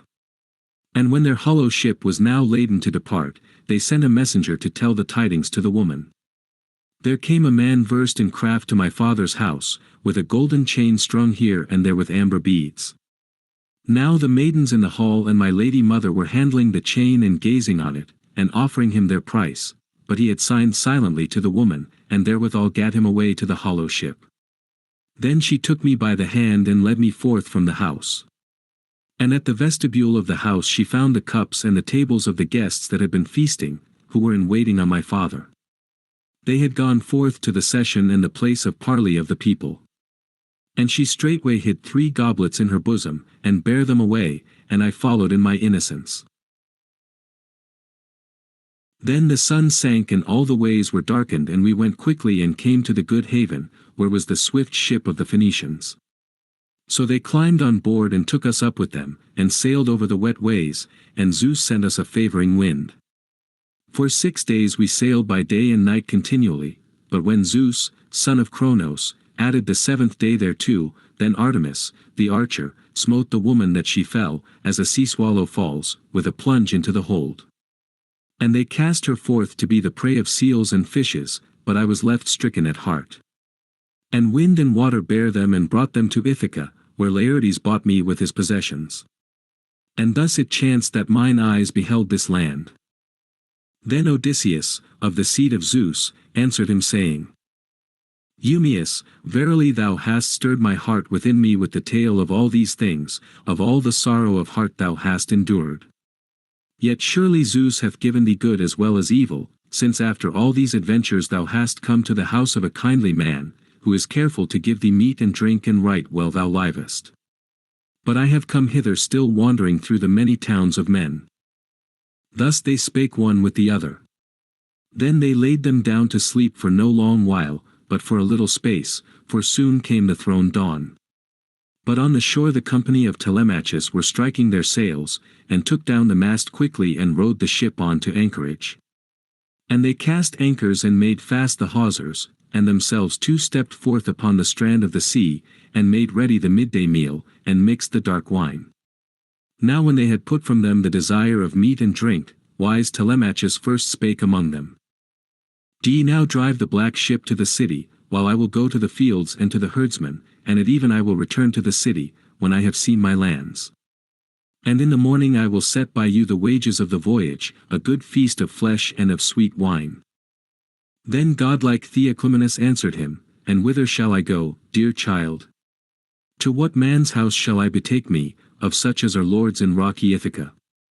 Shall I get me straight to thy mother and to thy home? Then wise Telemachus answered him, saying, In other case I would bid thee go even to our own house, for there is no lack of cheer for strangers, but now would it be worse for thyself, forasmuch as I shall be away nor would my mother see thee. For she comes not often in sight of the wooers in the house, but abides apart from them in her upper chamber, and weaves at her web. Yet there is one whom I will tell thee of, to whom thou mayst go, Eurymachus the glorious son of wise Polybus, whom now the men of Ithaca look upon, even as if he were a god. For he is far the best man of them all, and is most eager to wed my mother and to have the sovereignty of Odysseus. Howbeit, Olympian Zeus, that dwells in the clear sky, knows hereof, whether or no he will fulfill for them the evil day before their marriage. Now even as he spake, a bird flew out on the right, a hawk, the swift messenger of Apollo. In his talons he held a dove and plucked her, and shed the feathers down to the earth, midway between the ship and Telemachus himself. Then Theoclymenus called him apart from his fellows, and clasped his hand and spake and hailed him. Telemachus, surely not without the gods will hath the bird flown out on the right, for I knew when I saw him that he was a bird of omen. There is no other house more kingly than yours in the land of Ithaca, nay, ye have ever the mastery. And wise Telemachus answered him, saying, Ah, stranger, would that this word may be accomplished. Soon shouldest thou be aware of kindness and many a gift at my hands, so that whoso met with thee would call thee blessed. Then he spake to Piraeus, his trusty companion, Piraeus, son of Clitius, thou that at other seasons hearkenest to me above all my company who went with me to Pylos, even now, I pray, lead this stranger home with thee, and give heed to treat him lovingly and with worship in thy house till I come. Then Piraeus, spearsman renowned, answered him saying, Telemachus, why, even if thou shouldest tarry here long, yet will I entertain this man, and he shall have no lack of strangers' cheer. Therewith he went on board, and bade his men themselves to mount and loose the hawsers. And quickly they embarked and sat upon the benches. And Telemachus bound his goodly sandals beneath his feet, and seized a mighty spear, shod with sharp bronze, from the deck of the ship, and his men loosed the hawsers. So they thrust off and sailed to the city, as Telemachus bade them, the dear son of divine Odysseus. But swiftly his feet bore him on his forward way, till he came to the court, where were his swine out of number, and among them the good swineherd slept, a man loyal to his lords. Book 16. Telemachus sends Eumaeus to the city to tell his mother of his return. And how, in the meantime, Odysseus discovers himself to his son. Now these twain, Odysseus and the goodly swineherd, within the hut had kindled a fire, and were making ready breakfast at the dawn, and had sent forth the herdsmen with the droves of swine. And round Telemachus the hounds, that loved to bark, fawned and barked not, as he drew nigh. And goodly Odysseus took note of the fawning of the dogs, and the noise of footsteps fell upon his ears. Then straight he spake to Eumaeus winged words. Eumaeus, verily some friend or some other of thy familiars will soon be here, for the dogs do not bark but fawn around, and I catch the sound of footsteps. While the word was yet on his lips, his own dear son stood at the entering in of the gate. Then the swineherd sprang up in amazement, and out of his hands fell the vessels wherewith he was busied in mingling the dark wine. And he came over against his master and kissed his head and both his beautiful eyes and both his hands, and he let a great tear fall. And even as a loving father welcomes his son that has come in the 10th year from a far country, his only son and well-beloved, for whose sake he has had great sorrow and travail, even so did the goodly swineherd fall upon the neck of godlike Telemachus, and kiss him all over as one escaped from death, and he wept aloud and spake to him winged words. Thou art come, Telemachus, a sweet light in the dark, methought I should see thee never again, after thou hadst gone in thy ship to Pylos. Nay, now enter, dear child, that my heart may be glad at the sight of thee in mine house, who hast newly come from afar. For thou dost not often visit the field and the herdsmen, but abidest in the town, so it seems has thy good pleasure been, to look on the ruinous throng of the wooers. Then wise Telemachus answered him, saying, So be it, father, as thou sayest, and for thy sake am I come hither to see thee with mine eyes, and to hear from thy lips whether my mother yet abides in the halls or another has already wedded her, and the couch of Odysseus, perchance, lies in lack of bedding and deep in foul spider-webs. Then the swineherd, a master of men, answered him, Yea verily, she abides with patient spirit in thy halls, and wearily for her the nights wane always and the days, in shedding of tears. So he spake and took from him the spear of bronze. Then Telemachus passed within and crossed the threshold of stone. As he came near, his father Odysseus arose from his seat to give him place, but Telemachus, on his part, stayed him and spake saying, Be seated, stranger, and we will find a seat some other where in our steading, and there is a man here to set it for us. So he spake, and Odysseus went back and sat him down again. And the swineherd strewed for Telemachus green brushwood below, and a fleece thereupon, and there presently the dear son of Odysseus sat him down. Next the swineherd set by them platters of roast flesh, the fragments that were left from the meal of yesterday. And wheaten bread he briskly heaped up in baskets, and mixed the honey-sweet wine in a goblet of ivy wood, and himself sat down over against divine Odysseus. So they stretched forth their hands upon the good cheer set before them. Now when they had put from them the desire of meat and drink, Telemachus spake to the goodly swineherd, saying, Father, whence came this stranger to thee? How did sailors bring him to Ithaca? And who did they avow them to be? For in no wise, I deem, did he come hither by land. Then didst thou make answer, swineherd Eumaeus, Yea now, my son, I will tell thee all the truth. Of wide Crete he avows him to be by lineage, and he says that round many cities of mortals he has wandered at adventure, even so has some god spun for him the thread of fate. But now, as a runaway from a ship of the Thesprotians, has he come to my steading, and I will give him to thee for thy man, do with him as thou wilt, he avows him for thy suppliant. Then wise Telemachus answered him, saying, Eumaeus, verily a bitter word is this that thou speakest. How indeed shall I receive this guest in my house? Myself I am young, and trust not yet to my strength of hands to defend me against the man who does violence without a cause. And my mother has divisions of heart, whether to abide here with me and keep the house, respecting the bed of her lord and the voice of the people, or straightway to go with whomsoever of the Achaeans that woo her in the halls is the best man, and gives most bridal gifts. But behold, as for this guest of thine, now that he has come to thy house, I will clothe him in a mantle and a doublet, goodly raiment, and I will give him a two-edged sword, and shoes for his feet, and send him on his way, whithersoever his heart and his spirit bid him go. Or, if thou wilt, hold him here in the steading and take care of him, and raiment I will send hither, and all manner of food to eat, that he be not ruinous to thee and to thy fellows. But thither into the company of the wooers would I not suffer him to go, for they are exceeding full of infatuate insolence, lest they mock at him, and that would be a sore grief to me. And hard it is for one man, how valiant soever, to achieve aught among a multitude, for verily they are far the stronger. Then the steadfast goodly Odysseus answered him, My friend, since it is indeed my right to answer thee withal, of a truth my heart is rent as I hear your words, such infatuate deeds ye say the wooers devise in the halls, in despite of thee, a man so noble. Say, dost thou willingly submit thee to oppression, or do the people through the township hate thee, obedient to the voice of a god?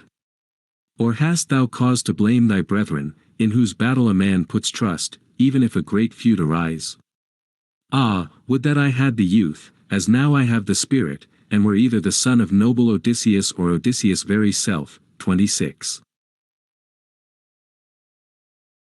Straightway then might a stranger sever my head from off my neck, if I went not to the halls of Odysseus, son of Laertes, and made myself the bane of every man among them. But if they should overcome me by numbers, being but one man against so many, far rather would I die slain in mine own halls, than witness for ever these unseemly deeds, strangers shamefully entreated, and men hailing the handmaidens in foul wise through the fair house, and wine drawn wastefully and the wooers devouring food all recklessly without avail, at a work that knows no ending. 26. We omit line 101, which spoils the sense of the passage, and was rejected by antiquity. Then wise Telemachus answered him, saying, Yea now, stranger I will plainly tell thee all. There is no grudge and hatred borne me by the whole people, neither have I cause to blame my brethren, in whose battle a man puts trust, even if a great feud arise. For thus, as thou sayest, Cronion has made us a house of but one heir. Arcesius got him one only son Laertes, and one only son Odysseus was begotten of his father, and Odysseus left me the only child of his getting in these halls, and had no joy of me, wherefore now are foemen innumerable in the house. For all the noblest that are princes in the islands, in Dulichium and Same and wooded Zacynthus, and as many as lorded in rocky Ithaca, all these will my mother and waste my house. But as for her she neither refuseth the hated bridal, nor hath the heart to make an end, so they devour and minish my house, and ere long will they make havoc likewise of myself. Howbeit these things surely lie on the knees of the gods. Nay, father, but do thou go with haste and tell the constant Penelope that she hath got me safe and that I am come up out of Pylos. As for me, I will tarry here, and do thou return hither when thou hast told the tidings to her alone, but of the other Achaeans let no man learn it, for there be many that devise mischief against me. Then didst thou make answer, swineherd Eumaeus, I mark, I heed, all this thou speakest to one with understanding. But come, declare me this and tell it plainly, whether or no I shall go the same road with tidings to Laertes, that hapless man, who till lately, despite his great sorrow for Odysseus' sake, yet had oversight of the tillage, and did eat and drink with the thralls in his house, as often as his heart within him bade him. But now, from the day that thou wentest in thy ship to Pylos, never to this hour, they say, hath he so much as eaten and drunken, nor looked to the labors of the field, but with groaning and lamentation he sits sorrowing, and the flesh wastes away about his bones. Then wise Telemachus answered him, saying, all the more grievous it is. Yet will we let him be, though we sorrow thereat. For if men might in any wise have all their will, we should before aught else choose the day of my father's returning. But do thou when thou hast told the tidings come straight back, and go not wandering through the fields after Laertes. But speak to my mother that with all speed she send forth the house dame her handmaid, secretly, for she might bear tidings to the old man.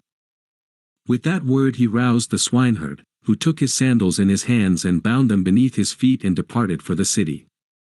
Now Athene noted Eumaeus the swineherd pass from the steading, and she drew nigh in the semblance of a woman fair and tall, and skilled in splendid handiwork. And she stood in presence manifest to Odysseus over against the doorway of the hut, but it was so that Telemachus saw her not before him and marked her not, for the gods in no wise appear visibly to all. But Odysseus was ware of her and the dogs likewise, which barked not, but with a low whine shrank cowering to the far side of the steading.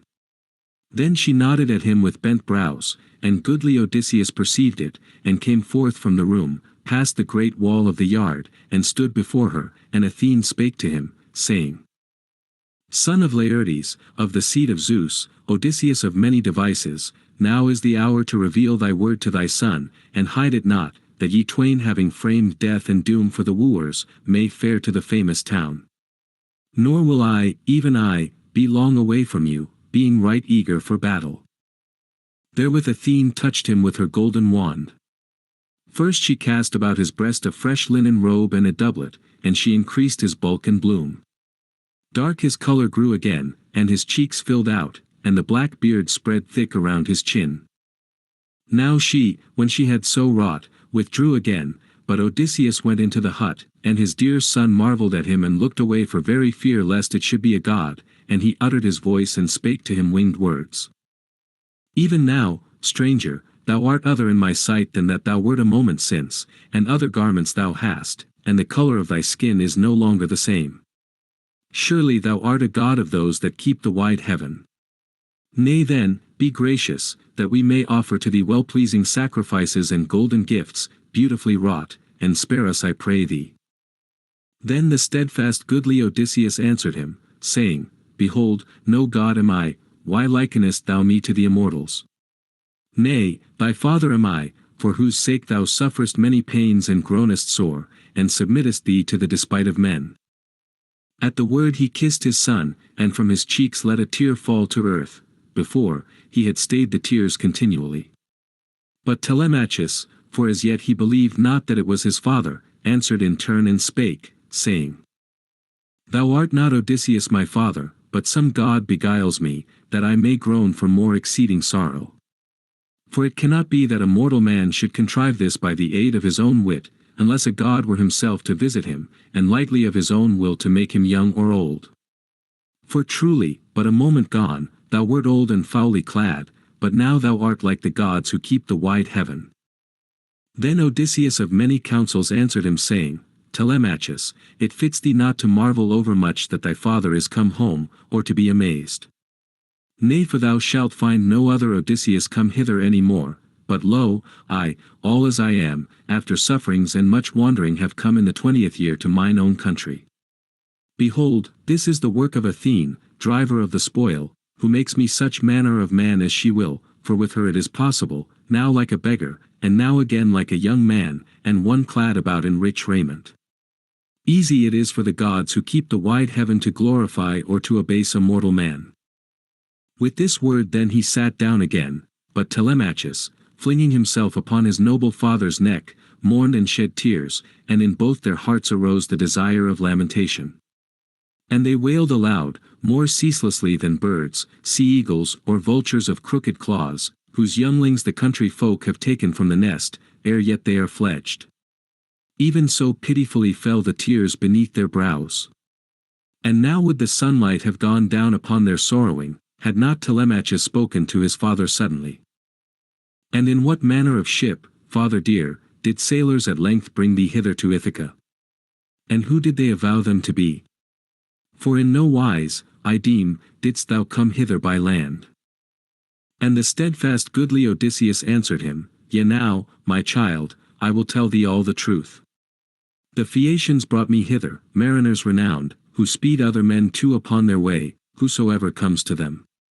Asleep in the swift ship they bore me over the seas and set me down in Ithaca, and gave me splendid gifts, bronze and gold and plenty and woven raiment. And these treasures are lying by the gods' grace in the caves. But now I am come hither by the promptings of Athene, that we may take counsel for the slaughter of the foemen. But come, tell me all the tale of the wooers and their number, that I may know how many and what men they be, and that so I may commune with my good heart and advise me, whether we twain shall be able alone to make head against them without aid, or whether we should even seek succor of others. Then wise Telemachus answered him, saying, Verily, Father, I have ever heard of thy great fame, for a warrior hardy of thy hands, and sage in counsel. But this is a hard saying of thine, awe comes over me, for it may not be that two men should do battle with many men and stalwart. For of the wooers there are not barely 10 nor twice 10 only, but many a decad more, and straight shalt thou learn the tale of them ere we part. From Dulichium there be 52 chosen lords, and 6 serving men go with them, and out of same 24 men, and from Zacynthus there are 20 lords of the Achaeans, and from Ithaca itself full 12 men of the best, and with them Medon the henchman, and the divine minstrel, and 2 squires skilled in carving viands. If we shall encounter all these within the halls, see thou to it, lest bitter and baneful for us be the vengeance thou takest on their violence at thy coming. But do thou, if thou canst think of some champion, advise thee of any that may help us with all his heart.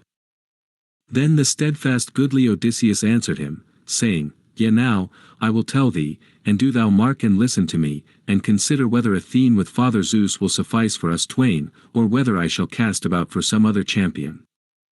Then wise Telemachus answered him, saying, Valiant helpers, in sooth, are these 2 thou namest, whose seat is aloft in the clouds, and they rule among all men and among the deathless gods.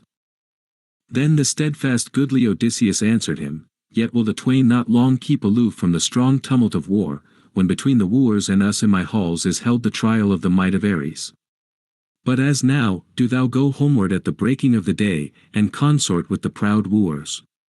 As for me, the swineherd will lead me to the town later in the day, in the likeness of a beggar, a wretched man and an old.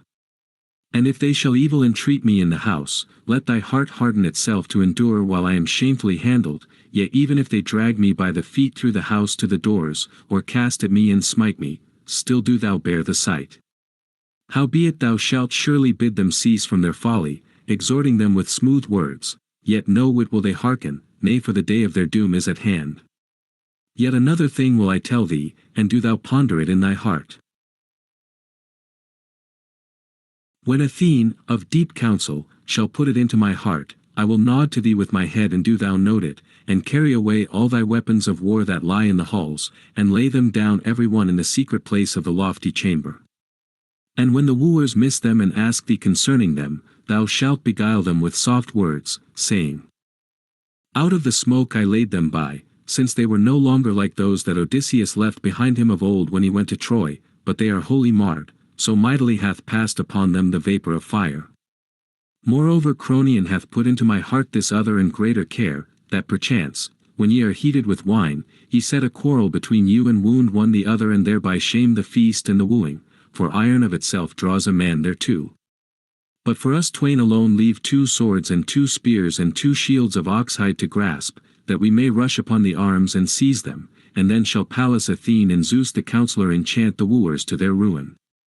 Yet another thing will I tell thee, and do thou ponder it in thy heart. If in very truth thou art my son and of our blood, then let no man hear that Odysseus is come home, neither let Laertes know it, nor the swineherd nor any of the household nor Penelope herself, but let me and thee alone discover the intent of the women. Yea, and we would moreover make trial of certain of the men among the thralls, and learn who 27 of them chances to honor us and to fear us heartily, and who regards us not at all and holds even thee in no esteem, so noble a man as thou art. 27 Reading Pyomicron Tau Iota. Then his renowned son answered him, and said, O my father, of a truth thou shalt learn, methinks, even hereafter what spirit I am of, for no wit doth folly possess me. But I deem not that this device of thine will be gainful to us twain, so I bid thee to give heed. For thou shalt be long time on thy road to little purpose, making trial of each man, while thou visitest the farm lands, but at ease in thy halls the wooers devour thy goods with insolence, and now there is no sparing. Howbeit I would have thee take knowledge of the women, who they be that dishonour thee, and who are guiltless. But of the men I would not that we should make trial in the steadings, but that we should see to this task afterwards, if indeed thou knowest some sign from Zeus, Lord of the Aegis. Thus they spake one to the other. And now the well-builded ship was being brought to land at Ithaca, the ship that bare Telemachus from Pylos with all his company. When they were now come within the deep harbour, the men drew up the black ship on the shore, while squires, haughty of heart, bare away their weapons, and straightway carried the glorious gifts to the house of Clitius. Anon they sent forward a herald to the house of Odysseus to bear the tidings to prudent Penelope, namely, how Telemachus was in the field, and had bidden the ship sail to the city, lest the noble queen should be afraid, and let the round tears fall. So these two met, the herald and the goodly swineherd, come on the same errand to tell all to the lady. Now when they were got to the house of the divine king, the herald spake out among all the handmaids, saying, Verily, O queen, thy son hath come out of Pylos. But the swineherd went up to Penelope, and told her all that her dear son had bidden him say. So, when he had declared all that had been enjoined him, he went on his way to the swine and left the enclosure and the hall. Now the wooers were troubled and downcast in spirit, and forth they went from the hall past the great wall of the court, and there in front of the gates they held their session. And Eurymachus son of Polybus first spake among them, saying, Verily, friends, a proud deed hath Telemachus accomplished with a high hand, even this journey, and we said that he should never bring it to pass. But come, launch we a black ship, the best there is, and let us get together oarsmen of the sea, who shall straightway bear word to our friends to return home with speed. The word was yet on his lips, when Amphinomus turned in his place and saw the ship within the deep harbour, and the men lowering the sails and with the oars in their hands. Then sweetly he laughed out and spake among his fellows. Nay, let us now send no message any more, for lo, they are come home. Either some god has told them all, or they themselves have seen the ship of Telemachus go by, and have not been able to catch her. Thus he spake, and they arose and went to the sea banks. Swiftly the men drew up the black ship on the shore, and squires, haughty of heart, bare away their weapons. And the wooers all together went to the assembly place, and suffered none other to sit with them, either of the young men or of the elders. Then Antinous spake among them, the son of Eupaeus. Lo now, how the gods have delivered this man from his evil case. All day long did scouts sit along the windy headlands, ever in quick succession, and at the going down of the sun we never rested for a night upon the shore, but sailing with our swift ship on the high seas we awaited the bright dawn, as we lay in wait for Telemachus, that we might take and slay the man himself, but meanwhile some god has brought him home. But even here let us devise an evil end for him, even for Telemachus, and let him not escape out of our hands, for methinks that while he lives we shall never achieve this task of ours. For he himself has understanding in counsel and wisdom, and the people no longer show us favour in all things. Nay come, before he assembles all the Achaeans to the gathering, for methinks that he will in no wise be slack, but will be exceeding wroth, and will stand up and speak out among them all, and tell how we plotted against him sheer destruction but did not overtake him. Then will they not approve us, when they hear these evil deeds? Beware then lest they do us a harm, and drive us forth from our country, and we come to the land of strangers. Nay, but let us be beforehand and take him in the field far from the city, or by the way, and let us ourselves keep his livelihood and his possessions, making fair division among us, but the house we would give to his mother to keep and to whomsoever marries her. But if this saying likes you not, but ye chose rather that he should live and keep the heritage of his father, no longer then let us gather here and eat all his store of pleasant substance, but let each one from his own hall woo her with his bridal gifts and seek to win her, so should she wed the man that gives the most and comes as the chosen of fate. So he spake, and they all held their peace.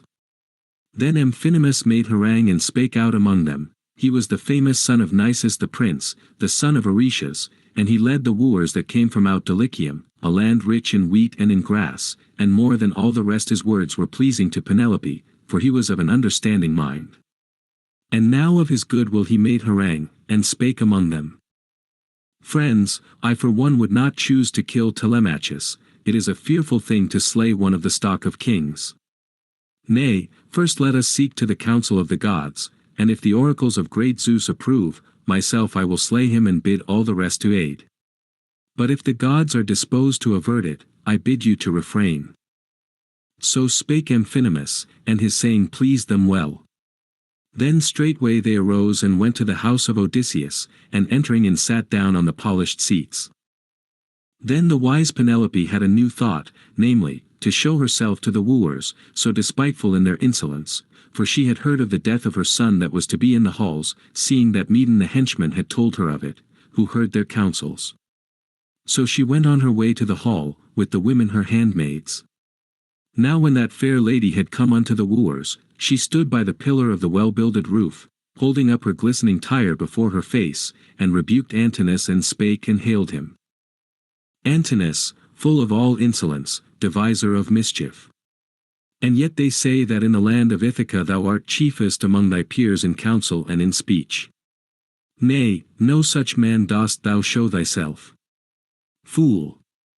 Why indeed dost thou contrive death and doom for Telemachus, and hast no regard unto suppliants who have Zeus to witness? Nay, but it is an impious thing to contrive evil one against another. What?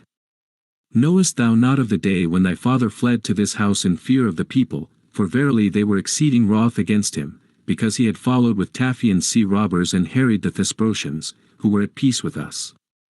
So they wished to destroy thy father and wrest from him his dear life, and utterly to devour all his great and abundant livelihood, but Odysseus stayed and withheld them, for all their desire. His house thou now consumest without atonement, and his wife thou wooest, and wouldst slay his son, and dost greatly grieve me. But I bid thee cease, and command the others to do likewise. Then Eurymachus, son of Polybus, answered her saying, Daughter of Icarius, wise Penelope, take courage, and let not thy heart be careful for these things. The man is not, nor shall be, nor ever shall be born, that shall stretch forth his hands against Telemachus, thy son, while I live and am on earth and see the light. For thus will I declare to thee, and it shall surely come to pass. Right quickly shall the black blood of such an one flow about our spear, for Odysseus, waster of cities, of a truth did many a time set me too upon his knees, and gave me roasted flesh into my hand, and held the red wine to my lips. Wherefore Telemachus is far the dearest of all men to me, and I bid him have no fear of death, not from the wooer's hands, but from the gods none may avoid it. Thus he spake comforting her, but was himself the while framing death for her son. Now she ascended to her shining upper chamber, and then was bewailing Odysseus, her dear lord, till grey-eyed Athene cast sweet sleep upon her eyelids. And in the evening the goodly swineherd came back to Odysseus and his son, and they made ready and served the supper, when they had sacrificed a swine of a year old. Then Athene drew near Odysseus, son of Laertes, and smote him with her wand, and made him into an old man again. In sorry raiment she clad him about his body, lest the swineherd should look on him and know him, and depart to tell the constant Penelope, and not keep the matter in his heart. Then Telemachus spake first to the swineherd, saying, Thou hast come, goodly Eumaeus. What news is there in the town? Are the lordly wooers now come in from their ambush, or do they still watch for me as before on my homeward way? Then didst thou make answer, swineherd Eumaeus, I had no mind to go down the city asking and inquiring hereof, my heart bade me get me home again, as quick as might be, when once I had told the tidings. And the swift messenger from thy company joined himself unto me, the henchman, who was the first to tell the news to thy mother. Yet this, too, I know, if thou wouldest hear, for I beheld it with mine eyes. Already had I come in my faring above the city, where is the hill Hermian, when I marked a swift ship entering our haven, and many men that were in her, and she was laden with shields and two-headed spears, and methought they were the wooers, but I know not at all. So spake he, and the mighty prince Telemachus smiled, and glanced at his father, while he shunned the eye of the swineherd. Now when they had ceased from the work and got supper ready, they fell to feasting, and their hearts lacked not aught of the equal banquet. But when they had put from them the desire of meat and drink, they bethought them of rest, and took the boon of sleep. Book 17. Telemachus relates to his mother what he had heard at Pylos and Sparta. So soon as early dawn shone forth, the rosy-fingered, then Telemachus, the dear son of divine Odysseus, bound beneath his feet his goodly sandals, and took up his mighty spear that fitted his grasp, to make for the city, and he spake to his swineherd, saying, Verily, father, I am bound for the city, that my mother may see me, for methinks that she will not cease from grievous wailing and tearful lament, until she beholds my very face. But this command I give thee, lead this stranger, the hapless one, to the city, that there he may beg his meat, and whoso chooses will give him a morsel of bread and a cup of water. As for myself, I can in no wise suffer every guest who comes to me, so afflicted am I in spirit. But if the stranger be sore angered her eat, the more grievous will it be for himself, howbeit I for one love to speak the truth. And Odysseus of many counsels answered him saying, I too, my friend, have no great liking to be left behind here. It is better that a beggar should beg his meat in the town than in the fields, and whoso chooses will give it me. For I am not now of an age to abide at the steading, and to obey in all things the word of the master. Nay go, and this man that thou biddest will lead me, so soon as I shall be warmed with the fire, and the sun waxes hot. For woefully poor are these garments of mine, and I fear lest the hoar frost of the dawn overcome me, moreover ye say the city is far away. So he spake, and Telemachus passed out through the steading, stepping forth at a quick pace, and was sowing the seeds of evil for the wooers. Now when he was come to the fair lying house, he set his spear against the tall pillar and leaned it there, and himself went in and crossed the threshold of stone. And the nurse Euryclea saw him far before the rest, as she was strewing skin coverlets upon the carven chairs, and straightway she drew near him, weeping, and all the other maidens of Odysseus, of the hardy heart, were gathered about him, and kissed him lovingly on the head and shoulders. Now wise Penelope came forth from her chamber, like Artemis or golden Aphrodite, and cast her arms about her dear son, and fell a-weeping, and kissed his face and both his beautiful eyes, and wept aloud, and spake to him winged words. Thou art come, Telemachus, a sweet light in the dark, methought I should see thee never again, after thou hadst gone in thy ship to Pylos, secretly and without my will, to seek tidings of thy dear father. Come now, tell me, what sight thou didst get of him. And wise Telemachus answered her, saying, Mother mine, wake not wailing in my soul, nor stir the heart within the breast of me, that have but now fled from utter death. Nay, but wash thee in water, and take to thee fresh raiment, and go aloft to thine upper chamber with the women thy handmaids, and vow to all the gods an acceptable sacrifice of hecatombs, if haply Zeus may grant that deeds of requital be made. But I will go to the assembly place to bid a stranger to our house, one that accompanied me as I came hither from Pylos. I sent him forward with my godlike company, and commanded Piraeus to lead him home, and to take heed to treat him lovingly and with worship till I should come. Thus he spake, and wingless her speech remained.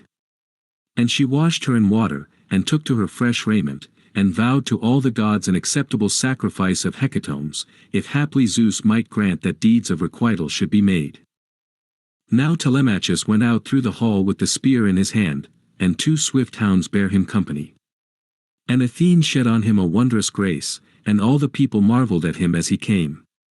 And the lordly wooers gathered about him with fair words on their lips, but brooding evil in the deep of their heart. Then he avoided the great press of the wooers, but where Mentor sat, and Antiphus, and Halitherses, who were friends of his house from of old, there he went and sat down, and they asked him of all his adventures. Then Piraeus, the famed spearsman, drew nigh, leading the stranger to the assembly place by the way of the town, and Telemachus kept not aloof from him long, but went up to him. Then Piraeus first spake to him, saying, Bestir the women straightway to go to my house, that I may send thee the gifts that Menelaus gave thee. Then wise Telemachus answered him, saying, Piraeus, we know not how these matters will fall out. If the lordly wooers shall slay me by guile in the halls, and divide among them the heritage of my father, then I should wish thee to keep and enjoy the gifts thyself, rather than any of these. But if I shall sow the seeds of death and fate for the wooers, then gladly bring me to the house the gifts that I will gladly take. Therewith he led the travel-worn stranger to the house. Now when they came to the fair-lying palace, they laid aside their mantles on the chairs and high seats, and went to the polished baths, and bathed them. So when the maidens had bathed them and anointed them with olive oil, and cast about them thick mantles and doublets, they came forth from the baths, and sat upon the seats. Then the handmaid bare water for the hands in a goodly golden ewer, and poured it forth over a silver basin to wash withal, and drew to their side a polished table. And the grave dame bare wheaten bread, and set it by them, and laid on the board many dainties, giving freely of such things as she had by her. And the mother of Telemachus sat over against him by the pillar of the hall, leaning against a chair, and spinning the slender threads from the yarn. And they stretched forth their hands upon the good cheer set before them. Now when they had put from them the desire of meat and drink, the wise Penelope first spake among them. Telemachus, verily I will go up to my upper chamber, and lay me in my bed, the place of my groanings, that is ever watered by my tears, since the day that Odysseus departed with the sons of Atreus for Ilios. Yet thou hadst no care to tell me clearly, before the lordly wooers came to this house, concerning the returning of thy father, if haply thou hast heard thereof. And wise Telemachus answered her, saying, Yea now, mother, I will tell thee all the truth. We went to Pylus and to Nestor, the shepherd of the people, and he received me in his lofty house, and was diligent to entreat me lovingly, as a father might his son that had but newly come from strange lands after many years, even so diligently he cared for me with his renowned sons. Yet he said that he had heard no word from any man on earth concerning Odysseus, of the hardy heart, whether alive or dead. But he sent me forward on my way with horses and a chariot, well compact, to Menelaus, son of Atreus, spearman renowned. There I saw Argive Helen, for whose sake the Argives and Trojans bore much travail by the gods' designs. Then straightway Menelaus, of the loud war cry, asked me on what quest I had come to goodly Lacedaemon. And I told him all the truth. Then he made answer, and spake, saying, Out upon them, for truly in the bed of a brave-hearted man were they minded to lie, very cravens as they are. Even as when a hind hath couched her newborn fawns unweaned in a strong lion's lair, and searcheth out the mountainese and grassy hollows, seeking pasture, and afterward the lion cometh back to his bed, and sendeth forth unsightly death upon that pair, even so shall Odysseus send forth unsightly death upon the wooers. Then having fulfilled all, I set out for home, and the deathless gods gave me a fair wind, and brought me swiftly to mine own dear country. Then having fulfilled all, I set out for home, and the deathless gods gave me a fair wind, and brought me swiftly to mine own dear country. So he spake, and stirred her heart within her breast. And next the godlike Theoclymenus spake among them. O wife revered of Odysseus, son of Laertes, verily he hath no clear knowledge, but my word do thou mark, for I will prophesy to thee most truly and hide not. Now Zeus be witness before any god, and this hospitable board and this hearth of noble Odysseus, whereunto I am come, that Odysseus is even now of a surety in his own country, resting or faring, learning of these evil deeds, and sowing the seeds of evil for all the wooers. So clear was the omen of the bird that I saw as I sat on the decked ship, and I proclaimed it to Telemachus. Then wise Penelope answered him, saying, Ah, stranger, would that this thy word may be accomplished. Soon shouldest thou be aware of kindness and of many a gift at my hands, so that whoso met with thee would call thee blessed. Thus they spake one to the other. But the wooers meantime were before the palace of Odysseus, taking their pleasure in casting of weights and of spears on a levelled place, as heretofore, in their insolence. But when it was now the hour for supper, and the flocks came home from the fields all around, and the men led them whose custom it was, then Medon, who of all the henchmen was most to their mind, and was ever with them at the feast, spake to them, saying, Noble youths, now that ye have had sport to your heart's content, get you into the house, that we may make ready a feast, for truly it is no bad thing to take meat in season. Even so he spake, and they rose up and departed, and were obedient to his word. Now when they were come into the fair lying house, they laid aside their mantles on the chairs and high seats, and they sacrificed great sheep and stout goats, yea, and the fatlings of the boars and an heifer of the herd, and got ready the feast. Now all this while Odysseus and the goodly swineherd were bestirring them to go from the field to the city, and the swineherd, a master of men, spake first saying, Well, my friend, forasmuch as I see thou art eager to be going to the city today, even as my master gave command, though myself I would well that thou shouldest be left here to keep the steading, but I hold him in reverence and fear, lest he chide me afterwards, and grievous are the rebukes of masters. Come then, let us go on our way, for lo, the day is far spent, and soon wilt thou find it colder toward evening. Then Odysseus of many counsels answered him saying, I mark, I heed, all this thou speakest to one with understanding. But let us be going, and be thou my guide withal to the end. And if thou hast anywhere a staff ready cut, give it me to lean upon, for truly ye said that slippery was the way. Therewith he cast about his shoulders a mean scrip, all tattered, and a cord withal to hang it, and Eumaeus gave him a staff to his mind. So these twain went on their way, and the dogs and the herdsmen stayed behind to guard the steading. And the swineherd led his lord to the city in the guise of a beggar, a wretched man and an old, leaning on a staff, and sorry was the raiment wherewith he was clothed upon. But as they fared along the rugged path they drew near to the town, and came to the fair flowing spring, with a basin fashioned, whence the people of the city drew water. This well Ithacus and Neretus and Polyctor had builded. And around it was a thicket of alders that grow by the waters, all circle-wise, and down the cold stream fell from a rock on high, and above was reared an altar to the nymphs, whereat all wayfarers made offering. In that place Melanthius, son of Dolius, met them, leading his goats to feast the wooers, the best goats that were in all the herds, and 2 herdsmen bare him company. Now when he saw them he reviled them, and spake and hailed them, in terrible and evil fashion, and stirred the heart of Odysseus, saying, Now in very truth the vile is leading the vile, for God brings ever like to like. Say, whither art thou leading this glutton, thou wretched swineherd, this plaguy beggar, a killjoy of the feast?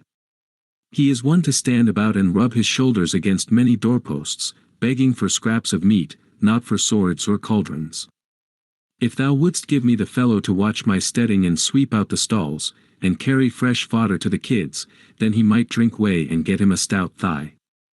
Howbeit, since he is practised only in evil, he will not care to betake him to the labor of the farm, but rather chooses to go louting through the land asking alms to fill his insatiate belly. But now I will speak out and my word shall surely be accomplished. If ever he fares to the house of divine Odysseus, many a stool that men's hands hurl shall fly about his head, and break upon his ribs, 28, as they pelt him through the house. 28, reading Pi lambda epsilon upsilon rho alpha. Therewith, as he went past, he kicked Odysseus on the hip, in his witlessness, yet he drave him not from the path, but he abode steadfast. And Odysseus pondered whether he should rush upon him and take away his life with the staff, or lift him in his grasp, 29, and smite his head to the earth. Yet he hardened his heart to endure and refrained himself. And the swineherd looked at the other and rebuked him, and lifting up his hands prayed aloud. 29. Mu phi omicron upsilon delta is perhaps best taken as an adverb in delta iota formed from mu phi, though some letters of the word are still left obscure. Most modern commentators, however, derive it from mu phi and omicron delta alpha, near the ground, hence, in this context, lift him by the feet. Nymphs of the well water, daughters of Zeus, if ever Odysseus burned on your altars pieces of the thighs of rams or kids, in their covering of rich fat, fulfill for me this wish, oh that he, even he, may come home, and that some god may bring him. Then would he scatter all thy bravery, which now thou flauntest insolently, wandering ever about the city, while evil shepherds destroy the flock. Then Melanthius, the goatherd, answered, Lo now, what a word has this evil-witted dog been saying? Some day I will take him in a black-decked ship far from Ithaca, that he may bring me in much livelihood. Would God that Apollo, of the silver bow, might smite Telemachus today in the halls, or that he might fall before the wooers, so surely as for Odysseus the day of returning has in a far land gone by. So he spake and left them there as they walked slowly on. But Melanthius stepped forth, and came very speedily to the house of the prince, and straightway he went in and sat down among the wooers, over against Eurymachus, who chiefly showed him kindness. And they that ministered set by him a portion of flesh, and the grave dame brought wheaten bread and set it by him to eat. Now Odysseus and the goodly swineherd drew near and stood by, and the sound of the hollow lyre rang around them, for Phemius was lifting up his voice amid the company in song, and Odysseus caught the swineherd by the hand, and spake, saying, Eumaeus, verily this is the fair house of Odysseus, and right easily might it be known and marked even among many. There is building beyond building, and the court of the house is cunningly wrought with a wall and battlements, and well fenced are the folding doors, no man may hold it in disdain. And I see that many men keep revel within, for the savour of the fat rises upward. 30. And the voice of the lyre is heard there, which the gods have made to be the mate of the feast. 30. Reading nu omicron phi epsilon nu. Then didst thou make answer, swineherd Eumaeus, easily thou knowest it, for indeed thou never lackest understanding. But come, let us advise us, how things shall fall out here. Either do thou go first within the fair-lying halls, and join the company of the wooers, so will I remain here, or if thou wilt, abide here, and I will go before thy face, and tarry not long, lest one see thee without, and hurl at thee or strike thee. Look well to this, I bid thee. Then the steadfast goodly Odysseus answered him, saying, I mark, I heed, all this thou speakest to one with understanding. Do thou then go before me, and I will remain here, for well I know what it is to be smitten and hurled at. My heart is full of hardiness, for much evil have I suffered in perils of waves and war, let this be added to the tale of those. But a ravening belly may none conceal, a thing accursed, that works much ill for men. For this cause too the benched ships are furnished, that bear mischief to foemen over the unharvested seas. Thus they spake one to the other. And lo, a hound raised up his head and pricked his ears, even where he lay, Argos, the hound of Odysseus, of the hardy heart, which of old himself had bred, but had got no joy of him, for ere that, he went to sacred Ilios. Now in time past the young men used to lead the hound against wild goats and deer and hares, but as then, despised he lay, his master being afar, in the deep dung of mules and kine, whereof an ample bed was spread before the doors, till the thralls of Odysseus should carry it away to dung there with his wide domain. There lay the dog Argos, full of vermin. Yet even now when he was ware of Odysseus standing by, he wagged his tail and dropped both his ears, but nearer to his master he had not now the strength to draw. But Odysseus looked aside and wiped away a tear that he easily hid from Eumaeus, and straightway he asked him, saying, Eumaeus, verily this is a great marvel, this hound lying here in the dung. Truly he is goodly of growth, but I know not certainly if he have speed with this beauty, or if he be comely only, like as are men's trencher dogs that their lords keep for the pleasure of the eye.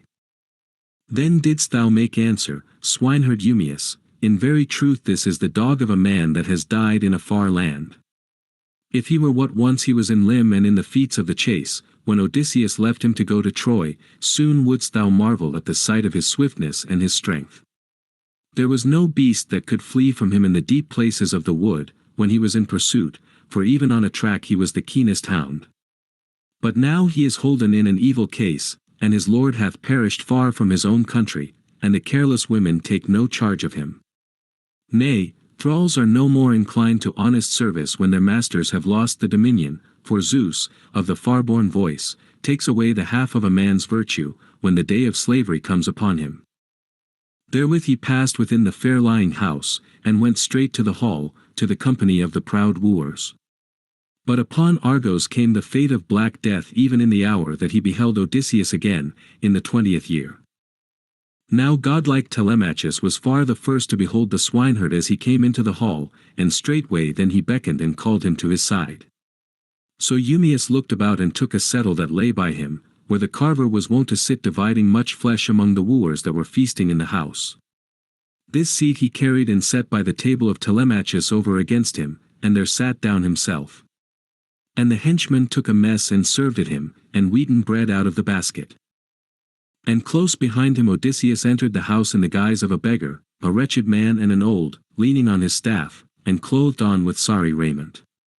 And he sat down on the ashen threshold within the doorway, leaning against a pillar of cypress wood, which the carpenter on a time had deftly planed, and thereon made straight the line. And Telemachus called the swineherd to him, and took a whole loaf out of the fair basket, and of flesh so much as his hands could hold in their grasp, saying, Take and give this to the stranger, and bid him go about and beg himself of all the wooers in their turn, for shame is an ill made of a needy man. So he spake, and the swineherd went when he heard that saying, and stood by and spake to him winged words. Stranger, Telemachus gives thee these and bids thee go about and beg of all the wooers in their turn, for, he says, shame ill becomes a beggar man. Then Odysseus of many counsels answered him and said, King Zeus, grant me that Telemachus may be happy among men, and may he have all his heart's desire. Therewith he took the gift in both hands, and set it there before his feet on his unsightly scrip. Then he ate meat so long as the minstrel was singing in the halls. When he had done supper, and the divine minstrel was ending his song, then the wooers raised a clamor through the halls, but Athene stood by Odysseus, son of Laertes, and moved him to go gathering morsels of bread among the wooers, and learn which were righteous and which unjust. Yet not even so was she fated to redeem one man of them from an evil doom. So he set out, beginning on the right, to ask of each man, stretching out his hand on every side, as though he were a beggar from of old. And they in pity gave him somewhat, and were amazed at the man, asking one another who he was and whence he came. Then Melanthius, the goatherd, spake among them. Listen, ye wooers of the renowned queen, concerning this stranger, for verily I have seen him before. The swineherd truly was his guide hither, but of him I have no certain knowledge, whence he avows him to be born. So spake he, but Antinous rebuked the swineherd, saying, O notorious swineherd, wherefore, I pray thee, didst thou bring this man to the city? Have we not vagrants enough besides, plaguy beggars, killjoys of the feast? Dost thou count it a light thing that they assemble here and devour the living of thy master, but thou must needs, 31, call in this man too? 31, pi theta iota can hardly have a local meaning here. If retained, it must be nearly equivalent to pi omicron, it seems, with a touch of irony. CFI, 348. The v1. Pyro omicron tau equals pyro is a simpler reading, but by no means certain. Then didst thou make answer, swineherd Eumaeus, Antinous, no fair words are these of thine, noble though thou art. For whoever himself seeks out and bids to the feast a stranger from afar, save only one of those that are craftsmen of the people, a prophet, or a healer of ills, or a shipwright or even a godlike minstrel, who can delight all with his song. Nay, these are the men that are welcome over all the wide earth. But none would call a beggar to the banquet, to waste his substance. But thou art ever hard above all the other wooers to the servants of Odysseus, and, beyond all, to me, but behold, I care not, so long as my mistress, the constant Penelope, lives in the halls and godlike Telemachus.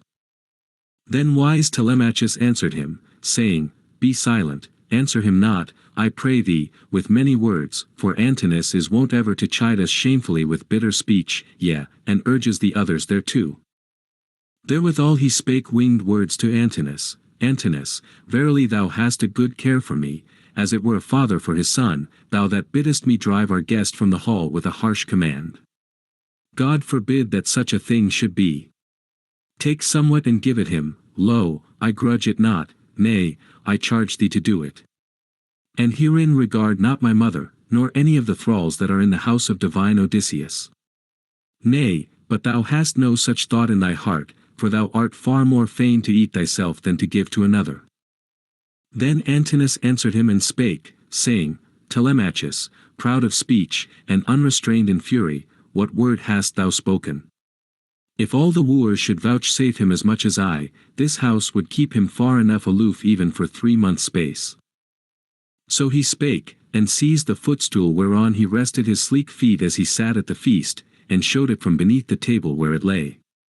But all the others gave somewhat and filled the wallet with bread and flesh, yea, and even now, Odysseus as he returned to the threshold, was like to escape scot-free, making trial of the Achaeans, but he halted by Antinous, and spake to him, saying, Friend, give me somewhat, for methinks thou art not the basest of the Achaeans, but the best man of them all, for thou art like a king. Wherefore thou shouldest give me a portion of bread, and that a better than the others, so would I make thee renowned over all the wide earth. For I too, once had a house of mine own among men, a rich man with a wealthy house, and many a time would I give to a wanderer, what manner of man soever he might be, and in whatsoever need he came. And I had thralls out of number, and all else in plenty, wherewith folk live well and have a name for riches. But Zeus, the son of Cronos, made me desolate of all, for surely it was his will, who sent me with wandering sea-robbers to go to Egypt, a far road, to my ruin. And in the river Aegyptus I stayed my curved ships. Then verily I bade my loved companions to abide there by the ships, and to guard the ship, and I sent forth scouts to range the points of outlook. Now they gave place to wantonness, being the fools of their own force, and soon they fell to wasting the fields of the Egyptians, exceeding fair, and carried away their wives and infant children, and slew the men. And the cry came quickly to the city, and the people heard the shout and came forth at the breaking of the day, and all the plain was filled with footmen and horsemen and with the glitter of bronze. And Zeus, whose joy is in the thunder, sent an evil panic upon my company, and none durst stand and face the foe, for danger encompassed us on every side. There they slew many of us with the edge of the sword, and others they led up with them alive to work for them perforce. But they gave me to a friend who met them, to take to Cyprus, even to Demeter son of Iasus, who ruled mightily over Cyprus, and thence, behold, am I now come hither in sore distress. Then Antinous answered, and spake, saying, What god hath brought this plague hither to trouble the feast? Stand forth thus in the midst, away from my table, lest thou come soon to a bitter Egypt and a sad Cyprus, for a bold beggar art thou and a shameless. Thou standest by all in turn and recklessly they give to thee, for they hold not their hand nor feel any ruth in giving freely of others' goods, for that each man has plenty by him. Then Odysseus of many counsels drew back and answered him, Lo now, I see thou hast not wisdom with thy beauty. From out of thine own house thou wouldest not give even so much as a grain of salt to thy suppliant, thou who now even at another's board dost sit, and canst not find it in thy heart to take of the bread and give it me, where there is plenty to thy hand. He spake, and Antinous was mightily angered at heart, and looked fiercely on him and spake winged words. Henceforth, methinks, thou shalt not get thee out with honor from the hall, seeing thou dost even rail upon me. Therewith he caught up the footstool and smote Odysseus at the base of the right shoulder by the back. But he stood firm as a rock, nor reeled he beneath the blow of Antinous, but shook his head in silence, brooding evil in the deep of his heart.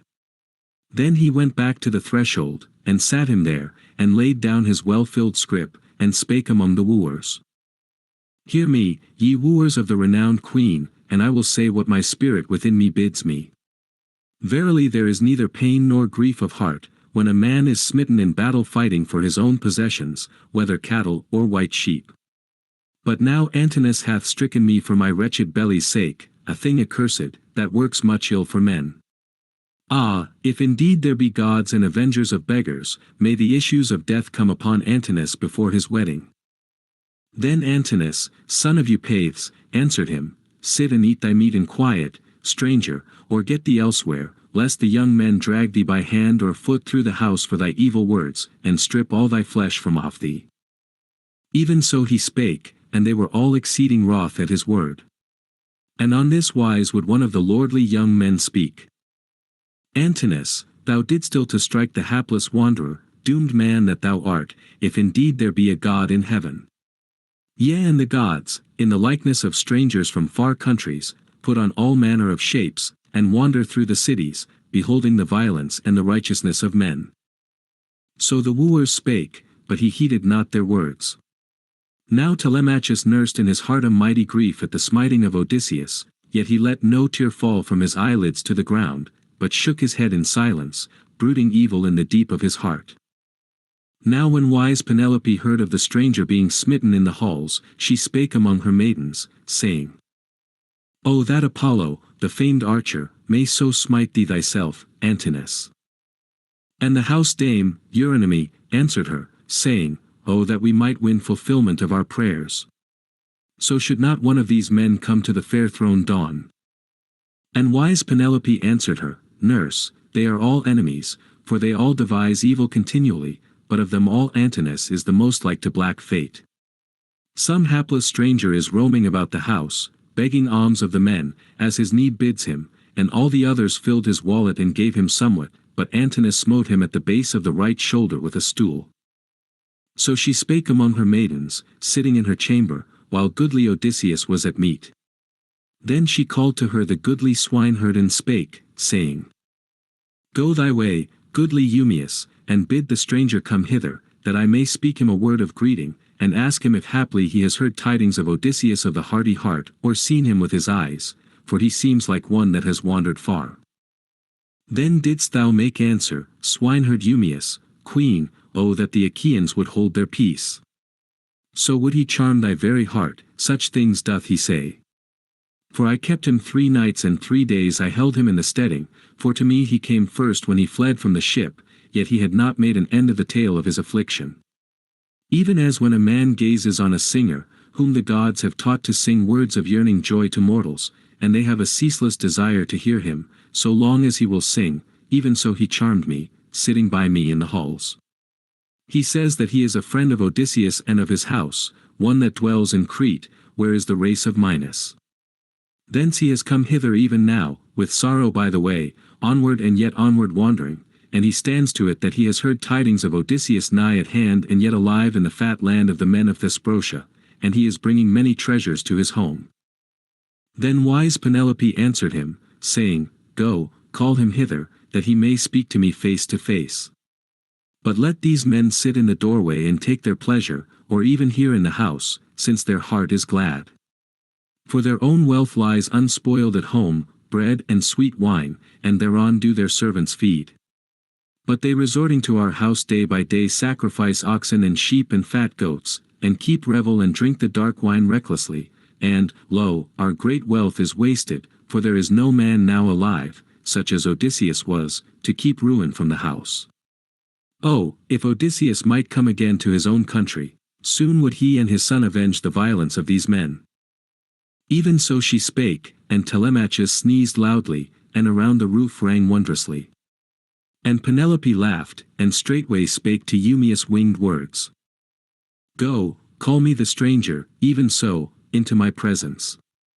Dost thou not mark how my son has sneezed a blessing on all my words? Wherefore no half-wrought doom shall befall the wooers every one, nor shall any avoid death and the fates.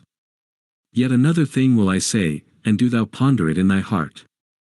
If I shall find that he himself speaks not but truth, I will clothe him with a mantle and a doublet, goodly raiment. So she spake, and the swineherd departed when he heard that saying, and stood by the stranger and spake winged words. Father and stranger, wise Penelope, the mother of Telemachus, is calling for thee, and her mind bids her inquire as touching her lord, albeit she has sorrowed much already. And if she shall find that thou dost speak not but truth, she will clothe thee in a mantle and a doublet, whereof thou standest most in need. Moreover thou shalt beg thy bread through the land and shalt fill thy belly, and whosoever will, shall give to thee. Then the steadfast goodly Odysseus answered him, saying, Eumaeus, soon would I tell all the truth to the daughter of Icarius, wise Penelope, for well I know his story, and we have borne our travail together. But I tremble before the throng of the froward wooers, whose outrage and violence reach even to the iron heaven. For even now, as I was going through the house, when this man struck and pained me sore, and that for no ill deed, neither Telemachus nor any other kept off the blow. Wherefore now, bid Penelope tarry in the chambers, for all her eagerness, till the going down of the sun, and then let her ask me concerning her lord, as touching the day of his returning, and let her give me a seat yet nearer to the fire, for behold, I have sorry raiment, and thou knowest it thyself, since I made my supplication first to thee. Even so he spake, and the swineherd departed when he heard that saying. And as he crossed the threshold Penelope spake to him. Thou bringest him not, Eumaeus, what means the wanderer hereby? Can it be that he fears some one out of measure, or is he even ashamed of tarrying in the house? A shamefaced man makes a bad beggar. Then didst thou make answer, swineherd Eumaeus, he speaks aright, and but as another would deem, in that he shuns the outrage of overweening men. Rather would he have thee wait till the going down of the sun. Yea, and it is far meeter for thyself, O queen, to utter thy word to the stranger alone, and to listen to his speech. Then the wise Penelope answered, Not witless is the stranger, even as he deems, so it well may be. 32, For there are no mortal men, methinks, so wanton as these, and none that devise such infatuate deeds. 32, Placing at colon at xi epsilon nu omicron, and reading pi epsilon rho nu epsilon eta, cf 19. 312. So she spake, and the goodly swineherd departed into the throng of the wooers, when he had showed her all his message. And straightway he spake to Telemachus winged words, holding his head close to him, that the others might not hear. Friend, I am going hence to look after thy swine and the things of the farm, thy livelihood and mine, but do thou take charge of all that is here. Yet first look to thyself and take heed that no evil comes nigh thee, for many of the Achaeans have ill will against us, whom may Zeus confound before their mischief falls on us. And wise Telemachus answered him, and said, Even so shall it be, father, and do thou get thee on thy way, when thou hast supped. And in the morning come again, and bring fair victims for sacrifice. And all these matters will be a care to me and to the deathless gods. Thus he spake, and the other sat down again on the polished settle, and when he had satisfied his heart with meat and drink, he went on his way to the swine, leaving the courts and the hall full of feasters, and they were making merry with dance and song, for already it was close on eventide. Book 18. The fighting at fists of Odysseus with Iris. His admonitions to Amphinomus. Penelope appears before the wooers, and draws presents from them. Then up came a common beggar, who was wont to beg through the town of Ithaca, one that was known among all men for ravening greed, for his endless eating and drinking, yet he had no force or might, though he was bulky enough to look on. Arneas was his name, for so had his good mother given it him at his birth, but all the young men called him Iris, because he ran on errands, whensoever any might bid him. So now he came, and would have driven Odysseus from his own house, and began reviling him, and spake winged words. Get thee hence, old man, from the doorway, lest thou be even haled out soon by the foot. Sayest thou not that all are now giving me the wink, and bidding me drag thee forth? Nevertheless, I feel shame of the task. Nay, get thee up, lest our quarrel soon pass even to blows. Then Odysseus of many counsels looked fiercely on him, and spake saying, Sir, neither in deed nor word do I harm thee, nor do I grudge that any should give to thee, yea though it were a good handful. But this threshold will hold us both, and thou hast no need to be jealous for the sake of other men's goods. Thou seemest to me to be a wanderer, even as I am, and the gods it is that are like to give us gain. Only provoke me not overmuch to buffeting, lest thou anger me, and old though I be I defile thy breast and lips with blood. Thereby should I have the greater quiet tomorrow, for methinks that thou shalt never again come to the hall of Odysseus, son of Laertes. Then the beggar Iris spake unto him in anger, Lo now, how trippingly and like an old cinder wife this glutton speaks, on whom I will work my evil will, and smite him right and left, and drive all the teeth from his jaws to the ground, like the tusks of a swine that spoils the corn. Gird thyself now, that even these men all may know our mettle in fight. Nay, how shouldst thou do battle with a younger man than thou? Thus did they whet each the other's rage right manfully before the lofty doors upon the polished threshold. And the mighty Prince Antinous heard the twain, and sweetly he laughed out, and spake among the wooers. Friends, never before has there been such a thing, such goodly game has a god brought to this house.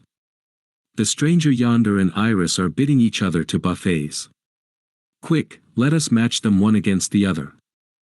Then all at the word leaped up laughing, and gathered round the ragged beggars, and Antinous, son of Eupathus, spake among them saying, Hear me, ye lordly wooers, and I will say somewhat.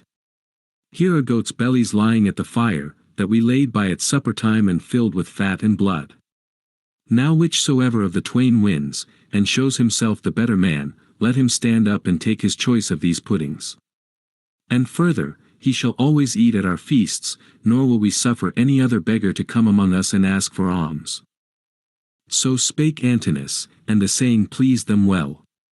Then Odysseus of many counsels spake among them craftily. Friends, an old man and fordone with travail may in no wise fight with a younger. But my belly's call is urgent on me, that evil worker, to the end that I may be subdued with stripes. But come now, swear me all of you a strong oath, so that none, for the sake of shewing a favour to Iris, may strike me a foul blow with heavy hand and subdue me by violence to my foe. So he spake, and they all swore not to strike him, as he bade them. Now when they had sworn and done that oath, the mighty Prince Telemachus once more spake among them. Stranger, if thy heart and lordly spirit urge thee to rid thee of this fellow, then fear not any other of the Achaeans, for whoso strikes thee shall have to fight with many. Thy host am I, and the princes consent with me, Antinous and Eurymachus, men of wisdom both. So spake he and they all consented thereto.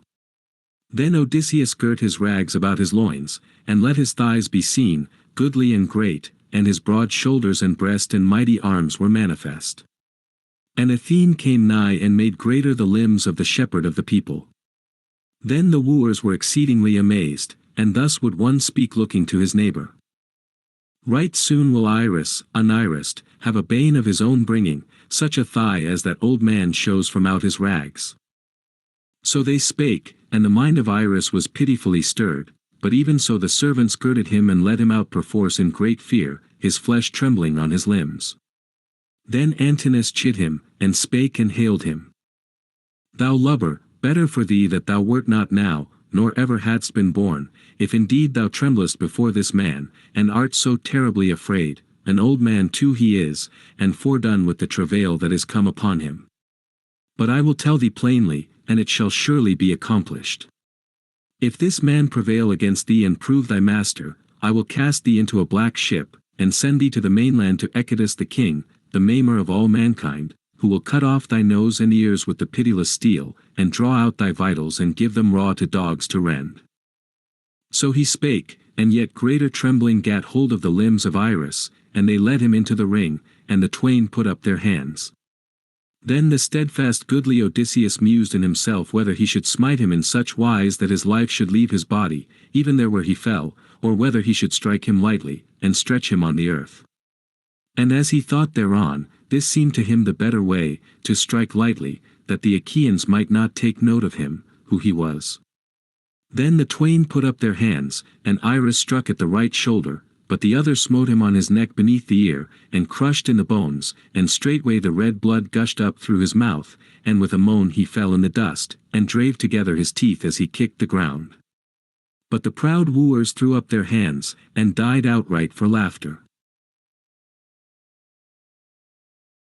Then Odysseus seized him by the foot, and dragged him forth through the doorway, till he came to the courtyard and the gates of the gallery, and he set him down and rested him against the courtyard wall, and put his staff in his hands, and uttering his voice spake to him winged words. Sit thou there now, and scare off swine and dogs, and let not such an one as thou be lord over strangers and beggars, pitiful as thou art, lest haply some worse thing befall thee. Thus he spake, and cast about his shoulders his mean scrip all tattered, and the cord therewith to hang it, and he gat him back to the threshold, and sat him down there again. Now the wooers went within laughing sweetly, and greeted him, saying, May Zeus, stranger, and all the other deathless gods give thee thy dearest wish, even all thy heart's desire, seeing that thou hast made that insatiate one to cease from his begging in the land. Soon will we take him over to the mainland, to Echetus the king, the maimer of all mankind. So they spake, and goodly Odysseus rejoiced in the omen of the words. And Antinous set by him the great pudding, stuffed with fat and blood, and Amphinomus took up 2 loaves from the basket, and set them by him and pledged him in a golden cup, and spake saying, Father and stranger, hail! May happiness be thine in the time to come, but as now, thou art fast holden in many sorrows. And Odysseus of many counsels answered him saying, Amphinomus, verily thou seemest to me a prudent man enough, for such too was the father of whom thou art sprung, for I have heard the fair fame of him, how that Nisus of Dulichium was a good man and a rich, and his son they say thou art, and thou seemest a man of understanding. Wherefore I will tell thee, and do thou mark and listen to me. Not feebler doth the earth nurture than man, of all the creatures that breathe and move upon the face of the earth. Lo, he thinks that he shall never suffer evil in time to come, while the gods give him happiness, and his limbs move lightly. But when again the blessed gods have wrought for him sorrow, even so he bears it, as he must, with a steadfast heart. For the spirit of men upon the earth is even as their day, that comes upon them from the Father of gods and men. Yea, and I too once was like to have been prosperous among men, but many an infatuate deed I did, giving place to mine own hardihood and strength, and trusting to my father and my brethren. Wherefore let no man for ever be lawless any more, but keep quietly the gifts of the gods, whatsoever they may give. Such infatuate deeds do I see the wooers devising, as they waste the wealth, and hold in no regard the wife of a man, who, methinks, will not much longer be far from his friends and his own land, nay he is very near. But for thee, may some god withdraw thee hence to thy home, and mayst thou not meet him in the day when he returns to his own dear country. For not without blood, as I deem, will they be sundered, the wooers and Odysseus, when once he shall have come beneath his own roof. Thus he spake, and poured an offering and then drank of the honey-sweet wine, and again set the cup in the hands of the arrayer of the people.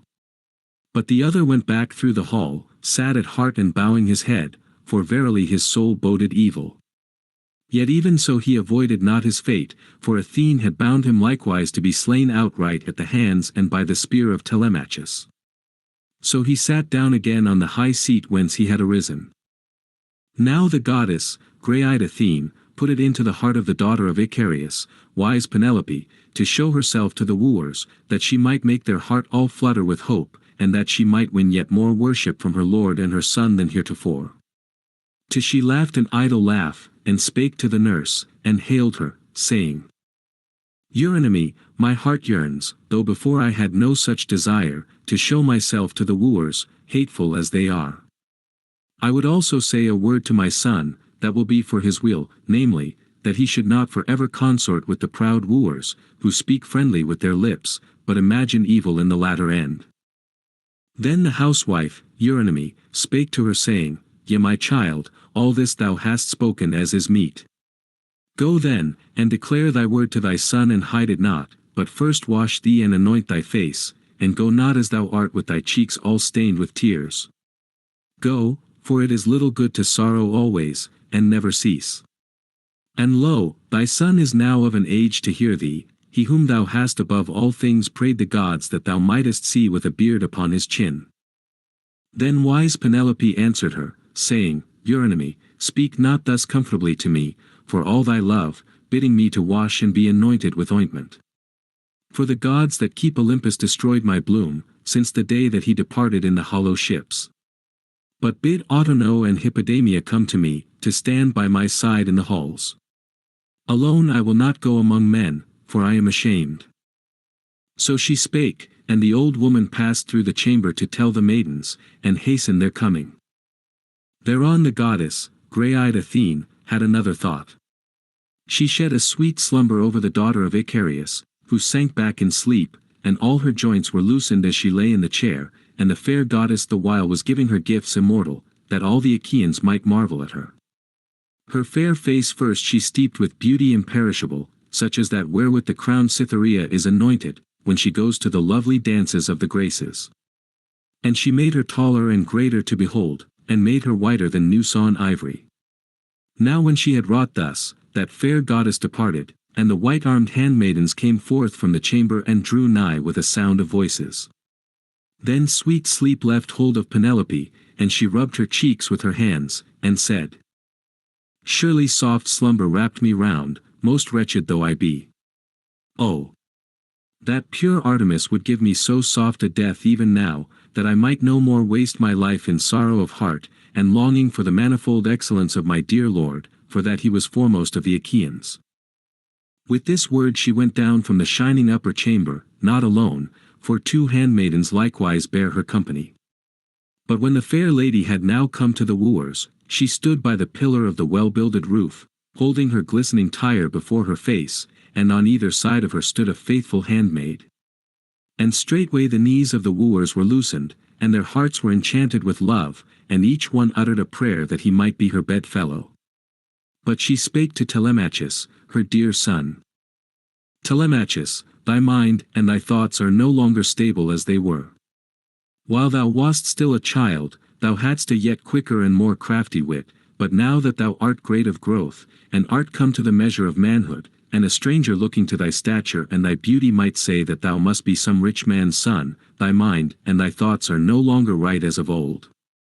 For lo, what manner of deed has been done in these halls, in that thou hast suffered thy guest to be thus shamefully dealt with? How would it be now, if the stranger sitting thus in our house, were to come to some harm all through this evil handling? Shame and disgrace would be thine henceforth among men. Then wise Telemachus answered her, Mother mine, as to this matter I count it no blame that thou art angered. Yet have I knowledge and understanding of each thing, of the good and of the evil, but heretofore I was a child. Howbeit I cannot devise all things according to wisdom, for these men in their evil counsel drive me from my wits, on this side and on that, and there is none to aid me. Howsoever this battle between Iris and the stranger did not fall out as the wooers would have had it, but the stranger proved the better man.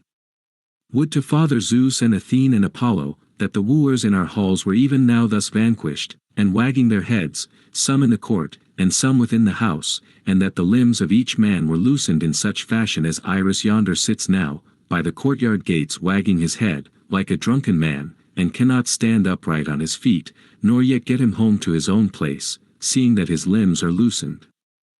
Thus they spake one to another. But Eurymachus spake to Penelope, saying, Daughter of Icarius, wise Penelope, if all the Achaeans in Iasian Argos could behold thee, even a greater press of wooers would feast in your halls from tomorrow's dawn, since thou dost surpass all women in beauty and stature, and within in wisdom of mind. Then wise Penelope answered him, Eurymachus, surely my excellence, both of face and form, the gods destroyed in the day when the Argives embarked for Ilios, and with them went my lord Odysseus. If but he might come and watch over this my life, greater thus would be my fame and fairer. But now am I in sorrow, such a host of ills some god has sent against me. Ah, well do I remember, when he set forth and left his own country, how he took me by the right hand at the wrist and spake, saying, Lady, methinks that all the goodly grieved Achaeans will not win a safe return from Troy, for the Trojans too, they say, are good men at arms, as spearsmen, and bowmen, and drivers of fleet horses, such as ever most swiftly determine the great strife of equal battle. Wherefore I know not if the gods will suffer me to return, or whether I shall be cut off there in Troy, so do thou have a care for all these things. Be mindful of my father and my mother in the halls, even as now thou art, or yet more than now, while I am far away. But when thou sayest thy son a bearded man, marry whom thou wilt and leave thine own house. Even so did he speak, and now all these things have an end. The night shall come when a hateful marriage shall find me out, me most luckless, whose good hap Zeus has taken away. But furthermore this sore trouble has come on my heart and soul, for this was not the manner of wooers in time past. Whoso wish to woo a good lady and the daughter of a rich man, and vie one with another, themselves bring with them oxen of their own and goodly flocks, a banquet for the friends of the bride, and they give the lady splendid gifts, but do not devour another's livelihood without atonement. Thus she spake, and the steadfast goodly Odysseus rejoiced because she drew from them gifts, and beguiled their souls with soothing words, while her heart was set on other things. Then Antinous, son of Eupeithes, answered her again, daughter of Icarius, wise Penelope, the gifts which any of the Achaeans may choose to bring hither, do thou take, for it were ill to withhold a gift. But we for our part will neither go to our lands nor otherwhere, before thou art wedded to the best man of the Achaeans. So spake Antinous, and the saying pleased them well, and each man sent a henchman to bring his gifts. For Antinous his henchman bare a broidered robe, great and very fair, wherein were golden brooches, 12 in all, fitted with well-bent clasps. And the henchman straightway bare Eurymachus a golden chain of curious work, strung with amber beads, shining like the sun. And his squires bare for Eurydamas a pair of earrings, with 3 drops well wrought, and much grace shone from them. And out of the house of Pisander the prince, the son of Polyctor, the squire brought a necklet, a very lovely jewel. And likewise the Achaeans brought each one some other beautiful gift. Then the fair lady went aloft to her upper chamber, and her attendant maidens bare for her the lovely gifts, while the wooers turned to dancing and the delight of song, and therein took their pleasure, and awaited the coming of eventide. And dark evening came on them at their pastime. Anon they set up 3 braziers in the halls, to give them light, and on these they laid firewood all around, faggots seasoned long since and sere, and new split with the axe. And midway by the braziers they placed torches, and the maids of Odysseus, of the hardy heart, held up the lights in turn. Then the prince Odysseus of many counsels himself spake among them saying, Ye maidens of Odysseus, the lord so long afar, get ye into the chambers where the honored queen abides, and twist the yarn at her side, and gladden her heart as ye sit in the chamber, or card the wools with your hands, but I will minister light to all these that are here. For even if they are minded to wait the throned dawn, they shall not outstay me, so long enduring am I. And the fair Melantho chid him shamefully, Melantho that Dolius begot, but Penelope reared, and entreated her tenderly as she had been her own child, and gave her playthings to her heart's desire. Yet, for all that, sorrow for Penelope touched not her heart, but she loved Eurymachus and was his paramour. Now she chid Odysseus with railing words. Wretched guest, surely thou art some brainstruck man, seeing that thou dost not choose to go and sleep at a smithy, or at some place of common resort, but here thou pratest much and boldly among many lords and hast no fear at heart. Verily wine has got about thy wits, or perchance thou art always of this mind, and so thou dost babble idly. Art thou beside thyself for joy, because thou hast beaten the beggar Iris? Take heed lest a better man than Iris rise up presently against thee, to lay his mighty hands about thy head and bedabble thee with blood, and send thee hence from the house. Then Odysseus of many counsels looked fiercely on her, and said, Yea, straight will I go yonder and tell Telemachus hereof, thou shameless thing, for this thy speech, that forthwith he may cut thee limb from limb. So he spake, and with his saying scared away the women, who fled through the hall, and the knees of each were loosened for fear, for they deemed that his words were true. But Odysseus took his stand by the burning braziers, tending the lights, and gazed on all the men, but far other matters he pondered in his heart, things not to be unfulfilled. Now Athene would in no wise suffer the lordly wooers to abstain from biting scorn, that the pain might sink yet the deeper into the heart of Odysseus, son of Laertes.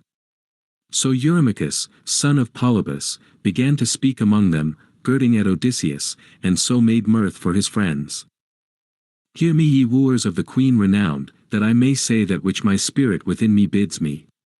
Not without the gods will has this man come to the house of Odysseus, methinks at least that the torchlight flares forth from 33, that head of his, for there are no hairs on it, nay never so thin.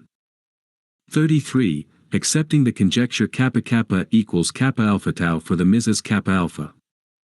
He spake and withal addressed Odysseus, waster of cities, stranger, wouldest thou indeed be my hireling, if I would take thee for my man, at an upland farm, and thy wages shall be assured thee, and there shalt thou gather stones for walls and plant tall trees.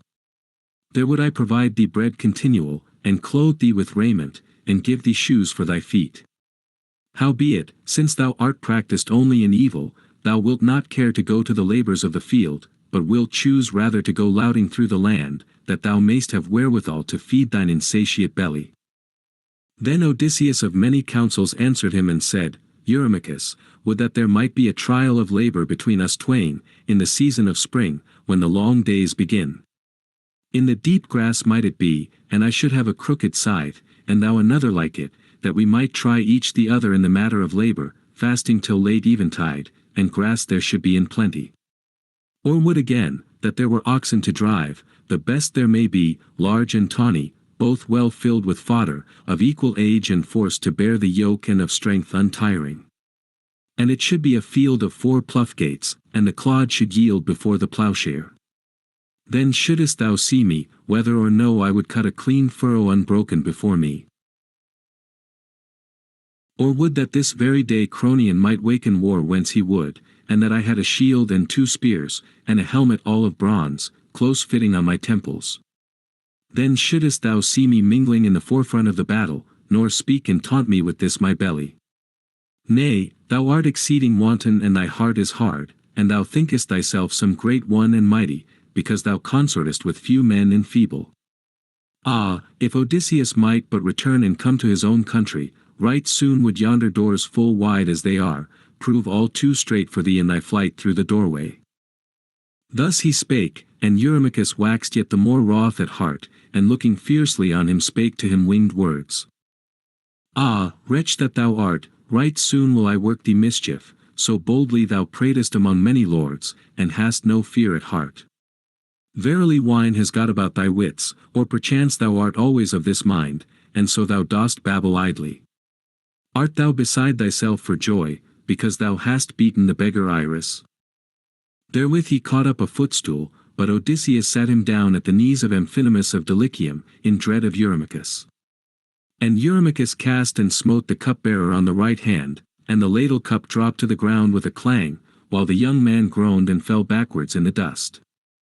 Then the wooers clamoured through the shadowy halls, and thus one would say looking to his neighbour. Would that our wandering guest had perished otherwhere, or ever he came hither, so should he never have made all this tumult in our midst. But now we are all at strife about beggars, and there will be no more joy of the good feast, for worse things have their way. Then the mighty prince Telemachus spake among them.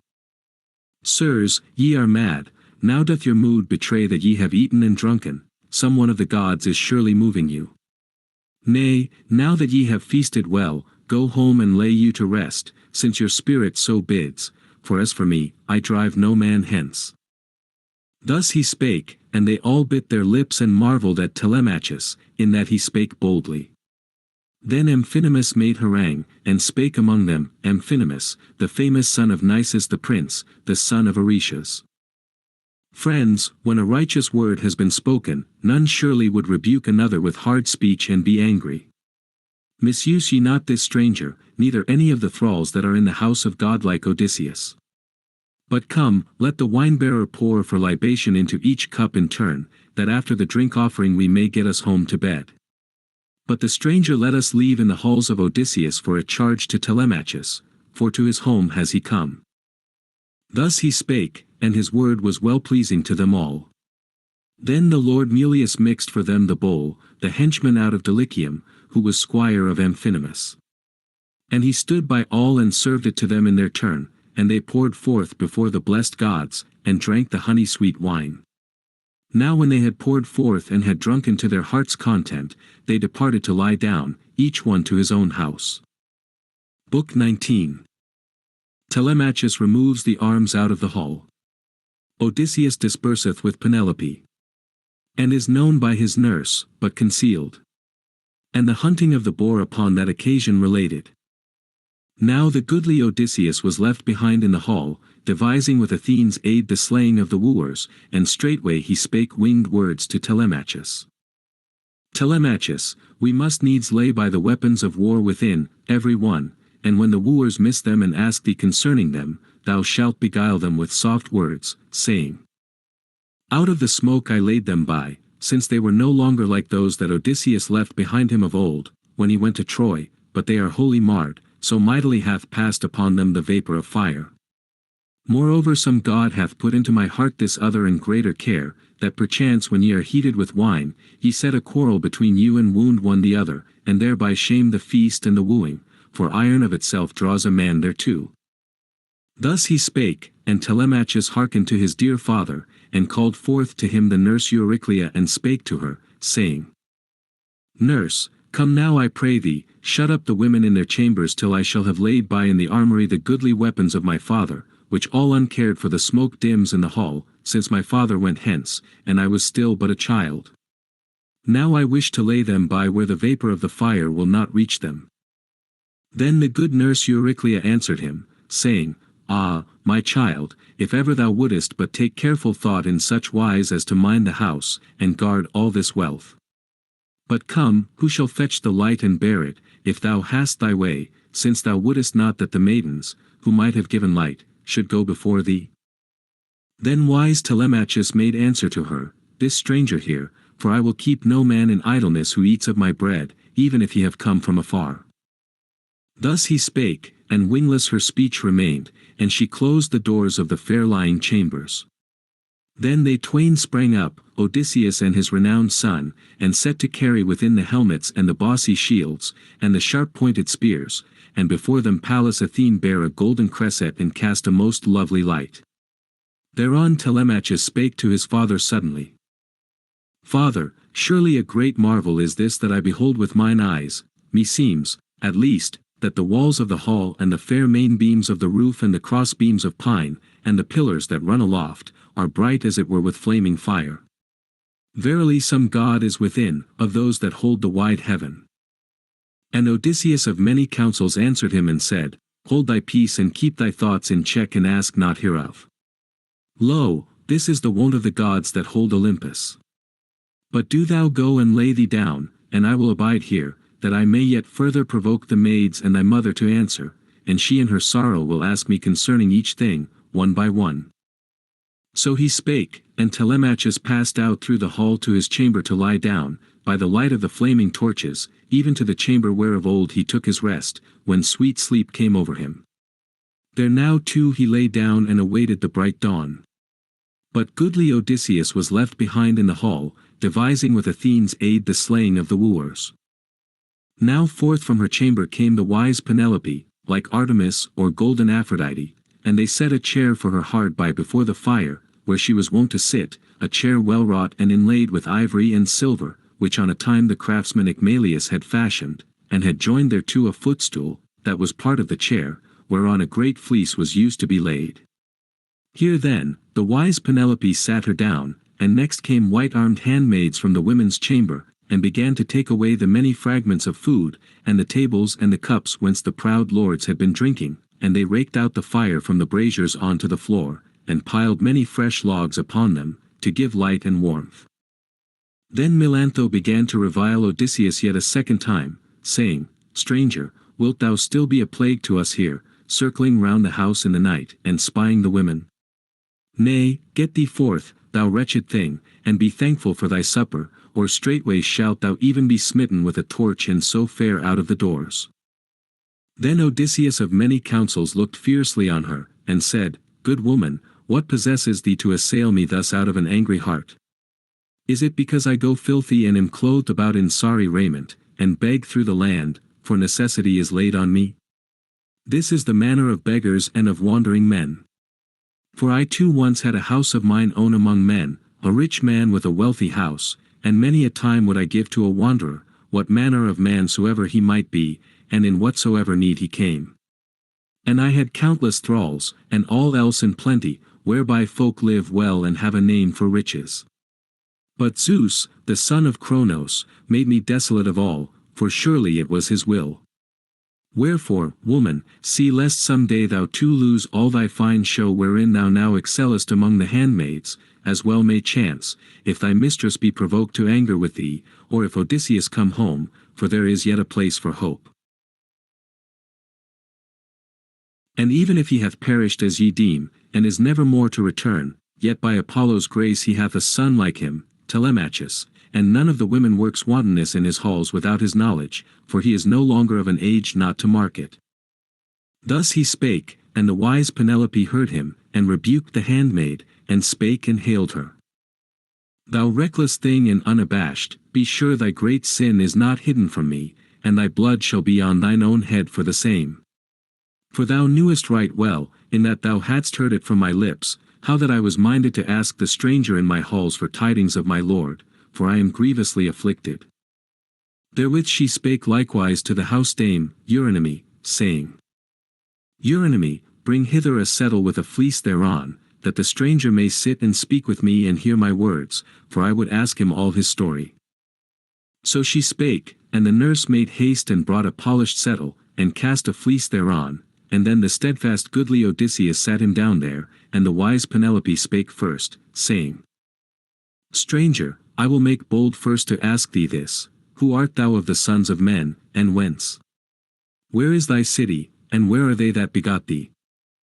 And Odysseus of many counsels answered her and said, Lady, no one of mortal men in the wide world could find fault with thee, for lo, thy fame goes up to the wide heaven, as doth the fame of a blameless king, one that fears the gods and reigns among many men and mighty, maintaining right, and the black earth bears wheat and barley, and the trees are laden with fruit, and the sheep bring forth and fail not, and the sea gives store of fish, and all out of his good guidance, and the people prosper under him. Wherefore do thou ask me now in thy house all else that thou wilt, but inquire not concerning my race and mine own country, lest as I think thereupon thou fill my heart the more with pains, for I am a man of many sorrows. Moreover it beseems me not to sit weeping and wailing in another's house, for it is little good to mourn always without ceasing, lest perchance one of the maidens, or even thyself, be angry with me and say that I swim in tears, as one that is heavy with wine.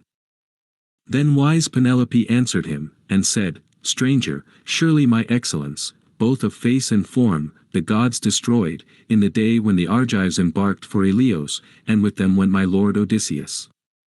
If but he might come and watch over this my life, greater and fairer thus would be my fame. But now am I in sorrow, such a host of ills some god has sent against me.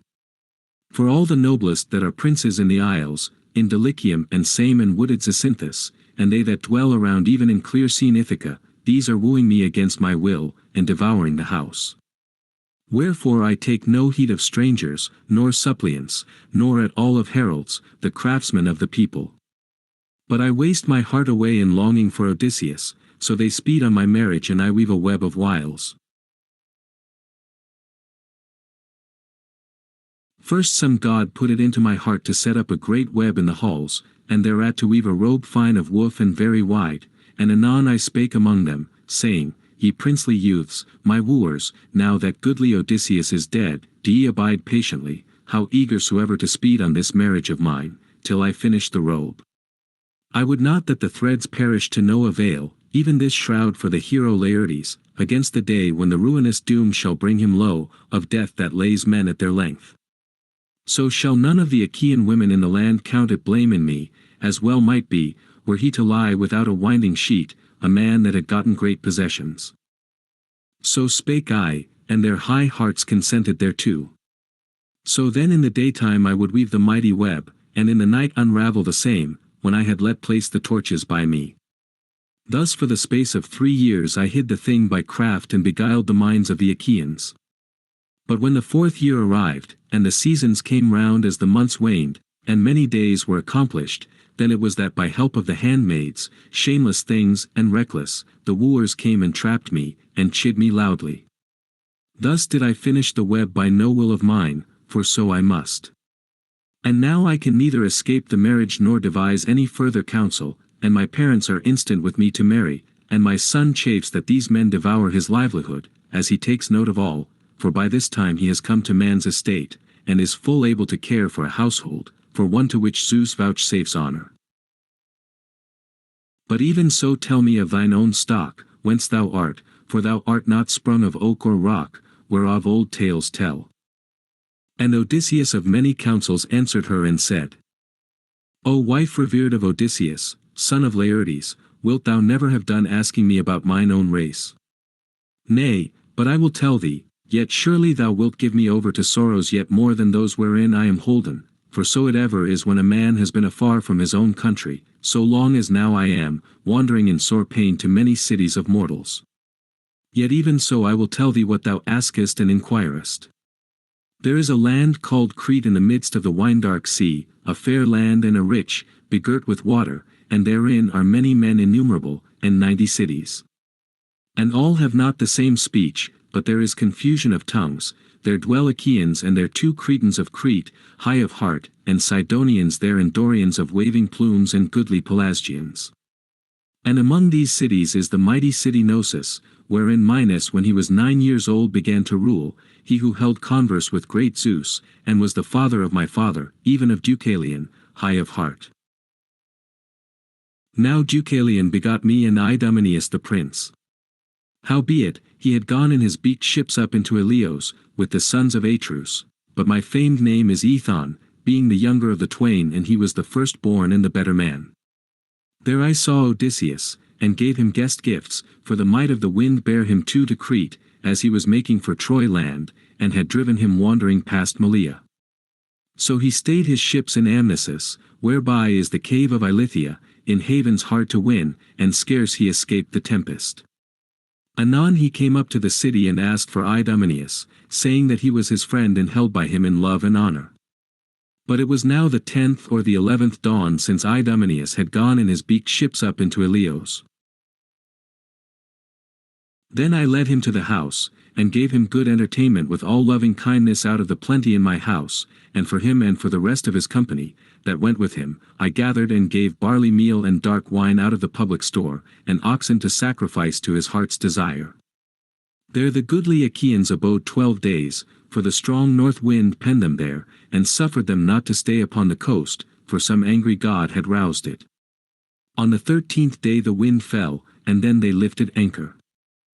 So he told many a false tale in the likeness of truth, and her tears flowed as she listened, and her flesh melted. And even as the snow melts in the high places of the hills, the snow that the southeast wind has thawed, when the west has scattered it abroad, and as it wastes the river streams run full, even so her fair cheeks melted beneath her tears, as she wept her own lord, who even then was sitting by her. Now Odysseus had compassion of heart upon his wife in her lamenting, but his eyes kept steadfast between his eyelids as it were horn or iron, and craftily he hid his tears. But she, when she had taken her fill of tearful lamentation, answered him in turn and spake, saying, Friend as thou art, even now I think to make trial of thee, and learn whether in very truth thou didst entertain my lord there in thy halls with his godlike company, as thou sayest. Tell me what manner of raiment he was clothed in about his body, and what manner of man he was himself, and tell me of his fellows that went with him. Then Odysseus of many counsels answered her saying, Lady, it is hard for one so long parted from him to tell thee all this, for it is now the 20th year since he went thither and left my country. Yet even so I will tell thee as I see him in spirit. Goodly Odysseus wore a thick purple mantle, twofold, which had a brooch fashioned in gold, with 2 sheaths for the pins, and on the face of it was a curious device. A hound in his forepaws held a dappled fawn and gazed on it as it writhed.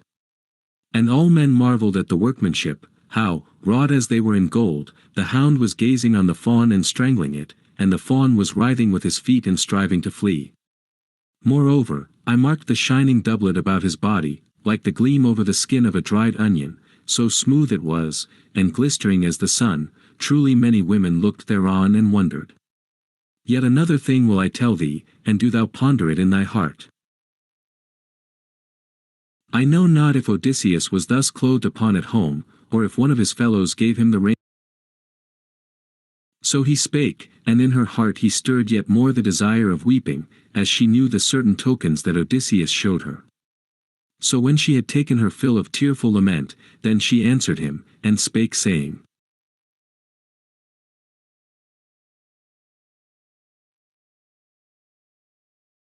Now verily, stranger, thou that even before wert held in pity, shalt be dear and honorable in my halls, for it was I who gave him these garments, as judging from thy words, and folded them myself, and brought them from the chamber, and added besides the shining brooch to be his jewel. But him I shall never welcome back, returned home to his own dear country.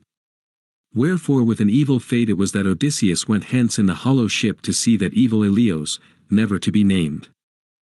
And Odysseus of many counsels answered her saying, Wife revered of Odysseus, son of Laertes, destroy not now thy fair flesh any more, nor waste thy heart with weeping for thy lord, not that I counted any blame in thee, for many a woman weeps that has lost her wedded lord, to whom she has borne children in her love, albeit a far other man than Odysseus, who, they say, is like the gods.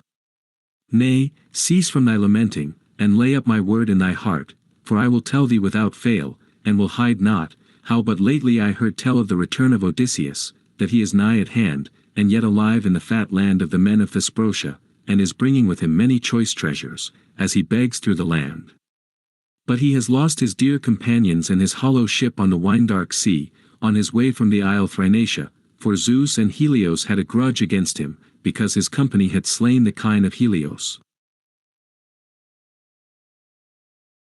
They for their part all perished in the wash of the sea, but the wave cast him on the keel of the ship out upon the coast, on the land of the Phaeacians that are near of kin to the gods, and they did him all honor heartily as unto a god, and gave him many gifts, and themselves would fain have sent him scathless home. Yea, and Odysseus would have been here long since, but he thought it more profitable to gather wealth, as he journeyed over wide lands. So truly is Odysseus skilled in gainful arts above all men upon earth, nor may any mortal men contend with him. So Phidon king of the Thesprotians told me.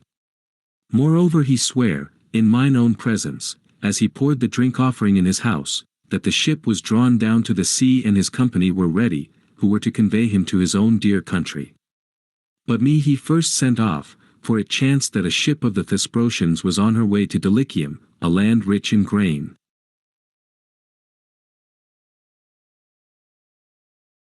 And he showed me all the wealth that Odysseus had gathered, yea, it would suffice for his children after him, even to the 10th generation, so great were the treasures he had stored in the chambers of the king. As for him he had gone, he said, to Dodona to hear the counsel of Zeus, from the high leafy oak tree of the god, how he should return to his own dear country, having now been long afar, whether openly, or by stealth. In this wise, as I tell thee, he is safe and will come shortly, and very near he is and will not much longer be far from his friends and his own country, yet withal I will give thee my oath on it. Zeus be my witness first, of gods the highest and best, and the hearth of noble Odysseus whereunto I am come, that all these things shall surely be accomplished even as I tell thee. In this same year Odysseus shall come hither, as the old moon wanes and the new is born. Then wise Penelope answered him, Ah! Stranger, would that this word may be accomplished. Soon shouldst thou be aware of kindness and many a gift at my hands, so that whoso met with thee would call thee blessed. But on this wise my heart has a boding, and so it shall be. Neither shall Odysseus come home any more, nor shalt thou gain an escort hence, since there are not now such masters in the house as Odysseus was among men, if ever such an one there was, to welcome guests revered and speed them on their way.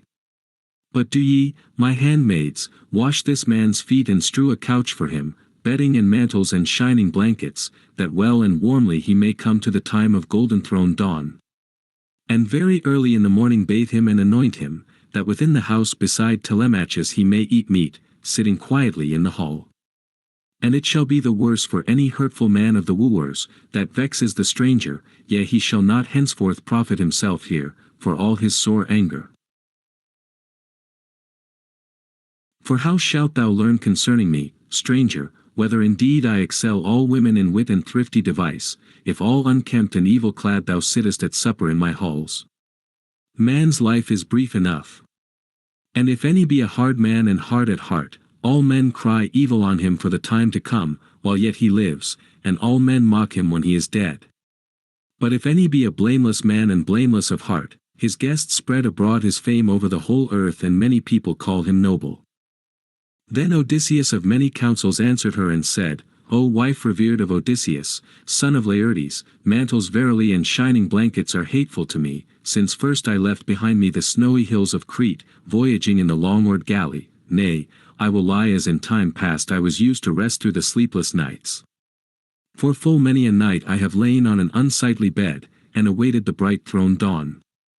And baths for the feet are no longer my delight, nor shall any women of those who are serving maidens in thy house touch my foot, unless there chance to be some old wife, true of heart, one that has borne as much trouble as myself. I would not grudge such an one to touch my feet. Then wise Penelope answered him, Dear stranger, for never yet has there come to my house, of strangers from afar, a dearer man or so discreet as thou, uttering so heedfully the words of wisdom. I have an ancient woman of an understanding heart, that diligently nursed and tended that hapless man my lord, she took him in her arms in the hour when his mother bare him. She will wash thy feet, albeit her strength is frail. Up now, wise Euryclea, and wash this man, whose years are the same as thy master's. Yea, and perchance such even now are the feet of Odysseus, and such too his hands, for quickly men age in misery. So she spake, and the old woman covered her face with her hands and shed hot tears, and spake a word of lamentation, saying, Ah, woe is me, child, for thy sake, all helpless that I am. Surely Zeus hated thee above all men, though thou hadst a God-fearing spirit. For never yet did any mortal burn so many fat pieces of the thigh and so many choice hecatombs to Zeus, whose joy is in the thunder, as thou didst give to him, praying that so thou mightest grow to a smooth old age and rear thy renowned son. But now from thee alone hath Zeus wholly cut off the day of thy returning. Haply at him too did the women mock in a strange land afar, whensoever he came to the famous palace of any lord, even as here these shameless ones all mock at thee. To shun their insults and many taunts it is that thou sufferest them not to wash thy feet, but the daughter of Icarius, wise Penelope, hath bidden me that am right willing to this task. Wherefore I will wash thy feet, both for Penelope's sake and for thine own, for that my heart within me is moved and troubled. But come, mark the word that I shall speak. Many strangers travel-worn have ere now come hither, but I say that I have never seen any so like another, as thou art like Odysseus, in fashion, in voice, and in feet. Then Odysseus of many counsels answered her, saying, Old wife, even so all men declare, that have beheld us twain, that we favor each other exceedingly, even as thou dost mark and say. Thereupon the crone took the shining cauldron, wherefrom, 34, she set to wash his feet, and poured in much cold water and next mingled therewith the warm. Now Odysseus sat aloof from the hearth, and of a sudden he turned his face to the darkness, for anon he had a misgiving of heart lest when she handled him she might know the scar again, and all should be revealed. Now she drew near her lord to wash him, and straightway she knew the scar of the wound, that the boar had dealt him with his white tusk long ago, when Odysseus went to Parnassus to see Autolycus, and the sons of Autolycus, his mother's noble father, who outdid all men in thievery and skill in swearing. This skill was the gift of the god himself, even Hermes, for that he burned to him the well-pleasing sacrifice of the thighs of lambs and kids, wherefore Hermes abetted him gladly. Now Autolycus once had gone to the rich land of Ithaca, and found his daughter's son a child newborn, and when he was making an end of supper, behold, Euryclea set the babe on his knees, and spake and hailed him, Autolycus, find now a name thyself to give thy child's own son, for lo, he is a child of many prayers. 34. Reading Tau Omicron. Then Autolycus made answer and spake, My daughter and my daughter's lord, give ye him whatsoever name I tell you. Forasmuch as I am come hither in wrath against many a one, both man and woman, over the fruitful earth, wherefore let the child's name be, a man of wrath, Odysseus. But when the child reaches his full growth, and comes to the great house of his mother's kin at Parnassus, whereby are my possessions, I will give him a gift out of these and send him on his way rejoicing. Therefore it was that Odysseus went to receive the splendid gifts. And Autolycus and the sons of Autolycus grasped his hands and greeted him with gentle words, and Amphithea, his mother's mother, clasped him in her arms and kissed his face and both his fair eyes. Then Autolycus called to his renowned sons to get ready the meal, and they hearkened to the call. So presently they led in a 5-year-old bull, which they flayed and busily prepared, and cut up all the limbs and deftly chopped them small, and pierced them with spits and roasted them cunningly, dividing the messes. So for that livelong day they feasted till the going down of the sun, and their soul lacked not aught of the equal banquet. But when the sun sank and darkness came on, they laid them to rest and took the boon of sleep. Now so soon as early dawn shone forth, the rosy-fingered, they all went forth to the chase, the hounds and the sons of Autolycus, and with them went the goodly Odysseus. So they fared up the steep hill of wood-clad Parnassus, and quickly they came to the windy hollows. Now the sun was but just striking on the fields, and was come forth from the soft flowing stream of deep Oceanus. Then the beaters reached a glade of the woodland, and before them went the hounds tracking a scent, but behind came the sons of Autolycus, and among them goodly Odysseus followed close on the hounds, swaying a long spear. Thereby in a thick lair was a great boar lying, and through the coppice the force of the wet winds blew never, neither did the bright sun light on it with his rays, nor could the rain pierce through, so thick it was, and of fallen leaves there was great plenty therein. Then the tramp of the men's feet and of the dogs came upon the boar, as they pressed on in the chase, and forth from his lair he sprang towards them with crest well bristled and fire shining in his eyes, and stood at bay before them all. Then Odysseus was the first to rush in, holding his spear aloft in his strong hand, most eager to stab him, but the boar was too quick and drave a gash above the knee, ripping deep into the flesh with his tusk as he charged sideways, but he reached not to the bone of the man. Then Odysseus aimed well and smote him on his right shoulder, so that the point of the bright spear went clean through, and the boar fell in the dust with a cry, and his life passed from him.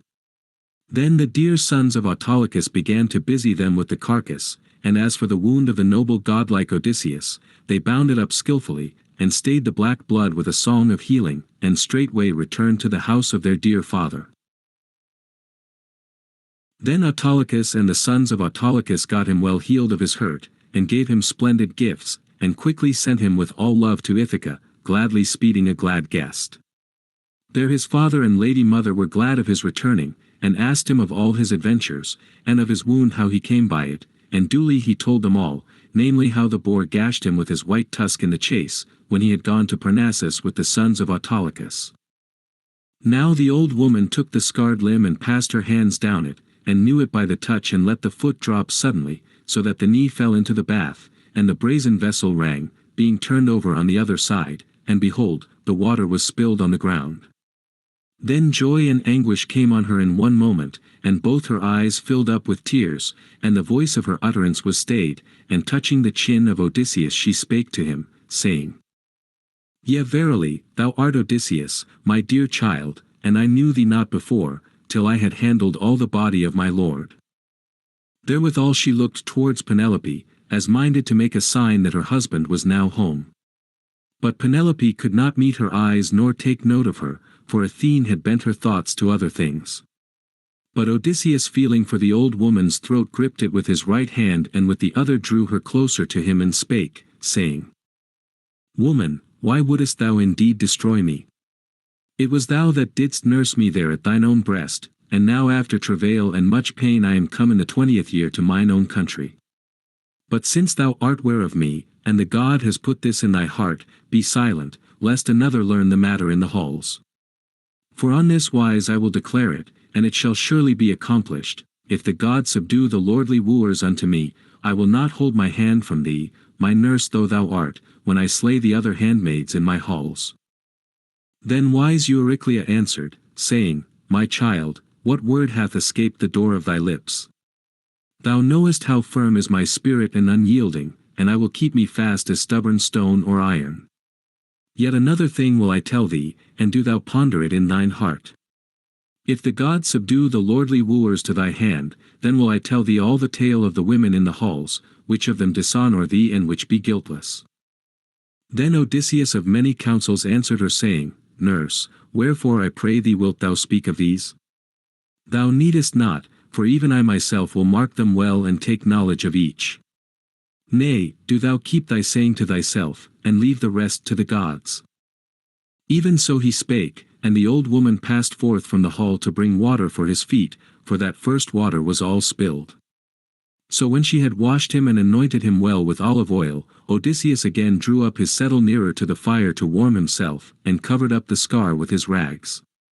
Then the wise Penelope spake first, saying, Stranger, there is yet a little thing I will make bold to ask thee, for soon will it be the hour for pleasant rest, for him on whomsoever sweet sleep falls, though he be heavy with care. But to me has the God given sorrow, yes sorrow measureless, for all the day I have my fill of wailing and lamenting, as I look to mine own housewiferys and to the tasks of the maidens in the house. But when night comes and sleep takes hold of all, I lie on my couch, and shrewd cares, thick thronging about my inmost heart, disquiet me in my sorrowing.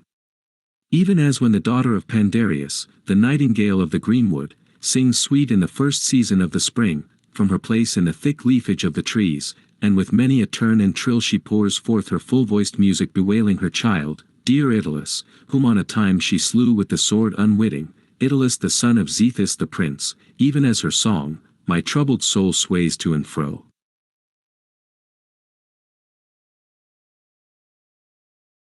Shall I abide with my son, and keep all secure, all the things of my getting, my thralls and great high-roofed home, having respect unto the bed of my lord and the voice of the people, or even now follow with the best of the Achaeans that woos me in the halls, and gives a bride price beyond reckoning? Now my son, so long as he was a child and light of heart, suffered me not to marry and leave the house of my husband, but now that he is great of growth, and is come to the full measure of manhood, lo now he prays me to go back home from these walls, being vexed for his possessions that the Achaeans devour before his eyes. But come now, hear a dream of mine and tell me the interpretation thereof. 20 geese I have in the house, that eat wheat, coming forth from the water, and I am gladdened at the sight. Now a great eagle of crooked beak swooped from the mountain, and brake all their necks and slew them, and they lay strewn in a heap in the halls, while he was borne aloft to the bright air. Thereon I wept and wailed, in a dream though it was, and around me were gathered the fair-tressed Achaean women as I made piteous lament, for that the eagle had slain my geese. But he came back and sat him down on a jutting point of the roof beam, and with the voice of a man he spake, and stayed my weeping. Take heart, O daughter of renowned Icarius, this is no dream but a true vision, that shall be accomplished for thee. The geese are the wooers, and I that before was the eagle am now thy husband come again, who will let slip unsightly death upon all the wooers. With that word sweet slumber let me go, and I looked about, and beheld the geese in the court pecking their wheat at the trough, where they were wont before. Then Odysseus of many counsels answered her and said, Lady, none may turn aside the dream to interpret it otherwise, seeing that Odysseus himself hath showed thee how he will fulfill it. For the wooer's destruction is clearly boded, for all and every one, not a man shall avoid death and the fates. Then wise Penelope answered him, Stranger, verily dreams are hard, and hard to be discerned, nor are all things therein fulfilled for men. Twain are the gates of shadowy dreams, the one is fashioned of horn and one of ivory. Such dreams as pass through the portals of sawn ivory are deceitful, and bear tidings that are unfulfilled. But the dreams that come forth through the gates of polished horn bring a true issue, whosoever of mortals beholds them. Yet methinks my strange dream came not thence, of a truth that would be most welcome to me and to my son. But another thing will I tell thee, and do thou ponder it in thy heart. Lo, even now draws nigh the morn of evil name, that is to sever me from the house of Odysseus, for now I am about to ordain for a trial those axes that he would set up in a row in his halls, like stays of oak in shipbuilding, 12 in all, and he would stand far apart and shoot his arrow through them all. And now I will offer this contest to the wooers, whoso shall most easily string the bow in his hands, and shoot through all 12 axes, with him will I go and forsake this house of my wedlock, so fair and filled with all livelihood, which methinks I shall yet remember, in a dream. Then Odysseus of many counsels answered her and said, Wife revered of Odysseus son of Laertes, no longer delay this contest in thy halls, for, lo, Odysseus of many counsels will be here, before these men, for all their handling of this polished bow, shall have strung it, and shot the arrow through the iron. Then the wise Penelope answered him, Stranger, if only thou wert willing still to sit beside me in the halls and to delight me, not upon my eyelids would sleep be shed. But men may in no wise abide sleepless ever, for the immortals have made a time for all things for mortals on the grain-giving earth. Howbeit I will go aloft to my upper chamber, and lay me on my bed, the place of my groanings, that is ever watered by my tears, since the day that Odysseus went to see that evil Ilios, never to be named. There will I lay me down, but do thou lie in this house, either strew thee somewhat on the floor, or let them lay bedding for thee. Therewith she ascended to her shining upper chamber, not alone, for with her likewise went her handmaids. So she went aloft to her upper chamber with the women her handmaids, and there was bewailing Odysseus, her dear lord, till grey-eyed Athene cast sweet sleep upon her eyelids. Book XX. Pallas and Odysseus consult of the killing of the wooers. But the goodly Odysseus laid him down to sleep in the vestibule of the house. He spread an undressed bull's hide on the ground and above it many fleeces of sheep, that the Achaeans were wont to slay in sacrifice, and Eurynomé threw a mantle over him where he lay. There Odysseus lay wakeful, with evil thoughts against the wooers in his heart. And the women came forth from their chamber, that aforetime were wont to lie with the wooers, making laughter and mirth among themselves.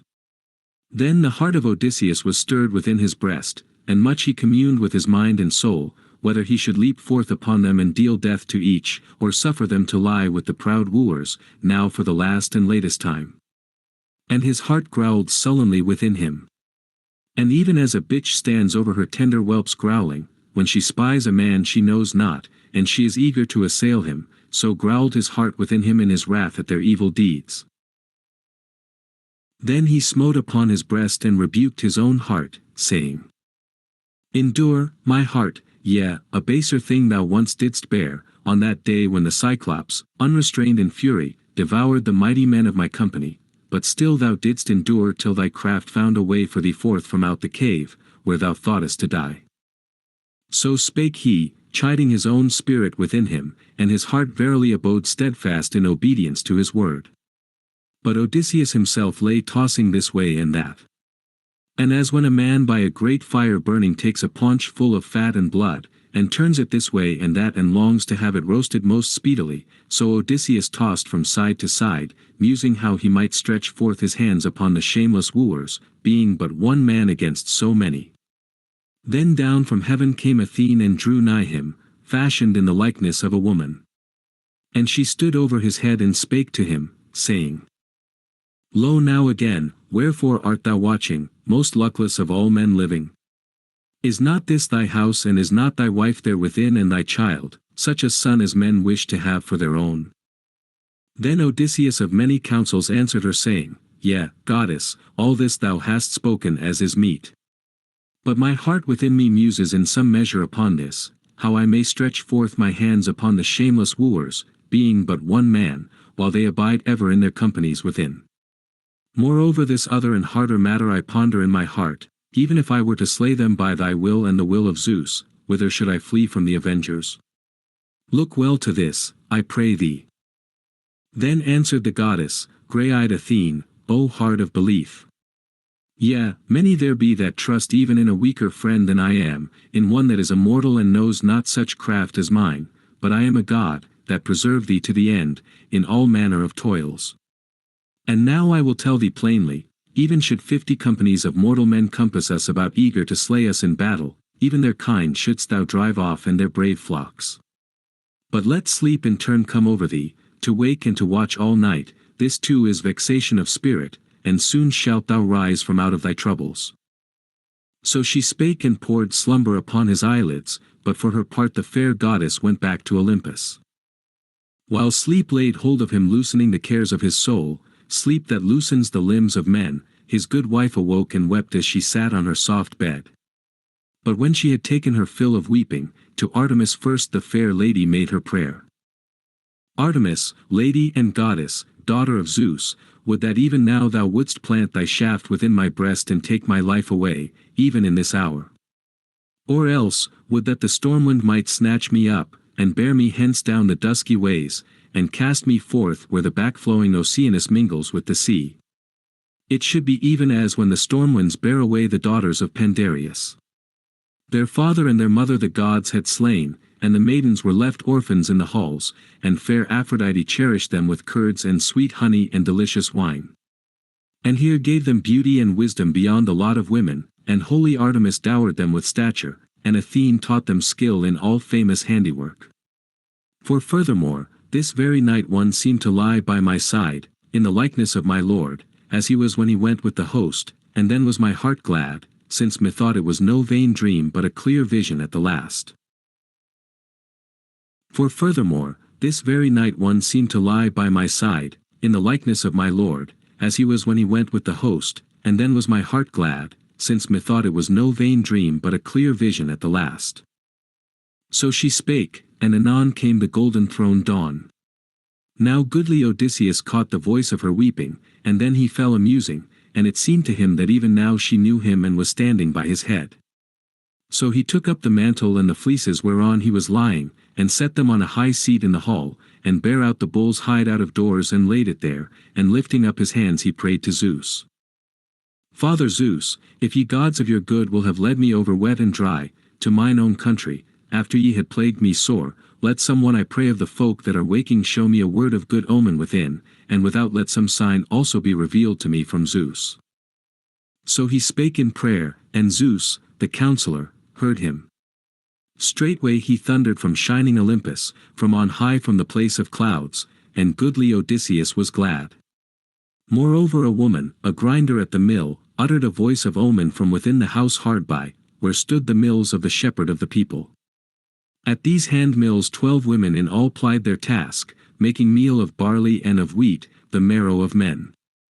Now all the others were asleep, for they had ground out their task of grain, but one alone rested not yet, being the weakest of all. She now stayed her quern and spake a word, a sign to her lord. Father Zeus, who rulest over gods and men, loudly hast thou thundered from the starry sky, yet nowhere is there a cloud to be seen, this surely is a portent thou art showing to some mortal. Fulfill now, I pray thee, even to miserable me, the word that I shall speak. May the wooers, on this day, for the last and latest time make their sweet feasting in the halls of Odysseus. They that have loosened my knees with cruel toil to grind their barley meal, may they now sup their last. Thus she spake, and goodly Odysseus was glad in the omen of the voice and in the thunder of Zeus, for he thought that he had gotten his vengeance on the guilty. Now the other maidens in the fair halls of Odysseus had gathered, and were kindling on the hearth the never-resting fire. And Telemachus rose from his bed, a godlike man, and put on his raiment, and slung a sharp sword about his shoulders, and beneath his shining feet he bound his goodly sandals. And he caught up his mighty spear shod with sharp bronze, and went and stood by the threshold, and spake to Euryclea. Dear nurse, have ye honored our guest in the house with food and couch, or does he lie uncared for, as he may? For this is my mother's way, wise as she is, blindly she honors one of mortal men, even the worse, but the better she sends without honor away. Then the prudent Euryclea answered, Nay, my child, thou shouldst not now blame her where no blame is. For the stranger sat and drank wine, so long as he would, and of food he said he was no longer fain, for thy mother asked him. Moreover, against the hour when he should bethink him of rest and sleep, she bade the maiden strew for him a bed. But he, as one utterly wretched and ill-fated, refused to lie on a couch and under blankets, but on an undressed hide and on the fleeces of sheep he slept in the vestibule, and we cast a mantle over him. So she spake, and Telemachus passed out through the hall with his lance in his hand, and 2 fleet dogs bare him company. He went on his way to the assembly place to join the goodly grieved Achaeans. But the good lady Euryclea, daughter of Ops son of Paesenor, called aloud to her maidens.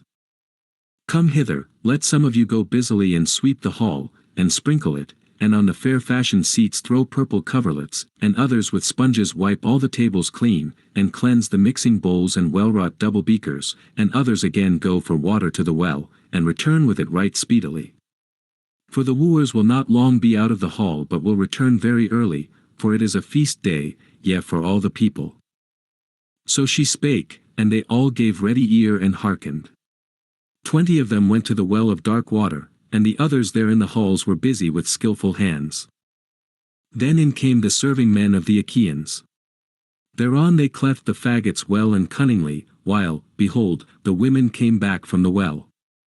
Then the swineherd joined them leading 3 fatted boars, the best in all the flock. These he left to feed at large in the fair courts, but as for him he spake to Odysseus gently, saying, Tell me, stranger, do the Achaeans at all look on thee with more regard, or do they dishonour thee in the halls, as heretofore? Then Odysseus of many counsels answered him saying, Oh, that the gods, Eumaeus, may avenge the scorn wherewith these men deal insolently, and devise infatuate deeds in another's house, and have no place for shame. On such wise they spake one to another. And Melanthius drew near them, the goatherd, leading the goats that were most excellent in all the herds to be a dinner for the wooers, and 2 shepherds bare him company. So he tethered the goats beneath the echoing gallery, and himself spake to Odysseus and taunted him, saying, Stranger, wilt thou still be a plague to us here in the hall, with thy begging of men, and wilt not get thee gone? In no wise do I think we twain will be sundered, till we taste each the other's fists, for thy begging is out of all order. Also there are elsewhere other feasts of the Achaeans.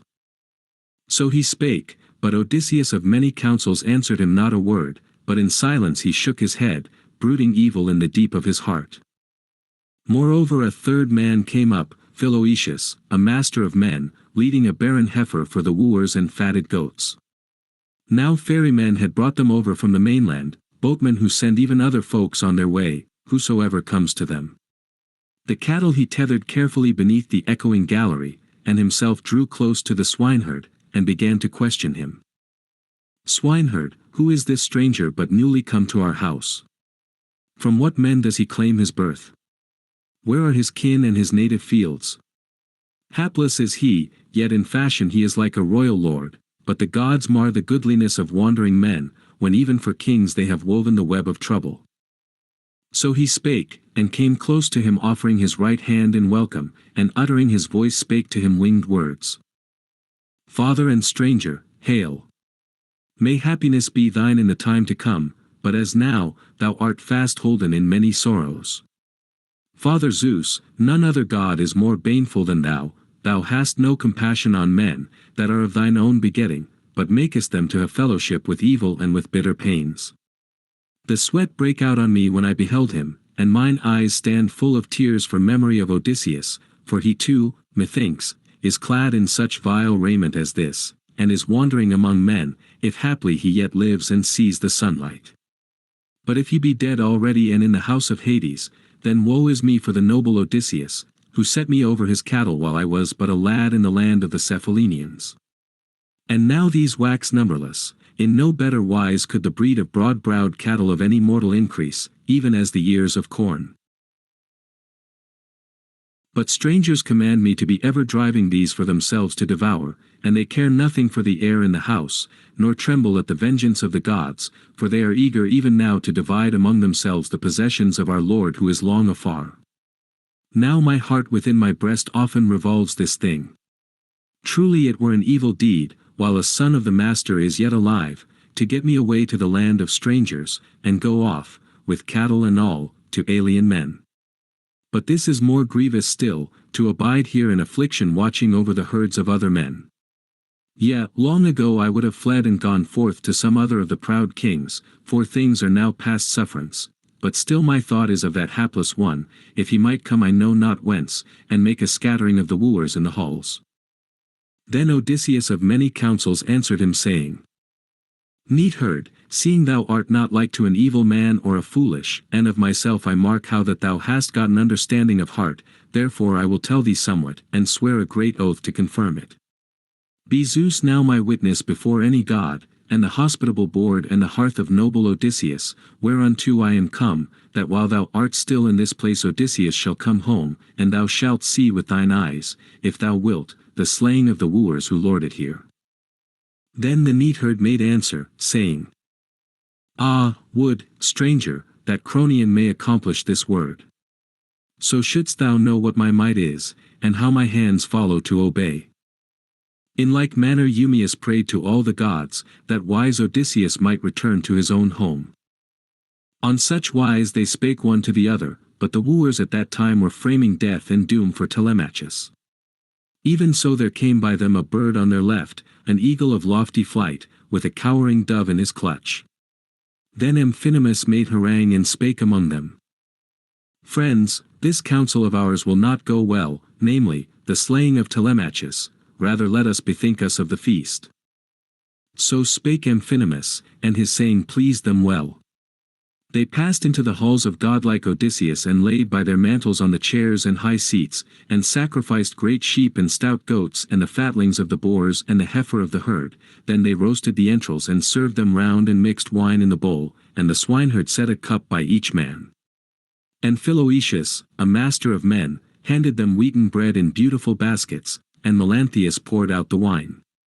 So they put forth their hands on the good cheer set before them.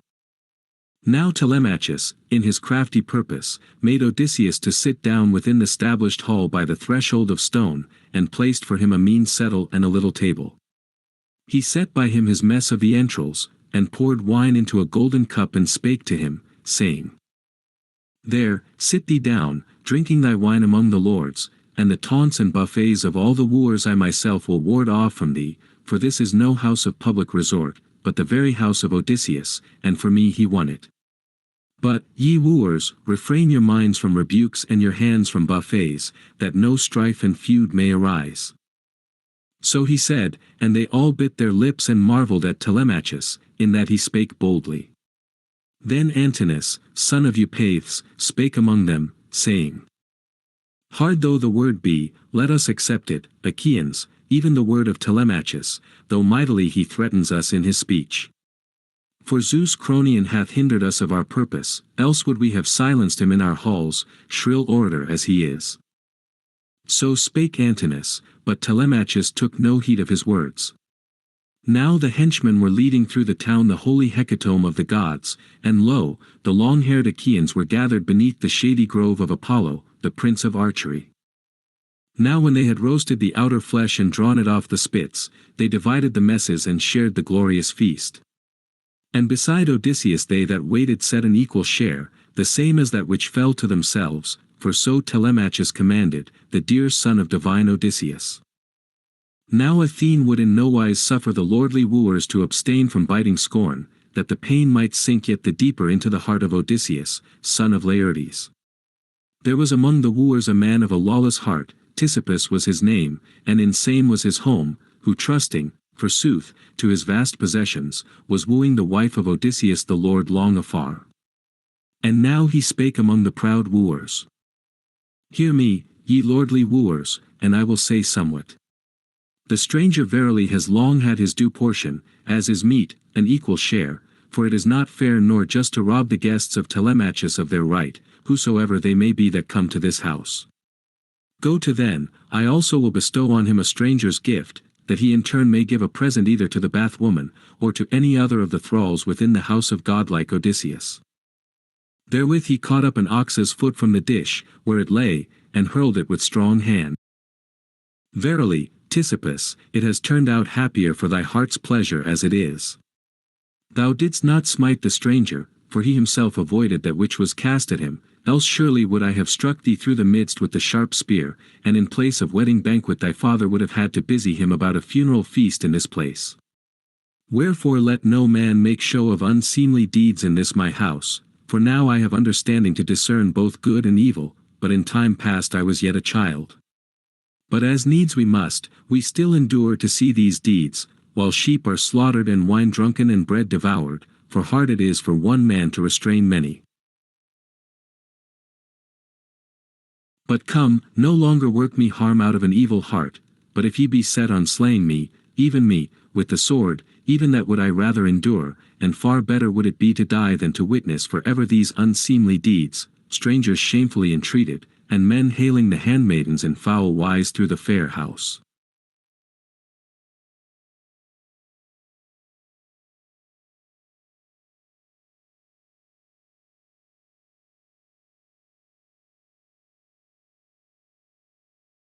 So he spake, and they were all hushed in silence. And late and at last spake among them Agelos, son of Damastor. Friends, when a righteous word has been spoken, none surely would rebuke another with hard speech and be angry. Misuse ye not this stranger, nor any of the thralls that are in the house of God like Odysseus. But to Telemachus himself I would speak a soft word, and to his mother, if perchance it may find favor with the mind of those twain. So long as your hearts within you had hope of the wise Odysseus returning to his own house, so long none could be wroth that ye waited and held back the wooers in the halls, for so had it been better, if Odysseus had returned and come back to his own home. But now the event is plain, that he will return no more. Go then, sit by thy mother and tell her all, namely, that she must wed the best man that woos her, and whose gives most gifts, so shalt thou with gladness live on the heritage of thy father, eating and drinking, while she cares for another's house. Then wise Telemachus answered, and said, Nay, by Zeus, Agelos, and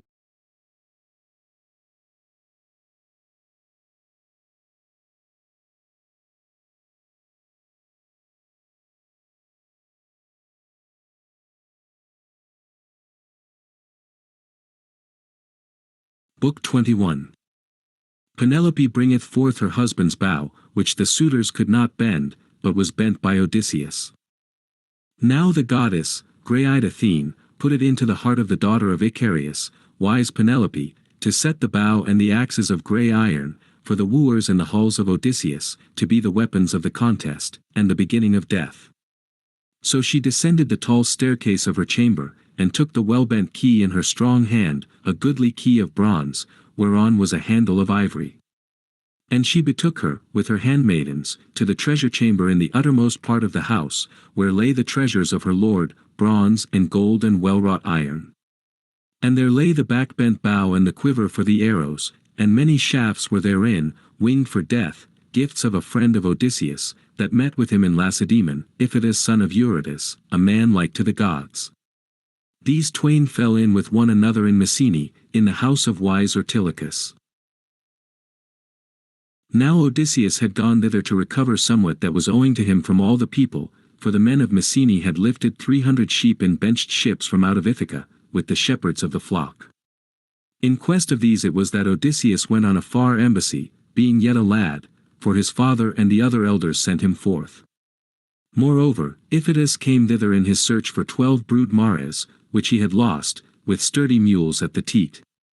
These same it was that brought him death and destiny in the latter end, when he came to the child of Zeus, hardy of heart, the man Heracles, that had knowledge of great adventures, who smote Iphitus though his guest in his house, in his frowardness, and had no regard for the vengeance of the gods, nor for the table which he spread before him, for after the meal he slew him, his guest though he was, and kept for himself in the halls the horses strong of hoof.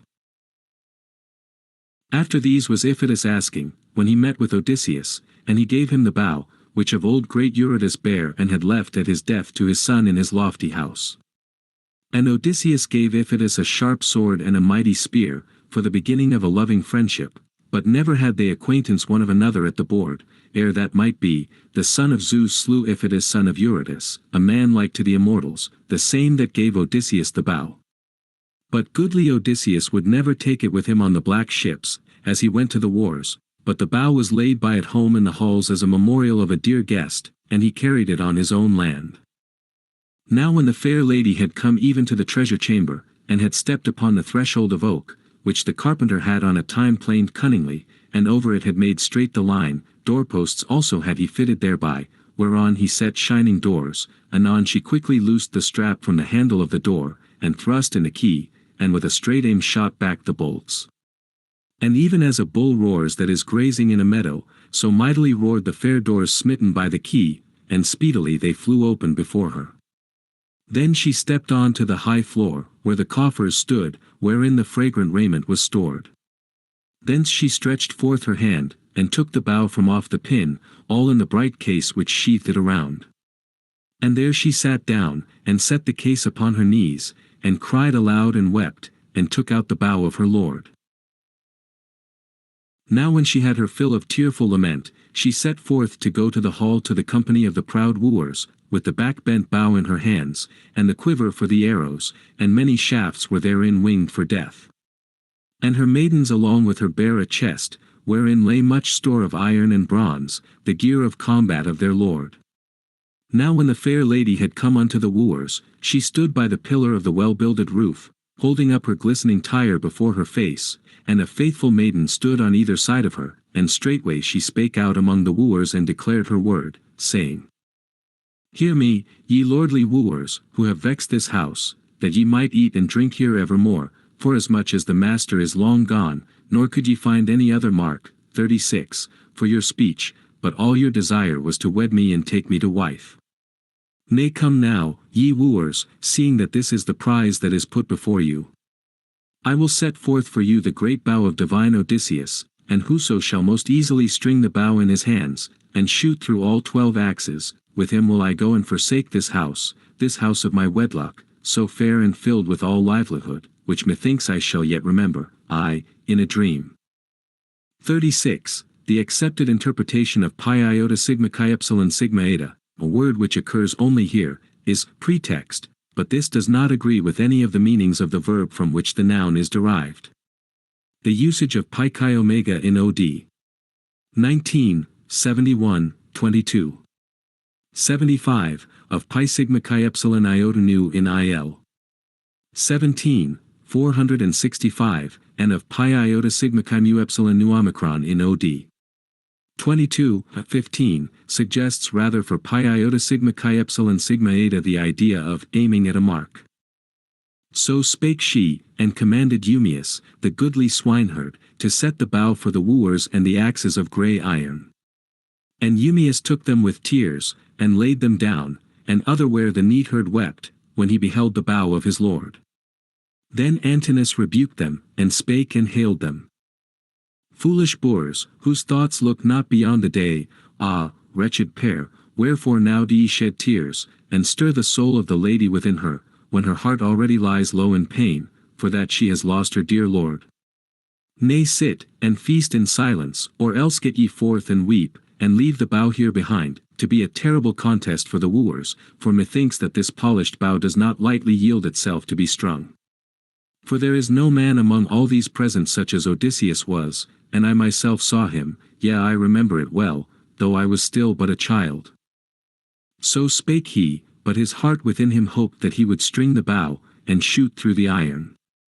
Yet verily, he was to be the first that should taste the arrow at the hands of the noble Odysseus, whom but late he was dishonoring as he sat in the halls, and was inciting all his fellows to do likewise. Then the mighty prince Telemachus spake among them, saying, Lo now, in very truth, Cronion has robbed me of my wits. My dear mother, wise as she is, declares that she will go with a stranger and forsake this house, yet I laugh and in my silly heart I am glad. Nay, come now, ye wooers, seeing that this is the prize which is set before you, a lady, the like of whom there is not now in the Achaean land, neither in sacred Pylos, nor in Argos, nor in Mycenae, nor yet in Ithaca, nor in the dark mainland. Nay, but ye know all this yourselves, why need I praise my mother? Come therefore, delay not the issue with excuses, nor hold much longer aloof from the drawing of the bow, that we may see the thing that is to be. Yea, and I myself would make trial of this bow. If I shall string it, and shoot through the iron, then should I not sorrow if my lady mother were to quit these halls and go with a stranger, seeing that I should be left behind, well able now to lift my father's goodly gear of combat. Therewith he cast from off his neck his cloak of scarlet, and sprang to his full height, and put away the sword from his shoulders. First he dug a good trench and set up the axes, one long trench for them all, and over it he made straight the line and round about stamped in the earth. And amazement fell on all that beheld how orderly he set the axes, though never before had he seen it so. Then he went and stood by the threshold and began to prove the bow. Thrice he made it to tremble in his great desire to draw it, and thrice he rested from his effort, though still he hoped in his heart to string the bow, and shoot through the iron. And now at last he might have strung it, mightily straining thereat for the 4th time, but Odysseus nodded frowning and stayed him, for all his eagerness. Then the strong prince Telemachus spake among them again. Lo you now, even to the end of my days I shall be a coward and a weakling, or it may be I am too young, and have as yet no trust in my hands to defend me from such an one as does violence without a cause. But come now, ye who are mightier men than I, essay the bow and let us make an end of the contest. Therewith he put the bow from him on the ground, leaning it against the smooth and well-compacted doors, and the swift shaft he propped hard by against the fair bow-tip, and then he sat down once more on the high seat, whence he had risen. Then Antinous, son of Eupathus, spake among them, saying, Rise up in order, all my friends, beginning from the left, even from the place whence the wine is poured. So spake Antinous, and the saying pleased them well. Then first stood up Leodes, son of Enops, who was their soothsayer and ever sat by the fair mixing bowl at the extremity of the hall. He alone hated their infatuate deeds and was indignant with all the wooers. He now first took the bow and the swift shaft, and he went and stood by the threshold, and began to prove the bow, but he could not bend it, or ever that might be. His hands grew weary with the straining, his unworn, delicate hands, so he spake among the wooers, saying, Friends, of a truth I cannot bend it, let some other take it. Ah, many of our bravest shall this bow rob of spirit and of life, since truly it is far better for us to die, than to live on and to fail of that for which we assemble evermore in this place, day by day expecting the prize. Many there be even now that hope in their hearts and desire to wed Penelope, the bedfellow of Odysseus. But when such an one shall make trial of the bow and see the issue, thereafter let him woo some other fair-robed Achaean woman with his bridal gifts and seek to win her. So may Our Lady wed the man that gives most gifts, and comes as the chosen of fate. So he spake, and put from him the bow leaning it against the smooth and well-compacted doors, and the swift shaft he propped hard by against the fair bow-tip, and then he sat down once more on the high seat, whence he had risen. But Antinous rebuked him, and spake and hailed him, Leodes, what word hath escaped the door of thy lips, a hard word, and a grievous? Nay, it angers me to hear it, and to think that a bow such as this shall rob our bravest of spirit and of life, and all because thou canst not draw it. For I tell thee that thy lady mother bare thee not of such might as to draw a bow and shoot arrows, but there be others of the proud wooers that shall draw it soon. So he spake, and commanded Melanthius, the goatherd, saying, Up now, light a fire in the halls, Melanthius, and place a great settle by the fire and a fleece thereon, and bring forth a great ball of lard that is within, that we young men may warm and anoint the bow therewith and prove it, and make an end of the contest. So he spake, and Melanthius soon kindled the never-resting fire, and drew up a settle and placed it near, and put a fleece thereon, and he brought forth a great ball of lard that was within. Therewith the young men warmed the bow, and made essay, but could not string it, for they were greatly lacking of such might. And Antinous still held to the task and godlike Eurymachus, chief men among the wooers, who were far the most excellent of all. But those other twain went forth both together from the house, the neatherd and the swineherd of godlike Odysseus, and Odysseus passed out after them. But when they were now gotten without the gates and the courtyard, he uttered his voice and spake to them in gentle words. Neatherd and thou swineherd, shall I say somewhat or keep it to myself? Nay, my spirit bids me declare it. What manner of men would ye be to help Odysseus, if he should come thus suddenly, I know not whence, and some god were to bring him? Would ye stand on the side of the wooers or of Odysseus? Tell me even as your heart and spirit bid you. Then the neatherd answered him, saying, Father Zeus, if but thou wouldst fulfill this wish. Frowny face 37, oh, that that man might come, and some god lead him hither. So shouldest thou know what my might is, and how my hands follow to obey. 37. Placing a colon at lambda delta omega. In like manner Eumaeus prayed to all the gods that wise Odysseus might return to his own home. Now when he knew for a surety what spirit they were of, once more he answered and spake to them, saying, Behold, home am I come, even I, after much travail and sore am I come in the 20th year to mine own country. And I know how that my coming is desired by you alone of all my thralls, for from none besides have I heard a prayer that I might return once more to my home. And now I will tell you all the truth, even as it shall come to pass. If the god shall subdue the proud wooers to my hands, I will bring you each one a wife, and will give you a heritage of your own and a house builded near to me, and ye twain shall be thereafter in mine eyes as the brethren and companions of Telemachus. But behold, I will likewise show you a most manifest token, that ye may know me well and be certified in heart, even the wound that the boar dealt me with his white tusk long ago, when I went to Parnassus with the sons of Autolycus. Therewith he drew aside the rags from the great scar. And when the twain had beheld it and marked it well, they cast their arms about the wise Odysseus, and fell a-weeping, and kissed him lovingly on head and shoulders. And in like manner Odysseus too kissed their heads and hands. And now would the sunlight have gone down upon their sorrowing, had not Odysseus himself stayed them, saying, Cease ye from weeping and lamentation, lest some one come forth from the hall and see us, and tell it likewise in the house. Nay, go ye within one by one and not both together, I first and you following, and let this be the token between us.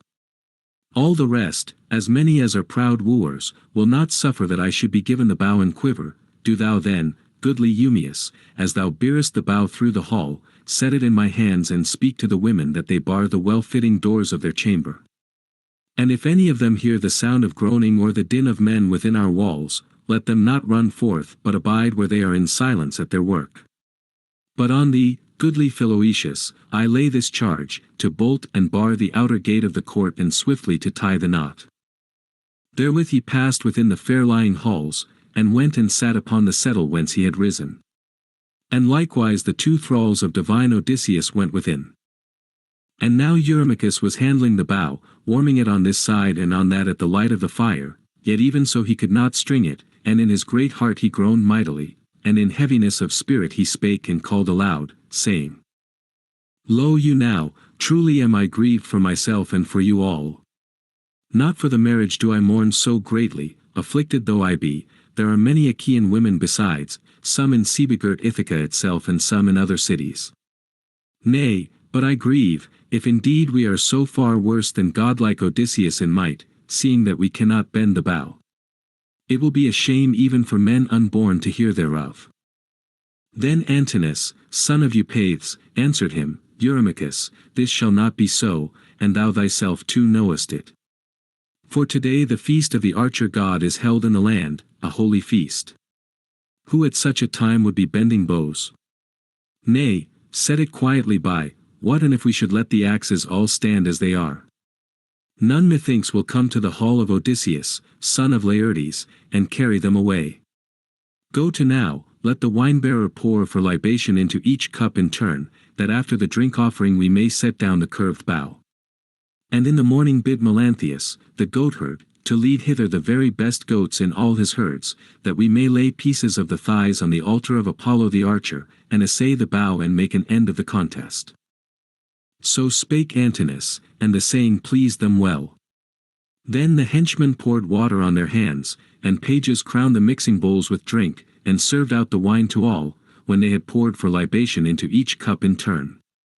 But when they had poured forth and had drunken to their heart's desire, Odysseus of many counsels spake among them out of a crafty heart, saying, Hear me, ye wooers of the renowned queen, that I may say that which my heart within me bids. And mainly to Eurymachus I make my prayer and to the godlike Antinous, forasmuch as he has spoken even this word aright, namely, that for this present ye cease from your archery and leave the issue to the gods, and in the morning the god will give the victory to whomsoever he will.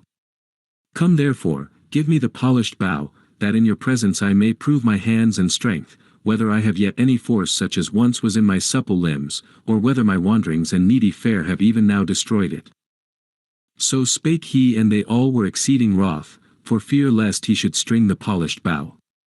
And Antinous rebuked him, and spake and hailed him. Wretched stranger, thou hast no wit, nay never so little. Art thou not content to feast at ease in our high company, and to lack not thy share of the banquet, but to listen to our speech and our discourse, while no guest and beggar beside thee hears our speech? Wine it is that wounds thee, honey sweet wine, that is the bane of others too, even of all who take great draughts and drink out of measure. Wine it was that darkened the mind even of the centaur, renowned Eurytion, in the hall of high-hearted Perithous, when he went to the Lapithae, and after that his heart was darkened with wine, he wrought foul deeds in his frenzy, in the house of Perithous.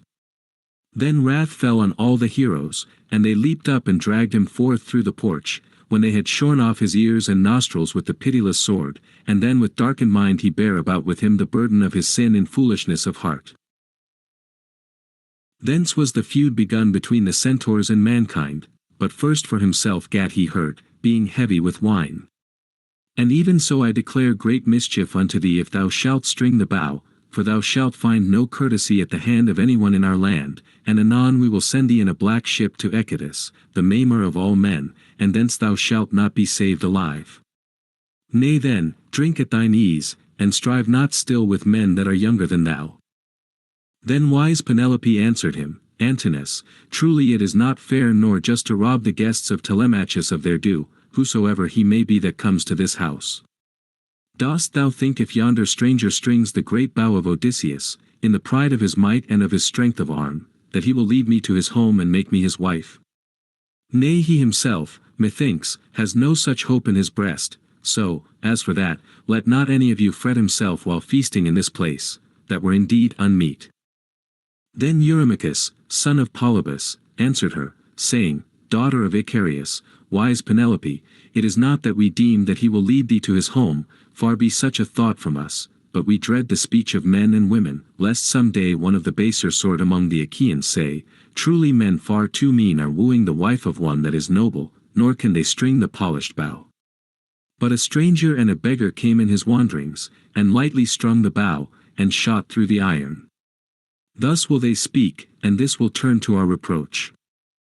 Then wise Penelope answered him, Eurymachus, never can there be fair fame in the land for those that devour and dishonor the house of a prince, but why make ye this thing into a reproach?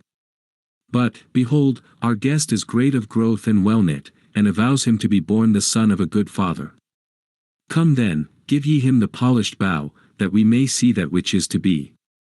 For thus will I declare my saying, and it shall surely come to pass. If he shall string the bow and Apollo grant him renown, I will clothe him in a mantle and a doublet, goodly raiment, and I will give him a sharp javelin to defend him against dogs and men, and a two-edged sword and sandals to bind beneath his feet, and I will send him whithersoever his heart and spirit bid him go. Then wise Telemachus answered her, saying, My mother, as for the bow, no Achaean is mightier than I to give or to deny it to whomso I will, neither as many as are lords in rocky Ithaca nor in the isles on the side of Elis, the pastureland of horses. Not one of these shall force me in mine own despite, if I choose to give this bow, yea once and for all, to the stranger to bear away with him. But do thou go to thine own chamber and mind thine own housewiferys, the loom and distaff, and bid thine handmaids ply their tasks. But the bow shall be for men, for all, but for me in chief, for mine is the lordship in the house. Then in amaze she went back to her chamber, for she laid up the wise saying of her son in her heart. She ascended to her upper chamber with the women her handmaids, and then was bewailing Odysseus, her dear lord, till grey-eyed Athene cast sweet sleep upon her eyelids. Now the goodly swineherd had taken the curved bow, and was bearing it, when the wooers all cried out upon him in the halls. And thus some one of the haughty youths would speak, Whither now art thou bearing the curved bow, thou wretched swineherd, crazed in thy wits? Lo, soon shall the swift hounds of thine own breeding eat thee hard by thy swine, alone and away from men, if Apollo will be gracious to us and the other deathless gods. Even so they spake, and he took and set down the bow in that very place, being affrighted because many cried out on him in the halls. Then Telemachus from the other side spake threateningly, and called aloud. Father, bring hither the bow, soon shalt thou rue it that thou servest many masters. Take heed, lest I that am younger than thou pursue thee to the field, and pelt thee with stones, for in might I am the better. If only I were so much mightier in strength of arm than all the wooers that are in the halls, soon would I send many and one forth on a woeful way from out our house, for they imagine mischief against us. So he spake, and all the wooers laughed sweetly at him, and ceased now from their cruel anger toward Telemachus. Then the swineherd bare the bow through the hall, and went up to wise Odysseus, and set it in his hands. And he called forth the nurse Euryclea from the chamber and spake to her. Wise Euryclea, Telemachus bids thee bar the well-fitting doors of thy chamber, and if any of the women hear the sound of groaning or the din of men within our walls, let them not go forth, but abide where they are in silence at their work. So he spake, and wingless her speech remained, and she barred the doors of the fair-lying chambers.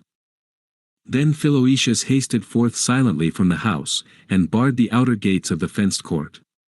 Now there lay beneath the gallery the cable of a curved ship, fashioned of the Biblos plant, wherewith he made fast the gates, and then himself passed within. Then he went and sat on the settle whence he had risen, and gazed upon Odysseus. He already was handling the bow, turning it every way about, and proving it on this side and on that, lest the worms might have eaten the horns when the lord of the bow was away. And thus men spake, looking each one to his neighbor. Verily he has a good eye, and a shrewd turn for a bow. Either, methinks, he himself has such a bow lying by at home, or else he is set on making one, in such wise does he turn it hither and thither in his hands, this evil-witted beggar. And another again of the haughty youths would say, would that the fellow may have profit thereof, just so surely as he shall ever prevail to bend this bow. So spake the wooers, but Odysseus of many counsels had lifted the great bow and viewed it on every side, and even as when a man that is skilled in the lyre and in minstrelsy easily stretches a cord about a new peg, after tying at either end the twisted sheep-gut, even so Odysseus straightway bent the great bow, all without effort, and took it in his right hand and proved the bowstring, which rang sweetly at the touch, in tone like a swallow. Then great grief came upon the wooers, and the color of their countenance was changed, and Zeus thundered loud, showing forth his tokens. And the steadfast goodly Odysseus was glad thereat, in that the son of deep counselling Cronos had sent him a sign. Then he caught up a swift arrow which lay by his table, bare, but the other shafts were stored within the hollow quiver, those whereof the Achaeans were soon to taste. He took and laid it on the bridge of the bow, and held the notch and drew the string, even from the settle whereon he sat, and with straight aim shot the shaft and missed not one of the axes, beginning from the first axe handle, and the bronze-weighted shaft passed clean through and out at the last. Then he spake to Telemachus, saying, Telemachus, thy guest that sits in the halls does thee no shame. In no wise did I miss my mark, nor was I wearied with long bending of the bow. Still is my might steadfast, not as the wooers say scornfully to slight me. But now is it time that supper too be got ready for the Achaeans, while it is yet light, and thereafter must we make other sport with the dance and the lyre, for these are the crown of the feast. Therewith he nodded with bent brows, and Telemachus, the dear son of divine Odysseus, girt his sharp sword about him and took the spear in his grasp, and stood by his high seat at his father's side, armed with the gleaming bronze. Book 22. The Killing of the Wooers. Then Odysseus of many counsels stripped him of his rags and leaped on to the great threshold with his bow and quiver full of arrows, and poured forth all the swift shafts there before his feet, and spake among the wooers. Lo, now is this terrible trial ended at last, and now will I know of another mark, which never yet man has smitten, if perchance I may hit it and Apollo grant me renown. With that he pointed the bitter arrow at Antinous. Now he was about raising to his lips a fair twired chalice of gold, and behold, he was handling it to drink of the wine, and death was far from his thoughts. For who among men at feast would deem that one man amongst so many, how hardy soever he were, would bring on him foul death and black fate? But Odysseus aimed and smote him with the arrow in the throat, and the point passed clean out through his delicate neck, and he fell sidelong, and the cup dropped from his hand as he was smitten, and at once through his nostrils there came up a thick jet of slain man's blood, and quickly he spurned the table from him with his foot, and spilt the food on the ground, and the bread and the roast flesh were defiled. Then the wooers raised a clamor through the halls when they saw the man fallen, and they leaped from their high seats, as men stirred by fear, all through the hall, peering everywhere along the well-builded walls, and nowhere was there a shield or mighty spear to lay hold on. Then they reviled Odysseus with angry words. Stranger, thou shootest at men to thy hurt. Never again shalt thou enter other lists, now is utter doom assured thee. Yea, for now hast thou slain the man that was far the best of all the noble youths in Ithaca, wherefore vultures shall devour thee here. So each one spake, for indeed they thought that Odysseus had not slain him wilfully, but they knew not in their folly that on their own heads, each and all of them, the bands of death had been made fast. Then Odysseus of many counsels looked fiercely on them, and spake. Ye dogs, ye said in your hearts that I should never more come home from the land of the Trojans, in that ye wasted my house, and lay with the maidservants by force, and traitorously wooed my wife while I was yet alive, and ye had no fear of the gods, that hold the wide heaven, nor of the indignation of men hereafter.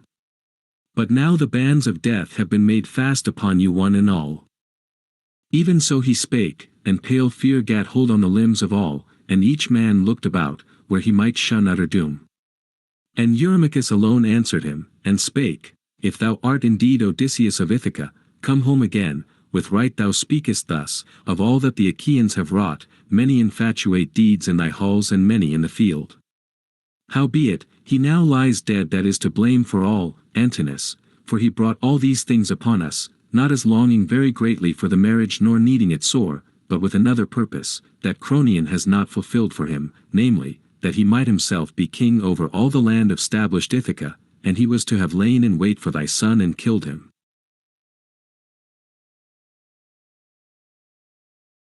But now he is slain after his deserving, and do thou spare thy people, even thine own, and we will hereafter go about the township and yield thee amends for all that has been eaten and drunken in thy halls, each for himself bringing atonement of 20 oxen worth, and requiting thee in gold and bronze till thy heart is softened, but till then none may blame thee that thou art angry. Then Odysseus of many counsels looked fiercely on him, and said, Eurymachus, not even if ye gave me all your heritage, all that ye now have, and whatsoever else ye might in any wise add thereto, not even so would I henceforth hold my hands from slaying, ere the wooers had paid for all their transgressions. And now the choice lies before you, whether to fight in fair battle or to fly, if any may avoid death and the fates. But there be some, methinks, that shall not escape from utter doom.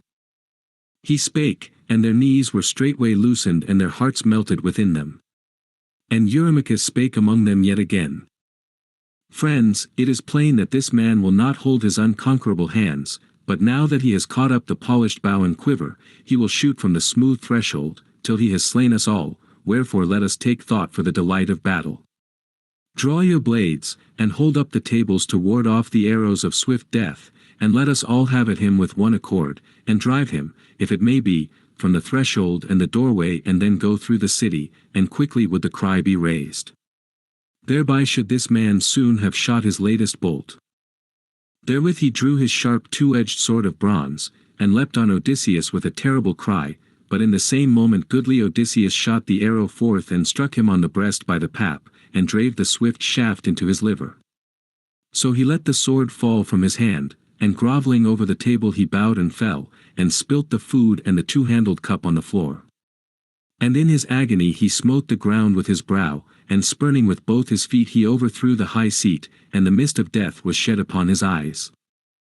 Then Amphinomus made at renowned Odysseus, setting straight at him, and drew his sharp sword, if perchance he might make him give ground from the door. But Telemachus was beforehand with him, and cast and smote him from behind with a bronze-shod spear between the shoulders, and drave it out through the breast, and he fell with a crash and struck the ground full with his forehead. Then Telemachus sprang away, leaving the long spear fixed in Amphinomus, for he greatly dreaded lest one of the Achaeans might run upon him with his blade, and stab him as he drew forth the spear, or smite him with a downstroke, 38, of the sword. So he started and ran and came quickly to his father, and stood by him, and spake winged words. 38, or, reading Pyro Omicron Pyroid Nu Alpha, smite him as he stooped over the corpse. Father, lo, now I will bring thee a shield and 2 spears and a helmet all of bronze, close fitting on the temples, and when I return I will arm myself, and likewise give arms to the swineherd and to the neatherd yonder, for it is better to be clad in full armor. And Odysseus of many counsels answered him saying, Run and bring them while I have arrows to defend me, lest they thrust me from the doorway, one man against them all. So he spake, and Telemachus obeyed his dear father, and went forth to the chamber, where his famous weapons were lying. Thence he took out 4 shields and 8 spears, and 4 helmets of bronze, with thick plumes of horsehair, and he started to bring them and came quickly to his father. Now he girded the gear of bronze about his own body first, and in like manner the 2 thralls did on the goodly armor, and stood beside the wise and crafty Odysseus. Now he, so long as he had arrows to defend him, kept aiming and smote the wooers one by one in his house, and they fell thick one upon another. But when the arrows failed the prince in his archery, he leaned his bow against the doorpost of the stablished hall, against the shining faces of the entrance. As for him, he girt his fourfold shield about his shoulders and bound on his mighty head a well-wrought helmet, with horsehair crest, and terribly the plume waved aloft. And he grasped 2 mighty spears tipped with bronze. Now there was in the well-builded wall a certain postern raised above the floor, and there by the topmost level of the threshold of the stablished hall, was a way into an open passage, closed by well-fitted folding doors. So Odysseus bade the goodly swineherd stand near thereto and watch the way, for thither there was but one approach. Then Agelaus spake among them, and declared his word to all. Friends, will not some man climb up to the postern, and give word to the people, and a cry would be raised straightway, so should this man soon have shot his latest bolt. Then Melanthius, the goatherd, answered him, saying, It may in no wise be, Prince Agelaus, for the fair gate of the courtyard is terribly nigh, and perilous is the entrance to the passage, and one man, if he were valiant, might keep back a host. But come, let me bring you armor from the inner chamber, that ye may be clad in hauberks, for, methinks, within that room and not elsewhere did Odysseus and his renowned son lay by the arms.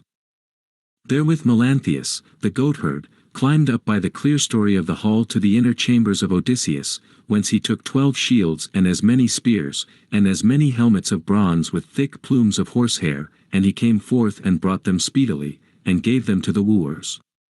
Then the knees of Odysseus were loosened and his heart melted within him, when he saw them girding on the armor and brandishing the long spears in their hands, and great, he saw, was the adventure. Quickly he spake to Telemachus winged words. Telemachus, sure I am that one of the women in the halls is stirring up an evil battle against us, or perchance it is Melanthius. Then wise Telemachus answered him, My father, it is I that have erred herein and none other is to blame, for I left the well-fitted door of the chamber open, and there has been one of them but too quick to spy it. Go now, goodly Eumaeus, and close the door of the chamber, and mark if it be indeed one of the women that does this mischief, or Melanthius, son of Dolius, as methinks it is. Even so they spake one to the other. And Melanthius, the goatherd, went yet again to the chamber to bring the fair armor. But the goodly swineherd was ware thereof, and quickly he spake to Odysseus who stood nigh him. Son of Laertes, of the seed of Zeus, Odysseus, of many devices, lo, there again is that baleful man, whom we ourselves suspect, going to the chamber. Do thou tell me truly, shall I slay him if I prove the better man, or bring him hither to thee, that he may pay for the many transgressions that he has devised in thy house? Then Odysseus of many counsels answered saying, Verily, I and Telemachus will keep the proud wooers within the halls, for all their fury, but ye twain tie his feet and arms behind his back and cast him into the chamber, and close the doors after you. 39. And make fast to his body a twisted rope, and drag him up the lofty pillar till he be near the roof beams, that he may hang there and live for long, and suffer grievous torment. 39. Or, as Mr. Mary suggests in his note, tie boards behind him as a method of torture. He compares Aristoph. Thesm. 931, 940. So he spake, and they gave good heed and hearkened. So they went forth to the chamber, but the goatherd who was within knew not of their coming. Now he was seeking for the armor in the secret place of the chamber, but they twain stood in waiting on either side the doorposts. And when Melanthius, the goatherd, was crossing the threshold with a goodly helm in one hand, and in the other a wide shield and an old, stained with rust, the shield of the hero Laertes that he bare when he was young, but at that time it was laid by, and the seams of the straps were loosened, then the twain rushed on him and caught him, and dragged him in by the hair, and cast him on the floor in sorrowful plight, and bound him hand and foot in a bitter bond, tightly winding each limb behind his back, even as the son of Laertes bade them, the steadfast goodly Odysseus.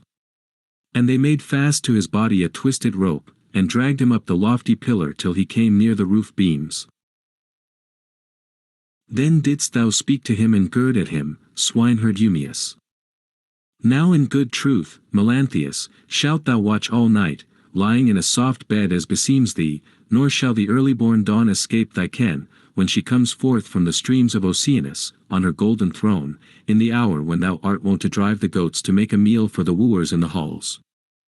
So he was left there, stretched tight in the deadly bond. But they twain got into their harness, and closed the shining door, and went to Odysseus, wise and crafty chief. There they stood breathing fury, for men by the threshold, while those others within the halls were many and good warriors.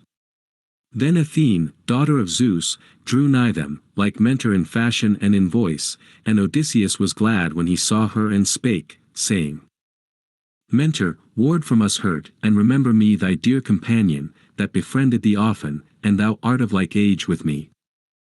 So he spake, deeming the while that it was Athene, summoner of the host. But the wooers on the other side shouted in the halls, and first Agelos son of Damastor rebuked Athene, saying, Mentor, let not the speech of Odysseus beguile thee to fight against the wooers, and to succor him. For methinks that on this wise we shall work our will. When we shall have slain these men, father and son, thereafter shalt thou perish with them, such deeds thou art set on doing in these halls, nay, with thine own head shalt thou pay the price. But when with the sword we shall have overcome your violence, we will mingle all thy possessions, all that thou hast at home or in the field, with the wealth of Odysseus, and we will not suffer thy sons nor thy daughters to dwell in the halls, nor thy good wife to gad about in the town of Ithaca. So spake he, and Athene was mightily angered at heart, and chid Odysseus in wrathful words, Odysseus, thou hast no more steadfast might nor any prowess, as when for 9 whole years continually thou didst battle with the Trojans for high-born Helen, of the white arms, and many men thou slewest in terrible warfare, and by thy device the wide-wayed city of Priam was taken. How then, now that thou art come to thy house and thine own possessions, dost thou bewail thee and art of feeble courage to stand before the wooers? Nay, come hither, friend, and stand by me, and I will show thee a thing, that thou mayest know what manner of man is Mentor, son of Alcimus, to repay good deeds in the ranks of foemen. She spake, and gave him not yet clear victory in full, but still for a while made trial of the might and prowess of Odysseus and his renowned son.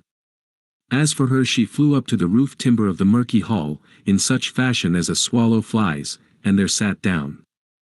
Now Agelos, son of Damastor, urged on the wooers, and likewise Eurynomus and Amphimedon and Demoptolemus and Pysandrus son of Polyctor, and wise Polybus, for these were in valiancy far the best men of the wooers, that still lived and fought for their lives, for the rest had fallen already beneath the bow and the thick rain of arrows. Then Agelos spake among them, and made known his word to all. Friends, now at last will this man hold his unconquerable hands. Lo, now has Mentor left him and spoken but vain boasts, and these remain alone at the entrance of the doors. Wherefore now, throw not your long spears all together, but come, D6 cast first, if perchance Zeus may grant us to smite Odysseus and win renown. Of the rest will we take no heed, so soon as that man shall have fallen. So he spake and they all cast their javelins, as he bade them, eagerly, but behold, Athene so wrought that they were all in vain. One man smote the doorpost of the stablished hall, and another the well-fastened door, and the ashen spear of yet another wooer, heavy with bronze, stuck fast in the wall.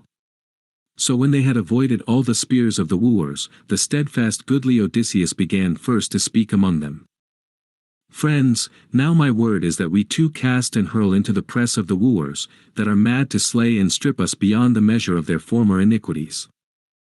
So he spake, and they all took good aim and threw their sharp spears, and Odysseus smote Demoptolemus, and Telemachus Euryades, and the swineherd slew Elatus, and the neatherd Pysandrus. Thus they all bit the wide floor with their teeth, and the wooers fell back into the inmost part of the hall. But the others dashed upon them and drew forth the shafts from the bodies of the dead. Then once more the wooers threw their sharp spears eagerly, but behold, Athene so wrought that many of them were in vain. One man smote the doorpost of the stablished hall, and another the well-fastened door, and the ashen spear of another wooer, heavy with bronze, struck in the wall. Yet Amphimedon hit Telemachus on the hand by the wrist lightly, and the shaft of bronze wounded the surface of the skin. Anticypus grazed the shoulder of Eumaeus with a long spear high above the shield, and the spear flew over and fell to the ground.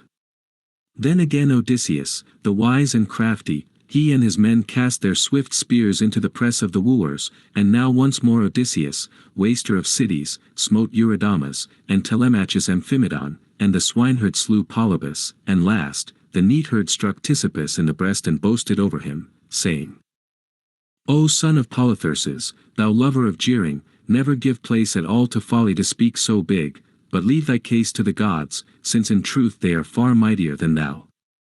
This gift is thy recompense for the ox foot that thou gavest of late to the divine Odysseus, when he went begging through the house.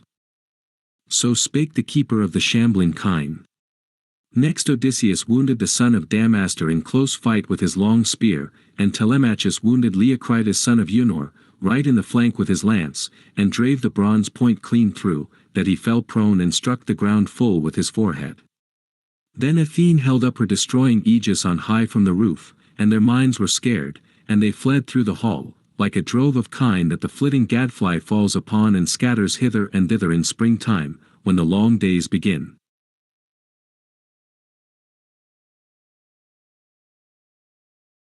But the others set on like vultures of crooked claws and curved beak, that come forth from the mountains and dash upon smaller birds, and these scour low in the plain, stooping in terror from the clouds, while the vultures pounce on them and slay them, and there is no help nor way of flight, and men are glad at the sport. Even so did the company of Odysseus set upon the wooers and smite them right and left through the hall, and there rose a hideous moaning as their heads were smitten, and the floor all ran with blood.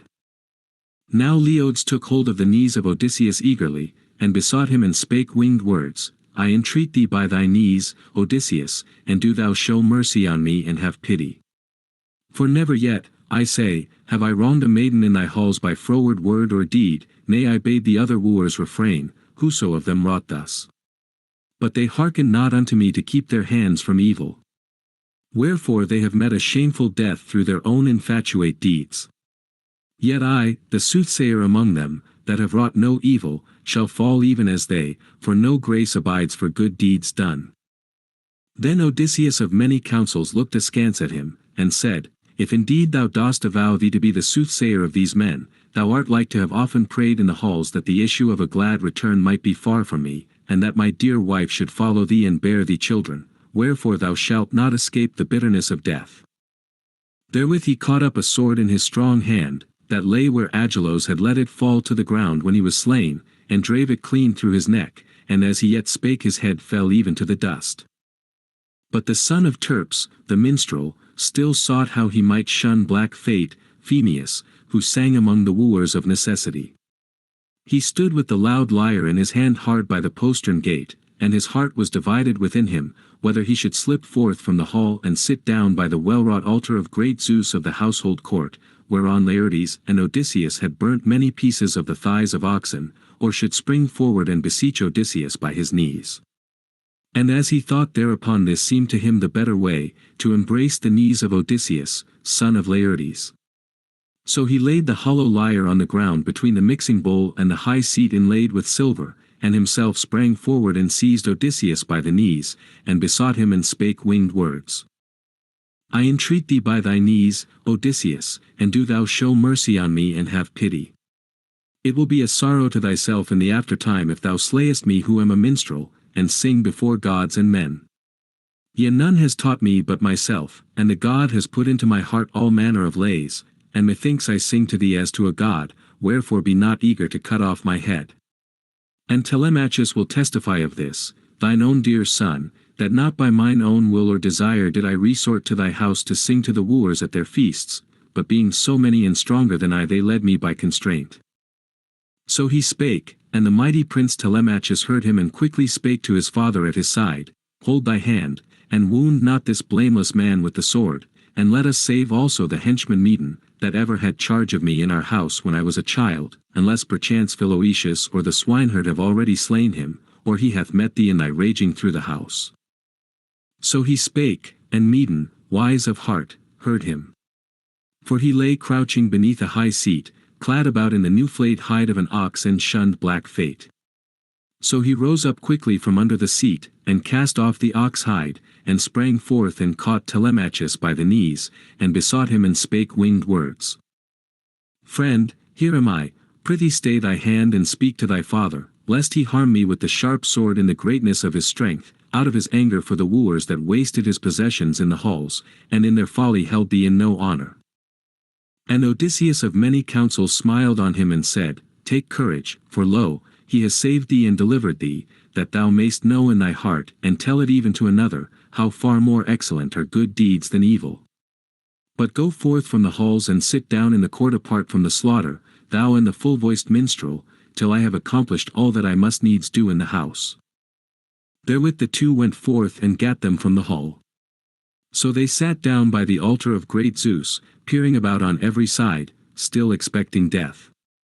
And Odysseus peered all through the house, to see if any man was yet alive and hiding away to shun black fate.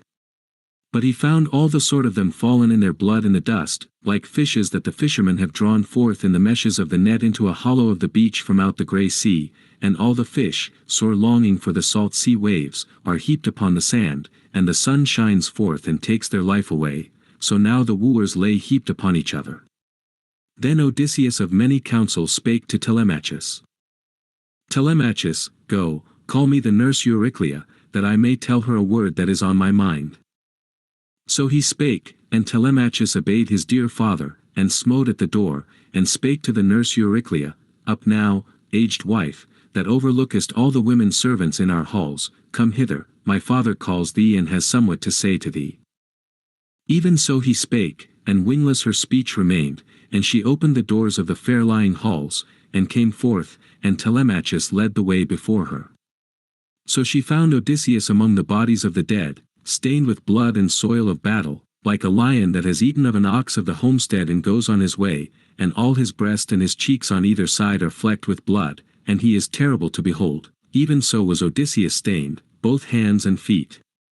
Now the nurse, when she saw the bodies of the dead and the great gore of blood, made ready to cry aloud for joy, beholding so great an adventure. But Odysseus checked and held her in her eagerness, and uttering his voice spake to her winged words. Within thine own heart rejoice, old nurse, and be still, and cry not aloud, for it is an unholy thing to boast over slain men. Now these hath the destiny of the gods overcome, and their own cruel deeds, for they honored none of earthly men, neither the bad nor yet the good, that came among them. Wherefore they have met a shameful death through their own infatuate deeds. But come, tell me the tale of the women in my halls, which of them dishonor me, and which be guiltless. Then the good nurse Euryclea answered him, Yea now, my child, I will tell thee all the truth. Thou hast 50 women servants in thy halls, that we have taught the ways of housewifery, how to card wool and to bear bondage. Of these 12 in all have gone the way of shame, and honor not me, nor their lady Penelope. And Telemachus hath but newly come to his strength, and his mother suffered him not to take command over the women in this house. But now, let me go aloft to the shining upper chamber, and tell all to thy wife, on whom some god hath sent asleep. And Odysseus of many counsels answered her saying, Wake her not yet, but bid the women come hither, who in time past behaved themselves unseemly.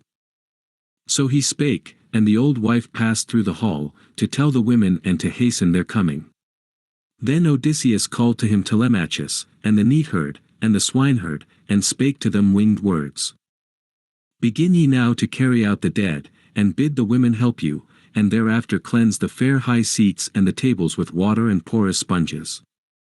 And when ye have set all the house in order, lead the maidens without the stablished hall, between the vaulted room and the goodly fence of the court, and there slay them with your long blades, till they shall have all given up the ghost and forgotten the love that of old they had at the bidding of the wooers, in secret dalliance. Even so he spake, and the women came all in a crowd together, making a terrible lament and shedding big tears. So first they carried forth the bodies of the slain, and set them beneath the gallery of the fenced court, and propped them one on another, and Odysseus himself hasted the women and directed them, and they carried forth the dead perforce. Thereafter they cleansed the fair high seats and the tables with water and porous sponges. And Telemachus, and the neatherd, and the swineherd, scraped with spades the floor of the well-builded house, and, behold, the maidens carried all forth and laid it without the doors. Now when they had made an end of setting the hall in order, they led the maidens forth from the stablished hall, and drove them up in a narrow space between the vaulted room and the goodly fence of the court, whence none might avoid, and wise Telemachus began to speak to his fellows, saying, God forbid that I should take these women's lives by a clean death, these that have poured dishonor on my head and on my mother, and have lain with the wooers. With that word he tied the cable of a dark-prowed ship to a great pillar and flung it round the vaulted room, and fastened it aloft, that none might touch the ground with her feet. And even as when thrushes, long of wing, or doves fall into a net that is set in a thicket, as they seek to their roosting place, and a loathly bed harbors them, even so the women held their heads all in a row, and about all their necks nooses were cast, that they might die by the most pitiful death. And they writhed with their feet for a little space, but for no long while. Then they led out Melanthius through the doorway and the court, and cut off his nostrils and his ears with the pitiless sword, and drew forth his vitals for the dogs to devour raw, and cut off his hands and feet in their cruel anger.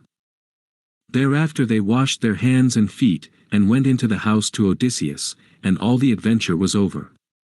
So Odysseus called to the good nurse Euryclea, Bring sulphur, old nurse, that cleanses all pollution, and bring me fire, that I may purify the house with sulphur, and do thou bid Penelope come here with her handmaidens, and tell all the women to hasten into the hall. Then the good nurse Euryclea made answer, Yea, my child, herein thou hast spoken aright. But go to, let me bring thee a mantle and a doublet for raiment, and stand not thus in the halls with thy broad shoulders wrapped in rags, it were blame in thee so to do. And Odysseus of many counsels answered her saying, First let a fire now be made me in the hall. So he spake, and the good nurse Euryclea was not slow to obey, but brought fire and brimstone, and Odysseus thoroughly purged the women's chamber and the great hall and the court. Then the old wife went through the fair halls of Odysseus to tell the women, and to hasten their coming. So they came forth from their chamber with torches in their hands, and fell about Odysseus, and embraced him and kissed and clasped his head and shoulders and his hands lovingly, and a sweet longing came on him to weep and moan, for he remembered them every one. Book 23. Odysseus mocketh himself known to Penelope, tells his adventures briefly, and in the morning goes to Laertes and makes himself known to him.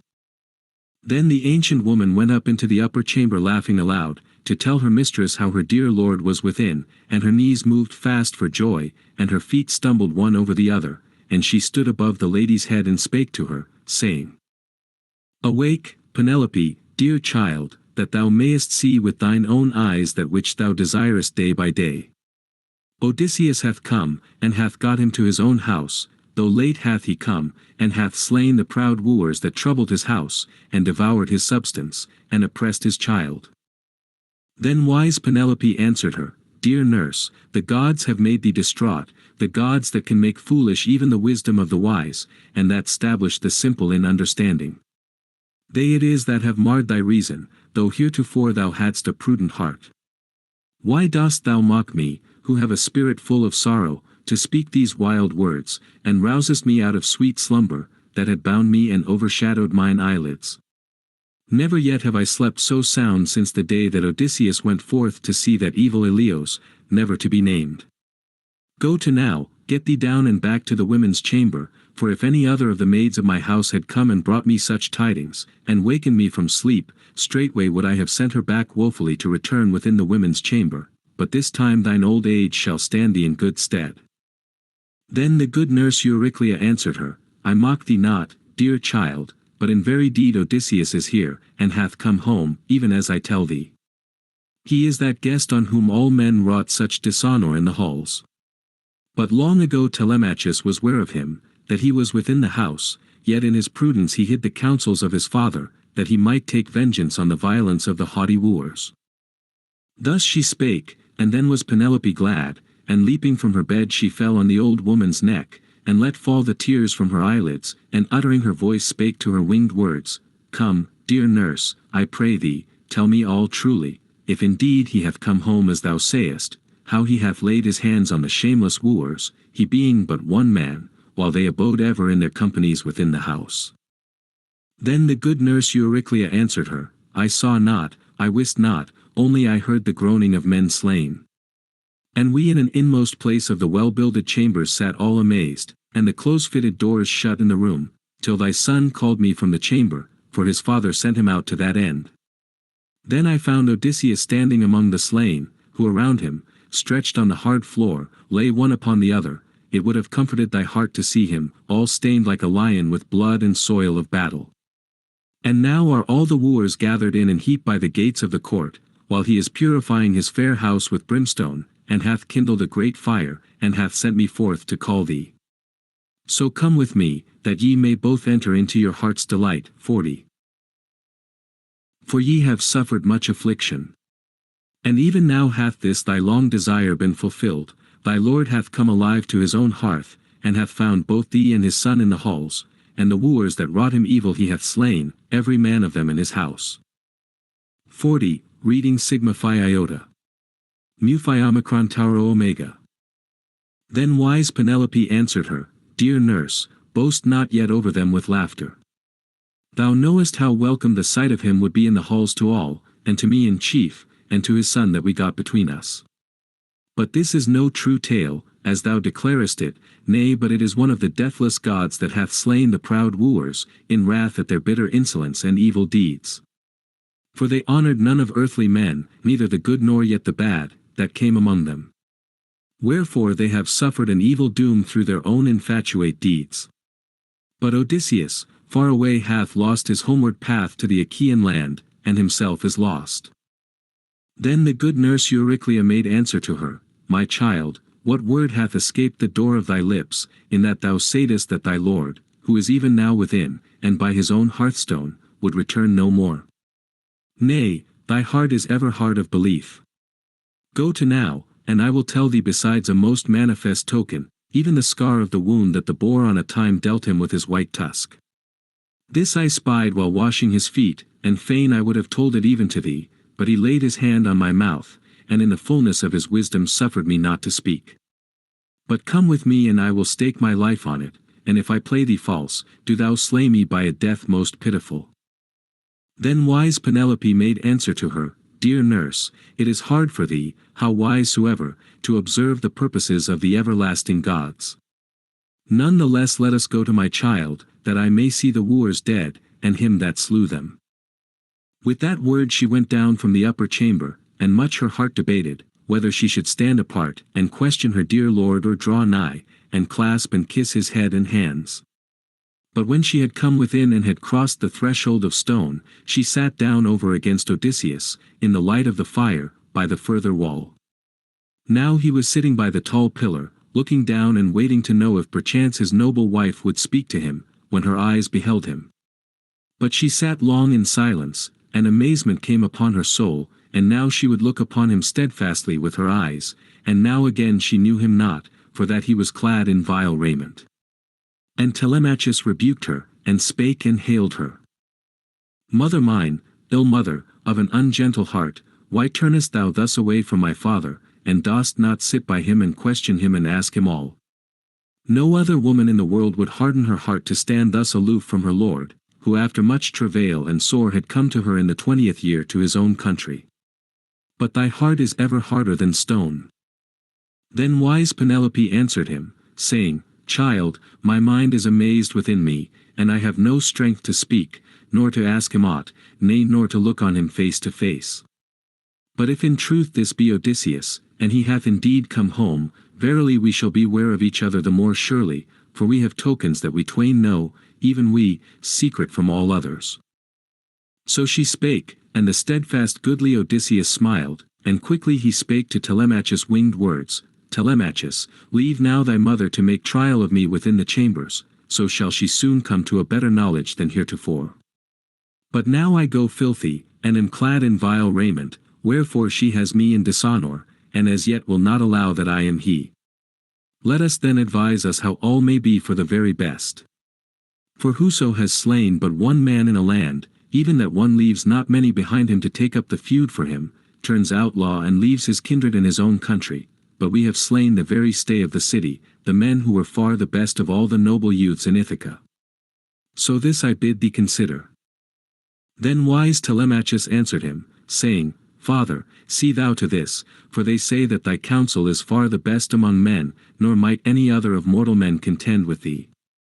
But right eagerly will we go with thee now, and I think we shall not lack prowess, so far as might is ours. And Odysseus of many counsels answered him saying, Yea now, I will tell on what wise methinks it is best. First, go ye to the bath and array you in your doublets, and bid the maidens in the chambers to take to them their garments. Then let the divine minstrel, with his loud lyre in hand, lead off for us the measure of the mirthful dance. So shall any man that hears the sound from without, whether a wayfarer or one of those that dwell around, say that it is a wedding feast. And thus the slaughter of the wooers shall not be noised abroad through the town before we go forth to our well-wooded farmland.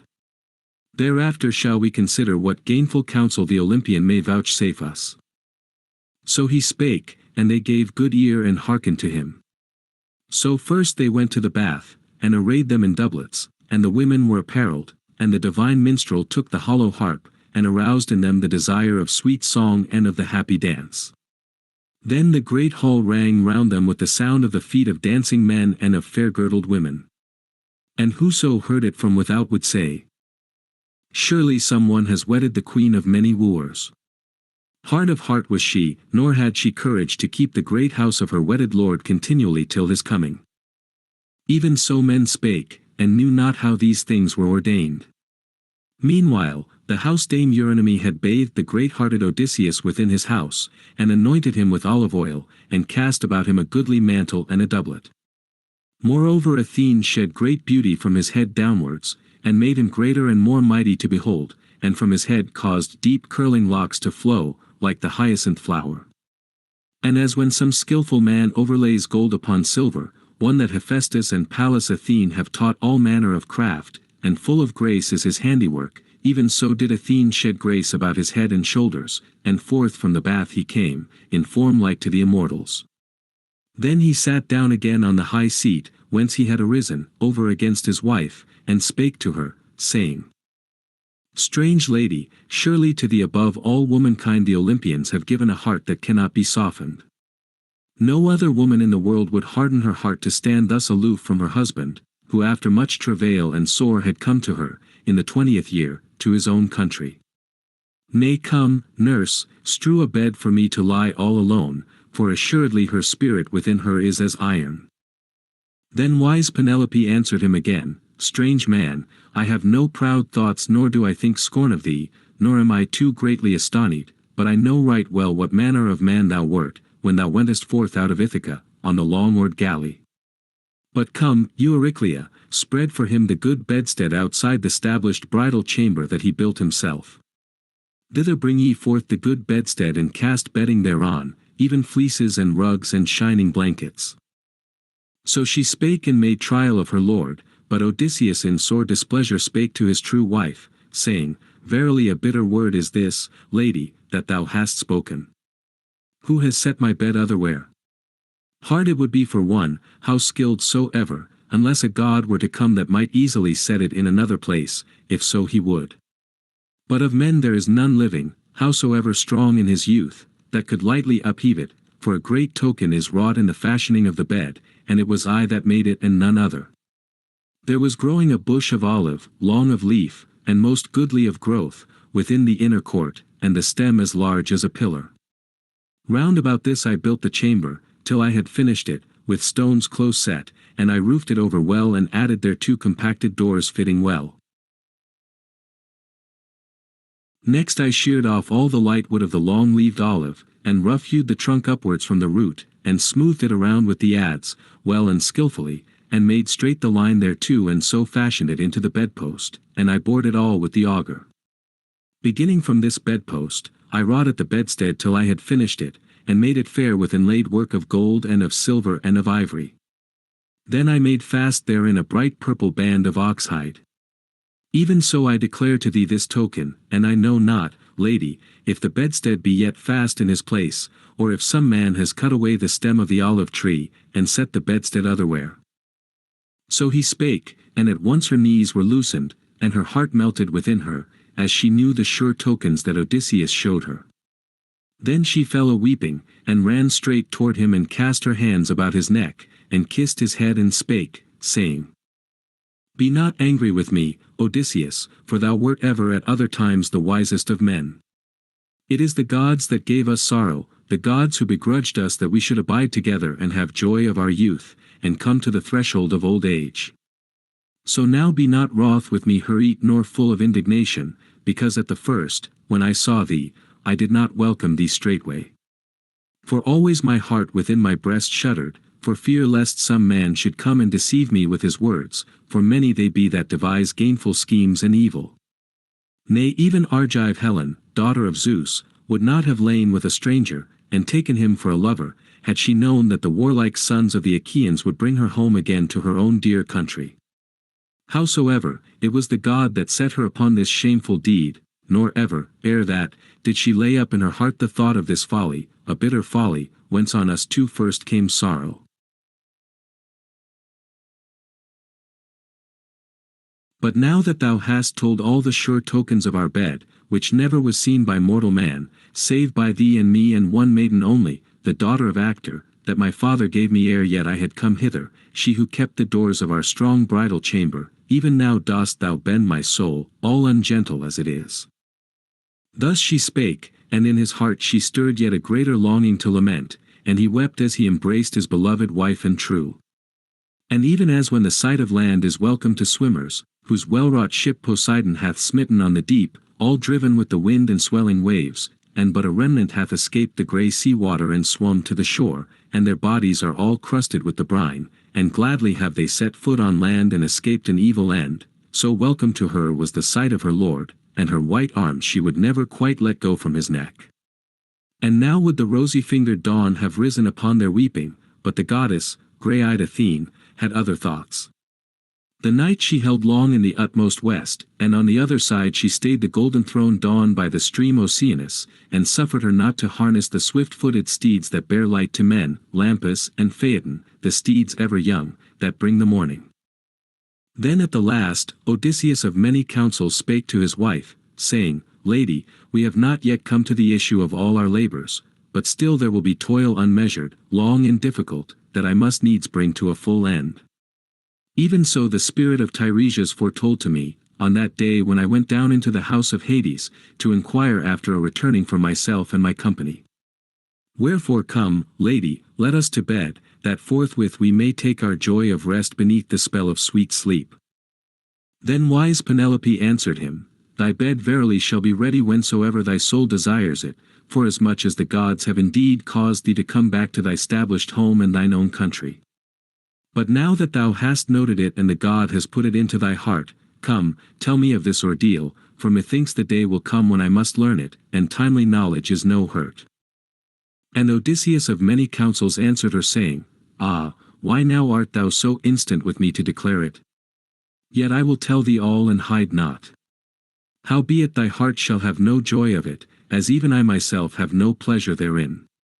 For Tiresias bade me fare to many cities of men, carrying a shapen or in my hands, till I should come to such men as know not the sea, neither eat meat savoured with salt, nor have they knowledge of ships of purple cheek nor of shapen oars, which serve for wings to ships. And he told me this with manifest token, which I will not hide from thee. In the day when another wayfarer should meet me and say that I had a winnowing fan on my stout shoulder, even then he bade me make fast my shapen or in the earth, and do goodly sacrifice to the Lord Poseidon, even with a ram and a bull and a boar, the mate of swine, and depart for home, and offer holy hecatombs to the deathless gods, that keep the wide heaven, to each in order due. And from the sea shall mine own death come, the gentlest death that may be, which shall end me, fordone, with smooth old age, and the folk shall dwell happily around. All this, he said, was to be fulfilled. Then wise Penelope answered him saying, If indeed the gods will bring about for thee a happier old age at the last, then is there hope that thou mayest yet have an escape from evil. Thus they spake one to the other. Meanwhile, Eurynomé and the nurse spread the bed with soft coverlets, by the light of the torches burning. But when they had busied them and spread the good bed, the ancient nurse went back to her chamber to lie down, and Eurynomé, the bower maiden, guided them on their way to the couch, with torches in her hands, and when she had led them to the bridal chamber she departed. And so they came gladly to the rites of their bed, as of old. But Telemachus, and the neatherd, and the swineherd stayed their feet from dancing, and made the women to cease, and themselves gat them to rest through the shadowy halls. Now when the twain had taken their fill of sweet love, they had delight in the tales, which they told one to the other. The fair lady spoke of all that she had endured in the halls at the sight of the ruinous throng of wooers, who for her sake slew many cattle, kine and goodly sheep, and many a cask of wine was broached. And in turn, Odysseus, of the seed of Zeus, recounted all the griefs he had wrought on men, and all his own travail and sorrow, and she was delighted with the story, and sweet sleep fell not upon her eyelids till the tale was ended. He began by setting forth how he overcame the Cyclones, and next arrived at the rich land of the Lotus Eaters, and all that the Cyclops wrought, and what a price he got from him for the good companions that he devoured, and showed no pity. Then how he came to Aeolus, who received him gladly and sent him on his way, but it was not yet ordained that he should reach his own country, for the storm wind seized him again, and bare him over the teeming seas, making grievous moan. Next how he came to Telepolis of the Laestrygonians, who brake his ships and slew all his goodly grieved companions, and Odysseus only escaped with his black ship. Then he told all the wiles and many contrivances of Circe, and how in a benched ship he fared to the dank house of Hades, to seek to the soul of Theban Tiresias. There he beheld all those that had been his companions, and his mother who bore him and nurtured him, while yet he was a little one. Then how he heard the song of the full-voiced sirens, and came to the rocks wandering, and to terrible Charybdis, and to Scylla, that never yet have men avoided scatheless. Next he told how his company slew the kine of Helios, and how Zeus, that thunders on high, smote the swift ship with the flaming bolt, and the good crew perished altogether, and he alone escaped from evil fates.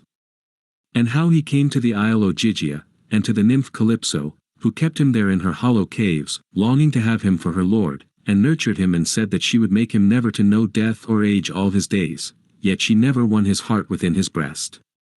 Next how with great toil he came to the Phaeacians, who gave him all worship heartily, as to a god, and sent him with a ship to his own dear country, with gifts of bronze, and of gold, and raiment in plenty. This was the last word of the tale, when sweet sleep came speedily upon him, sleep that loosens the limbs of men, unknitting the cares of his soul. Then the goddess, grey-eyed Athene, turned to new thoughts. When she deemed that Odysseus had taken his fill of love and sleep, straightway she aroused from out Oceanus the golden-throned dawn, to bear light to men. Then Odysseus gat him from his soft bed, and laid this charge on his wife, saying, Lady, already have we had enough of labors, thou and I, thou, in weeping here, and longing for my troublous return, while Zeus and the other gods bound me fast in pain, despite my yearning after home, away from mine own country. But now that we both have come to the bed of our desire, take thou thought for the care of my wealth within the halls. But as for the sheep that the proud wooers have slain, I myself will lift many more as spoil, and others the Achaeans will give, till they fill all my folds. But now, behold, I go to the well-wooded farmland, to see my good father, who for love of me has been in sorrow continually. And this charge I lay on thee, lady, too wise though thou art to need it. Quickly will the brute go forth with the rising sun, the brute concerning the wooers, whom I slew in the halls. Wherefore ascend with the women thy handmaids into the upper chamber, and sit there and look on no man, nor ask any question. Therewith he girded on his shoulder his goodly armor, and roused Telemachus and the neatherd and the swineherd, and bade them all take weapons of war in their hands. So they were not disobedient to his word, but clad themselves in mail, and opened the doors and went forth, and Odysseus led the way. And now there was light over all the earth, but them Athene hid in night, and quickly conducted out of the town. Book 24. The Ithacans bury the wooers, and sitting in council resolve on revenge. And coming near the house of Laertes, are met by Odysseus, and Laertes with Telemachus and servants, the whole number 12, and are overcome, and submit. Now Selenian Hermes called forth from the halls the souls of the wooers, and he held in his hand his wand that is fair and golden, wherewith he lulls the eyes of men, of whomso he will, while others again he even wakens out of sleep. Herewith he roused and led the souls who followed gibbering. And even as bats flit gibbering in the secret place of a wondrous cave, when one has fallen down from the cluster on the rock, where they cling each to each up aloft, even so the souls gibbered as they fared together, and Hermes, the helper, led them down the dank ways. Past the streams of Oceanus and the white rock, past the gates of the sun they sped and the land of dreams, and soon they came to the mead of Asphodel, where dwell the souls, the phantoms of men outworn. There they found the soul of Achilles son of Peleus, and the souls of Patroclus, and of noble Antilochus, and of Ajax, who in face and form was goodliest of all the Danaans after the noble son of Peleus. So these were flocking round Achilles, and the spirit of Agamemnon, son of Atreus, drew nigh sorrowful, and about him were gathered all the other shades, as many as perished with him in the house of Aegisthus, and met their doom. Now the soul of the son of Peleus spake to him first, saying, Son of Atreus, verily we deemed that thou above all other heroes wast evermore dear to Zeus, whose joy is in the thunder, seeing that thou wast lord over warriors, many and mighty men, in the land of the Trojans where we Achaeans suffered affliction. But lo, thee too was deadly doom to visit early, 41, the doom that none avoids of all men born. Ah, would that in the fullness of thy princely honor, thou hadst met death and fate in the land of the Trojans. So would all the Achaean host have builded thee a barrow, yea, and for thy son thou wouldst have won great glory in the aftertime. But now it has been decreed for thee to perish by a most pitiful death. 41. Reading Pyro Iota. Then the soul of the son of Atreus answered, and spake, Happy art thou son of Peleus, godlike Achilles, that didst die in Troyland far from Argos, and about thee fell others, the best of the sons of Trojans and Achaeans, fighting for thy body, but thou in the whirl of dust layest mighty and mightily fallen, forgetful of thy chivalry. And we strove the livelong day, nor would we ever have ceased from the fight, if Zeus had not stayed us with a tempest. Anon when we had borne thee to the ships from out of the battle, we laid thee on a bier and washed thy fair flesh clean with warm water and unguents, and around thee the Danaans shed many a hot tear and shore their hair. And forth from the sea came thy mother with the deathless maidens of the waters, when they heard the tidings, and a wonderful wailing rose over the deep, and trembling fell on the limbs of all the Achaeans. Yea, and they would have sprung up and departed to the hollow ships, had not one held them back that knew much lore from of old, Nestor, whose counsel proved heretofore the best. Out of his good will he made harangue, and spake among them. Hold, ye Argives, flee not, young lords of the Achaeans. Lo, his mother from the sea is she that comes, with the deathless maidens of the waters, to behold the face of her dead son. So he spake, and the high-hearted Achaeans ceased from their flight. Then round thee stood the daughters of the ancient one of the sea, holding a pitiful lament, and they clad thee about in raiment incorruptible. And all the 9 muses one to the other replying with sweet voices began the dirge, there thou wouldest not have seen an Argive but wept, so mightily rose up the clear chant. Thus for 17 days and nights continually did we all bewail thee, immortal gods and mortal men. On the 18th day we gave thy body to the flames, and many well-fatted sheep we slew around thee, and kine of shambling gait. So thou wert burned in the garments of the gods, and in much unguents and in sweet honey, and many heroes of the Achaeans moved mail-clad around the pyre when thou wast burning, both footmen and horse, and great was the noise that arose. But when the flame of Hephaestus had utterly abolished thee, lo, in the morning we gathered together thy white bones, Achilles, and bestowed them in unmixed wine and in unguents. Thy mother gave a twy-handled golden urn, and said that it was the gift of Dionysus, and the workmanship of renowned Hephaestus. Therein lie thy white bones, great Achilles, and mingled therewith the bones of Patroclus son of Menoetius, that is dead, but a part is the dust of Antilochus, whom thou didst honor above all thy other companions, after Patroclus that was dead. Then over them did we pile a great and goodly tomb, we the holy host of Argive warriors, high on a jutting headland over wide Hellespont, that it might be far seen from off the sea by men that now are, and by those that shall be hereafter. Then thy mother asked the gods for glorious prizes in the games, and set them in the midst of the lists for the champions of the Achaeans.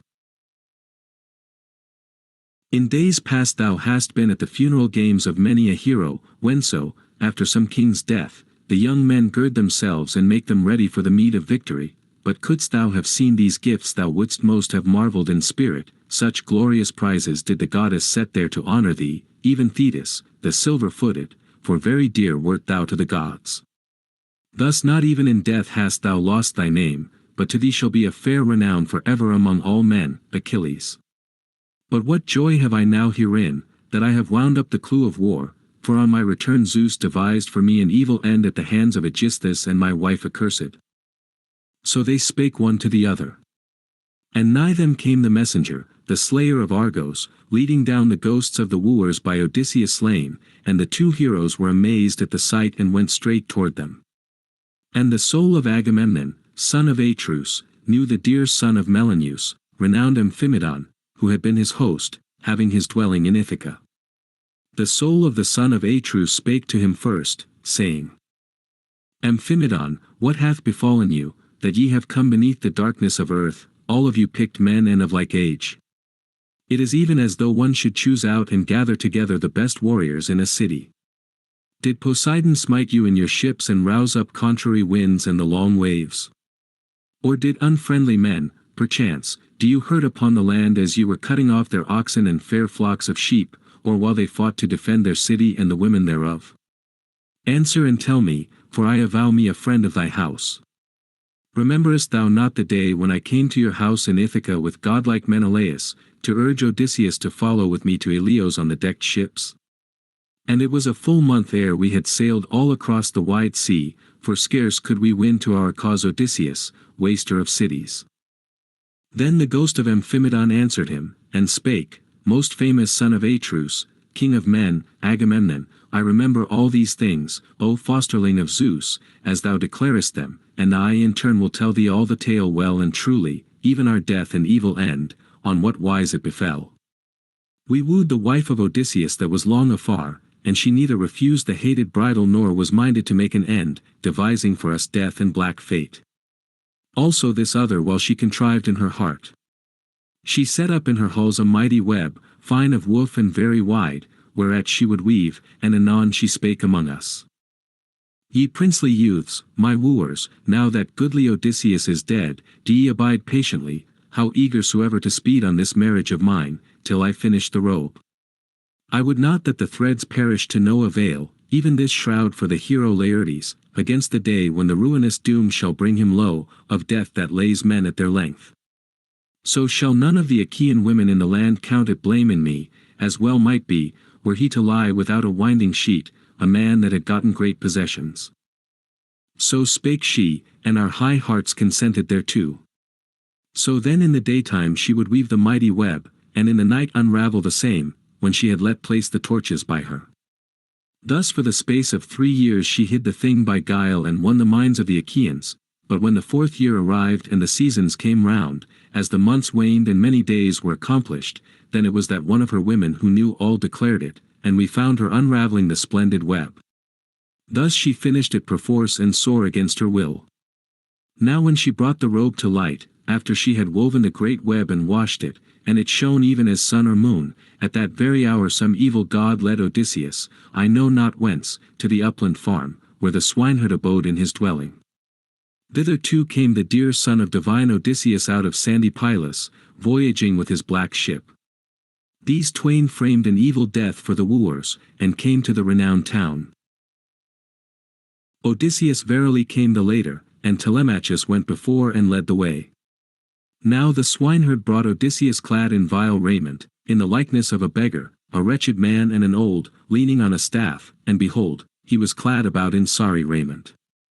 And none of us, not even the elders, could know him for that he was, on this his sudden appearing, but with evil words we assailed him and hurled things at him.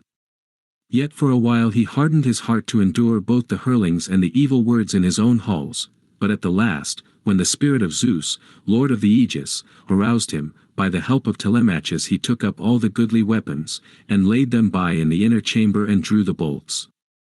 Next in his great craft he bade his wife to offer his bow and store of grey iron to the wooers to be the weapons of our contest, luckless that we were, and the beginning of death. Now not one of us could stretch the string of the strong bow, far short we fell of that might. But when the great bow came to the hands of Odysseus, then we all clamored and forbade to give him the bow, how much soever he might speak, but Telemachus alone was instant with him and commanded him to take it. Then he took the bow into his hands, the steadfast goodly Odysseus, and lightly he strung it, and sent the arrow through the iron. Then straight he went to the threshold and there took his stand, and poured forth the swift arrows, glancing terribly around, and smote the king Antinous. Thereafter on the others he let fly his bolts, winged for death, with straight aim, and the wooers fell thick one upon another. Then was it known how that some god was their helper, for pressing on as their passion drave them, they slew the men right and left through the halls, and thence there arose a hideous moaning, as heads were smitten and the floor all ran with blood. So we perished, Agamemnon, and even now our bodies lie uncared for in the halls of Odysseus, for the friends of each one at home as yet know not, even they who might wash the black-clotted blood out of our wounds, and lay out the bodies and wail the dirge, for that is the due of the dead. Then the ghost of the son of Atreus answered him, Ah, happy son of Laertes, Odysseus of many devices, yea, for a wife most excellent hast thou gotten, so good was the wisdom of constant Penelope, daughter of Icarius, that was duly mindful of Odysseus, her wedded lord. Wherefore the fame of her virtue shall never perish, but the immortals will make a gracious song in the ears of men on earth to the fame of constant Penelope. In far otherwise did the daughter of Tyndareus devise ill deeds, and slay her wedded lord, and hateful shall the song of her be among men, and an evil repute hath she brought upon all womankind, even on the upright. Even so these twain spake one to the other, standing in the house of Hades, beneath the secret places of the earth. Now when those others had gone down from the city, quickly they came to the rich and well-ordered farmland of Laertes, that he had won for himself of old, as the prize of great toil and war. There was his house, and all about it ran the huts wherein the thralls were wont to eat and dwell and sleep, bondsmen that worked his will. And in the house there was an old Sicilian woman, who diligently cared for the old man, in the upland far from the city. There Odysseus spake to his thralls and to his son, saying, Do ye now get you within the well-builded house, and quickly sacrifice the best of the swine for the midday meal, but I will make trial of my father, whether he will know me again and be aware of me when he sees me, or know me not, so long have I been away. Therewith he gave the thralls his weapons of war. Then they went speedily to the house, while Odysseus drew near to the fruitful vineyard to make trial of his father. Now he found not Dolius there, as he went down into the great garden, nor any of the thralls nor of their sons. It chanced that they had all gone to gather stones for a garden fence, and the old man at their head. So he found his father alone in the terraced vineyard, digging about a plant. He was clothed in a filthy doublet, patched and unseemly, with clout leggings of oxhide bound about his legs, against the scratches of the thorns, and long sleeves over his hands by reason of the brambles, and on his head he wore a goatskin cap, and so he nursed his sorrow. Now when the steadfast goodly Odysseus saw his father thus wasted with age and in great grief of heart, he stood still beneath a tall pear tree and let fall a tear. Then he communed with his heart and soul, whether he should fall on his father's neck and kiss him, and tell him all, how he had returned and come to his own country, or whether he should first question him and prove him in every word. And as he thought within himself, this seemed to him the better way, namely, first to prove his father and speak to him sharply. So with this intent the goodly Odysseus went up to him. Now he was holding his head down and kept digging about the plant, while his renowned son stood by him and spake, saying, Old man, thou hast no lack of skill in tending a garden, lo, thou carest well for all. 42, Nor is there aught whatsoever, either plant or fig tree, or vine, yea, or olive, or pear, or garden bed in all the close, that is not well seen to. Yet another thing will I tell thee, and lay not up wrath thereat in thy heart. Thyself art scarce so well cared for, but a pitiful old age is on thee, and withal thou art withered and unkempt, and clad unseemly.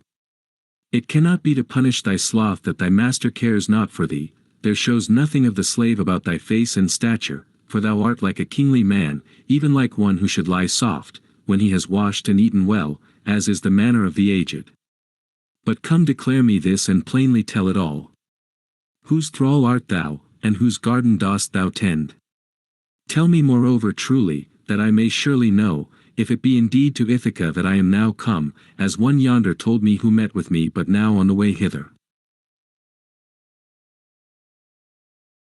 He was but of little understanding, for he deigned not to tell me all nor to heed my saying, when I questioned him concerning my friend, whether indeed he is yet alive or is even now dead and within the house of Hades.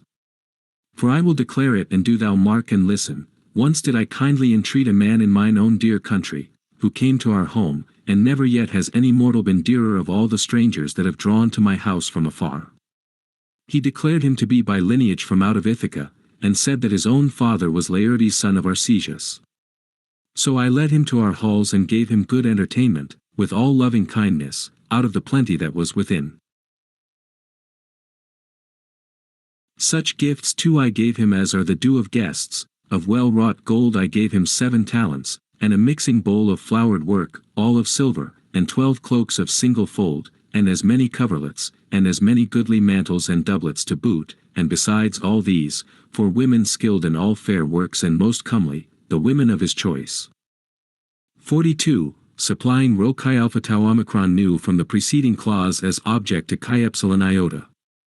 Other constructions are possible. Then his father answered him, weeping, Stranger, thou art verily come to that country whereof thou askest, but outrageous men and froward hold it.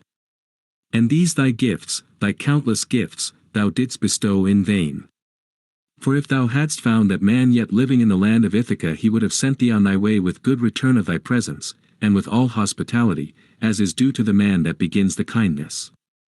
But come, declare me this and plainly tell me all. How many years are past since thou didst entertain him, thy guest ill-fated and my child, if ever such an one there was, hapless man, whom far from his friends and his country's soil, the fishes, it may be, have devoured in the deep sea, or on the shore he has fallen the prey of birds and beasts. His mother wept not over him nor clad him for burial, nor his father, we that begot him. Nor did his bride, whom men sought with rich gifts, the constant Penelope, bewail her lord upon the bier, as was meet, nor closed his eyes, as is the due of the departed. Moreover, tell me this truly, that I may surely know, who art thou and whence of the sons of men? Where is thy city and where are they that begot thee? Where now is thy swift ship moored, that brought thee thither with thy godlike company? Hast thou come as a passenger on another's ship, while they set thee ashore and went away? Then Odysseus of many counsels answered him, saying, Yea now, I will tell thee all most plainly. From out of Alba I come, where I dwell in a house renowned, and am the son of Aphidas the son of Polypaemon, the prince, and my own name is Eperitus. But some god drave me wandering hither from Sicania against my will, and yonder my ship is moored toward the upland away from the city. But for Odysseus, this is now the 5th year since he went thence and departed out of my country. Ill-fated was he, and yet he had birds of good omen when he fared away, birds on the right, wherefore I sped him gladly on his road, and gladly he departed, and the heart of us twain hoped yet to meet in friendship on a day and to give splendid gifts. So he spake, and on the old man fell a black cloud of sorrow. With both his hands he clutched the dust and ashes and showered them on his grey head, with ceaseless groaning. Then the heart of Odysseus was moved, and up through his nostrils throbbed anon the keen sting of sorrow at the sight of his dear father. And he sprang towards him and fell on his neck and kissed him, saying, Behold, I here, even I, my father, am the man of whom thou askest, in the 20th year am I come to mine own country. But stay thy weeping and tearful lamentation, for I will tell thee all clearly, though great need there is of haste. I have slain the wooers in our halls and avenged their bitter scorn and evil deeds. Then Laertes answered him and spake, saying, If thou art indeed Odysseus, mine own child, that art come hither, show me now a manifest token, that I may be assured. Then Odysseus of many counsels answered him saying, Look first on this scar and consider it, that the boar dealt me with his white tusk on Parnassus, whither I had gone, and thou didst send me forth, thou and my lady mother, to Autolycus my mother's father, to get the gifts which when he came hither he promised and covenanted to give me. But come, and I will even tell thee the trees through all the terraced garden, which thou gavest me once for mine own, and I was begging of thee this and that, being but a little child, and following thee through the garden. Through these very trees we were going, and thou didst tell me the names of each of them. Pear trees 13 thou gavest me, and 10 apple trees and figs 20, and, as we went, thou didst name the 50 rows of vines thou wouldest give me, whereof each one ripened at divers times, with all manner of clusters on their boughs, when the seasons of Zeus wrought mightily on them from on high. So he spake, and straightway his knees were loosened, and his heart melted within him, as he knew the sure tokens that Odysseus showed him. About his dear son he cast his arms, and the steadfast goodly Odysseus caught him fainting to his breast. Now when he had got breath and his spirit came to him again, once more he answered and spake, saying, Father Zeus, verily ye gods yet bear sway on high Olympus, if indeed the wooers have paid for their infatuate pride. But now my heart is terribly afraid, lest straightway all the men of Ithaca come up against us here, and haste to send messengers everywhere to the cities of the Cephallenians. Then Odysseus of many counsels answered him saying, Take courage, and let not thy heart be careful about these matters. But come, let us go to the house that lies near the garden, for thither I sent forward Telemachus and the neatherd and the swineherd to get ready the meal as speedily as may be. After these words the twain set out to the goodly halls.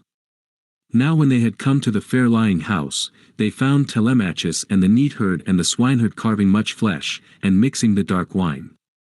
Meanwhile the Sicilian handmaid bathed high-hearted Laertes in his house, and anointed him with olive oil, and cast a fair mantle about him. Then Athene drew nigh, and made greater the limbs of the shepherd of the people, taller she made him than before and mightier to behold. Then he went forth from the bath, and his dear son marvelled at him, beholding him like to the deathless gods in presence. And uttering his voice he spake to him winged words. Father, surely one of the gods that are from everlasting hath made thee goodlier and greater to behold. Then wise Laertes answered him, saying, Ah, would to Father Zeus and Athene and Apollo, that such as I was when I took Nericus, the stablished castle on the foreland of the continent, being then the prince of the Cephallenians, would that in such might, and with mail about my shoulders, I had stood to aid thee yesterday in our house, and to beat back the wooers, so should I have loosened the knees of many and one of them in the halls, and thou shouldest have been gladdened in thine inmost heart. So they spake each with the other. But when the others had ceased from their task and made ready the feast, they sat down all orderly on chairs and on high seats. Then they began to put forth their hands on the meat, and the old man Dolius drew nigh, and the old man's sons withal came tired from their labor in the fields, for their mother, the aged Sicilian woman, had gone forth and called them, she that saw to their living and diligently cared for the old man, now that old age had laid hold on him. So soon as they looked on Odysseus and took knowledge of him, they stood still in the halls in great amazement. But Odysseus addressed them in gentle words, saying, Old man, sit down to meat, and do ye forget your marveling, for long have we been eager to put forth our hands on the food, as we abode in the hall alway expecting your coming. So he spake, and Dolius ran straight toward him stretching forth both his hands, and he grasped the hand of Odysseus and kissed it on the wrist, and uttering his voice spake to him winged words.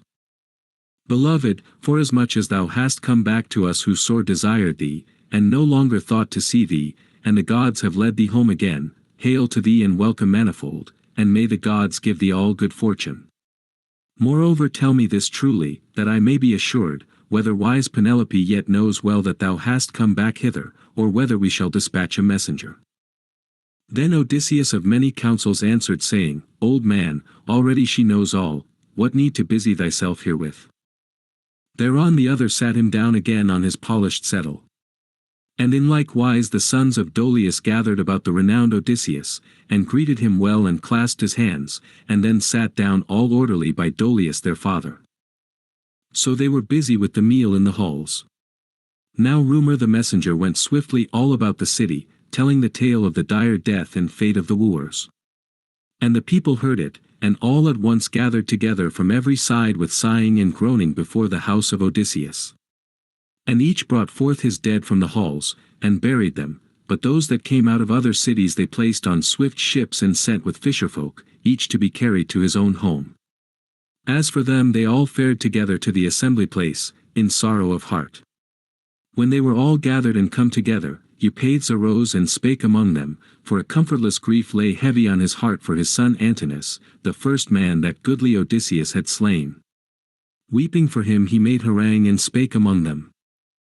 Friends, a great deed truly hath this man devised against the Achaeans. Some with his ships he led away, many men, and noble, and his hollow ships hath he lost, and utterly lost of his company, and others again, and those far the best of the Cephallenians he hath slain on his coming home. Up now, before ever he gets him swiftly either to Pylos or to fair Elis, where the Epeans bear sway, let us go forth, else even hereafter shall we have shame of face for ever. For a scorn this is even for the ears of men unborn to hear, if we avenge not ourselves on the slayers of our sons and of our brethren.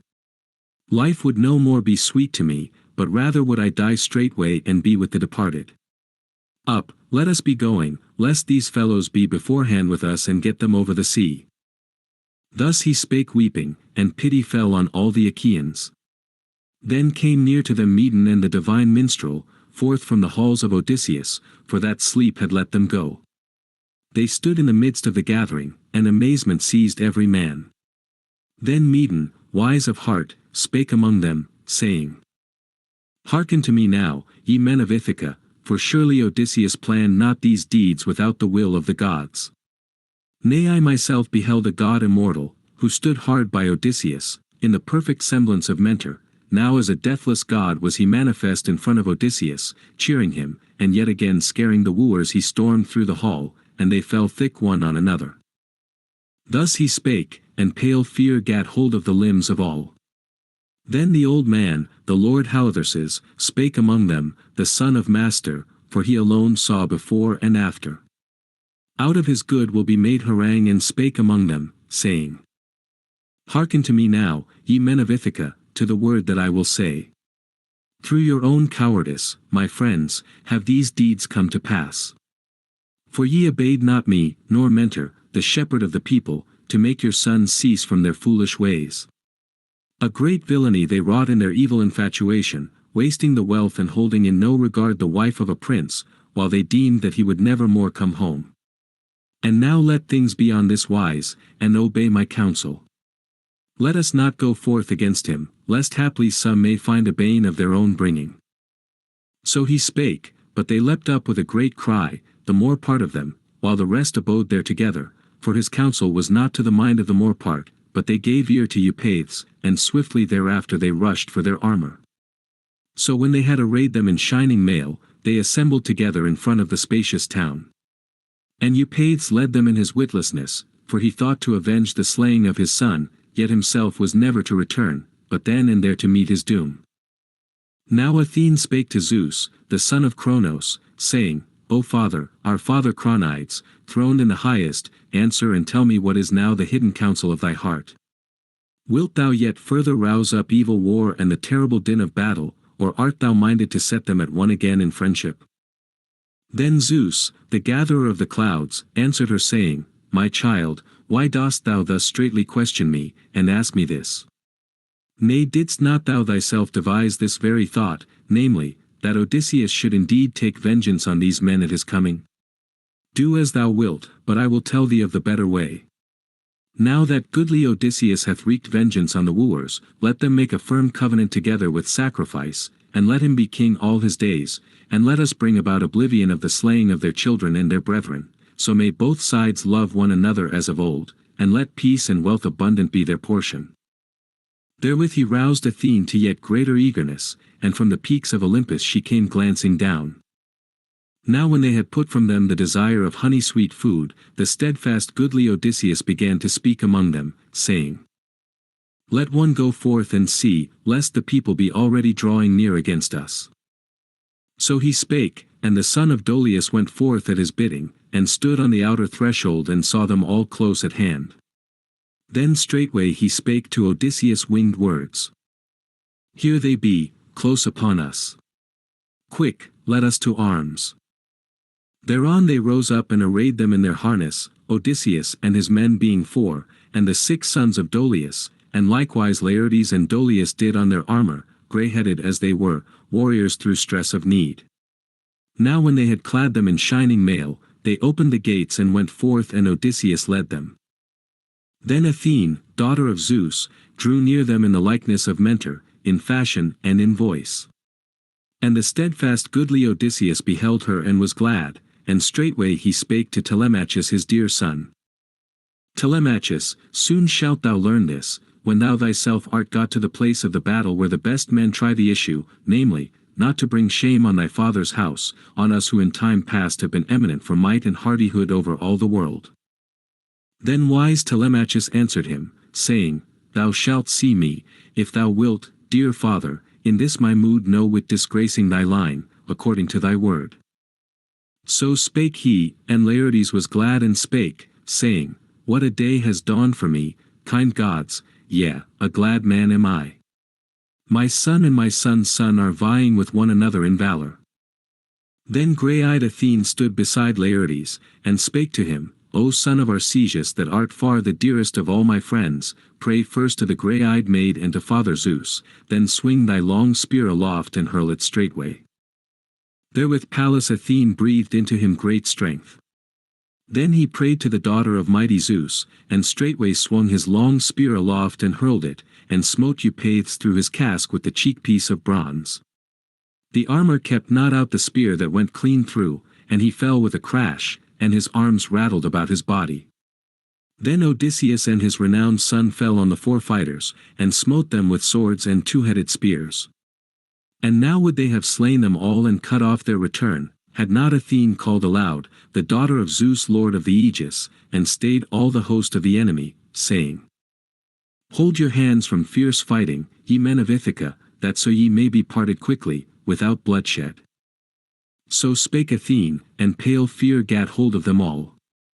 The arms flew from their hands in their terror and fell all upon the ground, as the goddess uttered her voice. To the city they turned their steps, as men fain of life, and the steadfast goodly Odysseus with a terrible cry gathered himself together and hurled in on them, like an eagle of lofty flight. Then in that hour the son of Cronos cast forth a flaming bolt, and it fell at the feet of the grey-eyed goddess, the daughter of the mighty sire. Then grey-eyed Athene spake to Odysseus, saying, Son of Laertes, of the seed of Zeus, Odysseus of many devices, refrain thee now and stay the strife of even-handed war, lest perchance the son of Cronos be angry with thee, even Zeus of the far-born voice. So spake Athene, and he obeyed and was glad at heart. And thereafter Pallas Athene set a covenant between them with sacrifice, she, the daughter of Zeus lord of the Aegis, in the likeness of Mentor, both in fashion and in voice.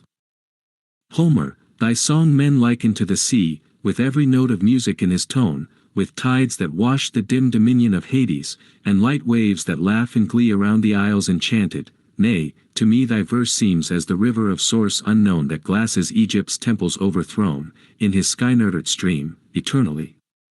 No wiser we than men of heretofore to find thy mystic fountains guarded fast, enough, thy flood makes green our human shore as Nilu's, Egypt, rolling down his fertile waters, murmuring evermore of gods dethroned, and empires of the past.